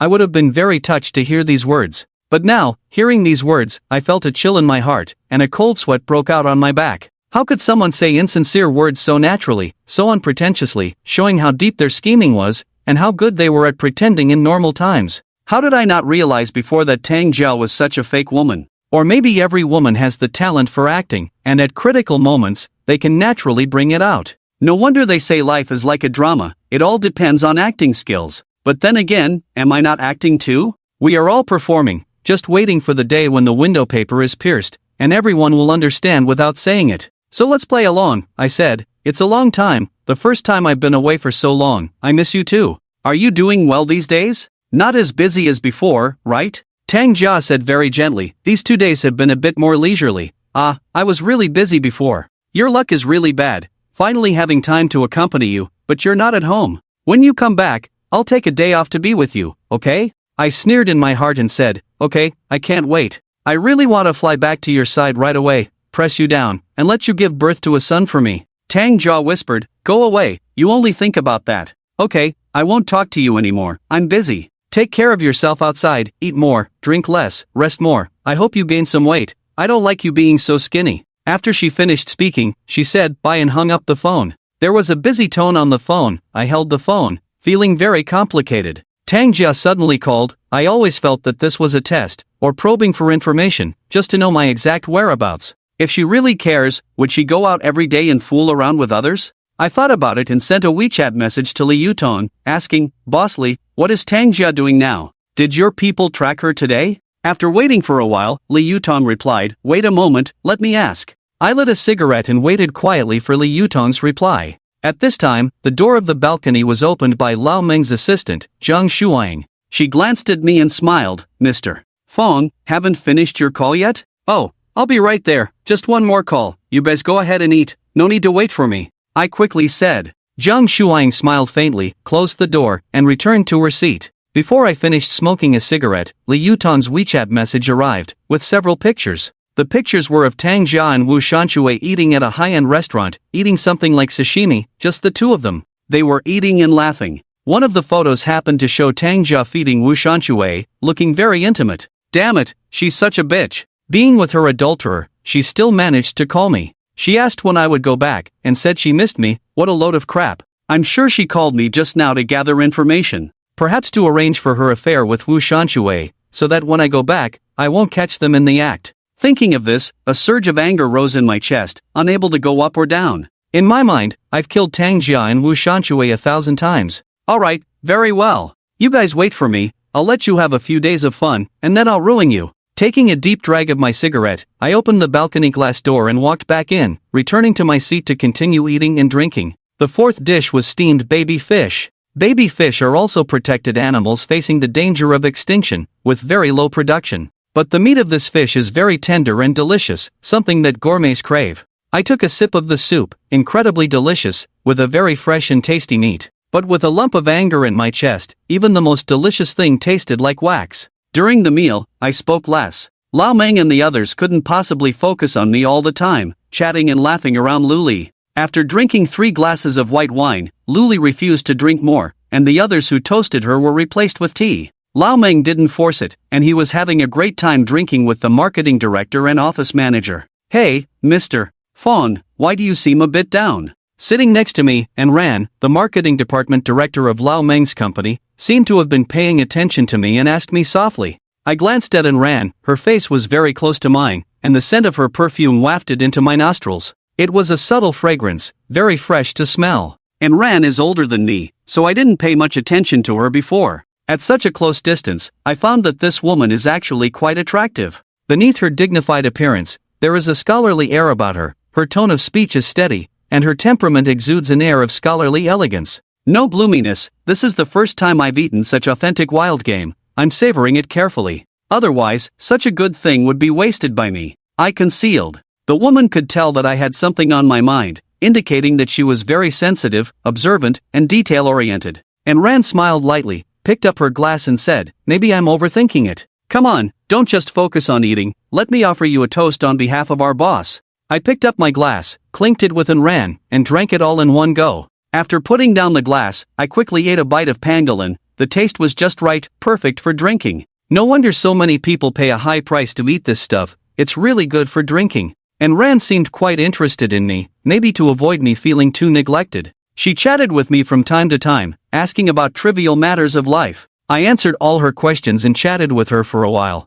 I felt we got along quite well, and I felt a bit more fond of this woman. "Mr. Fong, how many days are you in MS Lu planning to stay in Jiling this time?" Ran asked. I said, "Today and tomorrow morning, we'll go to your company for a brief visit, have lunch, then take a flight back to Shenzhen in the afternoon. This visit is quite rushed, Ms. Lu is very busy with work. The marketing department has a lot of things waiting for her to handle, so we won't stay too long." Ran politely said, "That's a pity. If you could stay a few more days in Jiling, I could take you to visit famous tourist attractions and stroll around. Jiling is an ancient capital with many famous historical sites and tourist attractions worth visiting. But I'm not too interested in historical relics and famous historical sites. What I want to visit the most is the Qinhuai River, the famous fireworks spot in ancient times, where the famous Qinhuai 8 beauties once made history. Of course, these worldly affairs have long been buried in the dust of history, sighing alone. Those beautiful courtesans have long since disappeared, and it's impossible for them to return to that glorious era. Oh, I wonder if the Qinhuai River is still as lively as before. I really want to go and pay my respects to the ancients, I smiled and said. And Ran covered her mouth and laughed, saying, "Are you thinking of paying your respects to the former fireworks spot on the Qinhuai River? Men are all the same. When they come to Jinling, the first thing they think of isn't Yuatai, or Zhongshan Mausoleum, or the Jinling History Museum. It's the romantic scenes on the Qinhuai River, the courtesans soft singing and delicate dancing, right?" I self-deprecatingly said, you really understand men. Loneliness has always been the fate of heroes, and lust is the nature of men. Why is the Qinhuai River so famous for its romantic scenery? I just want to think about it, satisfy my curiosity. Nowadays, it's not like the old society, the courtesans have long disappeared. And Ran smiled lightly and said, yes, although there are no courtesans like in ancient times, there is still the fireworks spot. Let me tell you secretly, Jinling has a red light district. It gets lively at night, especially bustling, catering to all kinds of consumer levels. If you want to go, I can take you to see a performance at night, it's quite nice. Is this true? How does Ran, a woman, know so much about this kind of place? I turned my head to look at her in surprise, seeing the ambiguous look in her eyes. My mind was a bit confused. What did she mean by this? Are there performances? What kind of programs do they perform? I casually asked, not wanting her to see how much I was already intrigued. And Ran whispered, there's everything, whatever you can think of, there's high-end and lowbrow entertainment. However, it seems that the low-level entertainment is more popular, and the business is particularly booming every day. Like the Northeastern Arenzuan, talk shows, crosstalk, and even erotic dances, everything is available. I went to see it with friends a few days ago. I was excited and asked quickly, where are you talking about? And Ran said, Lunan Street, not far from the Qinhuai River, in an alley. It is now very famous there, and tourists coming to Jinling will all go there to have fun. Shall we go see it tonight? I made up my mind and decided to go see it with Luli tonight, which would also be a good way to have fun. Thinking of this, I couldn't help but look forward to the nightfall. The lunch reception lasted for nearly 2 hours. Everyone ate and drank their fill, and then had tea. Lao Meng arranged for Ran to arrange 2 guest rooms for us in the manor, where we would rest for the night. The guest rooms in the manor are all independent courtyards. In one courtyard, there are 2 guest rooms, with the outer layer of the rooms wrapped in bamboo and the inside made of brick walls. The facilities in the rooms are very complete, not inferior to those of a 5-star hotel. The guest rooms here are very distinctive. After dinner, you can take a walk in the manor to enjoy the scenery, or sit on the lounge chairs in the courtyard, drinking tea and eating fruits to cool off. Relaxing and vacationing here is truly enjoyable. After settling us in, Ran and the director of the executive office took us to Lao Meng's company's marketing headquarters to give a lecture to their marketing and after-sales service staff.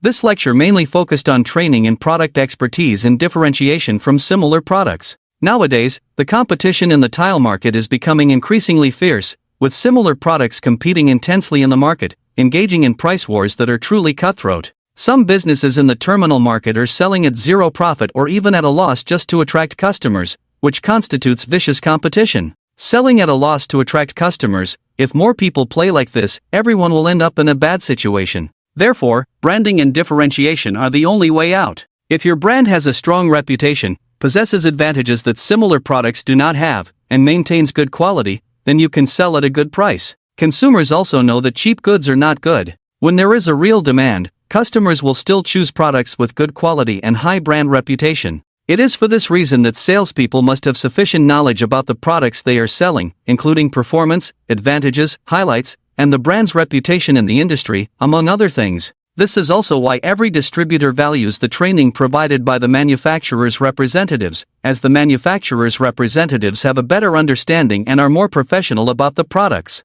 The afternoon training proceeded in an orderly manner, and we were already very proficient in this set, able to speak fluently. Hundreds of people sat densely below the stage, listening attentively, each taking notes with eyes full of eagerness for knowledge. Seeing everyone listening attentively and taking notes, Luli and I felt a sense of accomplishment, and our vanity was greatly satisfied. So we became more engaged in our teaching, vividly and colorfully, enhancing interaction with the students, and creating a strong sense of on-site appeal. After each class, we were hoarse and exhausted, but felt very satisfied. After drinking a few sips of water, some students came up to ask questions, and Luli and I patiently answered them, giving them the most satisfactory replies. And Ran is the marketing director of Lao Meng's company and usually does this kind of work, so we are colleagues. She had been sitting in the back row, listening attentively, nodding from time to time and understanding. Obviously, she appreciates our professionalism. Until 6 o'clock, all the students had left. And Ran came up with a smile and said, "You two have worked hard.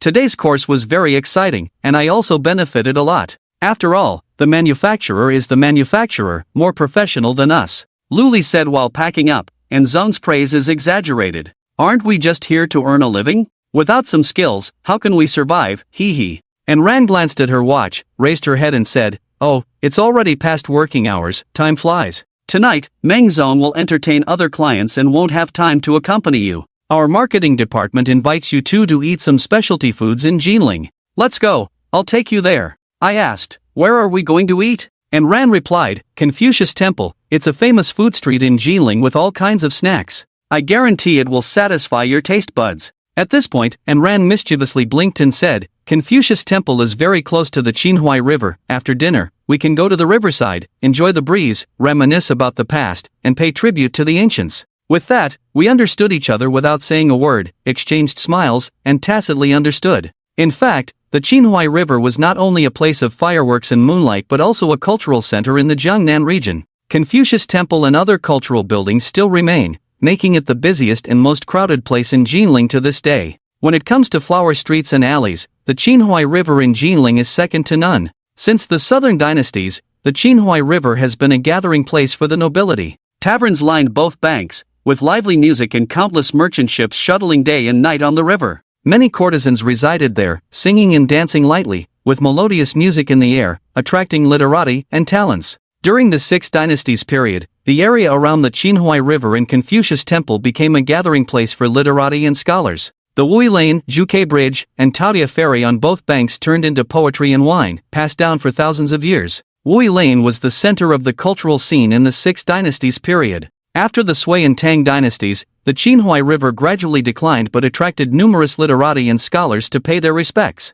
With the prosperity of Confucianism, the Jiangnan Gongyuan established in the southern Song dynasty became the largest imperial examination site in ancient China, leading to the revival of the Qinhuai River as the cultural center of Jiangnan. During the Ming and Qing dynasties, the 10-mile Qinhuai River was at its peak, attracting wealthy merchants, brothels, and pleasure boats, becoming a land of beauty in Jiangnan. Today, the Qinhuai River no longer presents the extravagant scene of music and revelry at night. Although the evening lights give a glimpse of the past prosperity, the brothels and theaters have disappeared without a trace, replaced by various specialty shops and restaurants. However, reminiscing about the past is still possible. Places like Confucius Temple, Jiangnan Gongyuan, and the former residence of Li Shangjuan, one of the 8 beauties of Qinhuai, Meixianglu, still exist. And Rant's male assistant drove a business car and took the 3 of us to Confucius Temple. We got out of the car, strolled along the street for a while, admired the ancient buildings, and then arrived at a relatively large restaurant. And Ran ordered a private room, and the 4 of us sat down. She took the menu and ordered several of the most characteristic Jinling snacks for us, such as salted duck, assorted tofu, duck blood vermicelli, beef pot stickers, and Jinling soup dumplings, filling the table.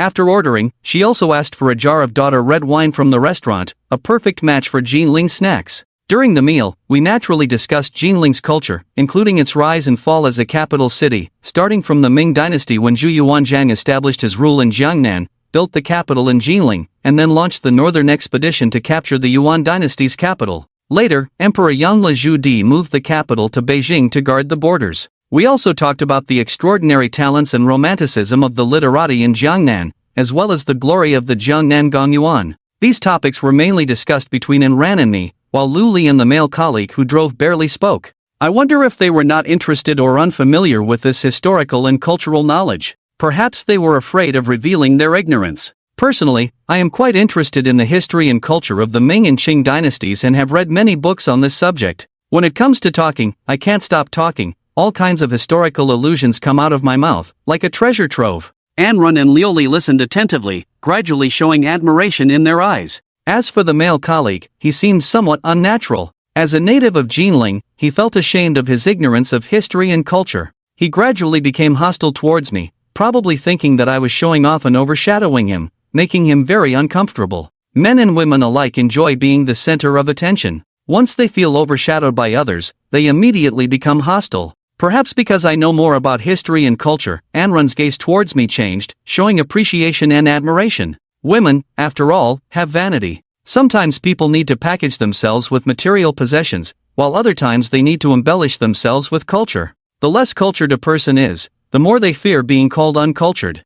Cultural inferiority is more terrifying than material inferiority. We chatted enthusiastically and quickly finished a pot of wine with snacks. Not feeling satisfied, we ordered another pot, and everyone continued drinking. Gradually, Lioli and Anrun's faces became more rosy from the alcohol. Their skin became more radiant, making the women even more charming. After a toast, everyone was full and content. Anrun paid the bill, and we took a stroll together, arriving at the bank of the Qinhuai River. As we walked and ate, we admired the scenery along the Qinhuai River. There were various pleasure boats on the river, with people singing and reciting poems on board, reminiscent of the bustling scenes of the past. As we walked, we arrived at Wui Lane. This was once the most famous fireworks in Willow Lane. Anrun and I exchanged a knowing smile. Let's go in and take a look. Once we pass through this lane, we'll be near Lunan Street. Although it's not as bustling as it used to be, it's still a good place to visit. It's the perfect time to go now, with various exciting performances about to start.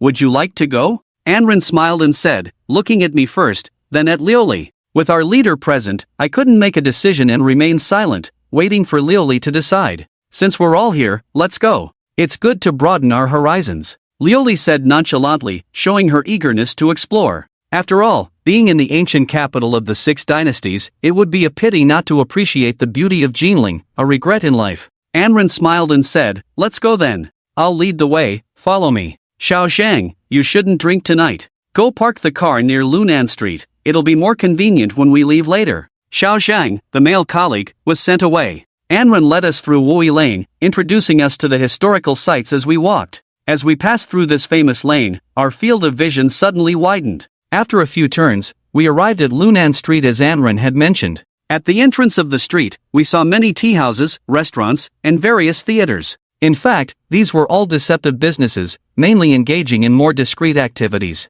The businesses of each shop were very lively. At the entrance, there were beautiful women dressed in flashy attire, enticing customers with suggestive jokes and banter, reminiscent of the atmosphere of the past flower streets. Lioli and I watched with great interest, finding it all very novel. Truly, different regions have their own unique characteristics. This is the power of traditional culture. In a specific area, people are influenced by the genes of traditional culture, and many things are ingrained in them. Even if there is a decline for a period of time, they will revive during a specific period. The Qinhuai River is so enchanting that people can't help but linger on. Even though it disappeared for hundreds of years, it quickly revived with the development of economy and culture. This street makes people feel as if they have traveled back to the prosperous era of the Ming and Qing dynasties. Nightingales sing, swallows dance, talented scholars and beautiful ladies, poetry and songs, recitations and singing. Not only men are reluctant to leave, women are also captivated and forget to leave. Wow, it's really lively here. This place is really nice, full of charm, romance, and cultural significance.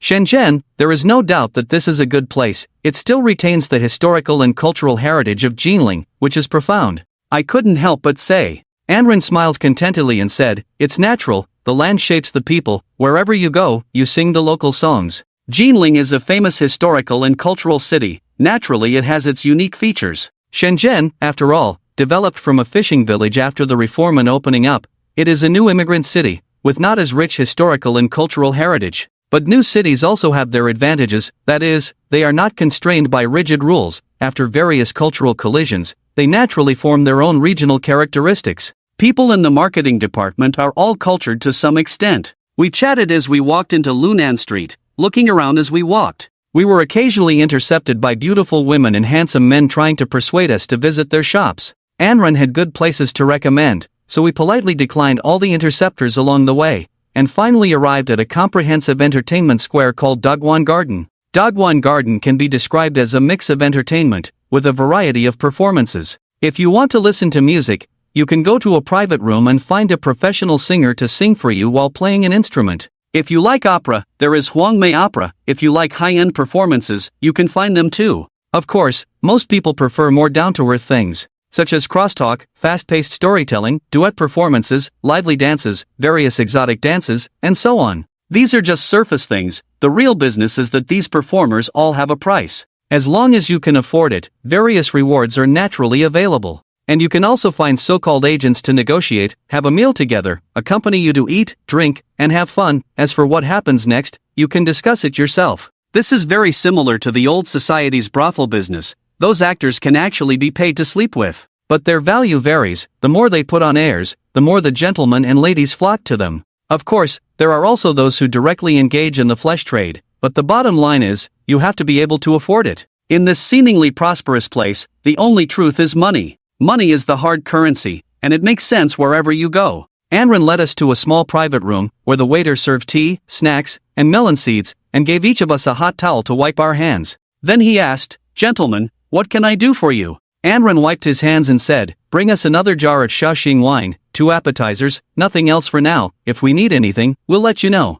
After speaking, Anran took out a 100 yuan bill from his bag and handed it to the waiter as a tip. The waiter smiled, took the tip with a tray, put the towel on his shoulder, and shouted, "All right, please wait, the wine and food will be here soon." The waiter left, and the 3 of us sat in the private room on the second floor, sipping tea from covered bowls, eating melon seeds. We looked down from above, facing the open side of the building, watching the stage below, waiting for the exciting performance to begin. Soon, the waiter brought up a jar of Shaoxing wine and 2 appetizers, 1 cold and 1 hot, a vegetarian platter and a beef and sauce, filled our glasses with wine, and then left. Not bad, the people of Jinling really know how to enjoy life. Sitting in this theater, watching the opera, listening to music, drinking wine, eating meat, life is carefree. Even if work is busy and tiring every day, sitting here for a while can make people feel much better and hopeful about life. Luli took a sip of Huadiu wine, cracked 2 melon seeds, and said, "Exactly. What is work for? We work hard, earn money through hard work, all for a better life, right?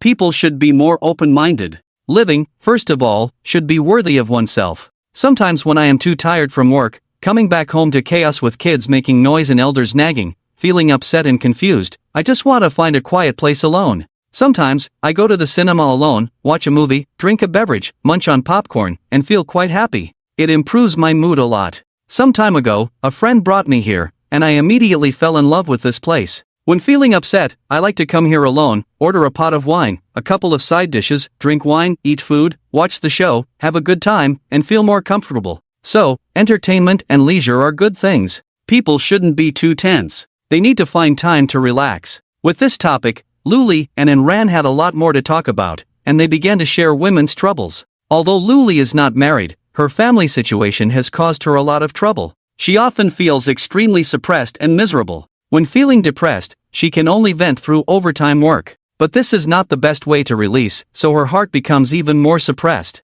Perhaps it is for this reason that I had the opportunity to take advantage of the situation. "Hey, Fangchen, when you return to Shenzhen, look for a similar place in Shenzhen. If we have time, let's relax there too," Luli turned to me and said. I nodded, thinking it would be strange if Shenzhen had such a place. Even if someone wanted to build such a place, where would they find the talent? At this point, the performance began. The first to appear was a tall and beautiful woman in a tight cheongsam. With a high hairpin and charming appearance, she was the host here. She greeted the audience warmly, exchanged pleasantries, said a few clichés, and then started the introduction. The first act was a skit performed by a pair of comedians. After the host left the stage, the 2 comedians came on. They started by sarcastically teasing each other, making jokes, and then telling a few suggestive jokes, making the whole audience burst into laughter. In fact, their skit was not funny, but that bit of low-level humor scratched an itch for many people, making them laugh knowingly. Not only men laughed heartily, but the women were also delighted.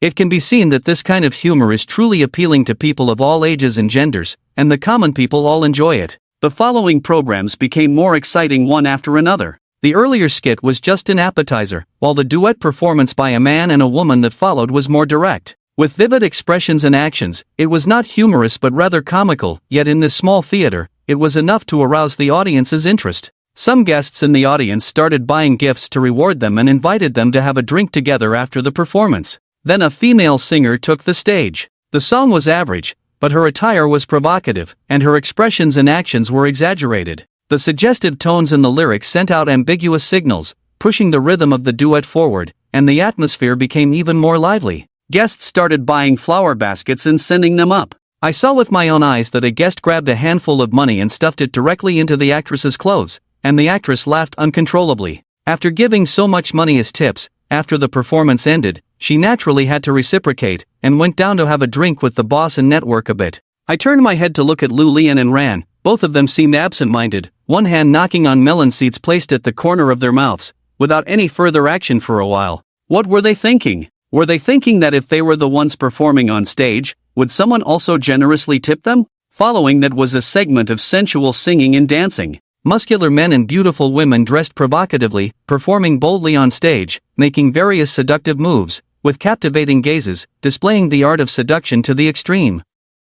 The female audience below, upon seeing these muscular, shirtless men on stage, also screamed wildly, throwing money onto the stage, and taking crazy photos with their phones. The expressions of Lu Lian and Ran also seemed off, subconsciously, and Ran even stuck out her tongue and licked her lips. I happened to see this unintentional gesture. I chuckled inwardly. Who said women are not lustful? When women get excited, they are more vigorous than men. The subsequent programs became increasingly bold, and the entertainment became more vulgar. However, the live effect was very good, with constant interaction between the audience and the performers. Various tips flew onto the stage like snowflakes. Even Luli couldn't resist and threw 200 yuan to the waiter to give to a young man performing kung fu. When it came to the erotic dance segment, the whole scene became even more explosive and crazier. The dancers and performers on stage became the targets of everyone's attention. The tips and invitations kept coming, and they performed even more energetically, fully engaged, almost engaging in a real fight on stage.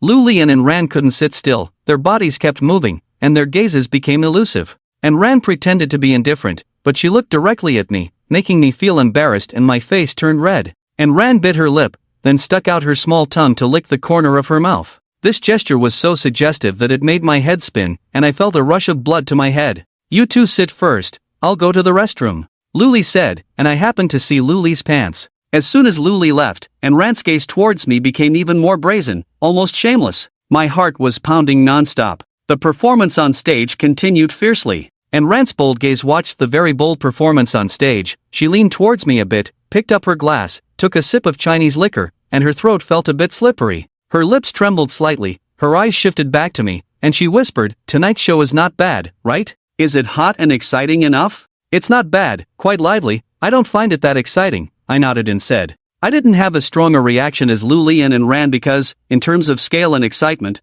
how could this performance compare to Japanese or Western romantic action films? Most men are loyal fans of action films. Compared to the explosive scenes in those, this kind of performance seems a bit childish. But women are different. Women don't like to see overly explicit things. They prefer things that are suggestive, leaving room for imagination. In comparison, women prefer to watch erotic films. That kind of veiled feeling allows them to use their imagination. And this show here has that effect. That's why Luli gets wet, and Ran gets excited. What do you think is exciting? The kind where they go all out on stage? Such performances are impossible in China, but they do exist in European and American countries. I was in Australia a few days ago and watched a reality show that was really eye-catching. I couldn't stand it. And Ran was so direct that I was a bit caught off guard. I thought to myself, this married woman who has had children is really different. Having seen more of the world, she doesn't care about anything anymore. I chuckled awkwardly and said, and I didn't mean it that way. It's better to be a bit vague. Being too direct lacks aesthetic sense.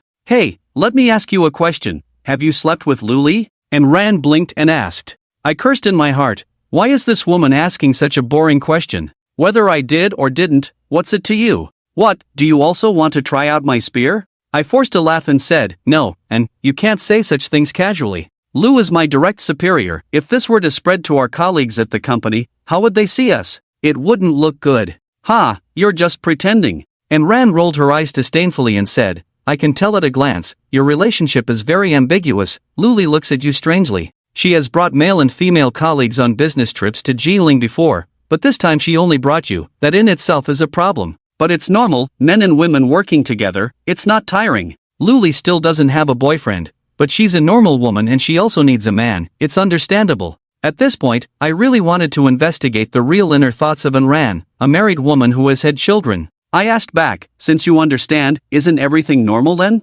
What else is there to ask? I do have a question. I really want to ask you, and how many years have you been married? I asked this because I wanted to do some research. How many years of marriage would lead to a period of fatigue? They say marriage has a 7-year itch. After a long period of living together, both parties lose the novelty of each other, like touching your left hand with your right hand. After going through raising children and a series of household chores, they are already tired of each other. People are creatures who like new things and get tired of old ones. Many couples after a few years of marriage basically don't want to touch each other. Doing that kind of thing becomes tasteless, and they start looking for something fresher outside. The 7-year itch, that's an old saying. With the pace of life accelerating and the increasing pressure of life, the speed at which couples get tired of their partners is accelerating. 7 years might be too long to wait, 5 years, or even 2 to 3 years, and they are aesthetically fatigued. Tang Jia and I are just a vivid example, only 5 years, and she has lost interest in me and is hooking up with other men outside. Damn it, just thinking about Tang Jia getting pregnant by someone else makes me furious.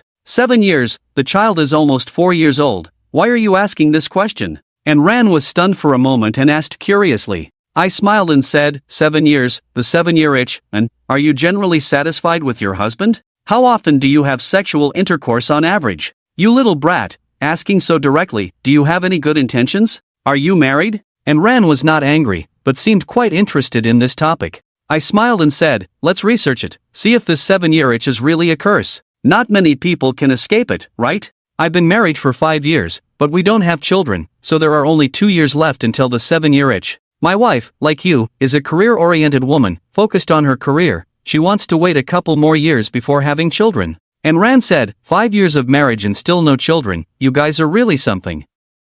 According to what you said, your wife is a career-oriented woman. Aren't you afraid she'll become stronger and gradually look down on you? Which day did you meet a better man and got dumped? Without children, marriage is hard to guarantee. Divorce is simple, just property division. And Ran, as an experienced person, sees these things very clearly and speaks eloquently. In fact, many things she said hit the mark. I gave a bitter smile, neither agreeing nor disagreeing, changing the subject. I continued to ask, we were talking about your affairs, how did it turn to me? I'm asking you, are you still interested in your husband now? Are you satisfied? Can you still maintain a stable sex life between you? And Ran said, satisfied my ass, if it weren't for the children, I would have divorced him long ago. Damn it, men are really not to be trifled with. When he was chasing me before marriage, he swore to treat me like a treasure. But once married, his true colors showed, lazy and poor, all talk and no action, poor relatives in the family keep asking for money, like rats pulling a wooden shovel, with the big head at the back. I've had enough, their family members can't help at all, they're all asking for money, if you don't lend them money, they'll turn their faces, what a joke.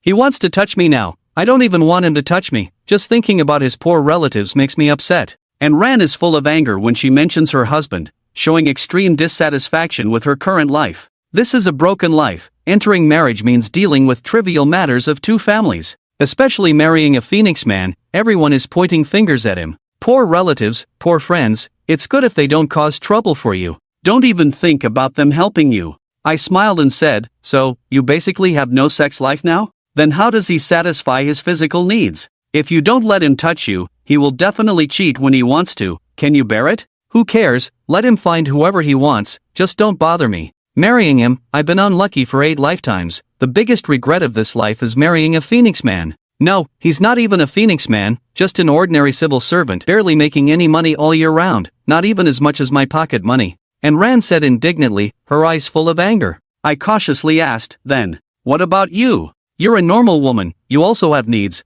how do you solve them when you want to? You can't rely on a dildo, right? Tisk. You're underestimating me too much. When a woman really gets wild, there's almost no man she can't handle. As long as I want, a glance, a beckoning finger, and there will be people lining up behind me, believe it or not? And Ran said proudly. I chuckled foolishly twice, that was the truth. Not to mention women with some charm, even those without much charm. As long as she's really wild and dares to go for it, not many men can resist. Women can handle men easier than men can handle women. I nodded and said, I believe that, and is beautiful and elegant, as long as you set your sights on someone, there's no one you can't handle. It's just, some men have taken advantage of it. Thinking about it, you're at a loss. And Ran reached out and tousled her hair, a hint of a mysterious smile on her lips. She looked between my legs, patted my arm with one hand, and joked, if I wanted to take advantage of you, would you dare to accept? These words made me shudder, my heart beating wildly. Oh my, is she hinting at me? I really want to taste the wonderful taste of this experienced married woman. How does it differ from unmarried and childless women? I licked my lips and whispered, I dare, what's there not to dare, I'd love to. You little pervert, I knew you had ulterior motives, but you won't admit it. And Ran whispered, tonight I'm also staying at the farmstead, in the West District 1088. You can come over to my place for a visit. Oh, my goodness. The peach blossom luck has arrived. It's truly unstoppable. I never expected to encounter such good fortune in Jinling. It's truly a blessed place. I glanced at and ran, worried that she might be teasing me. If there's a mistake, it would be embarrassing. However, a flame flickered in Ran's eyes. I understood that her thoughts were active tonight, and she indeed wanted it. Luli took a bit too long in the restroom. I checked the time, it had been 20 minutes since she left the elegant room. 20 minutes, even for a bowel movement, should have been enough time. Why did she take so long in the restroom? Just as I was thinking, Luli walked in. Her face was slightly red, there were creases on her pants, and the wet spot from before was still visible. Upon entering, she lowered her head, walked to her seat, sat down, wiped her hands with a towel, took a sip of flower wine, and continued to gaze at the stage. At that moment, a colorful skit was being performed on stage. Despite its lowbrow humor, the audience couldn't stop laughing, indicating that the public's taste hadn't fundamentally improved. Why did you take so long? Did you have diarrhea? I asked while taking a sip of wine, observing Luli's changing expression. Luli rolled her eyes and replied irritably, you're so nosy, just watch your show. After a pause, she probably realized her attitude wasn't great. She immediately changed her expression and explained, I received a call from a client, that guy talked too much, kept rambling on, annoyed me. Luli started lying too, and the subsequent explanation was definitely a made-up excuse. Although it sounded reasonable, if a person feels guilty, it indicates a problem. The entertainment program ended before 11 o'clock. Some guests who weren't ready to leave yet mingled with the performers, dancers, and male dancers off stage, drinking and flirting, exchanging glances. While it's said that the music stops and the crowd disperses, the real theme is just beginning in this place. The men who come here aren't just here for the performance but for what comes after. These unknown third-rate traveling actors mainly rely on tips from wealthy patrons and the subsequent programs for their income. It's not much different from running a flesh trade business, they're just more high-end and cost a bit more. Those seeking quick thrills naturally wouldn't come here. Those who do come here are mostly bored customers with some spare cash in their pockets, looking for excitement. Once they find it, they head straight to the point. What they want is this kind of entertainment. Hey, Manager Lu, Mr. Fong, why don't you go down and have a look? See if there's anyone you like? Invite them up for a drink, chat, and have some fun? And Ran asked mischievously. Luli pursed her lips, feigning disgust. Where are the women who specifically come out to seek pleasure? Those smelly men would be thrilled to death. Alright, let's end it here tonight. Thank you, Manager N, for staying with us so late. Everyone's been tired all day, so let's go back early and rest. After finishing classes tomorrow morning, we'll head back to Shenzhen. Luli stood up and said. And Ran didn't insist, as it was just a casual joke to begin with. She didn't expect Luli's strong reaction, feeling a bit embarrassed. She stood up and said, alright, I'll drive you back. You should rest early tonight, recharge your energy. It's necessary to store up more stamina. After settling the bill with the waiter, the three of us left Dogwon Garden, walked out of Lunan Street, and arrived at the street corner. Anran made a phone call, and the male colleague who drove us here quickly arrived at the intersection. The three of us got in the car and headed towards the estate. The atmosphere in the car suddenly became a bit strange. Luli remained silent. Her expression was not right when she came out of the Grand View Garden, and her mood seemed very low. Anran tried to liven up the atmosphere by saying a few words, but Luli did not respond, so she stopped talking. When Luli was not around, she chatted happily with me, speaking freely. However, with Luli present, it was not as convenient. Anran could feel that Luli cared a lot about me and was hostile towards any female animal approaching me. It was better to say less. I also refrained from speaking too much and remained silent. The driver himself seemed a bit hostile towards me and did not engage in idle chatter with me. So the four of us sat in silence and returned to Lao Meng's estate. After entering the estate, Anran quietly poked my thigh and handed me her business card from under the car seat. I discreetly accepted it and quickly put it in my pocket. All of this went unnoticed. Luli rested her head on her arm, looking out the window with a worried expression. The driver focused on driving, paying attention to the road, completely unaware of what was happening under our seats. The driver dropped us off at the entrance of the independent small courtyard where we were staying, and Anran waved goodbye to us. She had a smile on her face and gave me a meaningful look. I understood her intention and nodded lightly in response. Luli and I pushed open the courtyard gate and entered the campus. We turned on the incandescent lights in the courtyard, brightening up the area. I glanced back and saw the driver reversing the car to take Anren in another direction. Tonight, Anren unexpectedly stayed here as well. She had a home but didn't go back. What was she up to? We each entered our own rooms, feeling a bit tired after a whole day. I took out the business card that Anren had discreetly given me, saved her phone number, found her WeChat ID through the phone number, added her as a friend, and then took a hot shower in the bathroom. The gentle hot water flowed over my skin, making me feel much more comfortable both physically and mentally. Just as I was about to shave, I heard a notification sound from WeChat on my phone in the room. After quickly shaving, applying some aftershave, and spraying on some cologne, I walked into the room. I opened my phone and saw that Anren had already accepted my friend request and sent me a few messages. She first sent a smiling emoji and asked, "Are you tired today? Did you have fun?" I quickly replied, "Not very tired, had a lot of fun, but still wanting more. Thank you, Manager Lou, for spending so much time with us today. I feel really bad about it." After a while, Anren replied, "It's nothing, it's the least I could do. It's not easy for you to come all the way here. It's just a small token of hospitality." I sent back a happy smiling emoji and said, "Thank you, Manager, and you've also had a long day. Take a shower and rest early. See you tomorrow." Anren quickly replied, "Have you finished your shower?" I said, "Just finished. Taking a shower is really comfortable. I can sleep soundly now." Anren suddenly sent a mischievous emoji and said, "It's not even midnight yet, I can't sleep. What should I do? Have you cleaned up nicely?" Was she trying to seduce me? My heart started pounding like a little deer, and my fingers trembled as I typed a thoughtful reply, "If you can't sleep, watch TV or count sheep." Anren sent a disdainful emoji and then a selfie lying on the bed, her eyes looking dreamy, as if she had something to say but stopped. This was a very direct temptation. This woman seemed to be stimulated tonight. If I didn't do something, she wouldn't give up. I looked at her photo, licked my lips, and thought it was necessary to do something new. How about going to her place? I replied on WeChat, "And Zong is truly beautiful and generous, I can't help but admire. Where are you? Do you really live in a manor?" And Ran replied, "Are you accusing me of lying? What's so fun about this?" Then she sent a finger-hooking emoji and asked, "Do you want to come over and check it out in person?" He. I quickly replied, "Why don't you go back home to live? What are you doing here? Your husband will have an opinion." And Ran replied, "Let him think whatever he wants, his relatives from his hometown are visiting, staying at my place, I'm so annoyed.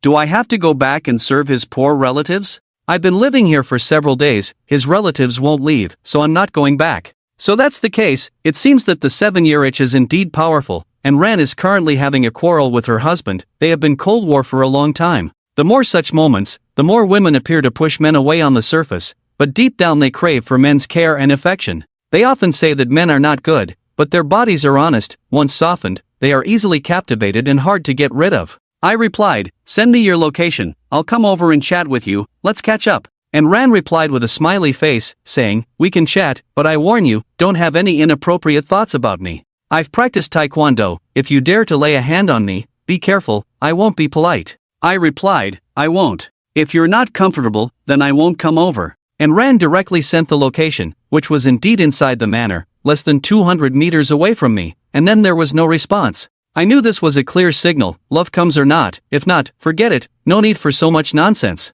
I felt itchy, changed into a clean set of clothes, opened the door, and walked out. I tiptoed to Luli's room window and took a peek inside. To my surprise, Luli was lying on the bed, tears streaming down her face, staring blankly at the ceiling. Luli must have something on her mind today. Judging from her expression, something must have happened at home again? Going to the bathroom for such a long time tonight, it's really possible that she received a call from her family, not a client. I don't need to guess what's going on in their family. If there is a prodigal son in a family, the whole family will be dragged down, in deep water and fire. "Luli, what are you doing? Are you asleep?" I knocked on the door and asked. I was wondering why she didn't come to my room tonight. It turns out that she was under so much pressure, didn't want me to see her weak side. Luli choked up and said, "I'm already asleep, Fangchen, I'm too tired tonight, I won't accompany you, you should rest early." This was what I wanted. If she came to sleep with me tonight, I wouldn't have time to go out. However, I had to ask regretfully, "Are you okay?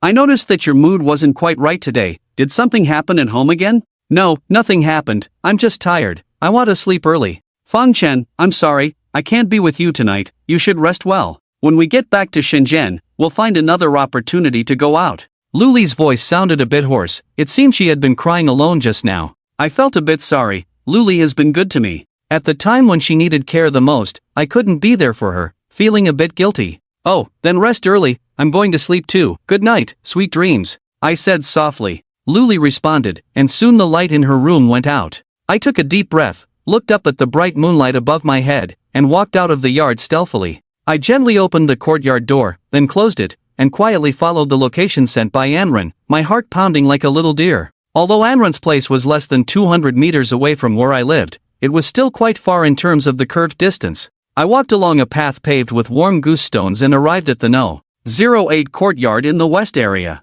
I saw the lights in the yard were on, a window was lit, and I could vaguely see a figure inside. She should be living here. I sent a message to Anran, saying, "I'm at the door, come out and open it for me." The message was sent for a long time without any response. I was puzzled, looked down, and saw that the courtyard door was open, so I stepped in. I arrived at the window with the light on and saw a graceful figure bathing in the bathroom. The graceful figure, with curves fully displayed, truly had a devilish body. Is she taking a bath to clean up and then waiting for me in bed? I couldn't help but feel secretly delighted. This woman was taking a bath without closing the window. Wasn't she afraid of being seen? I thought to myself, I have encountered another hungry widow who has been lonely for a long time. She must be in great need of comfort from a man. For both of us, it was definitely a long-awaited delicious meal. Although I have been eating a bit too much lately, I am starting to get tired of the same dish. Anran, a more mature and charming widow, should have a different taste. I stood at the window quietly, observing for a long time, looking at Anran's wonderful body curves and her perky buttocks. I swallowed hard a few times, then walked to the front door and lightly knocked on the door. "Who is it? It's so late, disturbing someone's rest," Anran asked from the bathroom. Was she pretending? I lowered my voice and said, "Anran, it's me, Fong Chen. Didn't you ask me to come over for a chat?" Anran said, "Oh, it's you. Just wait a moment, I'll put on some clothes and then open the door for you." I thought to myself, it's already this late, there's no one around, why pretend? Instead, I felt secretly delighted, realizing that it would take a process to truly conquer her. The process of breaking the mask was actually the most enjoyable. The mental game between men and women, the mutual probing and seduction, until the outer layer of disguise was peeled off, revealing everyone's true face. I waited at the door for about 3 to 4 minutes, finishing a cigarette. Anran, wearing a nightgown, with bare legs, opened the door. There was a scent of shower gel and perfume on her body, which made me smell a hint of meat. Her long hair was still wet, casually draped over her shoulders, adding a touch of sensuality to her. "Managerin, I'm really sorry for disturbing you so late, I feel really guilty," I said hypocritically. "In fact, I was thinking, are you getting impatient? I was originally planning to tease you and come when it's late at night." Anran smiled faintly, moved aside, and said, "Why be so polite, come in." I entered the room, looked around, and noticed that this room was obviously larger than the guest room I stayed in. The conditions were almost the same, there was even a large suitcase in the corner, probably Anran's. Taking a suitcase out, she was prepared for a long battle. I sat down on the sofa, raised my eyelids, and looked at Anran in a white nightgown. The white nightgown was not long, covering most of her thighs, revealing 2 smooth and shiny legs. I wondered if she was wearing underwear underneath. Anyway, it was very tempting to look at. Dressing like this to see me in the middle of the night, wasn't this hint obvious enough? Alone in the middle of the night, in a room where only romantic affairs and intimate conversations could take place, what else could be discussed? "What would you like to drink?" Anran, with her wet hair, asked while combing it. The way she shook her hair was quite charming. The first time I saw Anran, I didn't realize how stunningly beautiful she was. But the more I looked, the more I found her attractive and tasteful. Such a woman needed time to be appreciated. It's a pity that her husband didn't cherish her, allowing her to stay outside for such a long time without being jealous. I thought for a moment and said, "What do you have to drink here? Let's skip tea, as it might keep us awake. How about some beverages? I have red wine here. It may not be Lafite, but it's not bad either. I drink 2 glasses every night before bed to sleep soundly. Would you like some?" Anran asked. At this moment, having some red wine was a good choice. Although we had drunk a lot during dinner and the performance, having some red wine now could set the mood and liven things up.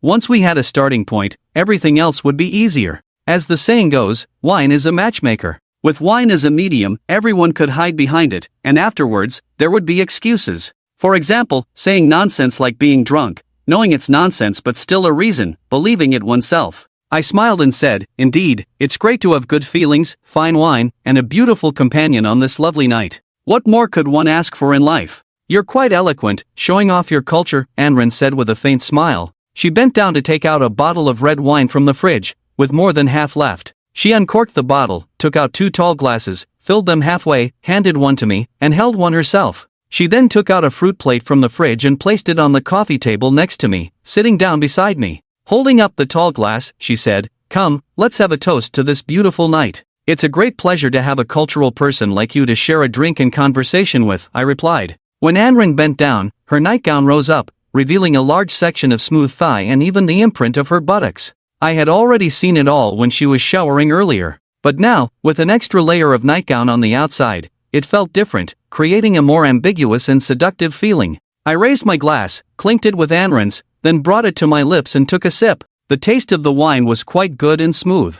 I nodded and said, "Truly delicious. Your red wine, is more comfortable to drink than Meng's. You're quite slick with your words, good at pleasing girls, aren't you? Come clean, how many girls have you deceived into being with you?" Anren smiled, took a sip of wine, and glanced down at my crotch, making me shiver involuntarily. That look was just too much to handle. I asked knowingly, "I don't understand, and what are you talking about? Just speak your mind, don't beat around the bush." "I'm not good at riddles," she said. "You're just pretending, a poser. I don't believe you're clueless." Anren sipped her wine and said, "I see now. You're a very hypocritical guy, not sincere at all. Clearly, you desire it deep down but refuse to express it. I really don't get it. How could Luli fall for such a fake like you?" That was a meaningless statement. Did she expect me to pounce on her like a hungry wolf? Before any substantial progress, isn't it common for everyone to show false affection first and then have physical contact when the time is right? And why are you so sure that Luli and I have that kind of relationship?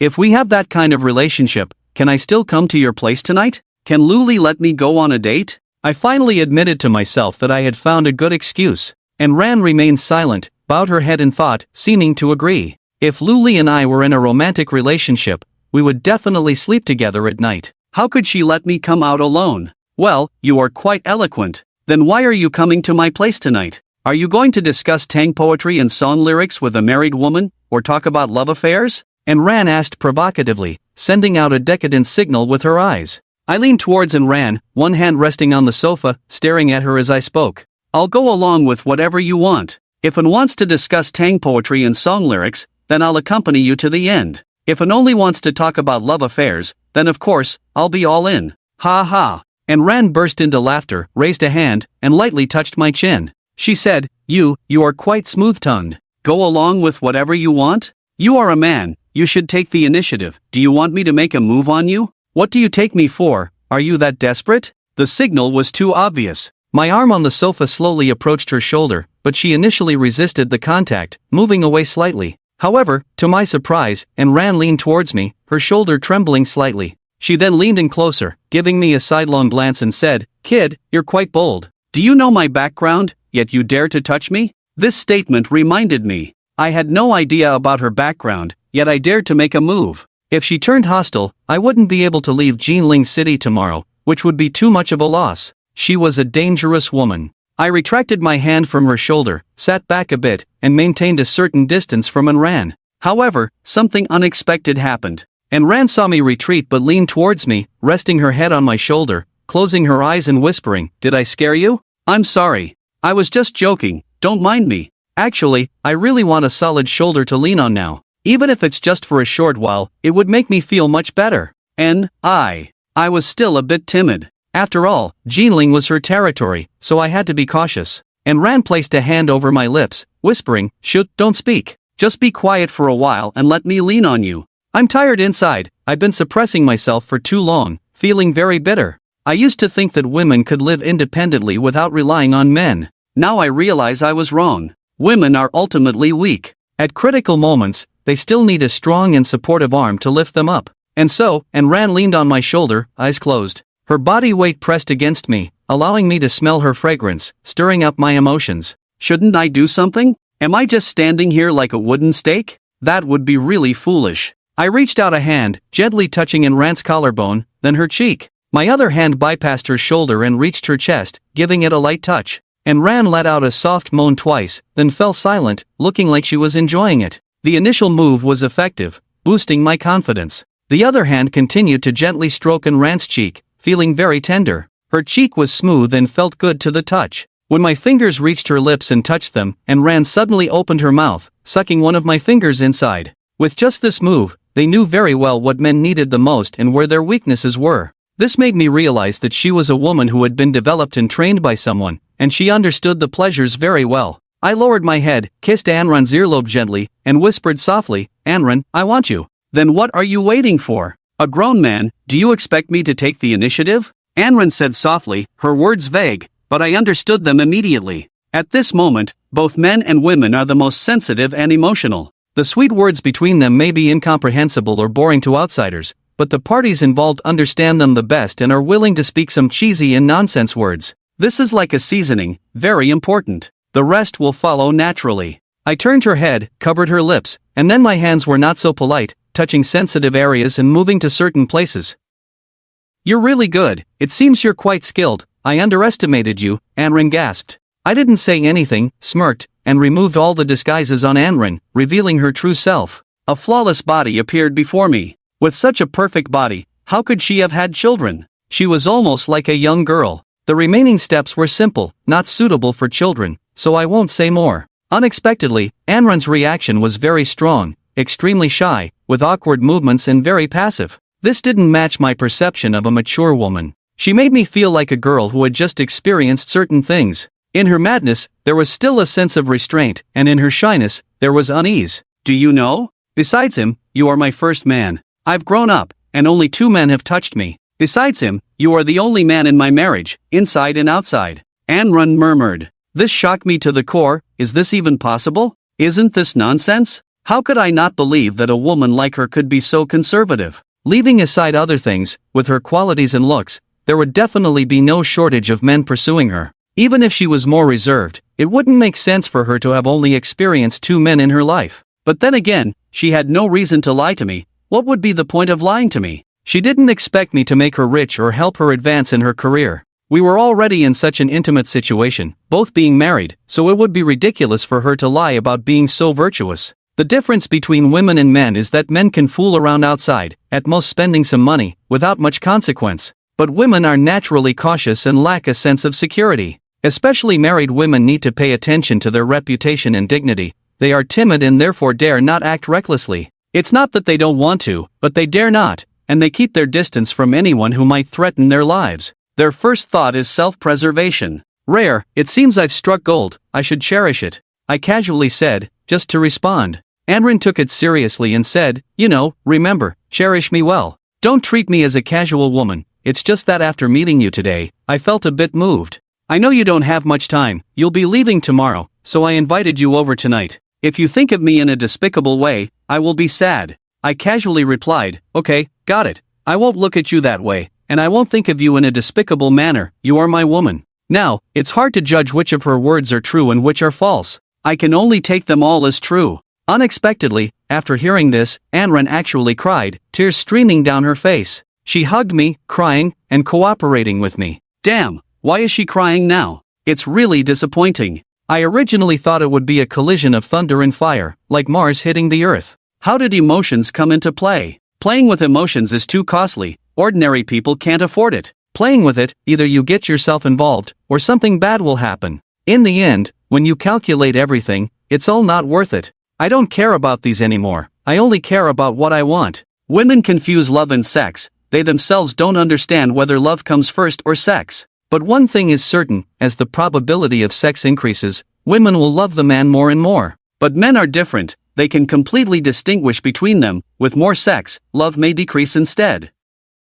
Finally, everything calmed down. I turned over, exhausted, and lay down, closing my eyes to rest. After all this hard work, it is indeed tiring. I am physically and mentally exhausted, but my body is more satisfied than ever before, with a sense of achievement and pride rippling in my chest. When a man conquers a woman, he will always feel secretly happy in his heart, as if he were a capable general who has opened up new territory. I am very satisfied. You are amazing, youth is really good. Anran leaned on my shoulder, touching my chest and said. I breathed a sigh of relief, waiting for this sentence. Otherwise, how could there be a sense of conquest and achievement? I touched Anren's cheek, smiled and said, as long as you are satisfied, it's not in vain for me to work so hard for so long. I hope you feel comfortable, not just me. Anren said softly, yes, I am very comfortable, thank you. Fan Chen, I find that I am starting to like you now, what should I do? Here we go again? Why talk about feelings? I am really drunk. I have always believed that physiological needs, like eating and drinking, are something normal people need, without distinction of high or low.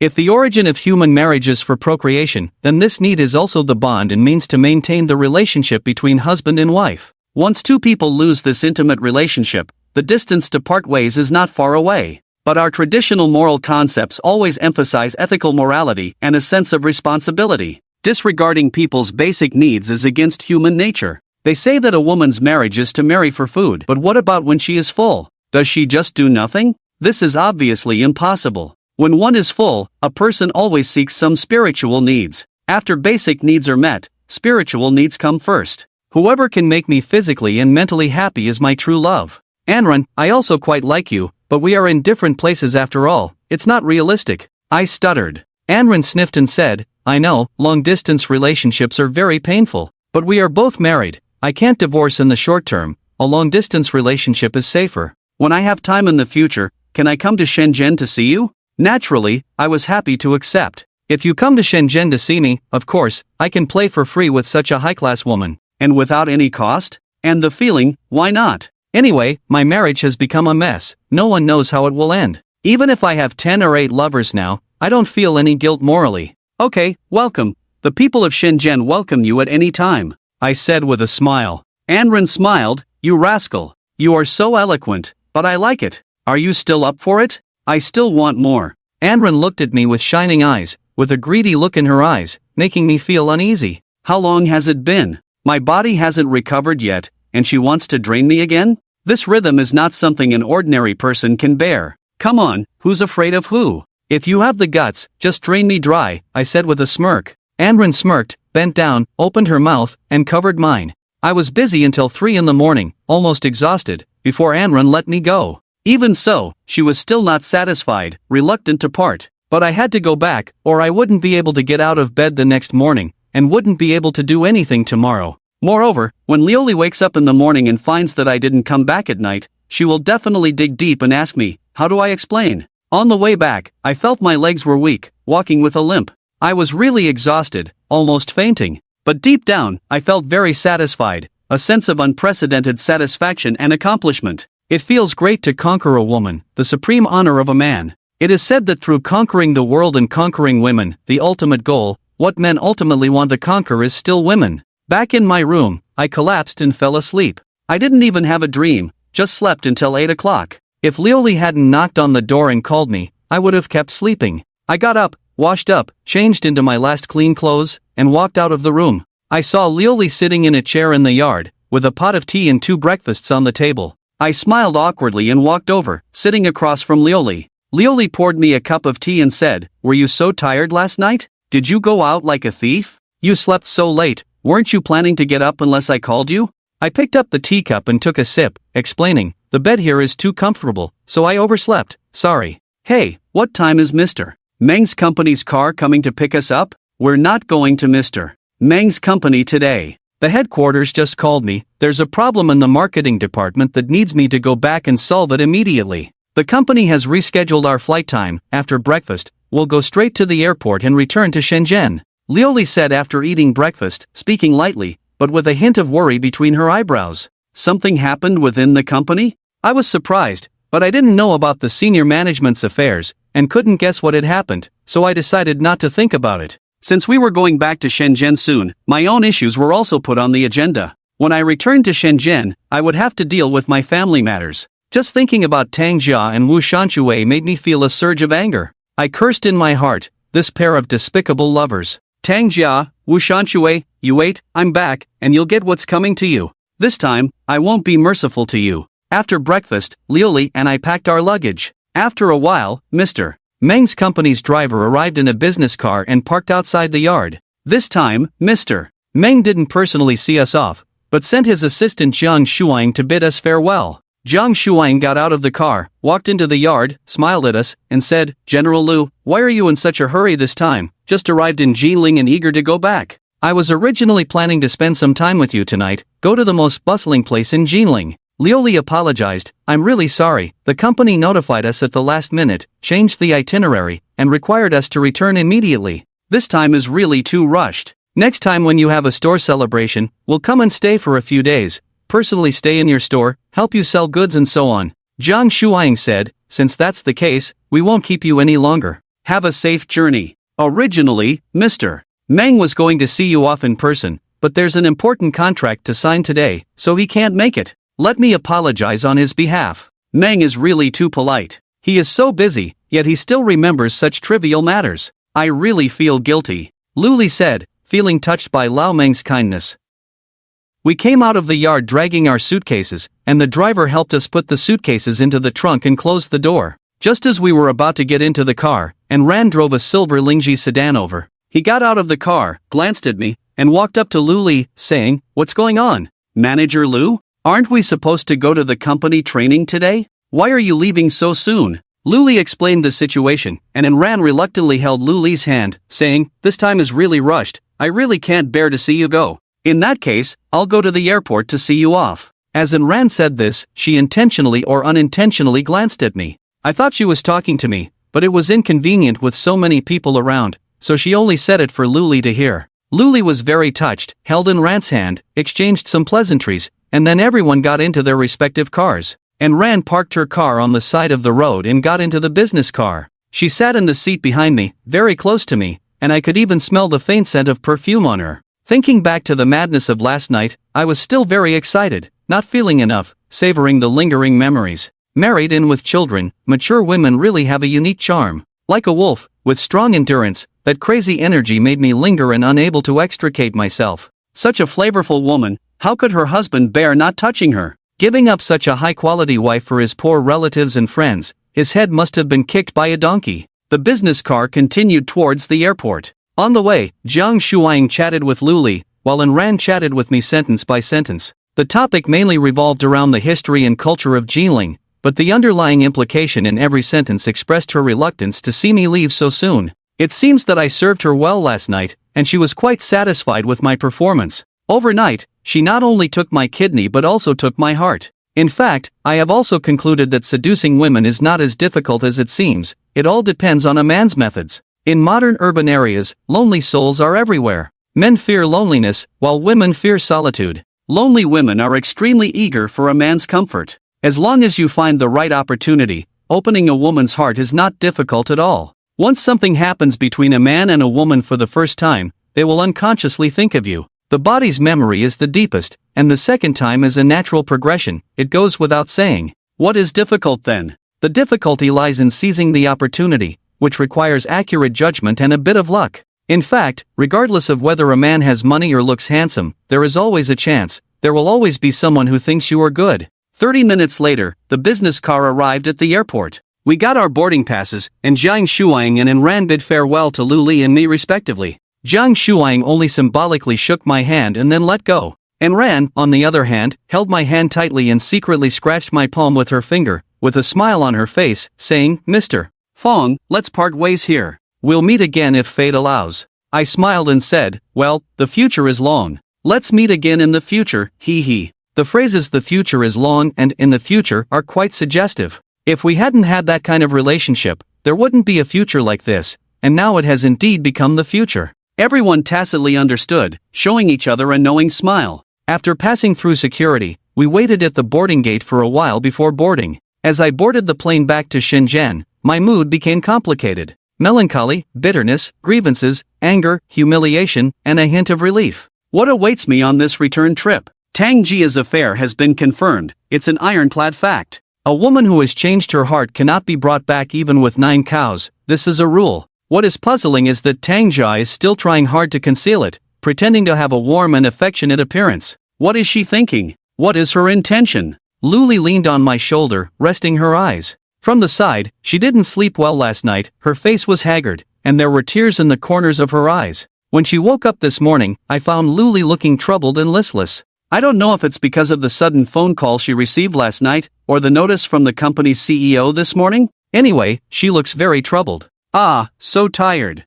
Luli sighed and said, "Hey, Fang Chen, I noticed that you get along well with Enran. Is she interested in you?" Women's intuition is really accurate. How did she see that Enran is interested in me at a glance? My heart beat intensely for a moment, and I hurriedly explained, "It's nothing, she's just being polite, showing courtesy." What are you thinking? Taking someone's warmth as having ulterior motives, isn't that bad? Luli pursed her lips and said, "Unprovoked warmth is even more suspicious. Actually, I'm curious, why did Enran come to see us early this morning? It's definitely not for me, so if it's not for me, then it must be for you. I didn't realize you were so charming." I dared not speak, too many words would lead to mistakes. Women's intuition is often surprisingly accurate. They don't need any evidence, just intuition to judge things. Luli didn't press me for details. After all, she couldn't imagine that last night I spent the night in Enran's bed. Getting into bed right after meeting, this pace is too fast. Even if Luli racked her brains, she couldn't imagine that Enran would be so easy to get involved with.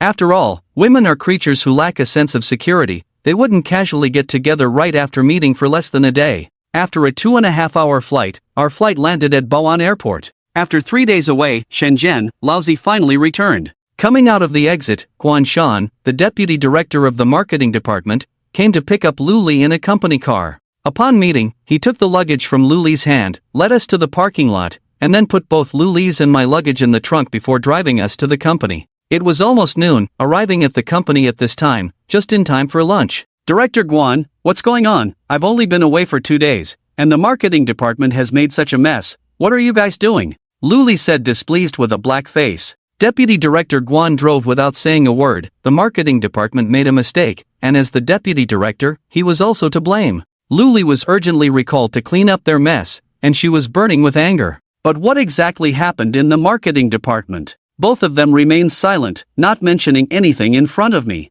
I didn't want to ask further, so I remained silent all the way to the company. Back in the office, I put down my luggage, picked up my lunch tray and went to the cafeteria to eat. After getting my food, I saw that there was no one sitting across from Liang Tian, so I carried my tray and sat down directly. "Oh, Fanggu, you're back from your business trip so soon. I thought you guys would be out for at least a week. So, did you get it done? How does it feel to work with the beautiful director?" Fang Chen blinked his eyes and asked with a lewd expression. I said impatiently, "Don't talk nonsense, be careful of getting hit." I was supposed to come back in the afternoon, but I was urgently recalled because I heard that something happened in the marketing department. "Let me ask you, what exactly happened in the marketing department? You don't know yet? It's a long story. When you left, the company started laying off employees. More than 20 people in our marketing department were persuaded to leave, most of whom were senior employees. I am still in a state of uncertainty. The people who were persuaded to leave were not satisfied, so they went to the labor bureau and sued the company. The labor bureau is going to arbitrate in the next few days. Also, some of our advertisements were reported and complained about for allegedly plagiarizing others' original work. The Industry and Commerce Bureau sent people to investigate, and now the company is in chaos. I suspect that the ones who reported us are those who were persuaded to leave the company. It's probably no one else but them, Liang Tian said with a gloating expression. So that's what happened. It's expected that the senior employees who were persuaded to leave would cause trouble. However, this is all a matter for the higher-ups, and as a small fry, I have no say in it. After dinner, I went to Luli's office to find her, wanting to take leave and go home. Finding her not in the office, I informed the supervisor and, carrying my suitcase, took the subway straight home. Standing at the door at home, my heart was beating rapidly. This is my home, a place I once loved and was proud of. But now, I feel like I'm visiting someone else's home. I took out the key, trembling, and opened the door. Everything at home was almost the same as when I left. After a careful observation, I confirmed that there were no traces of another man living here, which somewhat comforted me. I unpacked my suitcase, threw the dirty clothes into the washing machine, and then entered the bedroom. In the bedroom, I saw an ashtray on the bedside table. There were a few cigarette butts in the ashtray, from women's cigarettes. I furrowed my brows, thinking that Tang Jia never smoked before going to bed. How come she changed her habit after I left? I rummaged through the ashtray and found a yellow cigarette butt. It was unmistakably a men's cigarette. Damn, post-sex cigarette? Looking at these cigarette butts, I stared for a long time, feeling a surge of hatred in my heart. If Tang Jia brought her lover home during my business trip and did that on our marital bed, it would completely break my psychological bottom line, equivalent to declaring war. Someone was ready to take over my nest and drive me out. In this situation, I could only fight to the end, even if it meant breaking everything. After sitting blankly for a while, I went out to bring in some daily necessities I had brought, including a razor and some other items. I opened the bedside table and put these things inside. However, out of the corner of my eye, I saw a packet of condoms and suddenly realized that the box had been torn open. If I remembered correctly, Tang Jia gave me that packet to take with me before I left. I bought that box of condoms 4 or 5 months ago, and it was intact when I left, not yet opened. But now it was torn open, indicating that someone had used it. I counted the remaining condoms inside, and there were a total of 8 left. The box contained 10 condoms, so 2 had been used. Where did those 2 condoms go? Damn it, my heart was bleeding madly, realizing that this despicable person had used them with someone else. If the cigarette butts were just suspicions before, the 2 missing condoms were solid evidence. I suddenly sat up from the bed, feeling a lack of blood supply to my brain, dizzy for a moment, almost fainting.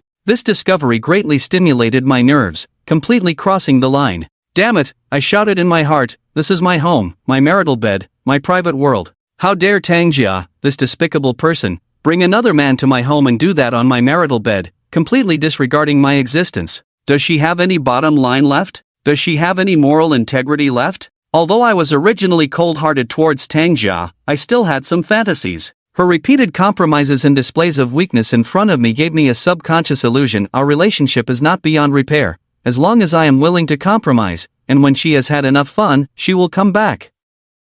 However, now it seems that she is capable of doing such bottomless things, indicating that she has already made a decision in her heart, which is to be crazy and without limits. To me, it's just a matter of coping, as I have already made various preparations. It's just not the right time yet, but when the time comes, she will definitely confront me. By then, the past friendship will become a weight that intensifies the hatred. My heart started bleeding, so I took out the dirty box and threw it on the coffee table in the living room. I searched through the trash cans in the living room and kitchen. I thought they must have stayed in our bed these nights, and the trash they used might not have been thrown away yet. I wanted to find it and throw it directly in Tang Jia's face. This despicable person, damn despicable person, I will use the most poisonous words to insult her. However, after searching for a long time, I couldn't find anything. The trash cans were all clean, and all the garbage had been cleared. Tang Jia still maintained good habits, no trash would stay overnight in the house, and the trash from the day would be thrown away the next day. I sat down dejectedly, lit a cigarette, and lay on the sofa smoking heavily.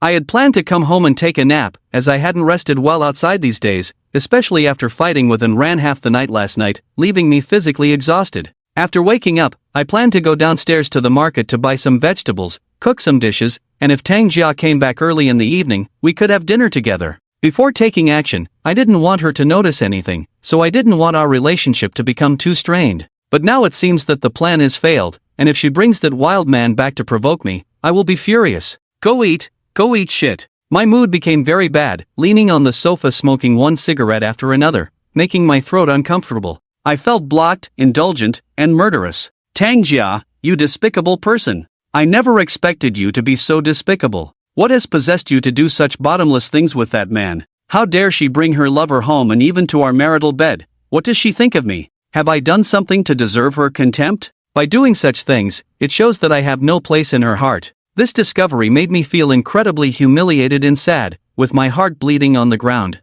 Is a spineless man really worthless in a woman's eyes? The real world is cruel. Once a man depends on a woman economically, fails to succeed in his career, loses his political status at home, and his status plummets. Not only will the wife look down on him, but also parents and relatives, and in the end, even the child you have raised with hard work may look down on you, feeling that you have let him down. The cruel reality makes people bleed, but who made you incompetent? If you have no ability, what dignity do you still want? How much is your face worth? Throw it on the ground, step on it a few times, pick it up, and put it back on. I unconsciously finished half a pack of cigarettes. When I ran out of cigarettes, I couldn't sit still, so I went downstairs to the convenience store to buy a pack. I saw some chilled beer, so I bought a few cans, as well as some duck necks and chicken feet for snacks, and put them in a plastic bag to take upstairs. Back home, I smoked one cigarette after another, drank one can of beer after another, feeling more uncomfortable than ever before. This home is shattered, and we can never go back to the warm atmosphere of the past.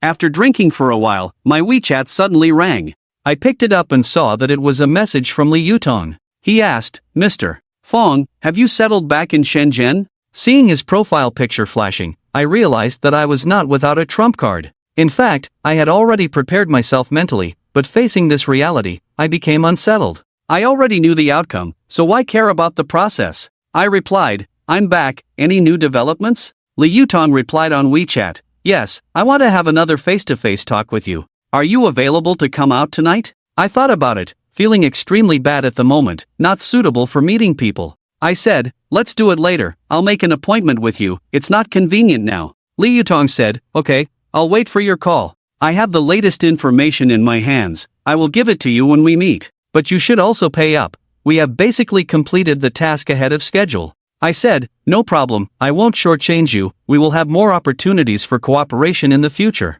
After replying to this WeChat message, I checked the time, it was already 6 o'clock. The ashtray was full of cigarette butts, I had already drunk 6 cans of beer, the sky outside was darkening, nightfall was approaching. Tang Jia should be off work by now, right? Thinking of this, I sneered, picked up my phone and sent a WeChat message to Tang Jia. I asked, honey, are you off work? Will you be working overtime tonight? Tang Jia replied on WeChat after a long time, saying, yes, just got off work, leaving the office, planning to have dinner with colleagues, then go home after dinner and stroll around the streets. Are you doing well outside? Is work going smoothly? When you're out, and I'm not by your side, remember to take care of yourself. Looking at this message, I coldly smiled, so hypocritical. When I was by your side, I didn't see you taking care of me. Looking back now, over the years, although Tang Jia earned more money than me, but the money she earned was mainly spent on buying a house, a car, insurance for herself, cosmetics, clothes, and designer handbags. Also, she sends money to her parents on time every month, while she hardly spent any money on me. And because I was economically weaker, I basically took care of the household chores. I even washed her clothes. I pampered Tang Jia so much that she still doesn't know how to cook. Over the years, I have been taking care of her, not the other way around, which is why her parents are more satisfied with me. As parents, who wouldn't want their daughter to find a husband who loves and cares for her? Of course, as a man, I should take on the main responsibility of the family and bear most of the financial expenses. But I am incompetent in this aspect, so my position at home is relatively low. In today's society, it is still a patriarchal society. Once the man is in a weak position and the woman is in a strong position, the order of this family will be chaotic. I replied to Tang Jia on WeChat, first sending an angry emoji, then writing, can't you come home earlier? Hanging out and eating out every day, do you even have a home? Tang Jia replied after a while, writing, you're not at home, why should I go back so early alone? Guard an empty house? You're really sick, paranoid. Seeing this WeChat message, I was really furious. Damn it, you, a woman, hang out outside every day, and you still have the nerve. Are your colleagues more important, or is your family more important? I sent a WeChat message back, writing, I am sick, do as you please. I can't be bothered with you, go live your life with your colleagues. Damn it, when I was at home, you worked overtime every day. When I'm gone, you're out every day, eating, drinking, and having fun. You're living quite freely. After sending out this message, I regretted it a bit and immediately retracted the message. But Tang Jia still saw it, sent an angry emoji, and said, you're really sick. And not lightly sick, you're paranoid, it's really unreasonable. I didn't reply to this message either, casually threw my phone on the coffee table. I picked up a can of wine, gulped down half of it, burped after finishing, feeling even more blocked in my heart. Unconsciously, I pampered myself too much, feeling dizzy, and fell asleep on the sofa, feeling extremely sad inside. I can still live here now, but what about later? Will I have to pack up and leave? I fell asleep in a daze, probably for 2 or 3 hours. When the alcohol wore off, my head was throbbing. Vaguely, I heard the sound of someone opening the door with a key, and suddenly became alert. Tang Jia was back. Are we going to negotiate tonight? The living room was dark, and I lay on the sofa, waiting for the door to be opened with a key, half closing my eyes and staring at the door. I saw Tang Jia walk in, squat at the door to change slippers, then turn on the living room light, and casually put her bag on the cabinet under the coat rack. When Tang Jia turned her head and glanced into the living room, she suddenly saw me lying on the sofa, and was startled and screamed. When Tang Jia saw that it was me lying on the sofa, she looked incredulous. Her eyes widened, mouth agape, looking incredibly surprised. Weren't you supposed to be on a business trip for a week? Why are you back in just 3 days? Tang Jia asked in amazement. I sneered and said, what's wrong? Do you find my early return disturbing your happy single life? If you don't want me back, I can continue to apply for a business trip and leave tomorrow, definitely not disturbing your life. What do you mean by that? You said you would be back in a week, but you're back early without a word, lying at home, drinking alone. How can you blame me? Tang Jia retorted without giving in, her face also not looking good. I sat up from the sofa, rubbed my eyes, and yawned. I said, "It seems that I shouldn't have come back early. You don't welcome me, disturbing your life. Okay then, I'll continue my business trip. This is your home, your house, can I leave?" I stood up, swaying, and walked out, filled with sadness. When did I become an unwelcome and unpopular person? It's sad, so sad. This is not my house. I don't even have the right to fight for a bit of male dignity. Right now, I just want to find a place to completely indulge myself, vent my frustration and sadness. When a man reaches my point, there is really no dignity left to speak of. Where are you going? Explain yourself before you leave. Tang Jia grabbed my arm, her eyes unusually fierce. This was the first time I saw her with such a fierce look, as if I were meeting her for the first time. I turned my head, glaring at Tang Jia just as fiercely, and said coldly, "What do you want me to say? What else do I have to say? Is this still my home? Do I have to ask anyone when I return to my own home?" Tang Jia, I know this house was paid for by your parents, and you've been making monthly payments. I haven't contributed anything, so you've always thought in your heart that this is your home, not mine, and I admit that. I stayed at your house, took advantage of you, and tonight I will move out. Tell me, I've been living in your house for 5 years, how much money should I give you? Tang Jia exploded, "You bastard." She pushed me away, angrily and hysterically crying out of shame and anger. Fang Chen, I really misjudged you. You turned out to be a petty person, narrow-minded. Have you been keeping accounts like this all along? Did you come back early today just to settle scores with me? Are you only satisfied when everyone is unhappy? People always say that a short separation is better than a new marriage. I was surprised but very happy to see you come back early. Why do you have to think of me in such a despicable way? Here we go again? Cry, make a scene, threaten to jump off a building. These tactics used to work on me, but now they are ineffective. I have long been numb. You brought a wild man home and had an affair. What kind of bond is left between us? I sighed deeply in my heart and silently walked into the bedroom. I took off the ashtray from the bedside table in the bedroom and placed it on the coffee table. I pointed to the cigarette butts inside and asked, "Are these your cigarettes? I remember you didn't smoke before. When did you start smoking? And when did you develop the habit of smoking a few before bed?" Tang Jia's face changed suddenly when she saw the cigarette butts in the ashtray. She seemed to tremble all over, as if she had been stepped on the tail, almost screaming. When I met her, she never touched cigarettes or alcohol, and I never saw her smoke or drink after we got married. The first time I saw her smoke was after she was promoted to financial manager. Maybe the work pressure increased, and with it, the mental stress also grew. Therefore, it's understandable that she started smoking and drinking. But when did she develop the habit of smoking before bed or after an event? Developing a habit takes time. It's not something that can be done in a few days or nights. You are despicable. I just realized how cunning you are. You came back early to launch a surprise attack, right? Tang Jia asked through gritted teeth, looking fierce. Do you know how much work pressure I have now? Do you think being a financial manager is easy? You are not at home. I am lonely and bored. What's wrong with smoking a cigarette? I smiled coldly and continued. Can you tell me what brand of cigarettes you smoke? There are 2 brands of cigarettes here. Which one do you usually smoke? I picked up 2 different cigarette butts and placed them in front of Tang Jia, asking her to look at them and observing her reaction. Tang Jia's face became very ugly, her lips trembling. She was finding it hard to justify herself now. Even if I hit her, she would have to admit it. After all, society and traditional morals have higher expectations for women. A woman who is unfaithful to her husband will always be condemned by public opinion. I don't stick to a specific brand of cigarettes, I buy randomly. These 2 brands, I smoke them on different nights. What does that prove? What's the problem? Fang Chen, are you making a big deal out of nothing? Do you need to prove something to be satisfied? Tang Jia was at her wit's end, but she kept evading. Smokers know that once they get used to a certain brand, they rarely switch to others. Different brands, or even different prices of the same brand, have very different tastes. I nodded and said, "Alright, I'll give you the benefit of the doubt. Let's not talk about this for now, I might have been overly suspicious. Now, take a look at this, what's the deal with this?" I took out the box from the coffee table and threw it to Tang Jia. Tang Jia's face turned even uglier as she held the box. Her eyes were off, and in an instant, she almost collapsed. The more guilty Tang Jia looked, the more my heart ached. Guilt proves that something indeed happened. Damn it, how did I end up like this, with a beautiful wife cheating on me? It's tragic, humiliating, and pitiful. At this point in my life, I might as well die. Why did you bring this to me? Where did you get it from? Did you buy it during your business trip? Ha, 2 are missing. Who did you use them with, Luli? Tang Jia turned the tables and even retorted, stabbing me in the heart once again. I sneered, Tang Jia, stop pretending. This was in the bedside table. You gave it to me before the business trip asking me to bring it on the road, but I refused. I never expected that you, alone at home, actually used up 2.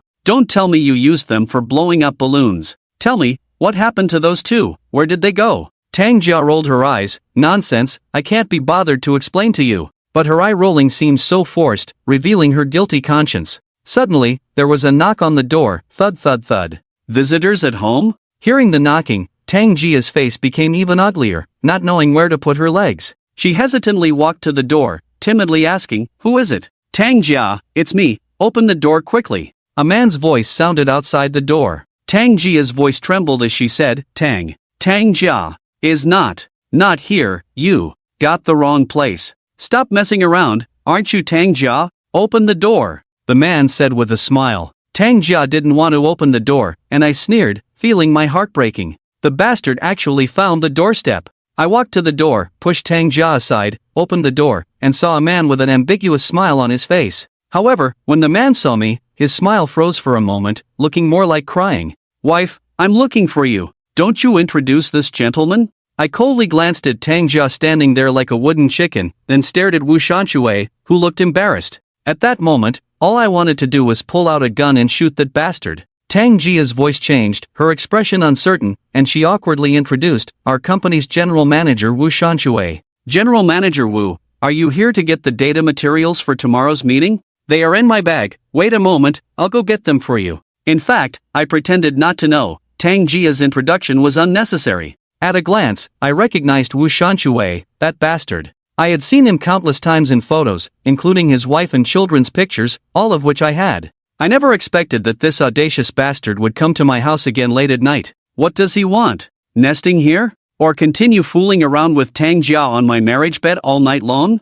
Thinking of this made me feel sick to my stomach. I stared fiercely at Wu Shanshui, not inviting him in, my eyes almost devouring him. Wu Shanshui naturally felt my strong hostility. He stood awkwardly outside the door, showing no intention of coming in, waiting for Tang Jia to get the so-called data materials for him. Who couldn't tell that this was just a bullshit excuse? If he really needed the data, he could make a phone call, send an email, or send someone to pick it up. Does a general manager have to come to a female employee's house late at night to get something?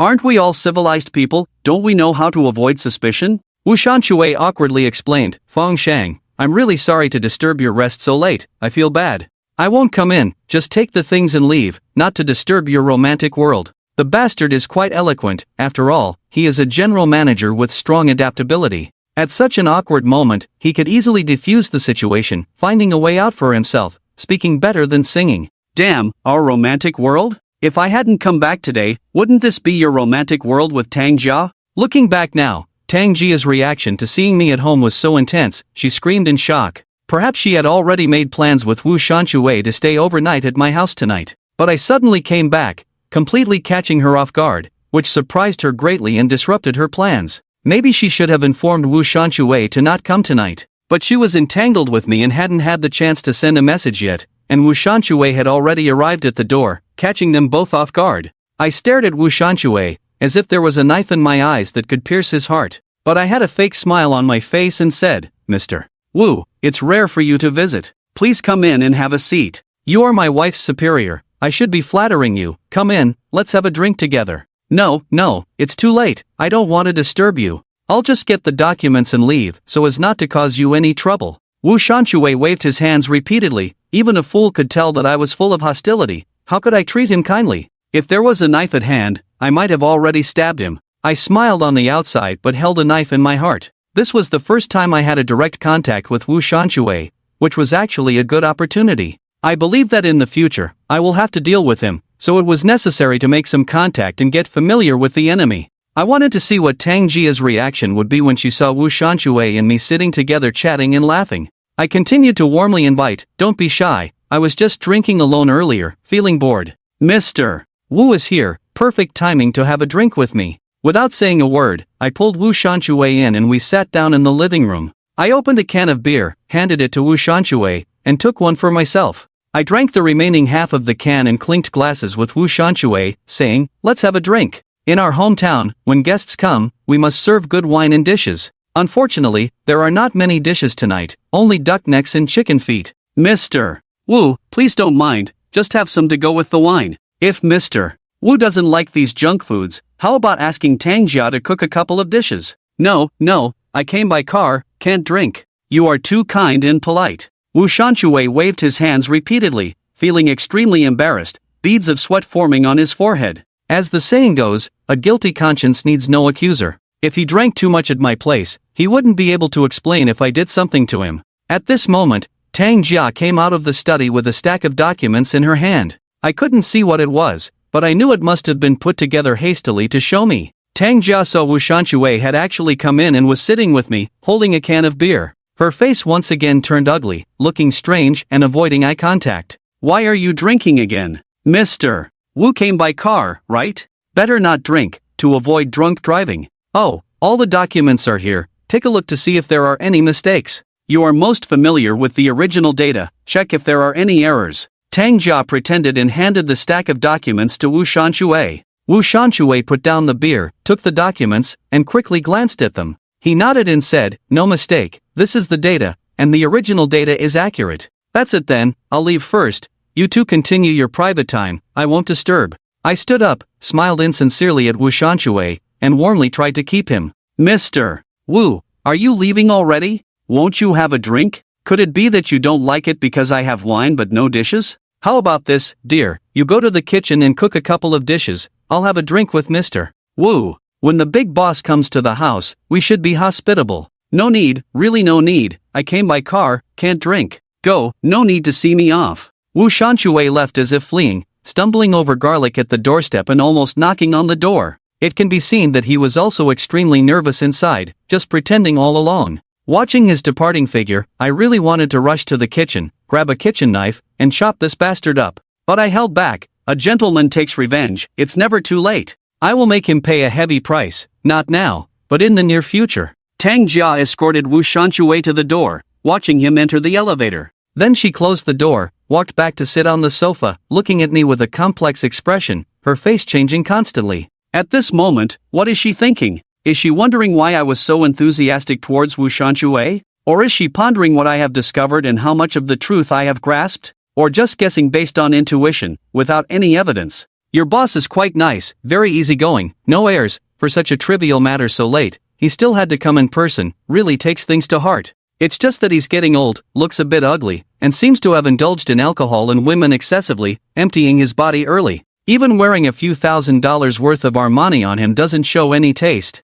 I just smelled it earlier, it seems like he has bad breath. Women must feel disgusted being close to him. I wonder if his wife still does that with him. I deliberately muttered to myself, actually indirectly humiliating Tang Jia. Such an old man, besides having some money and a bit of success in his career, what else does he have? In my eyes, he's not even worth a piece of shit. When I reach his age, I might not necessarily be worse than him. Tang Jia suddenly jumped up, her eyes spitting fire, sternly saying, "Fangchen, what do you mean? If you have something to say, just say it directly, no need to beat around the bush." Do you think I'm a fool who can't hear the hidden meaning in your words? I laughed, a very cold laugh. I said disdainfully, "What? You're not happy when I talk about him, who is he to you? Why are you protecting him so much? So what if he's your boss? He's just an old man, a disgusting old man, what's wrong with that? I just said it, do you want to hit me?" I was equally furious, and stood up in an instant. Things have come to this point, they even dare to bully me at home. Do I have to let him ride on my neck, defecate and urinate? It's simply unreasonable, too much bullying. Watch your mouth, he's at least my boss, he didn't provoke you, why do you insult him? Is this the quality of an educated person? By saying such things, what's the difference between you and a street thug? Tang Jia still argued cunningly, shifting the topic to my personal qualities, diverting the conversation. I sneered, this is my quality. An old man like him, knowing full well, your husband is away on a business trip, not at home. Why did he come to your house so late at night? Ah, tell me, don't you know how to avoid suspicion? If the neighbors see it, what will they think? You have no shame, I still have some dignity. If this matter spreads in the community, how will others react? With that, Tang Jia was speechless. Indeed, such a thing should be avoided. You, a woman, alone at home, a man coming to see you at night. Whether it's about work or anything else, it's obviously inappropriate and easily misunderstood. Even if there's nothing going on, it can still be gossiped about. How can we live in this community? I'm sorry, I didn't think it through. I'll talk to him at work tomorrow. We need to be mindful of the impact of this matter. Tang Jia lowered her head, finally giving in. After all, she was in the wrong. If we continue to argue, it will become unreasonable and not in line with her usual image. I sat down, picked up the box from the coffee table again, took out the 2 condoms, and placed them on the table.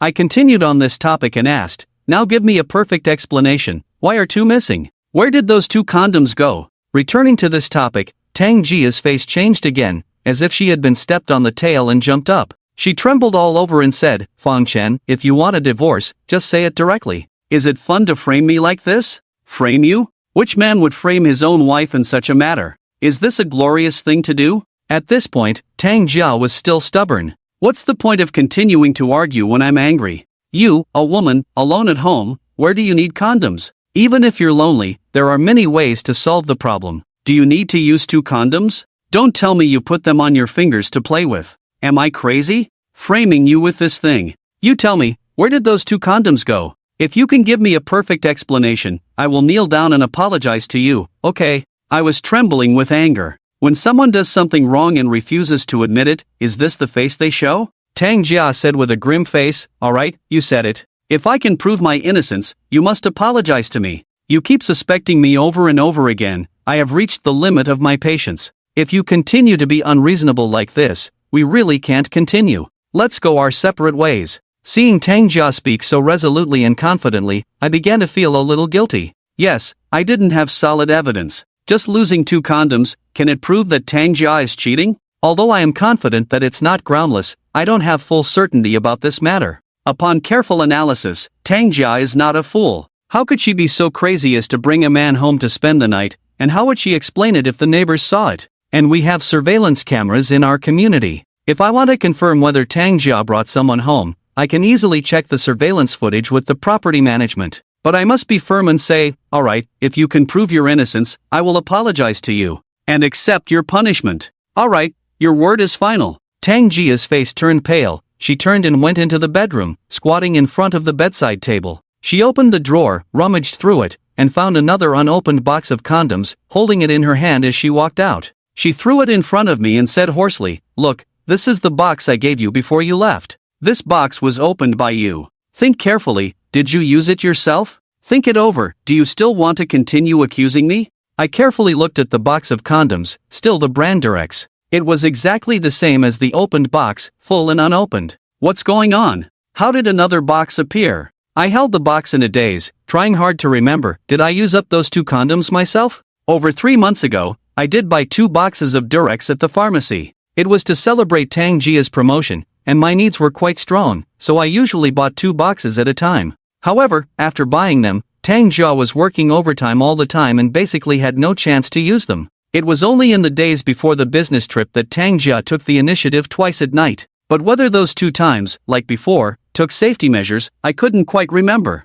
It seems that under Tang Jia's insistence, I had to put it on, but it seemed like I didn't wear it and it was directly outside. But at this moment, I couldn't compromise and admit defeat. Compromising again would only make Tang Jia think I'm easy to fool. She would become more unrestrained, frequently meeting with her lover, leaving me alone at home. What does this prove? Is this your way of proving your innocence? Then explain to me, what about these cigarette butts? Did you smoke? Why do I find it hard to believe? I argued based on reason, intending to be stubborn to the end. Tang Jia gave me a disdainful look and coldly said, "I can't be bothered to explain to you. Since you want to doubt me, then I have no choice. You're on your own. You don't want to apologize, right? I won't force you. I'm tired after a day and don't want to engage in this fearless argument with you. You can think whatever you want, but I don't do anything wrong, and I'm not afraid of ghosts knocking on the door." With that, Tang Jia took off her coat, walked to the bathroom, turned on the hot water, and started taking a shower. I sat on the living room sofa, listening to the sound of water flowing in the bathroom, my mind racing quickly. From today's situation, Tang Jia is losing patience with me. She gradually removes her disguise until the day she decides to divorce me. Speaking of which, even if Tang Jia can't marry Wu Shanshui, with her current conditions, finding a man better than me to marry is not difficult. In Shenzhen, the city is full of talented people, lacking only wealth and cars. Tang Jia lacks nothing, is beautiful, not too old after divorce, and still a hot commodity in the marriage market. People are selfish, and I must find a way to protect myself, my dignity, and interests. Suddenly, I remembered my appointment with Li Yutong. Perhaps he could help me, at least provide some constructive advice and inspiration. I took out my phone, sent a WeChat message to Li Yutong, saying, "Boss Li, I'm free now. Where should we meet?" After a while, Li Yutong replied, "Oh, good, I just finished work and was about to have supper. If Boss Fong doesn't mind, shall we go together? I hadn't eaten anything all day, so it's perfect." Although I knew he wanted me to treat him to supper, I immediately replied, "Sure, you choose the place, send me the location, and I'll come over now." Li Yutong quickly sent a location to a food court in Bowen district. The business there was booming at night, with a variety of delicious foods, making it a famous food stall. I replied, "I'll be there soon, wait for me." After replying, I put on my leather shoes, grabbed my wallet, opened the door, and walked out. Just as I was leaving, Tang Jia came out of the bathroom after taking a shower. She saw me leaving and immediately shouted, "Fong Chen, where are you going? Come back to me." I ignored her, walked away without looking back, closed the security door with a bang, leaving Tang Jia and her voice behind the door. I left the residential area, called a Didi taxi, and headed to the food court where Li Yutong had sent the location. Sitting in the car, I felt extremely sad. This family was broken, and I was the one who shattered it. How carefully I nurtured and managed this family in the past. But now, I had to find ways to destroy it. In a strange city like Shenzhen, having a perfect family is not easy. Soon, I arrived at the food court where Li Yutong was. After getting off the car, I walked towards the food stall where he was. From afar, I saw Li Yutong with a girl. They were sitting at an outdoor table, drinking beer, eating grilled skewers, their mouths full of oil, looking very happy. Boss Li is enjoying himself. Looks like he's starving. After a busy day, being able to sit down, relax and have some late-night snacks with a beer is not easy. I sat down across from Li Yutong, smiled at him, and glanced at the woman sitting next to him. The woman looked to be around 30 years old, with average looks. But she had a shrewd look, and her dressing had a hint of sexiness. In the middle of summer, she was bare-armed and bare-legged, with tattoos on her back and thighs. This woman seemed quite tough, like someone from the underworld, exuding a sense of evil and hostility. Li Yutong poured me a glass of draft beer, smiled and handed it to me, saying, "Yeah, after a tiring and hungry day, it's not easy to have time to eat something. Did Boss Fong's business trip go smoothly this time? You look good." I smiled, picked up a skewer of grilled meat, took a bite, and had a sip of beer. Then, I got straight to the point. "Boss Li, have you investigated what I asked for? Did you bring everything?" "I brought everything, carried it with me. I knew you would need it today." Li Yutong wiped his mouth, took a sip of wine, and said, "But our rule is to exchange money for goods on the spot. I can give you the goods, but the payment must be made on the spot. For your matter, we have used our most capable brothers, working like dogs every day. It's not easy to make some money. Pursuing profit is a common practice in business." I nodded, took out my phone, and said, "We agreed on 3,000 yuan, I will transfer it to you now. Can you show me the goods now? In case it's not what I need, then my money would be wasted." "That's fine." Li Yutong nodded and said to the girl next to him, "Jean Ling, show Mr.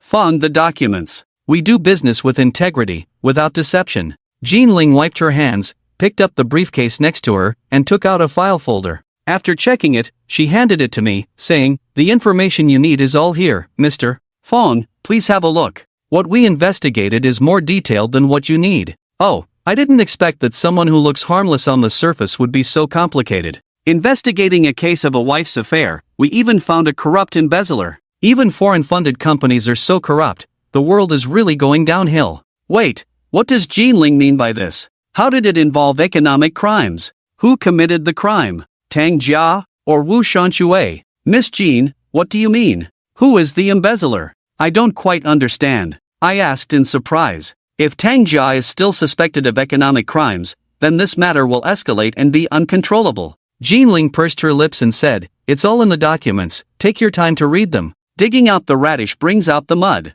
People say that officials can't withstand investigations. Pull out 10 of them randomly, and none of them are innocent. In fact, in my opinion, the executives in these companies are all the same, all corrupt. No one is free from greed." I opened the file folder, which contained detailed information and photos of Wu Shanxue and his family. It included Wu Shanxue's work history, education, family relationships, social connections, and background. There was also detailed information about his wife Pan Hui, including her personal hobbies and frequented places, among other things. The introduction of the kindergarten his son attended was also included. It was an upscale bilingual school with an annual tuition fee of nearly 100,000 yuan. The photos were recent and very clear. Pan Hui was indeed a beauty, with delicate features, smooth and glossy skin, very fair and well-maintained appearance. A life of luxury has provided her with good conditions and environment, making her look several years younger than her actual age. This proves that Pan Hui's life in that aspect is also very rich. Otherwise, no matter how good the cosmetics and beauty products are, they could not make her look so young and beautiful. What is the best beauty product for a woman? Men, or rather, love. It's not wrong to say it's an affair, as Pan Hui is currently in a hot affair. If you observe carefully, women nourished by love and women who are single are completely different. With love in the heart and deep physical communication, mental and physical pleasure is reflected in appearance, showing a positive and upward temperament. There are also photos of Wu Shanshui and his numerous lovers in the information, including Tang Jia Company, the planning girl. There is also a woman who looks a bit older, relatively unfamiliar. The photos of Tang Jia and Wu Shanshui are just a few, and these photos have all been sent to me by Li Yutong on WeChat. Apart from some intimate actions, there are no more explicit photos. Other pictures include Pan Hui with her son, as well as photos with her lover. The most sensational one is of the two embracing and kissing. The expressions of Pan Hui and the man are deeply immersed, looking like true love.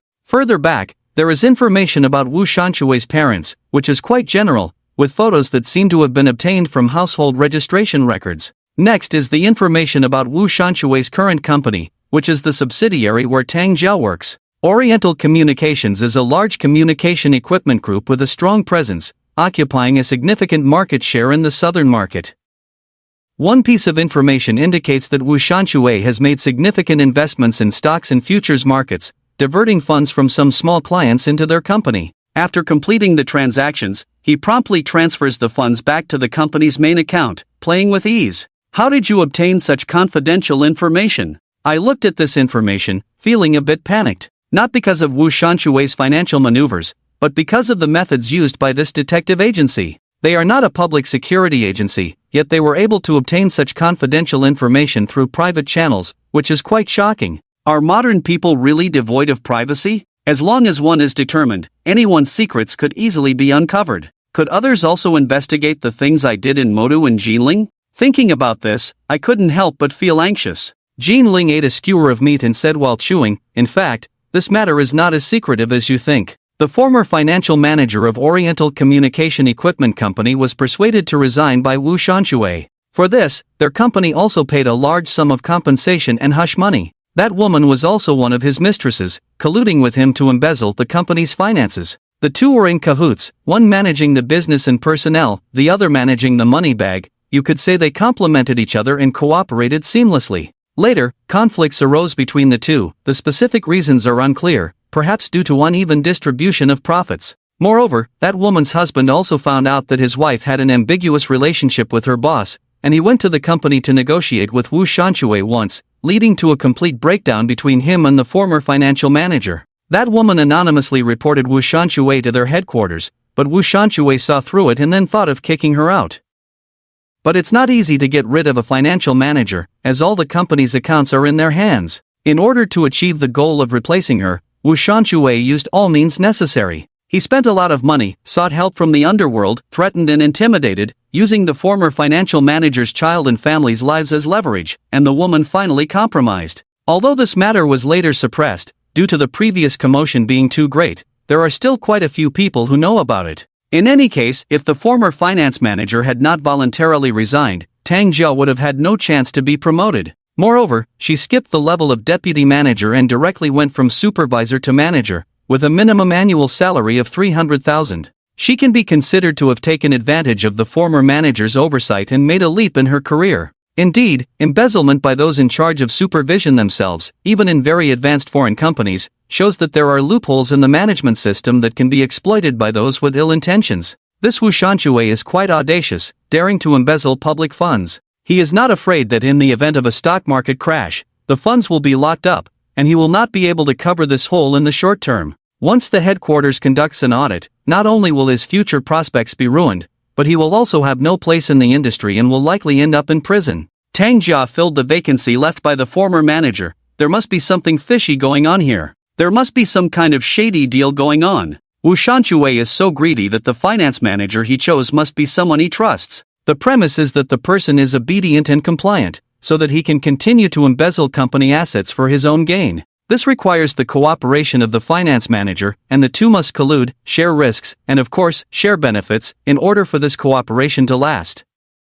Thinking about this, I couldn't help but shudder. If Tang Jia gets involved and something goes wrong, it won't just be a matter of losing reputation. It's possible that she will have to spend the rest of her life in prison. How can this woman be so audacious? Is she so obsessed with making money that she has lost her mind? After I remained silent for a while, Li Yutong cleared his throat. He picked up his glass, clinked it with mine, took a sip of wine, and said, "Mr. Fong, do you find this information detailed enough? According to our agreement, you should make the payment now. This is our first cooperation, and I hope it will be pleasant. I look forward to the opportunity for future collaborations. Objectively speaking, the efficiency and professionalism of this private investigation company are commendable and very professional." Li Yutong initially asked for 30,000, which was not entirely unreasonable. This information is definitely worth the price, but unfortunately, I am not wealthy enough to afford it. I readily transferred 3,000 yuan to Li Yutong via my phone and said, "Thank you very much. You are very professional, and I admire your level of expertise. I will treat you to supper tonight as a token of my appreciation for your professionalism." Li Yutong was also not polite. He invited me here to pay the bill. I was willing, and we had a pleasant cooperation. He raised his glass, clinked it with mine, and said, "Let's not stand on ceremony." "Thank you very much, Mr. Fong. I hope we can collaborate again in the future." While eating and drinking, my phone rang. I checked the caller ID and saw that it was Tang Jia calling. Feeling annoyed, I didn't even answer the call and just hung up. However, Tang Jia was persistent. She called back immediately and kept calling persistently. I continued to ignore her calls because I didn't want to say another word to her at this point. At this stage, I had to show some dignity and let her know that I am not someone to be trifled with. When I show my fierce side, it will scare her to death. Tang Jia sent a WeChat message, asking, "Honey, where are you? Why aren't you answering my calls? Are you really planning to stay out all night? If you dare to stay out all night, I will call your parents immediately and have them reason with you." Damn, using my parents to threaten me, this woman is really crazy. With everything that has happened, why does she care if I stay out all night? What's the point? But my parents are my weak spot. They have always been proud of me. They have always thought highly of our relationship and never worried about us. In front of relatives and friends, they always boast about us. How can I bear to make them sad? It's late now, and my parents are already asleep. I can't bear to disturb them. I'm eating outside. I'll be back after eating. You should rest early. I replied to Tang Jia's WeChat message to comfort her temporarily. Tang Jia immediately replied, "Where are you having supper? I'll drive over to pick you up." "Sorry, husband, I have a bad temper today. I made you angry. Let's not quarrel, okay? Drink less alcohol, it's not good for your health." Li Yutong and his partner are both here, so Tang Jia definitely can't come over. As soon as they meet, won't everything be exposed? Then they will be laughed at. I quickly stopped Tang Jia and replied on WeChat, "Okay, I'll come back now, you don't need to come over." After a while, Tang Jia replied on WeChat, "Okay, I'll wait for you at home. We don't have to work tomorrow, let's talk tonight." "What, is the wife checking up on you?" Li Yutong said with a smile, with a hint of teasing in his expression. I suddenly realized, damn, I really am arrogant. I thought they didn't know about my relationship with Tang Jia. In fact, if they can find detailed information about Wu Shanchue, they can naturally find information about me. How could they not know that the woman I asked them to investigate is my wife? A poor guy who has been cuckolded, spending money to investigate the evidence of his wife's affair with her lover. I thought I was deceiving everyone, but in their eyes, I was just a self-deceiving joke. They were probably laughing at me in their hearts all along. Thinking about this, I felt extremely uncomfortable, so I stood up, called the waiter, took out my wallet and paid the bill. Then I said to Jin Ling, Li Yutong's partner, "I'm leaving first, you guys continue." This cooperation was very successful. I hope we can work together on other businesses in the future. Definitely, our business scope is wide. We hope Mr. Fong will take care of us more in the future. Li Yutong stood up, shook hands with me, and said with a forced smile. After leaving the food court, I used a ride-hailing app to call a car to go home. When I came out of the elevator and walked to the door of my house, I took out my keys to open the door. But I hesitated at the door for a long time, feeling unsure. At this moment, standing at the door of my own home, I once again had a strong feeling. I will eventually leave here because I no longer feel a sense of belonging here. But this is understandable, after all, I didn't contribute much to this home financially. When it was renovated, my family symbolically sponsored me with 30,000 yuan. I supervised the renovation myself, and after buying furniture, I spent over 200,000. Our family's money was just a drop in the bucket. In a first-tier city like Shenzhen, even renting a house like this costs several thousand a month. After living here for 5 years, I have already recouped my investment. Renting always makes you feel insecure, it's just a place where you survive day by day. But now, housing prices in Shenzhen have risen to over 10,000 per square meter. Even white-collar workers like Luli can't afford a house, let alone someone like me, a loser with no prospects. Buying a house is out of the question, it's more practical to save money and invest in some property back home. After lingering at the door for a long time, smoking 3 cigarettes, I still didn't want to go in. I just squatted at the door, planning to spend the night there, and tomorrow I would go out to look for a rental. I made plans early to avoid being kicked out and left homeless later. At that moment, the door opened, Tang Jia looked out but didn't see anyone. She looked down and saw me squatting at the door dozing off, and her gaze softened instantly. She came out and squatted beside me, saying with a face full of tenderness, "Honey, why are you squatting at the door and not going home? Do you plan to squat here all night? Hurry back home, if the neighbors see this, they might think I kicked you out of the house." "I don't want to go in, this is not my home," I stubbornly said. I couldn't get over that hurdle in my heart. The dignity of a man made me feel like a dependent. I can't afford a house, but I still want that last bit of dignity. Tang Jia thought I was still sulking and said softly, "If this is not your home, then whose home is it? You don't need to comfort me. It's my own fault for not being able to earn big money and having to rely on you. A man like me is living a failed life. Now that I think about it, I'm not even worthy of getting married. It's right that I can't afford a wife, I deserve to be without a home," I said bitterly. Thinking about how weak I am, not even having the courage to leave home, makes me want to cry. Yes, money is important, it represents a man's dignity. A man without money, even if he has self-respect, can't stand tall and proudly say, "I am a man." Are you done causing a scene? Ever since you came back, you've been acting strange, picking fights with me. What do I owe you? Can you blame me for not earning big money? What did I say to you? Tang Jia's patience ran out. She asked with a dark face, "I'll ask you one last time, are you coming home or not? If you're not going to sleep, I will. I don't have the patience to comfort you. Do you know? The more you pity yourself, the more people will look down on you. A man should stand tall and proud, not cry like a woman. Who would respect that? It's true, a real man should stand tall and support a family. Self-pity, blaming others, seeking sympathy is not what a real man does. Not only will women look down on you, but you will look down on yourself." I stood up, walked into the house without saying a word, and lay down on the sofa in the living room. Tonight, I will sleep on the sofa in the living room. I really don't want to share a bed with Tang Jia.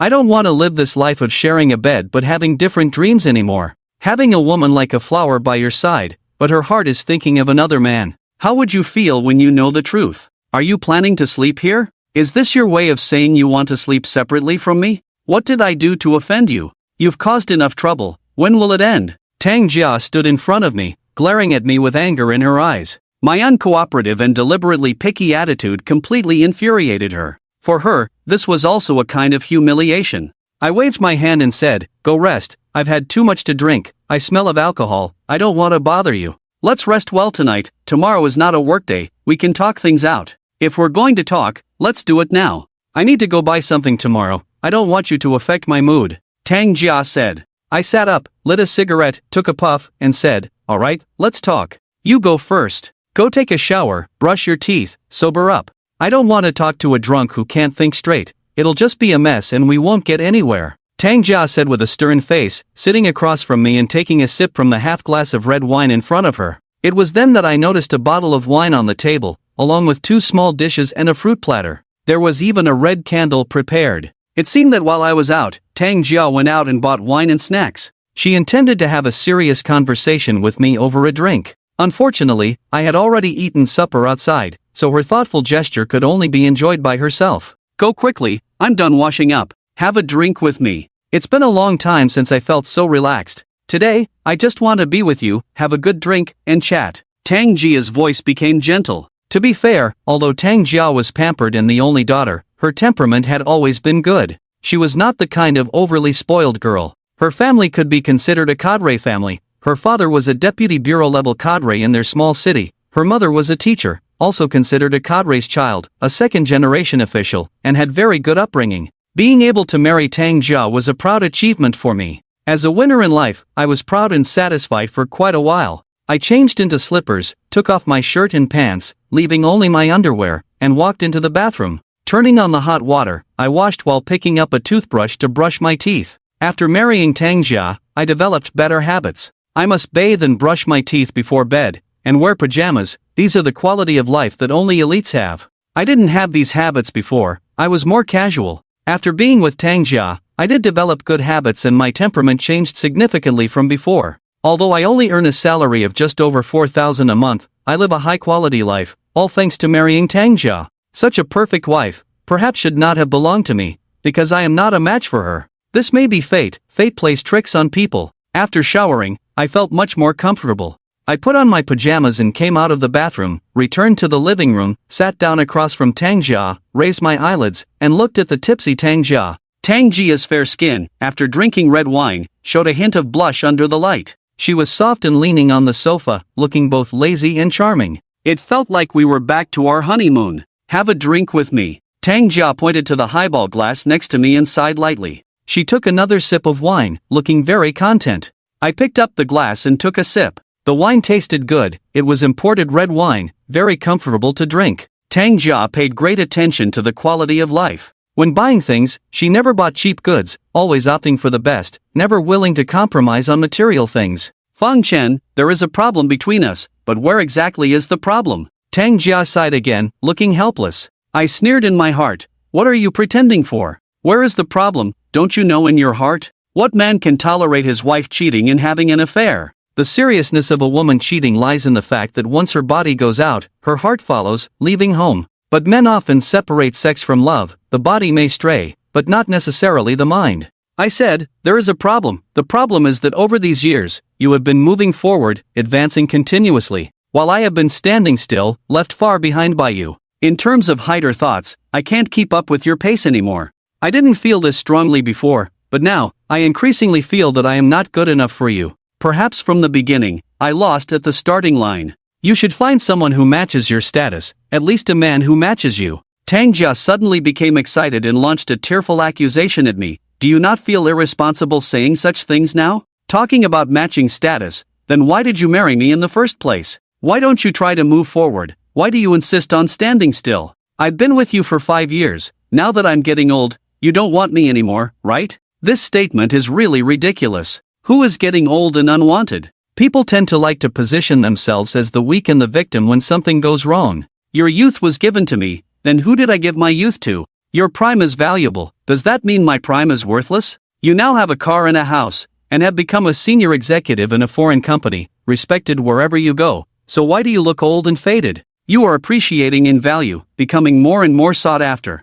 I said bitterly, I am trying to move forward, but I also know that those who lose at the starting line, no matter how hard they try to catch up, cannot keep up with your pace. You have pulled me too far. Don't put yourself in the position of a victim when considering things. Now you are a true wealthy beauty, with unlimited potential for appreciation. You have already stepped into the upper class of a first-tier city. As long as you are willing to leave me, there are plenty of people chasing after you, all from the elite class. They are the most suitable match for you. Tang Jia angrily said, enough, are you so eager to push me into the arms of other men?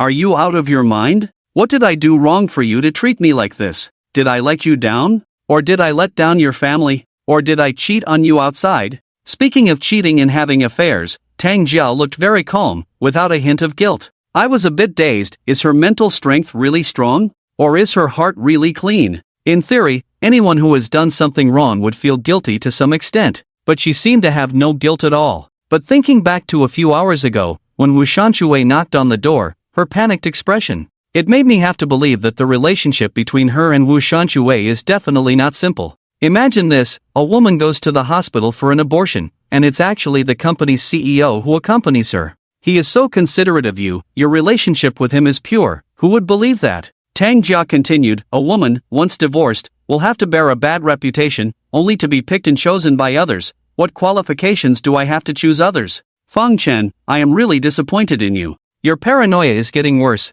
I advise you to go see a psychologist soon. Am I paranoid? It sounds like I have become the subject of responsibility. I sneered. Okay, I am paranoid, but when you speak, it's a lie. Lying to me has become a habit. I don't know which of your words is true and which is false. You have too many secrets. I can't understand you more and more. Can't understand? Can't see through? Tang Jia smiled and said indifferently. I am still the same as before, nothing has changed, it's just that you see me differently. Because of my promotion and salary increase, your male ego has been hurt, right? I know what you're thinking, my wife is too outstanding, and as she shines more, you feel less successful, right? As she said this, I carefully recalled, and there really is such a possibility. Male egoism often cannot tolerate others being stronger than oneself, especially when the people around you are making great strides forward, while you are stagnant or regressing. It can lead to strong feelings of jealousy and a desire to destroy, subconsciously rejecting others' growth, and instead hoping to see others fail. It's more comfortable when others are not as good as oneself, then the mind is balanced and at ease. This is the dark psychology of human nature. Probably, who made me so useless, so unambitious? The problem now is that we have lost trust between us. It will be difficult to rebuild that trust. It may take a long time. Once there is a crack, repairing it is not so easy. Tang Jia, I think we should both calm down and think things through clearly. So I want to move out and live separately for a while to let us adapt to each other. I tried to control my emotions and spoke in a calm tone. Tang Jia's face immediately turned very ugly, and her eyes were no longer as gentle. She stared at me and questioned, "Do you want to separate from me?" More or less, now our conflicts are getting deeper and endless arguments when we are together. It's better to take some time apart and think things through. I deliberately said in a flat tone, but deep down, I felt extremely sad and uncomfortable. At this moment, I made up my mind to separate, so as to avoid further damage. The newlywed law stipulates that if a couple lives separately for more than 2 years, they can file for divorce, and the court will support it. Anyway, we don't have children, and the only marital property is the car. But the car was fully purchased by Tang Jia herself. I didn't contribute any money, and I don't want to take advantage of her. I disagree, you absolutely cannot move out. What are you planning in your mind? Do you think I don't know? You want to live separately for 2 years and then file for divorce, right? Fang Chen, I ask you, do you have someone else outside? If I'm not mistaken, it's that Luli I've seen, right? I knew it. As soon as you came back, you started picking on me. It turns out you have someone else. You jerk. I'm going to call your mom now and let her know what kind of son she raised. Tang Jia stood up suddenly, very excitedly questioning. I sneered, feeling scared inside. A woman's intuition is too accurate. With just a hint of evidence, she can sniff out the truth. This ability is comparable to Sherlock Holmes. But I am very clear that Luli cannot marry me. She would definitely choose a wealthy man to marry. I would not be her choice. And I also don't want to marry a woman like Luli, with a messy family background. It's a bottomless pit. I don't know how much money and effort it would take to fill it up. You really overestimate me. Would Luli be interested in me? What does she see in me? Which female boss would marry her male subordinate? She is as outstanding as you, and someone who can match you must be a noble figure. As a loser like me, how can I match up? I defended, speaking the truth. Flirting is fine, but marrying, she would never choose me. Tang Jia pursed her lips and said, "You have self-awareness. If I were Luli, I wouldn't choose you either. Lacking in ability, narrow-minded, always suspicious, who can stand that? Yes, I lack ability and have a bad temper. Why won't you let go of a scum like me? I'll move out, give you space, and we won't interfere with each other in the future.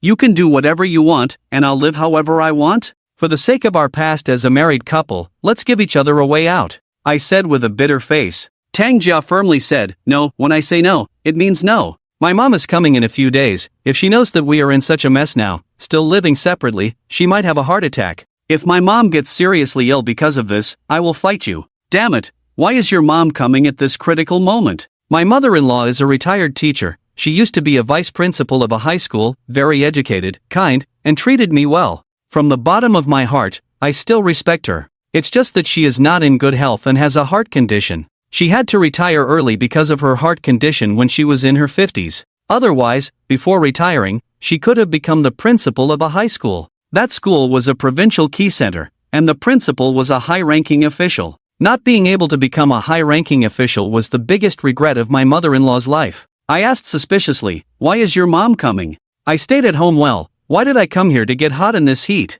My mom misses me. Is that not allowed? Tang Jia rolled her eyes impatiently, very dissatisfied with my unwelcoming attitude. Since mother-in-law is coming, I can only compromise. Even if Tang Jia has someone else outside, it has nothing to do with her mother. The old lady has been respected throughout her life. I said, alright, I won't move, we'll talk after your mom leaves. Alright, it's late, I'm tired, I'll rest. Yawning, I stood up and walked towards the guest room, planning to spend the night there. I don't want to sleep in the same bed as Tangjia now, let alone touch her. Touching her, I would think of how her body was played with by that bastard Wu Shanshui, feeling resistance and nausea. Seeing me enter the guest room, Tangjia's expression changed again. She picked up a highball glass and drank the remaining half glass of wine in one go. Then, she stood up and followed me into the guest room. I had just laid down when Tangjia came in and lay down beside me, not speaking to me out of spite. I was annoyed and didn't bother with her, unavoidable, so be it, I closed my eyes and fell asleep. In the morning, I was awakened by my phone ringing, and I saw that it was already 8 o'clock. It was the manager of our planning department calling. Today is the weekend, and I had just returned from a business trip, so I could take a few days off. Why did the manager call so early in the morning? Hello, Manager Zhang, good morning, any instructions? I yawned into the receiver. Manager Zhang said without hesitation, Fang Chen, come to the company immediately for a meeting.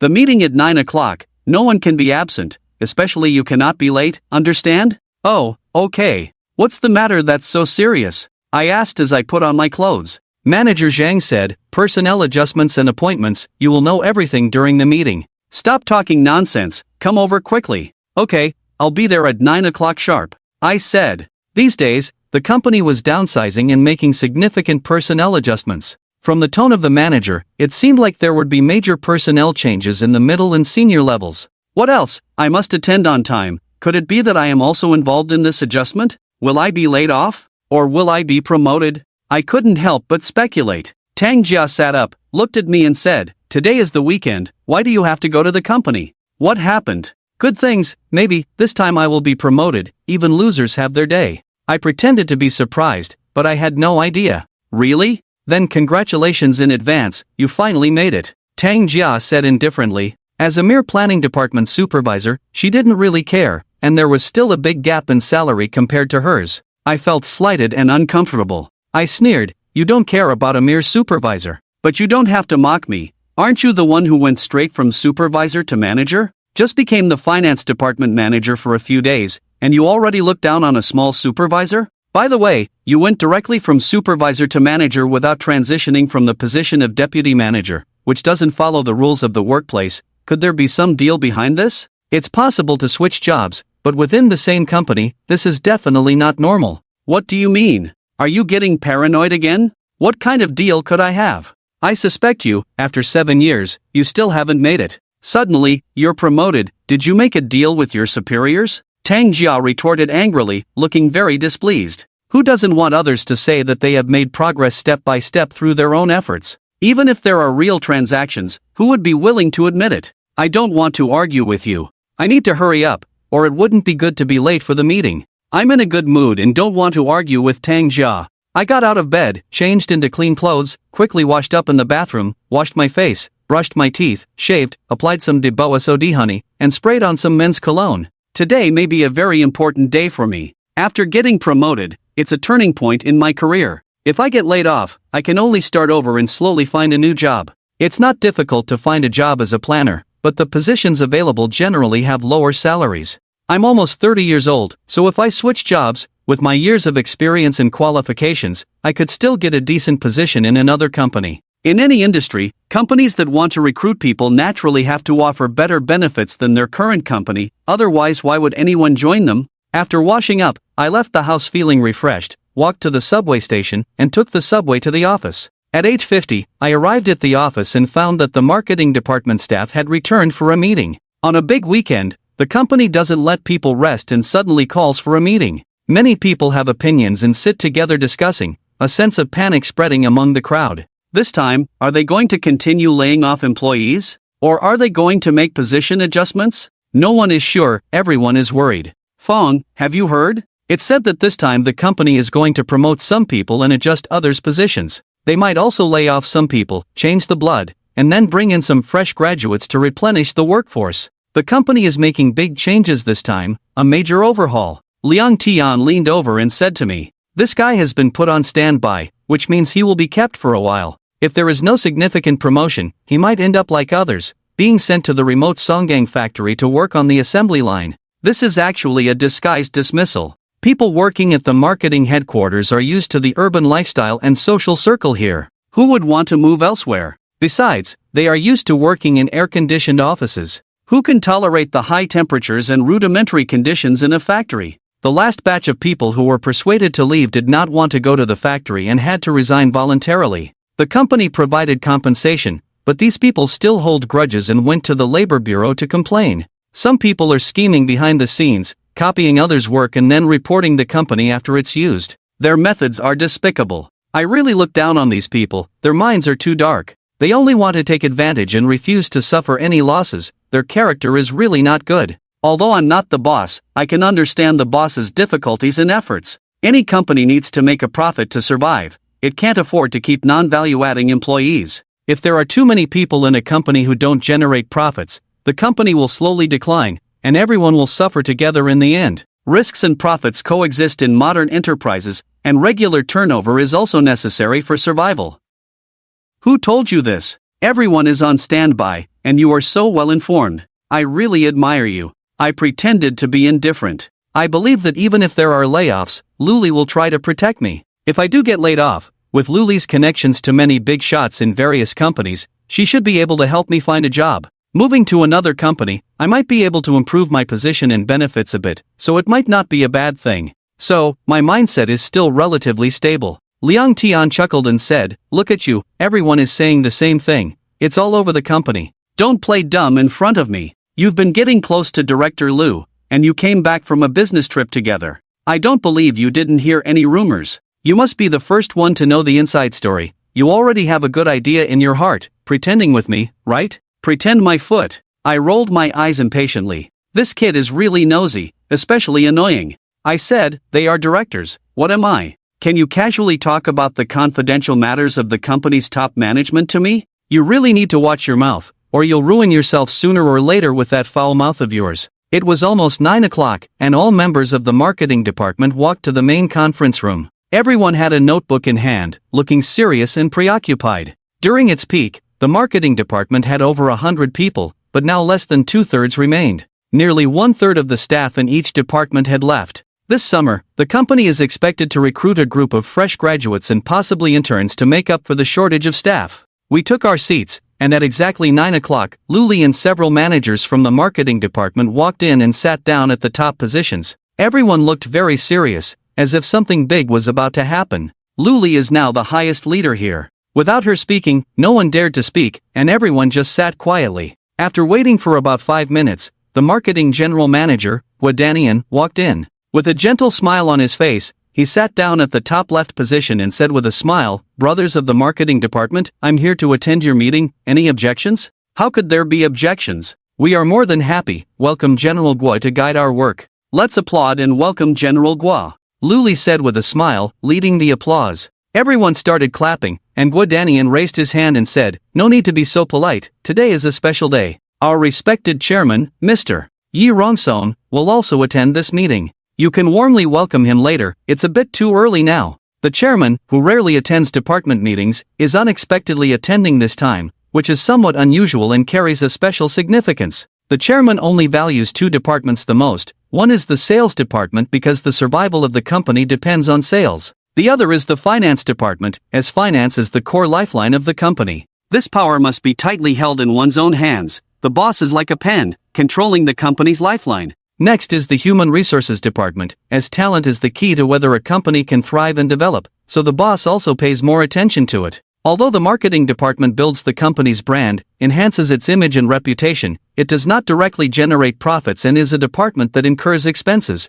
which many bosses dislike the most. The existence of the marketing department means that the company has many intangible expenses. The chairman's unusual attendance at the marketing department meeting this time carries some deep meaning. Another 5 minutes passed, and Chairman Yi arrived late. As soon as he entered, the conference room erupted in enthusiastic applause. General Guo led the applause, and others were even more enthusiastic, clapping as if they wanted to break their hands. Yi Rongsong sat down at the top position, looked around, and said with a smile, "All right, the meeting can begin now. This time, I've only brought my ears, not my mouth. You can speak freely." Guo Danian also said, Director Liu, you will chair this meeting, and Mr. Yi and I will supplement when necessary. Luli cleared her throat and began to summarize the work of the marketing department over the past 6 months. She first talked about achievements, then self-criticized the shortcomings. Finally, she emphasized the aging problem of the marketing department staff. More and more people are resting on their laurels, not striving for progress,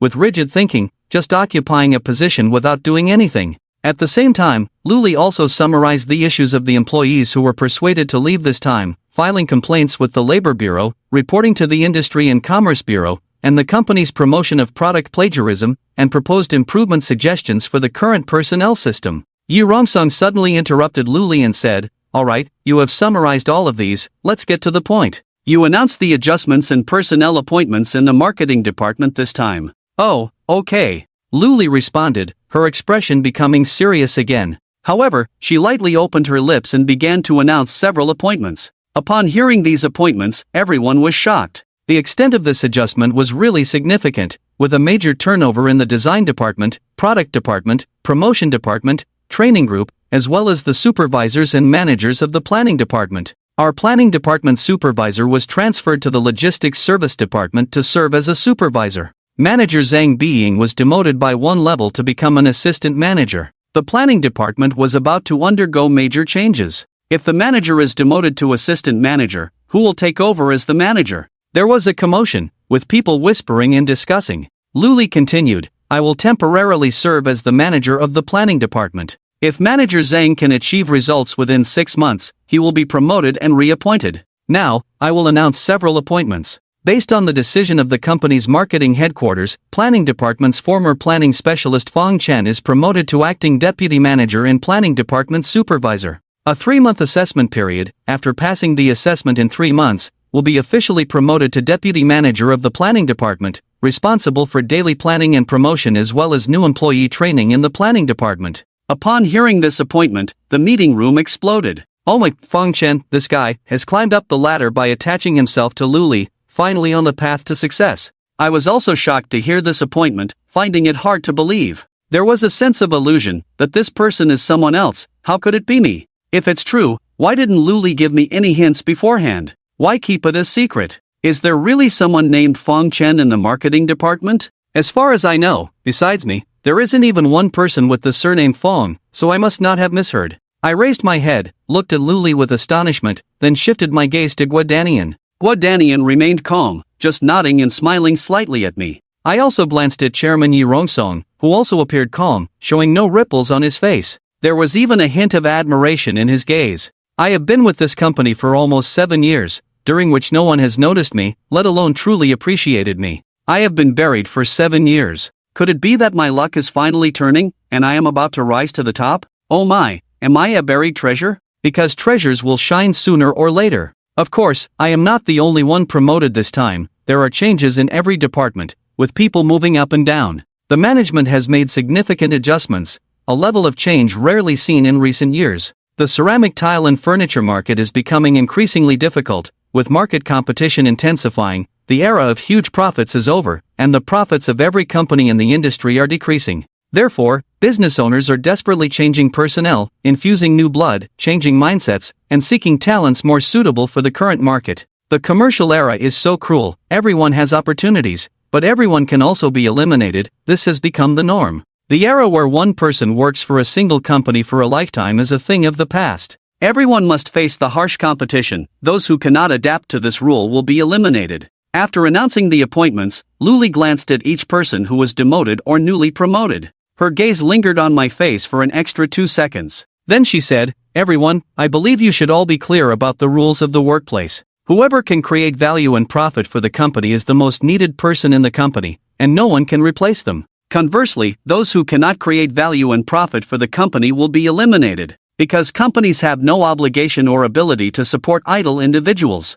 This is the law of the market that everyone must respect. Those who do not respect the law will be punished. Those who are promoted this time should work even harder, diligently perform their duties, and become the people the company needs. As for those who are reassigned or demoted, they should not be too disheartened. As long as you perform well, the boss will definitely notice and provide appropriate rewards, restoring your original position. Our company is relatively humane. General Yi and General Guo treat every employee like comrades, giving what the company can give and even what it cannot give. Why is that? Of course, it is for us to do better work, to create value for the company and for ourselves. Well said. Applause. Guo Danian cheered and led the applause. Others followed suit, clapping with obvious resentment in their applause. In fact, what Luli said was very objective and not meant to flatter. The workplace itself is cruel, and only those who respect the rules can survive. Luli continued, colleagues who have been demoted or promoted, please share your thoughts. At first, no one wanted to speak up. Those who were demoted felt resentful, wronged, and unwilling to speak. Those who were promoted, including myself, wanted to speak but dared not. At this moment, boasting could lead to becoming a laughingstock in the future. Also, speaking out at this time could easily trigger others' jealousy, so it's better to keep a low profile. I turned to look at our department manager, Tsing Biying. This woman is older than Luli and me and has been with our company for 10 years. She finally made it to the position of manager, but was quickly demoted, feeling very aggrieved, especially because I have been under her command for these years. Previously, with the hierarchy of supervisor, deputy manager, and manager between us, she always looked down on me. Moreover, when the company was about to lay off employees, she included me in the list submitted to Luli. This shows that she not only undervalued me but also disliked me. However, after this recent change, I suddenly found myself on equal footing with her. We are all deputy managers, just with different responsibilities. How could she accept this? Since no one volunteered to speak, names had to be called. Luli took the lead and pointed at Tsing Biying, saying, Manager Tsang, you are a veteran of the company, having weathered the storms with the company for 10 years. You should speak first and set an example for your colleagues. I have nothing to say, I respect the company's decision. In recent years, under my leadership, the planning department has not achieved significant results for the company, which is a letdown to the company's trust in us. The demotion today is like a wake-up call for me, providing strong inspiration and warning. We must be vigilant and not rest on our laurels. We must strengthen our enthusiasm for work hard, and strive to quickly improve the quality of employees and achieve better results. I will redouble my efforts and work hard. Based on performance, I aim to return to my previous position by the end of the year. Although Tsang Biying felt upset and frustrated, her official and eloquent speech was well received, with General Yi nodding in agreement. After all, the boss is always right. He hopes that every decision he makes is understood and supported by the employees, appreciating his efforts. With someone taking the lead, others have a reference to follow suit. The downgraded individuals all expressed understanding and support for the company's decision, vowing to learn from their mistakes, reflect on their actions, and swear to contribute to the company. Most of these words are insincere, and only the heavens know what they truly think. Perhaps many people will start looking for new job opportunities after the meeting, seeking their own way out. Being downgraded is seen as a huge humiliation by these arrogant individuals. Fang Chen, you are the newly appointed deputy manager, although you are currently only performing supervisory duties. But after a 3-month probation period, you will be able to officially become the deputy manager of the planning department. Do you have anything to say? Luli looked at me and asked. My emotions, which had just calmed down, became excited again, and my hands and feet began to tremble. This promotion is crucial for me, like a life-saving straw that I must firmly grasp. Anxiously, I stood up and bowed to Chairman Yi, General Guo, and all my colleagues. I said incoherently, first of all, thank the party, thank Chairman Yi, thank General Guo and General Lu, as well as all my colleagues, for giving me this platform to showcase my talents. I will work hard and not disappoint everyone's expectations and trust. Thank you all, please keep an eye on my performance. After speaking, I bowed again, showing a sincere and humble attitude. Unexpectedly, my clumsy performance triggered laughter. Everyone present couldn't help but laugh, even Chairman Yi and General Guo couldn't help but smile. I asked you to talk about your future career plans and your ideas for the next development of the planning department, not to give an acceptance speech. What's with all the bowing and bending, acting like you've won an award? What's going on? Luli said, both angry and amused. I was stunned and said in a bewildered manner, career plans, ideas? I haven't thought about it. I had no idea about this appointment before the meeting, it was too sudden. I wasn't mentally prepared, I need to go back and think about it. My dumbfounded look once again caused laughter. Some people found it amusing, some were envious and jealous, while others sneered, as if I were taking advantage of the situation. At this point, Chairman Yi interrupted Luli and said, colleagues, let me say a few words. I didn't plan to speak, but this newly promoted deputy manager Fang gave me the inspiration to speak. Chairman Yi looked around, his gaze resting on my bewildered face for a second. He said, "You may be wondering why Fong Chen, who has been working in our company for 7 years, always doing basic work and never holding any managerial positions, was suddenly promoted to deputy manager, such an important position. Is this boss of mine out of his mind?" There was a burst of laughter from the audience, as many people actually thought so. The boss must have lost his mind, promoting someone who could be eliminated at any time. A manager who diligently led the team and the company was downgraded. Isn't this madness? Chairman Yi continued, "I can responsibly tell you all that I have carefully considered this matter. I also consulted General Guo and General Liu, and they both agreed." Why? "Because a few days ago, Director Zhu from Shanghai and Director Meng from Nanjing called me, mentioning our talent who has been overlooked. They both praised Fong Chen's performance this time, giving him high praise and thumbs up. Because Fong Chen's training has brought them benefits and inspiration, and the feedback from the trainees below has been generally positive. My view on employing people has always been very clear, that is, whoever can create value for customers and profits for the company is a good employee that the enterprise needs. Apart from these two things, everything else is worthless.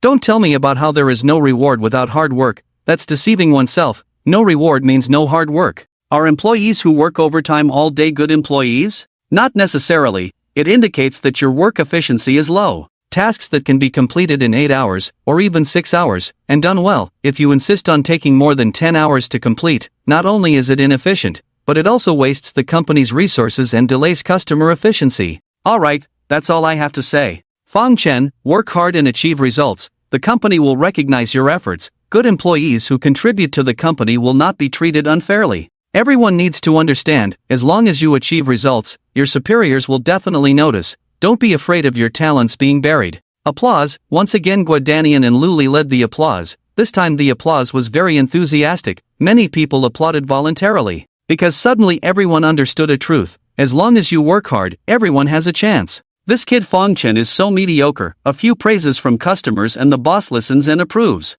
So if I am also praised by customers, wouldn't I have the same opportunity for promotion and salary increase? My doubts were also resolved. It turns out that Zhu Hui from Magic City and Meng Xian from Jiling gave me high praise. The boss listened and thought I was talented. No wonder I was promoted out of the norm. I glanced at Luli, feeling grateful to her. She really put in a lot of effort to help me. She is my benefactor. I must repay her tonight. After the meeting, everyone came out of the conference room and went to their respective workstations and offices. The distance from the conference room to my workstation is only a little over 100 meters, but it took me nearly an hour to walk. In this little over 100 meters, there were constantly people coming up to congratulate, offering cigarettes, bowing respectfully, expressing loyalty, and trying to build relationships. In short, saying flattering words, no matter how pleasing, how complimentary. They made me ecstatic, feeling a bit floaty. How delightful. Although I felt delighted, I had to pretend to be indifferent, interact with those congratulating me, exchange a few words, smoke a cigarette, and chat casually. I have to say, people are very hypocritical creatures, good at disguising themselves. Most of the congratulations may be insincere, but they still did it, just to establish good relations for the future.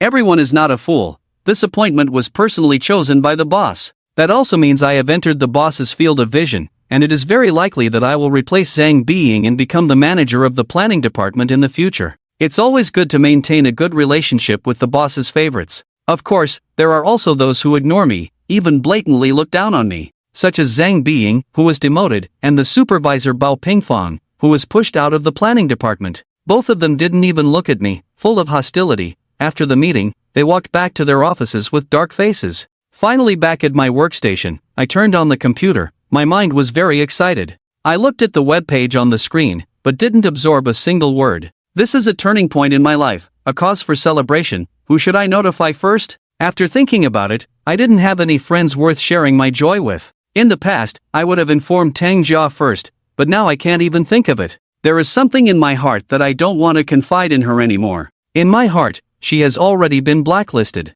Just as I was thinking of calling my parents to share the good news, Luli's QQ profile picture flashed. I clicked to see, there was only one sentence. Come to my office immediately, General Manager Gui is also here, he wants to talk to you and hear your true thoughts. Mr. Guo wants to talk to me alone? He values me too much. Is Mr. Guo trying to groom me to be his own person and use me because he sees me entering the boss's field of vision? Today's experience feels like riding a roller coaster, too unreal. Mr. Gui is also a director of the company, holding a certain percentage of shares, considered a small boss. Our company also has a vice chairman, holding 30% of the company's shares, in charge of production, while the chairman holds 55%, managing marketing. The remaining portion is divided among other directors, such as the CFO and the factory manager, who also hold a certain amount of shares.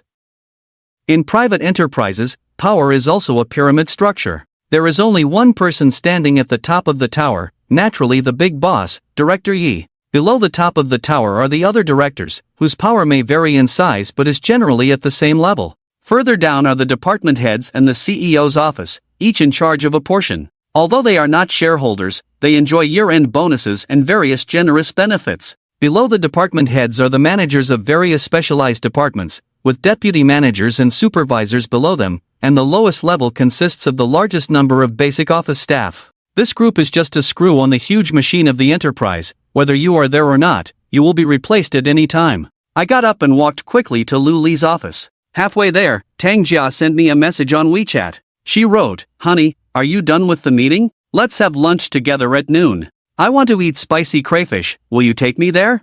I replied unkindly, "Busy, no time, go eat by yourself." Now I feel awesome, confident, and no longer need to call myself a loser. Clearly, I am a piece of gold, shining brightly. Who dares to look down on me now? As I approached Lu Li's office, I straightened my clothes and hair, then knocked on the door and heard a "please come in" before pushing the door open and walking in. "Mr. Hua, Mr. Lu, you called for me, here I am." After entering, I respectfully said, keeping my eyes straight ahead, "Now that I have been promoted, I need to be mature, stable, and generous. I need to pay attention not only to my appearance but also to etiquette. I can no longer consider myself an ordinary employee." Guadanian pointed to the sofa opposite, smiled, and said, "Sit down. You don't need to be nervous. I called you here just to chat with you casually, talk about everyday things, nothing important." He said not to be nervous, but I couldn't help but feel nervous. Excited and uneasy, I sat down on the sofa, only halfway, with my hands on my lap, and my facial expression somewhat stiff. "Fang Chen, we called you here to tell you that both the boss and Mr. Hua have high hopes for you. We hope that under your leadership, the planning department can overcome the bottleneck period and have more highlights. Try to come up with some creative original products. We can't afford to be homogenized like in the past. Our brand image needs to be improved quickly, change the image and temperament, otherwise we face the danger of brand aging," Lu Li said with great emphasis. Lu Li's words put a lot of pressure on me. Indeed, it is a long and arduous journey, with great responsibility. It seems like the life and death of the company are all on my shoulders now.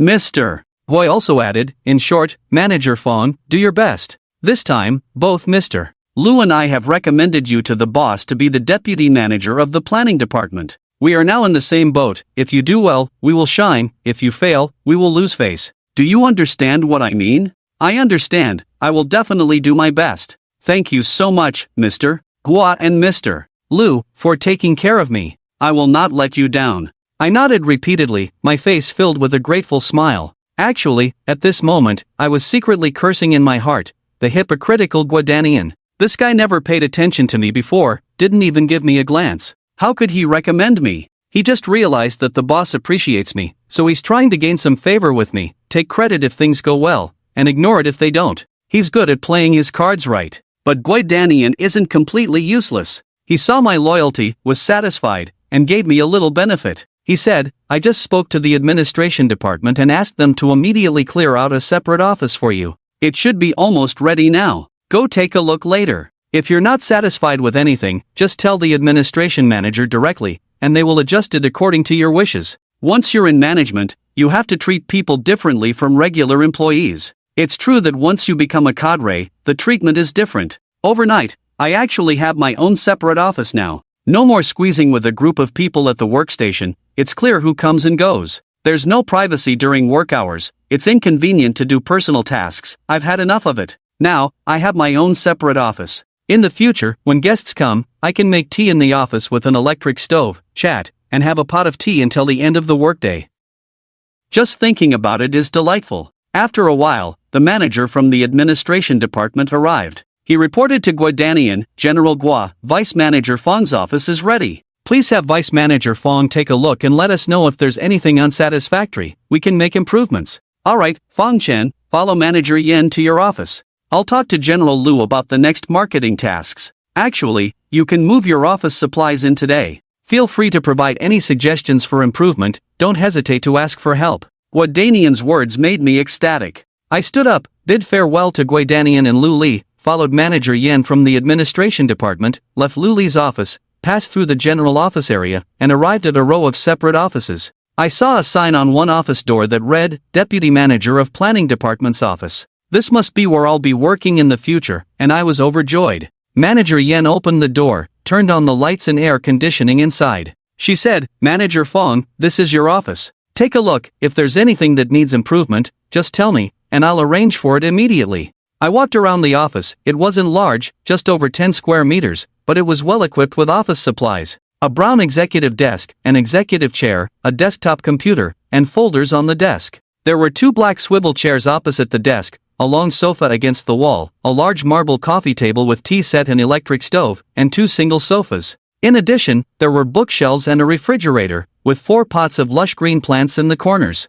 Simple yet sophisticated. I was already satisfied with this environment, nodded and said, Great, I'm very satisfied, there's nothing to complain about. Thank you, Manager Yen. Alright, as long as you're satisfied. Let me know if you need anything. I'll take care of it. You can get back to work, I won't disturb you. I'll leave now, Manager Yen said before leaving. As soon as Manager Yen left, I clenched my fists in excitement and shouted yes. It's amazing, from now on, I, Fong Chen, am also part of the management team. With my own separate office, when someone comes to report to me, I can now give directions in a dignified manner. Just as I was secretly pleased and feeling triumphant, my phone rang again, and I saw that it was a call from Tang Jia.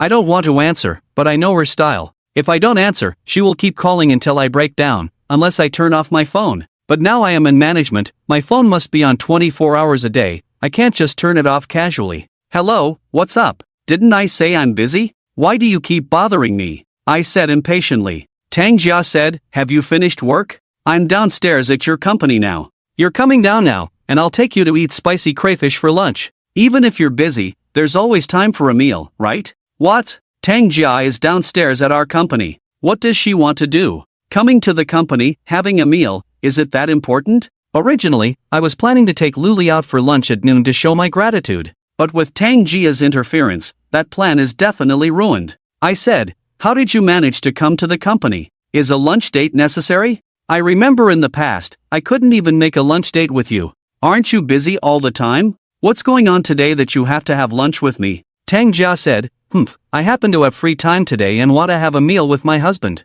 Is there a problem? I'll tell you, I don't trust you anymore. I came here today specifically to check on you, to see if you're really at the company, or if you've been seduced by some vixen, fooling around under the guise of overtime. She's really challenging me. Fooling around outside with someone else, and still has the nerve to suspect me, it's really shameless. Damn it, it seems that women and men follow the same double standards, strict with others but lenient with themselves. They can be unprincipled, but not their spouses. Suddenly, I remembered Tang Jia's unusual behavior today, which may be related to her mother's visit. She doesn't want her mother to see that our marriage is falling apart, and she definitely doesn't want her mother to know about her affair with her boss. So she keeps compromising and showing goodwill towards me, just to deceive her mother for now. Which elder doesn't want their children to be happy? Their concept is, just make do, what can't be endured. Alright, I'll be right down, wait for me in the parking lot. I hung up after saying that, walked out of the office, and returned to my original workstation.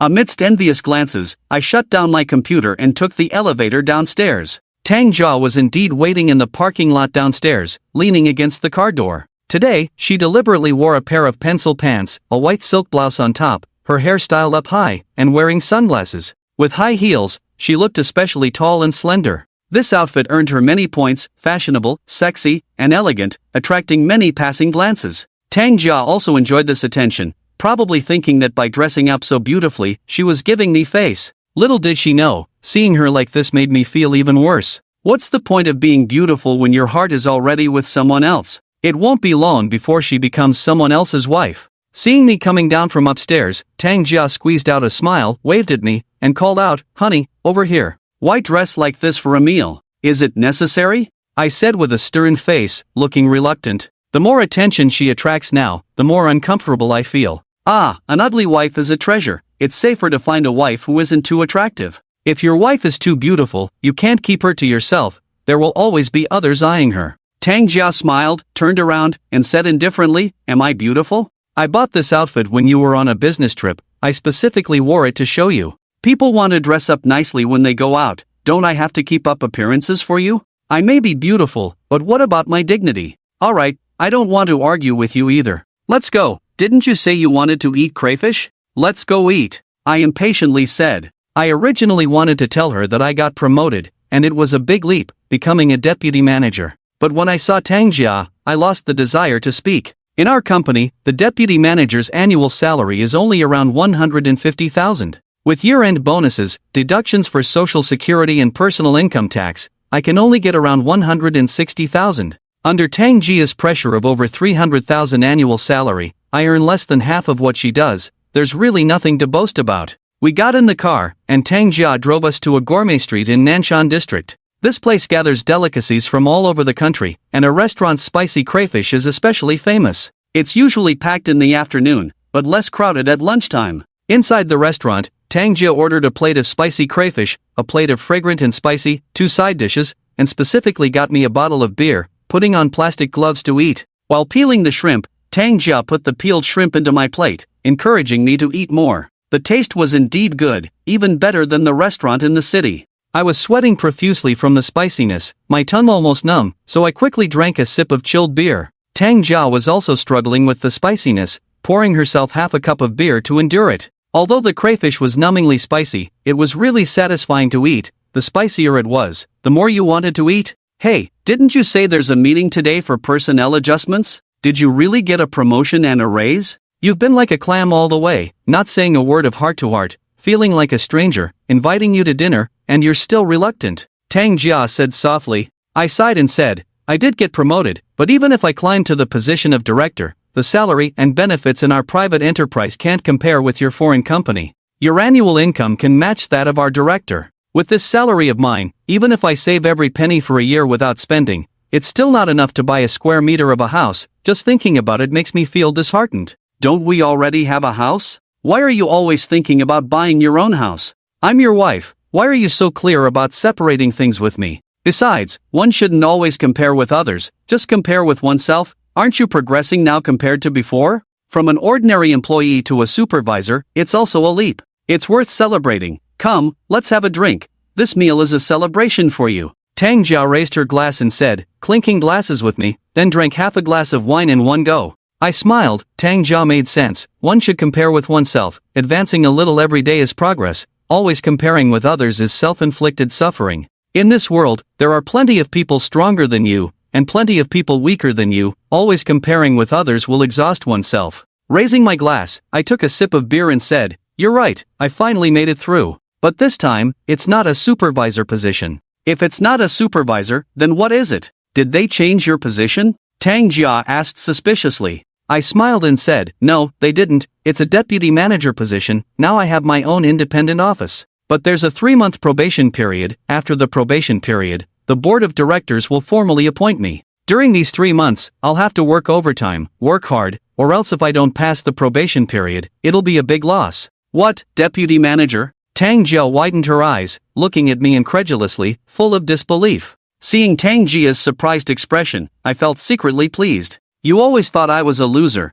Now you know even losers have their day, right? Calling me underestimating, I am a piece of gold, shining brightly. In fact, Tang Jia herself was promoted out of the norm and also had a 3-month probation period. She was well aware of what being promoted out of the norm meant. Normally, I don't show off, nor do I actively pursue work. Why should I be promoted out of the norm? I asked proudly. What, is it unbelievable? You can skip the deputy manager and become the finance manager directly from a supervisor. Can't I do the same? I used to lack confidence, but this time on a business trip to train dealers at the airport, I discovered my potential. It turns out I am a buried piece of gold. Tang Jia said awkwardly, yes, you are gold. I knew you were a piece of jade, just needed an opportunity. Otherwise, how could I have noticed you in the first place? Come on, gold, let me toast to you again. Congratulations on your 3-level promotion. We clinked glasses again, and after drinking, I asked, hey, Tang Jia, didn't you say your mom was coming? When is she coming over? It should be these days. The specific time is not set yet. Once it's decided, I'll buy her ticket online. Tang Jia vaguely replied, feeling absent-minded. At this moment, I suddenly smelled a fragrance, getting closer and closer. I looked up and saw a beautiful woman in a red top walking towards me. I widened my eyes and saw that this beauty was none other than Dr. Zhao Min from the Maternal and Child Health Hospital. Oh, Mr. Feng, what a coincidence, you're also eating here. Zhao Min saw me, smiled, then glanced at Tang Jia sitting across from me. She looked carefully, seeming to recognize but also not recognize. Tang Jia's expression turned very unpleasant upon seeing Zhao Min. She deliberately ignored her, not looking directly at her, and Zhao Min, lowering her head, ate in silence. I stood up, smiling at Zhao Min. Yes, Dr. Zhao, what a coincidence to meet you here. Are you here for the crayfish too? It seems so. We meet everywhere in life. Fate can be encountered anywhere. By the way, did you also come back yesterday?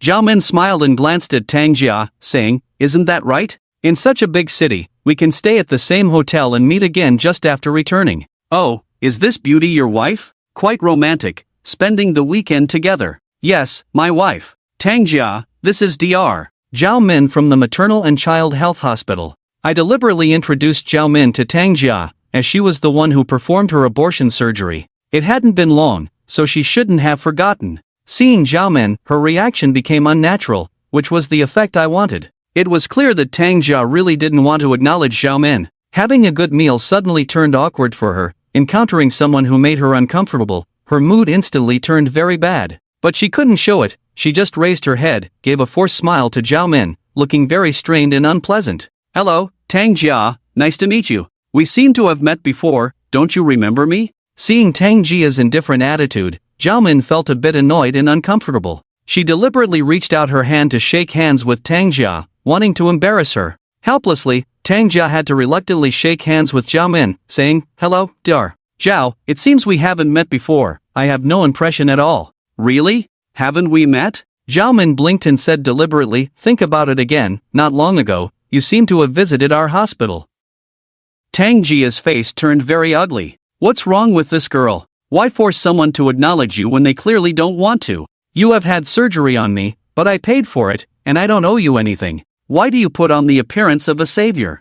I'm upset, but I can't show it. Tang Jia said awkwardly, is that so? I don't remember very well. My memory has been particularly bad recently, sorry. Zhao Min didn't want to pressure Tang Jia too much, just smiled lightly and said, noble people often forget things, it's very normal. Oh, I won't disturb your meal, I have a reservation over there. Dr. Zhao, are you alone? Why don't you join us for a meal? It's more lively with more people. We are an old couple, it's no trouble. I warmly invited Zhao Min, feeling a sense of revenge, just wanting to embarrass Tang Jia a little. Her current behavior shows that she is still guilty, worried that Zhao Min will expose her in person. However, Zhao Min declined, waved her hand and said, no need, I made plans with a friend, she will be here soon. I'll leave you to it, enjoy your meal. Zhao Min walked a few steps inside and sat down at a table. The waiter came over to take the order. Zhao Min seemed to have ordered a set meal. She scanned her phone, and the waiter went to get the dishes according to the order. Soon her table was served with 2 plates of crayfish and 2 drinks.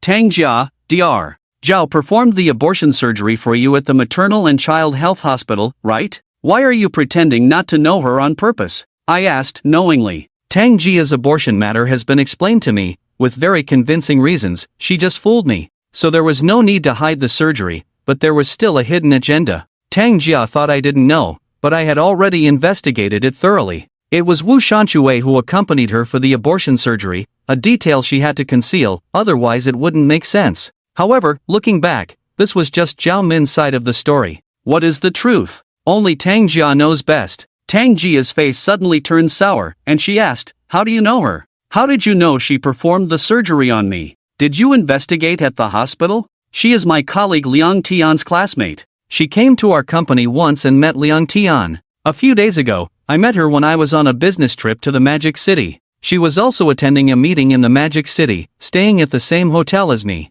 It was during our conversation that I found out. Tang Jia said irritably, is that so? You seem to have a good relationship with women. It seems like your love life is flourishing this year, getting promoted, getting a raise, and changing wives. These are the 3 great joys of a man's life, right? Now that your wish for promotion and a raise has come true, should you consider changing wives next? This Zhao Min is not bad, she is lively and fresh, worth considering. Oh, are you getting excited now? Don't want to eat properly, right? If you don't want to eat, I'll leave, okay? I stood up in anger, feeling like the villain was accusing me first and hitting back. Tang Jia quickly grabbed my arm and said, "Sit down. I see you've really become short-tempered now, like a stubborn mule, always arguing with me. You really want to exhaust all my patience with you, don't you?"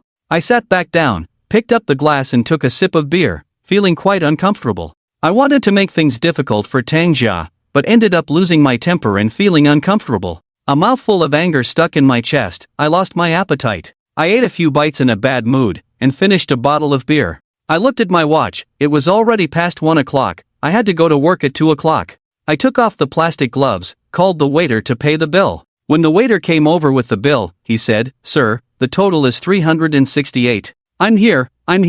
I said I'll treat you today. Why are you in a hurry to pay?" Tang Jia took out a wallet, pulled out 4 brand new 100 yuan bills from it, and handed them to the waiter. The waiter took the money and turned to get the change. I originally wanted to say, "What's yours is mine, my money is also your money, but your money is not mine." But if I said that, we would end up arguing. I really didn't want to argue over trivial matters, so I held back the words that were about to come out. The waiter brought the change. Tang Jia took it and put it in the wallet. I stood up and deliberately glanced at Zhao Min's table. At this moment, Zhao Min was chatting happily with a girl while eating. Let's go to the mall. You are now a deputy manager, your status has changed, you need to pay more attention to your appearance. I'll buy you some high-quality clothes to make you look more energetic. This way, you'll be more charming, more manly, and more attractive to girls," Tang Jia said with a smile, feeling that there was more to his words. I shrugged and said, "If you don't want to, don't force it. I'll buy my own clothes. Anyway, our salaries are separate, I earn how much and spend how much. Spending the money you earn is justified. I don't want to owe you anything. You're really petty. Do you mean I should hand over all my income to you for financial management? You should know that in most families, women manage finances, men's salaries and bonuses are all handed over. It's good enough to keep a little money for cigarettes. You still want to control my money, are you kidding me?" Tang Jia rolled his eyes, put his arm around mine, and walked out. As we walked out of the store, my phone vibrated in my pocket. I took out my phone, opened it, and saw a WeChat message from Zhao Min. It sarcastically said, "So sweet, it seems you still love your wife very much." This girl sent me a message at this time, clearly trying to provoke me. Isn't she afraid that Tang Jia will misunderstand? I didn't dare to reply to the message, so I quietly deleted the WeChat message. Following Tang Jia to the parking lot, I got into the car. Tang Jia started the car, drove out of the parking lot, and headed towards Tianhanhui City. It was a comprehensive shopping mall, with food on the ground floor and a large shopping mall and supermarket on the second floor and above. After the car started, I took out my phone and saw that Zhao Min had sent me several more WeChat messages. It said, "Scared, right? You don't even dare to reply to the messages. I really don't understand you men. Even if you know your wife is cheating, you still act so lovingly. Does the feeling of being cuckolded feel good?" Zhao Min's words were a bit malicious. They say don't add insult to injury, but her words didn't quite match the kind personality I remembered her having. And in her words, there was a hint of jealousy. What's wrong with me going shopping and eating with my wife? Besides, even if my wife is cheating or having an affair, it's none of your business. What's there for you to dislike? It's Zhao Min who sent you the messages, right? What did she say about me? Tang Jia glanced at me, her eyes strange and eerie. I quickly deleted Zhao Min's messages and replied, "Let's talk later, it's not convenient now. She said you are very beautiful, with a good temperament, and I don't deserve you at all." I made up a sentence. Tang Jia sneered and disdainfully said, "Nonsense. Whether I deserve you or not, what right does she have to say? Are you trying to fool me?" I guess she definitely didn't say anything good. Women naturally have animosity towards each other. My intuition tells me she doesn't like me and is targeting me. Fong Chen, you're not telling the truth. How did you meet her? I argued, how else could we have met? We just met by chance, we are ordinary friends. Why would she have any hostility towards you? You are too suspicious. Actually, I was a bit surprised. A woman's intuition can be frighteningly accurate at times. Especially when they sense hostility, it's like Sherlock Holmes. Tang Jia suddenly stopped the car by the roadside and reached out a hand towards me. The relationship between you two is definitely not normal. I never believed that there could be such a coincidence in this world. Meeting several times, isn't it unbelievable? Give me your phone, I want to see what she has been telling you. Tang Jia actually wanted to check my phone. This has never happened before. After so many years of marriage, we never checked each other's phones. It's a matter of trust and respect, not invading each other's privacy, and we have always done well in this aspect. We always believed that even as a couple, we should still have our own personal space and keep some privacy that we are not willing to share with each other. It's necessary. Unlike some couples who, after getting married, treat each other as their own property, not allowing any privacy or personal space, restricting and controlling each other. The tighter the grip, the more suffocating and annoying it becomes, and in the long run, it's unbearable. When conflicts accumulate to a certain extent, they are bound to explode and become uncontrollable. This is the principle of quicksand: the tighter you hold, the faster it slips away. But we trust each other, and yet we have reached this point today. We still couldn't escape the curse of familiarity breeds contempt, and our marriage is facing a serious crisis. From mutual trust to doubting each other, it only took 5 years. Today, Tang Jia asked to check my phone for the first time. And in my phone, there are also many secrets that cannot be revealed. Now I am not sure if I have timely deleted the chat records with Lu Li, Zhao Min, and Ran from Jiling, and Su Lijing from Modu. Even if there is just one ambiguous message from one person, then I can't explain it. You want to check my phone, that's fine. But I have a condition: I also want to check your phone. Are you willing to show me? Tang Jia sneered and took out her phone from her bag, handing it to me. I have nothing to hide. I'm not afraid of any ghosts knocking on my door. Are you so calm? I'm afraid there are many secrets in your phone, right? I warn you, if I see any evidence of you flirting around, I won't let you off. I will call your mother immediately, bring her from her hometown, and let her see what kind of son she has raised. Always fooling around, attracting flowers and grass, there is not a single good man. I actually felt a bit guilty. Tang Jia was so calm that I didn't dare to gamble anymore. She is so meticulous that even if there is any evidence, it would have been destroyed long ago. She would never keep it to give me a handle. But I wasn't mentally prepared, unsure if I had destroyed the evidence or not. If she really found out, I might end up being caught by her, turning the right into wrong. There is not a single good man. Why do you still look for men? It's better to get rid of all the men in the world and leave only you women on earth. I changed the subject. Tang Jia didn't insist on checking my phone. She put her phone back in her bag, started the car again, and drove towards Tianhonghui City. There was no conversation along the way, and we parked the car in the underground parking lot of Tianhong. She linked her arm with mine. We went up to the 4th floor, found a men's clothing store, and started picking out clothes for me. 5 years ago, after marrying Tang Jia, we each managed our own salaries. We spent what we earned, without interfering with each other. Tang Jia earns more money, and she pays for both the mortgage and the car loan herself. The basic household items are also bought by her, and she covers the major expenses. As for me, I am only responsible for water, electricity, sanitation, and property management fees. Sometimes I buy groceries and cook at home, with a basic monthly expense of over 1,000 yuan. My personal expenses are not high either, usually just buying cigarettes. Clothes and such are mostly bought by Tang Jia for me, dressing me according to her preferred style. Anyway, men don't need to buy clothes often, just a few pieces for spring, summer and autumn/winter, and that's enough for a year. Tang Jia takes care of most of the household expenses, so even though my income is not high, I can still save 1 or 2,000 yuan each month. At the end of the year, with a little bonus, I can save around 20,000 yuan a year without any problem. Tang Jia picked out 2 sets of clothes for me, from shirts to pants, and even belts and shoes, totaling over 2,000 yuan. When I wanted to pay, Tang Jia stopped me and paid with her credit card. I was touched for a moment, and my hardened heart suddenly softened. The treatment of a man with a caring wife is different from that of a single man. At least there is someone to help you dress up, so when you go out, you won't look too shabby. Clothes make the man, and putting on new clothes gives a different feeling, making you look younger and more handsome. Thanks to Tang Jia's guidance over the years, in terms of dressing and temperament, I am completely different from the likes of Liang Tian. Despite earning a loser's salary, I live the life of a middle-class elite. Therefore, I don't have that uncomfortable lower-class demeanor. Lu Li and Ran treat me differently, and it may have something to do with the impression I give off. This guy is really handsome.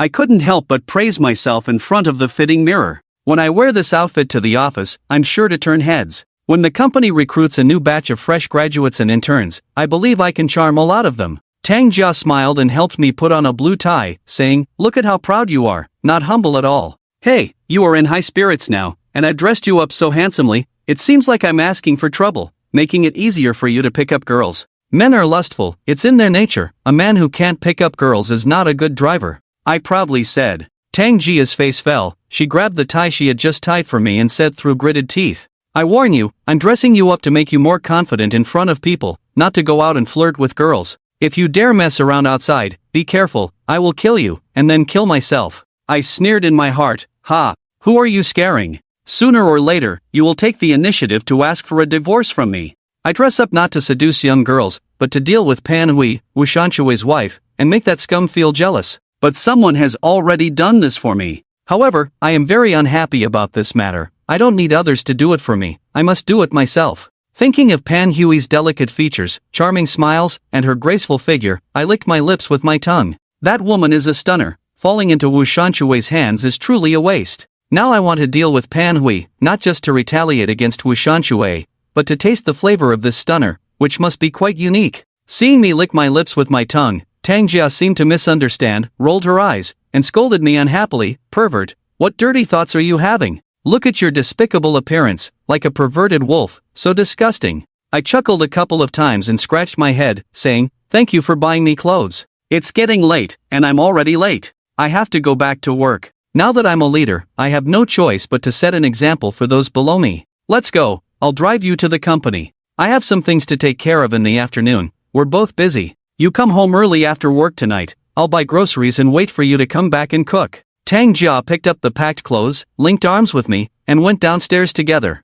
She drove me back to the company building, stopped the car, and unbuckled the seatbelt. She leaned over, hugged my neck, and said softly, honey, can we stop fighting in the future? Every time we argue, I feel really bad. It takes a long time for me to recover. Stop being suspicious all the time, you are the only one I love. I replied, oh, okay, no more fighting, but in my heart, I sneered, no fighting my foot. You can pretend, I'll give you time to perform. The timing is not right yet. Once I deal with Wu Shanshui's wife and completely ruin Wu Shanshui, then I'll pay attention to you. Getting out of the car, I walked towards the office building and took the elevator upstairs. Just as the elevator doors were about to close, a girl ran from a distance, held the door open, and walked in. The elevator doors closed, slowly going up. The girl patted her chest, looking relieved. She looked down at the elevator buttons and saw that the 8th floor had already been pressed, so she didn't do anything else. Are you also working on the 8th floor? Are you also from Hongsheng Building Materials Company? The girl asked me. I nodded and said, yes. Are you going to Hongsheng too? The girl smiled and said, yes. Today the Human Resources Department notified me for an interview at 2:30. I have 3 minutes left. I'll be late if I'm a little late. Oh, which department are you applying for? I glanced at the girl. She was wearing a white dress, tall and delicate, with long black hair, exuding a pure aura, looking like a college student. The girl said, Planning Department, I graduated in July this year. I've been looking for a job during this time. It's really hard to find a job at Shenzhen. I've been here for 3 months, sent out hundreds of resumes, and only recently received some interview notifications. Your company is the third to call me for an interview. This girl was quite talkative, lively, and open, without any guard against people. She dared to chat with anyone she met in the elevator, truly fearless. This reminded me of my experience of looking for a job at Shenzhen after graduating from college. It took me a long time to get some interview notifications, and Hongsheng was also the third company to notify me for an interview. After the interview, I was hired. Hongsheng has a great tradition of nurturing young people, especially fresh graduates. So, my 7 years of work there are inseparable from my gratitude towards the company. It's great. Hongsheng is very willing to nurture newcomers. I wish you success. I reached out my hand, looking at the girl with a kind smile. The girl also reached out her hand, shook mine, and showed a sincere smile, saying, Thank you, I hope your words bring me luck. I hope to succeed in one go. When we let go of each other's hands, the elevator had already reached the 8th floor. I walked towards my office, and the girl went towards the Human Resources Department. I silently wished her success. If she has the opportunity to stay, I would be happy to take her as my apprentice and guide her. In her, I see too much of my own shadow from back then. I returned to my desk feeling refreshed and began to tidy up. First, I packed the useful files on the computer into a folder and then copied them to a USB drive. I deleted the unnecessary files on the computer and cleared out some inappropriate browsing history. Finally, I started packing up the things on my desk. My colleagues in the planning department heard about it, and the company gave me a separate office. When they saw me clearing my desk, they knew I was moving. From then on, I wouldn't be mingling with them anymore, and their faces showed a mix of envy, jealousy, and resentment. I saw it and felt very pleased. Let them envy and hate. I've been here for 7 years, isn't it time for me to stand out? Liang Tian reacted the fastest and immediately came over to help me pack. As he packed, he envied me and said, Brother Fong, you're successful now, don't forget about your brothers. I'm in a difficult situation, I'm counting on you for the rest of my life, lend me a hand, help a brother out. I said, stop talking nonsense, focus on your work, and you'll have your chance. I'm just on standby for now, there will be opportunities. I also learned to speak like an official, hoping Liang Tian, the big mouth, would leave the company soon. He knows my secrets the most, and that big mouth of his will betray me sooner or later. Liang Tian took the lead, and naturally, others followed suit, offering to help me pack. With 5 or 6 people crowding around, bustling about, I had no space left. I decided to act as the boss, directing them to pack up for me. Everything was taken care of without me lifting a finger, and my belongings were sent to the new office. I returned to my office, boiled water for tea on an electric stove. The tea leaves and utensils were all provided by the company for every member of the management team. I brewed a pot of tea and warmly invited the colleagues who helped me to sit down and have tea. As everyone sat down, I poured a cup of tea for each person. Friendly yet deliberate, maintaining a certain distance, I chatted with everyone casually. These people used to be my peers, with similar salaries and status, and we spoke freely with each other. But now that our statuses were different, I noticed a change in their attitudes towards me. Their tone of voice and demeanor had become more respectful and distant. Once your status changes, you'll find that people around you treat you differently. So when you become successful, your circumstances will change, and the people you interact with will be different. If you don't do well, you'll lose friends because they look down on you. If you do well, you'll also lose friends because they'll envy you. While chatting, I received a WeChat message from Zhao Min on my phone. The message read, "When are you available? Is it so difficult to reply?" I quickly replied, "I'm available now, what's up?" Zhao Min sent an angry emoji and replied, "It's not about me having something to say, it's about you. Can't you talk to me? If you feel bothered by me, I won't disturb you anymore. I'll delete your number in WeChat and never contact you again." This girl seemed easygoing but was actually very assertive. I just didn't reply to her message promptly, and she got angry. This situation shouldn't have escalated to this point. In theory, we were just ordinary, not even close friends. We barely knew each other, so why was she so concerned? Sometimes, a woman's heart is truly hard to understand. I'll reply to WeChat right away, I'll call you to discuss. But this message wasn't sent out, it showed that the other party refused to receive it. Damn it, she blocked me without a word. Isn't it just because I didn't reply to the message promptly? She's not my girlfriend, so how did I offend her? Colleagues in the office, who were drinking tea, saw me busy replying to messages and knew not to disturb me, so they all found excuses to leave. Holding my phone, sitting behind the big chair, I thought for a moment, found Zhao Min's phone number on my phone, picked up the landline on the desk, and dialed out. "Hello, who is this?" Zhao Min's impatient voice came through the receiver, clearly in a bad mood. I chuckled and said, "Dr. Zhao, it's me. Why did you delete me so quickly? Who are you? I don't know you." Zhao Min was still upset, speaking with an inflated tone. I said, "I'm Feng Chen. I apologize to you. I was really busy just now and didn't have time to reply to you, causing a misunderstanding." "I'm sorry. What do you have to apologize for? I should be the one apologizing. You were having dinner with your wife, enjoying your time together, and I interrupted you." There was still a hint of jealousy in Zhao Min's words. What's she jealous of? I was speechless and said with a bitter smile, "Zhao Min, you know our relationship best. It's just a superficial relationship. Maintaining this kind of relationship now is just because no one wants to break the ice first. We've reached the limit of endurance. You've never been married, and there are some things that I can't explain to you. Please understand. Even though it's the weekend today, I still have to work overtime. I came back from a business trip and didn't have time to rest, unlike you."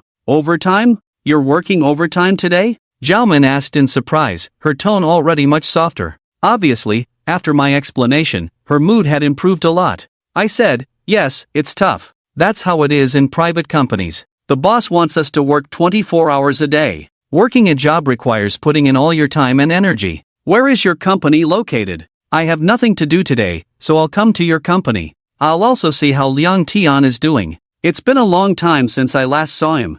I don't know how he's been lately," Zhao Min said. "Visiting Liang Tian is just an excuse, she's actually coming for me, and I can sense that." After some thought, I also wanted to show off in front of Zhao Min. I said, "Sure, you can come. You should know our company's address, right?" "Not really, I've never been there before. Send me your location, and I'll remove you from the blacklist," Zhao Min said with a smile. I sighed, "Okay, you have the temperament of a princess. I'm really afraid of you." After hanging up, I opened WeChat and sent Zhao Min a location message, and this time it went through. It seems that Zhao Min had already removed me from the blacklist while I was on the phone with her. She was just testing me to see if I cared about her feelings, using the tricks of a little girl. After the call, I suddenly needed to pee. I drank a bottle of beer at noon, and now it had all turned into urine. Coming out of the office, I went to the bathroom to relieve myself, washed my face, and came out. On the way back, I suddenly saw the girl who had just interviewed coming out of the HR department. Her face was dark, and she seemed upset.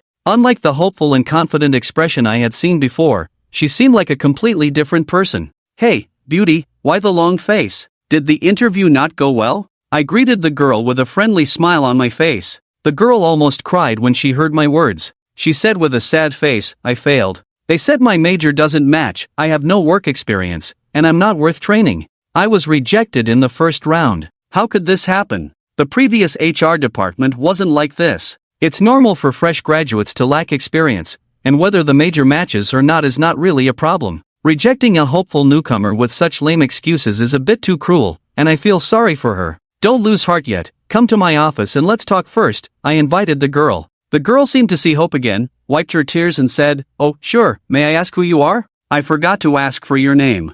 I said, "I'm Fong Chen, also from the planning department. Follow me. I'm Lu Xiaoxiao, from the journalism department of Zhongnan University, 23 years old this year." "Mr. Fong, nice to meet you." Lu Xiaoxiao reached out her hand to me, taking the initiative to shake hands. I nodded and smiled, thinking Lu Xiaoxiao was a nice name. As we arrived at the door of my office, Lu Xiaoxiao looked up and saw the sign that read Deputy Manager's Office of the Planning Department. Her eyes widened.